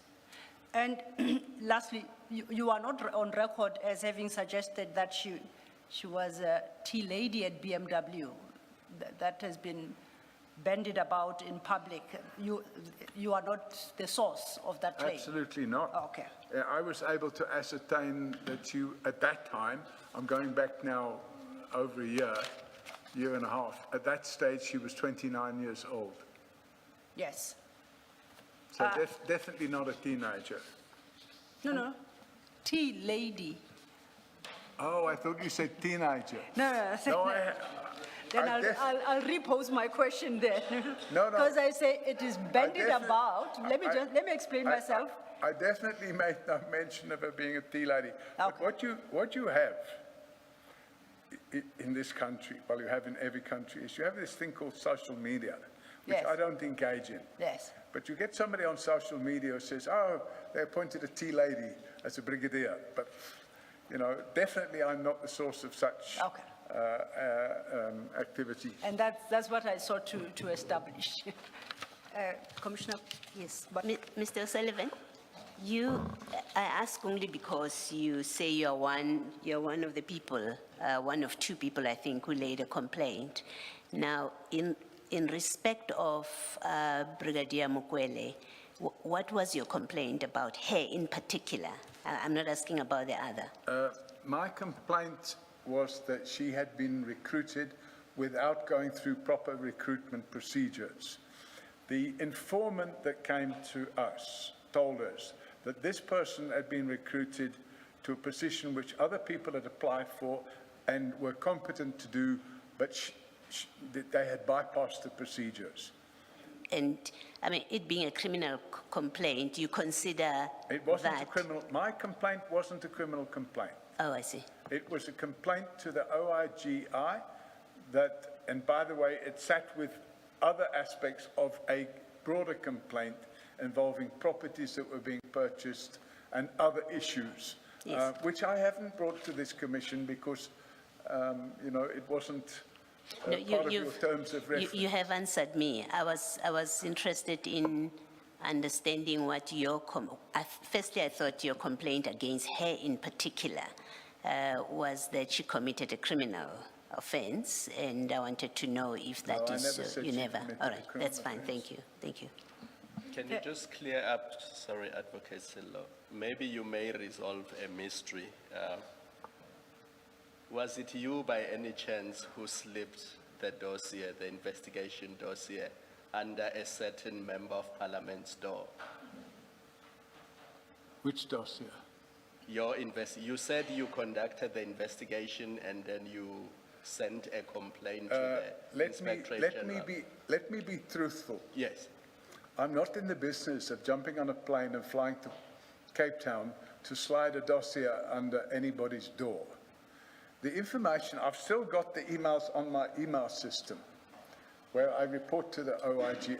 I don't send any dossiers to, and I know who you're talking about. I don't do that. So he did not get it from you? absolutely did not get any dossier from me. Thank you. Thank you, Commissioner Kumalo. If I may move then to page 28 of your statement, Yep. and maybe some clarification here.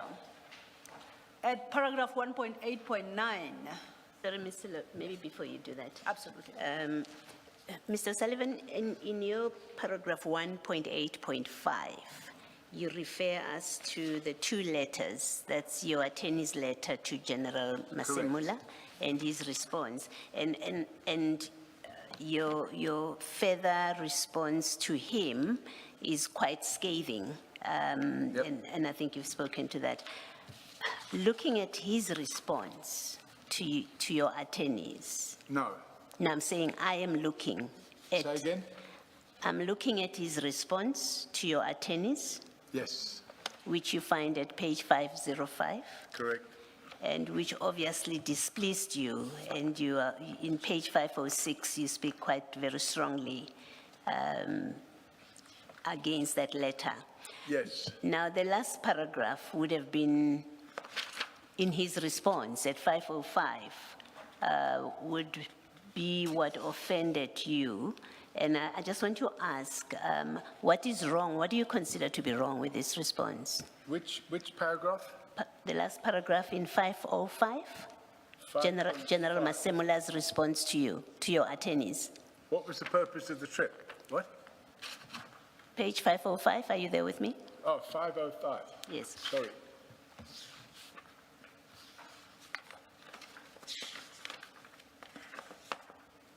$505, yes? Yes, that's General Masemula responding to your attorneys. Correct. Yes, and my question is, what do you fault with this kind of response?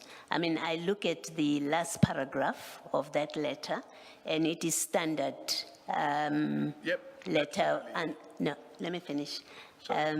It's a standard response about respect for the Labor Relations Act. And all the applicable relevant prescripts. And my reading of this is he says, we will act and comply with the Labor Relations Act and the labor law prescripts that deal with matters like this. You take offense to that kind of response. And my question to you is, why do you find this an unsatisfactory response? Because that response, Commissioner, wasn't a standalone document.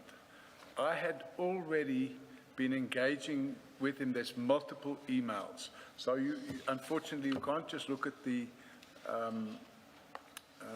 letter that my attorney sent and his response. You have to look at all the prior emails and the information that I had received, and I had requested action by Commissioner Masemola. And if we go back a little bit, and we talk about the evidence I gave you in respect of General Khan, that's just one example of where I'd laid a complaint, and he just ignores me. But on this matter, he sent this letter. Yes. And you're looking at a situation where 5 generals and 2 brigadiers, there's going to be no suspension. By the way, they were never suspended. No, yeah, sorry, maybe let me clarify what I'm asking. Your attorneys write a letter, right? That's the letter at page 502, in which they demand the suspension of these people. There's no reference to anyone else, any other case. There's no Khan, there's nothing to it. There's just these people, the generals and the 2 brigadiers. And then they demand in the letter that these people must be suspended, otherwise you'll bring an urgent application to court. He responds to you, and he says, the National Commissioner is aware of his constitutional duties in terms of the SAPS Act, as well as the SA disciplinary regulations. It must be emphasized that this matter is receiving the necessary attention it deserves, and it's a matter that involves the relationship between employer and employee in line with the Labor Relations Act, as well as all the other relevant prescripts. That's what he says. You respond, and you are displeased by it, and you call it a response which you say you describe as an arrogant middle finger response to my attorney's letter of demand. So at this stage, we are speaking about your attorney's letter and his response. That's all we are discussing. And my question is, what do you find wrong and offensive in the manner in which he has responded, which I've just read to you now? Well, if I put myself in the shoes of a commissioner of police, and I've got 5 generals and 2 brigadiers that have just been arrested and charged with serious crimes, including corruption, I would immediately suspend them, immediately. And it's good for some police officers get immediate suspension when they do wrong. But these 5 generals and these 2 brigadiers, we get this response saying, I'll do what has to be done, I'll comply with the legislation, but actually nothing was done. They've never been suspended. The nothing was done, they've never been suspended is post.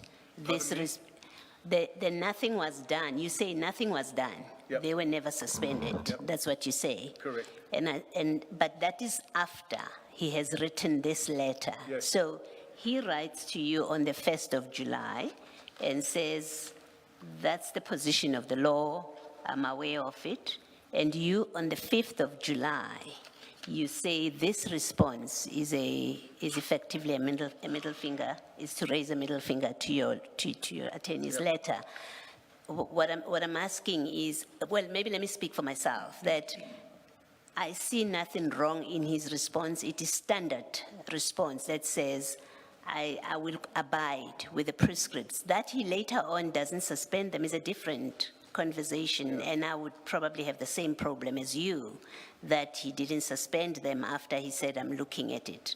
But at this point, I'm speaking to the response, and especially because your response to him is quite flowery language. Yep. And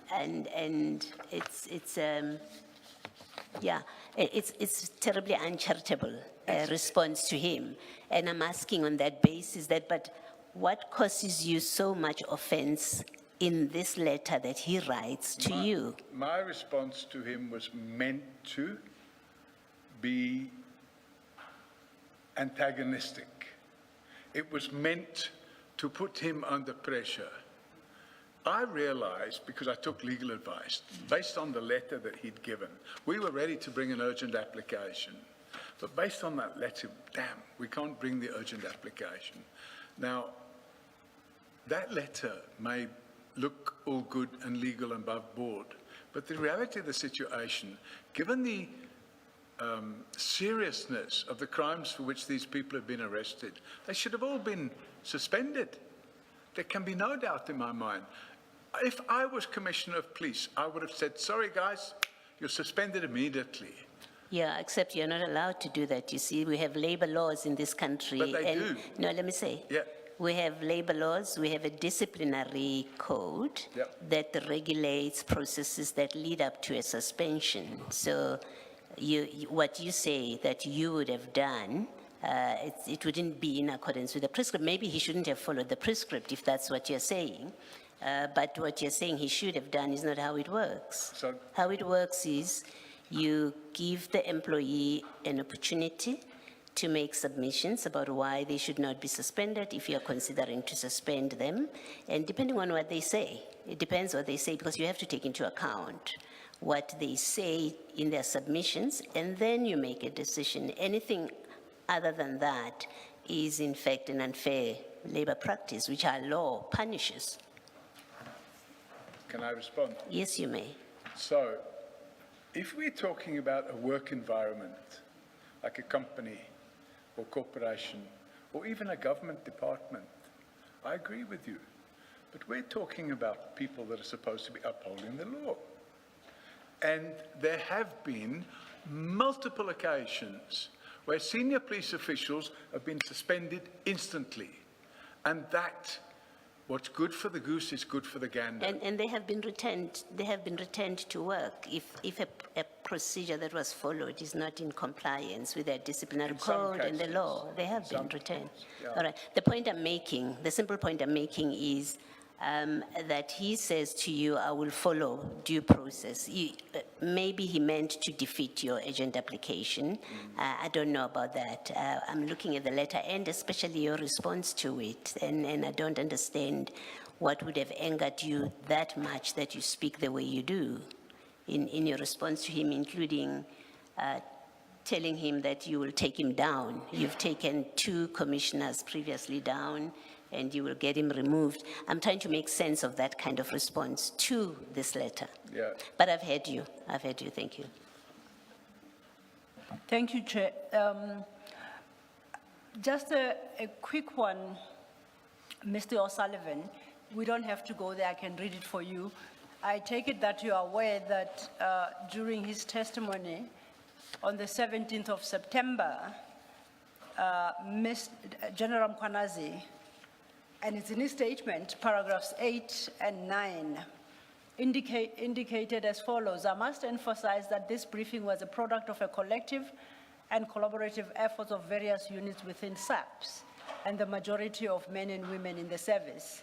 It is a reflection of the common concerns shared among members of all ranks and a common desire for their resolution to enable these members to serve with honor. At paragraph 9, he says, in presenting the information I shared with the public, I acted both as a member of this collective and the person designated to deliver this collective message. You recall that? Now you hear that.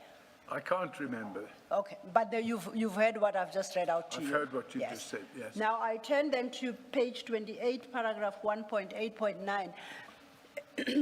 My question really, I'm trying to understand what your challenge is at 1.8.9 in the context of what I have just read. You state that in your submission to the ad hoc committee, which was ignored by them, you pointed out that the PowerPoint presentation used by Mkhwanazi had metadata which showed it had been created on a SAPS computer, which is emphasis not Mkhwanazi's computer. It would be wise for the commission to establish the use of the said computer and who typed and where they typed the presentation to the media. Why must we concern ourselves with that exercise?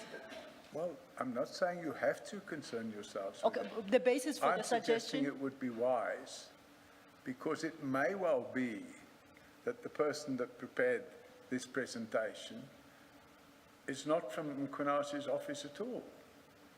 But if you look at the picture, you have That's the metadata. the metadata, you have reflected it here. It says the creator is SAPS, then a number there. It gives it's a SAPS computer. So in the context of General Mkhwanazi saying that he acted as a member of a collective within SAPS, Yeah. and somebody to deliver, does it become an issue that the presentation was not created on his own computer, but on another SAPS computer? It may not be an issue, Okay.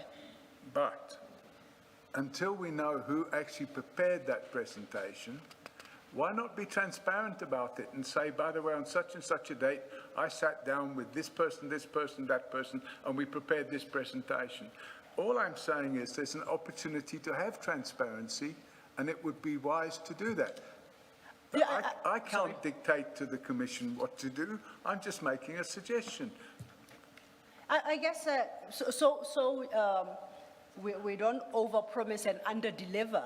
I'm trying to appreciate the value of that exercise, because at 1.8.10 you say, I believe it is in the public interest for the computer's users' details to be obtained and the person interviewed to establish who instructed him, her, what he, she was instructed, and where and when he, she typed out the presentation.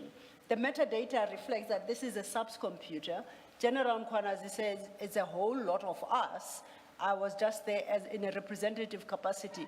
Why must the Commission go down that rabbit hole to establish what in I'm not particular? saying the Commission must go down that Okay. road.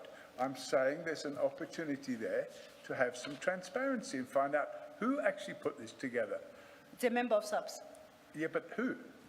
The collective that General Mkhwanazi references in his One statement. person typed this, not a collective. Okay. It would be useful to know who that was, I think. Okay. Surely, Mr. O'Sullivan, you have something that you would like to establish. What is it that you would like to establish for us to even consider that? Commissioner, if one looks at the media briefing, and if one looks at this presentation, I'm saying the missing information is how that presentation came into being. And if we're talking about a collective, who is that collective? How did we form? How did we come together to make this presentation? That information is not in the public domain.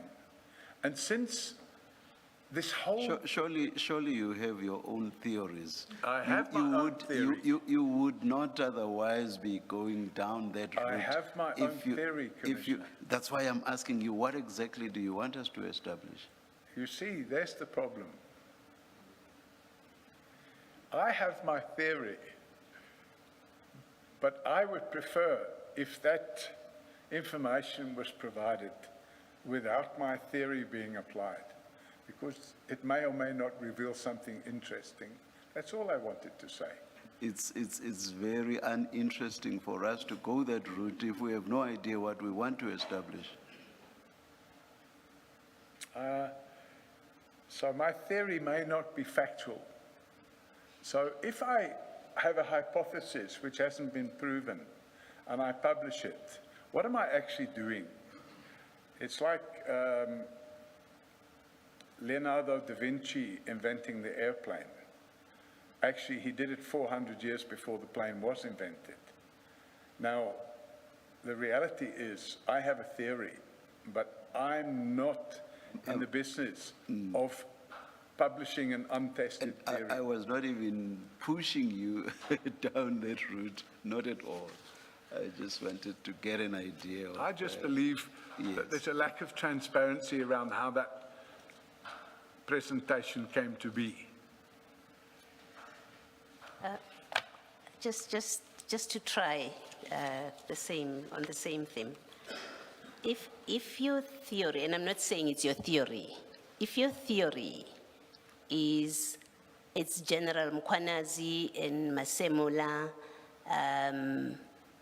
and let's say Dimpane, I'm just giving you names randomly, what difference does it make to this which you say we should find out? So you can pick any names and say to us that because what it will reveal is A, B, C, D. It's again trying to understand what really is your issue about this. Let us say that when I ask this question, it links to a previous question I made about keeping an open mind, about the motive to this media conference, because we have to believe that the motive, according to General Mkhwanazi, was that, yeah, these are the issues and we want to get it out there and I'm going to become a whistleblower and I'm going to fight for my country and I'll die if I have to and what. Very emotional. And I'm surrounded by people with machine guns and balaclavas and whatnot.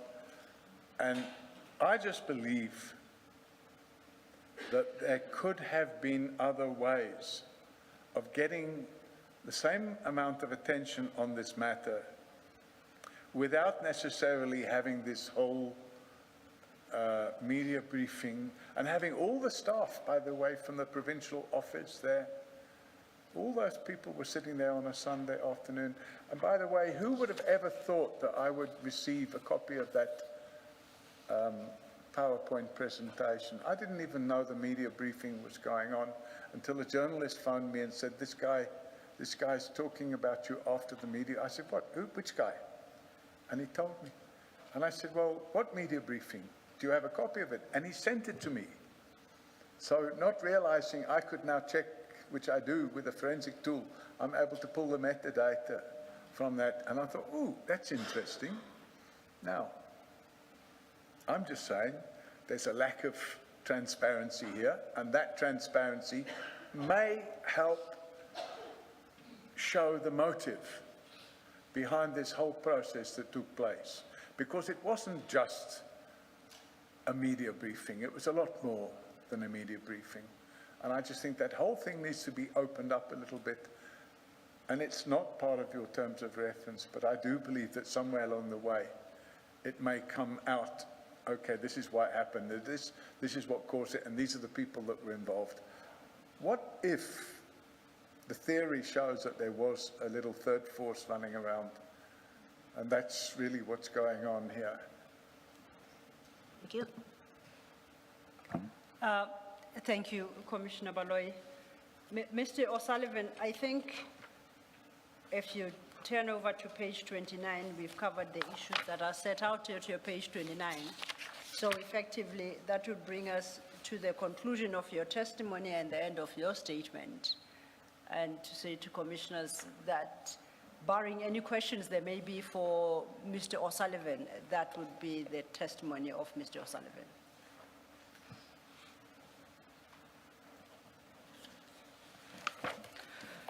Mr. O'Sullivan, thank you very much for your testimony, and thank you for enduring the very long day. It's a pleasure. You are excused. Thank you. Thank you.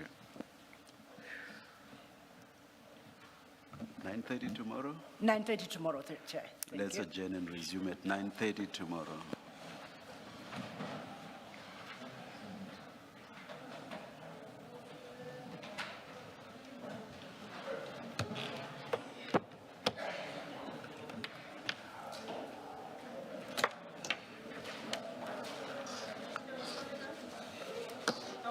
I'm good, thanks from you.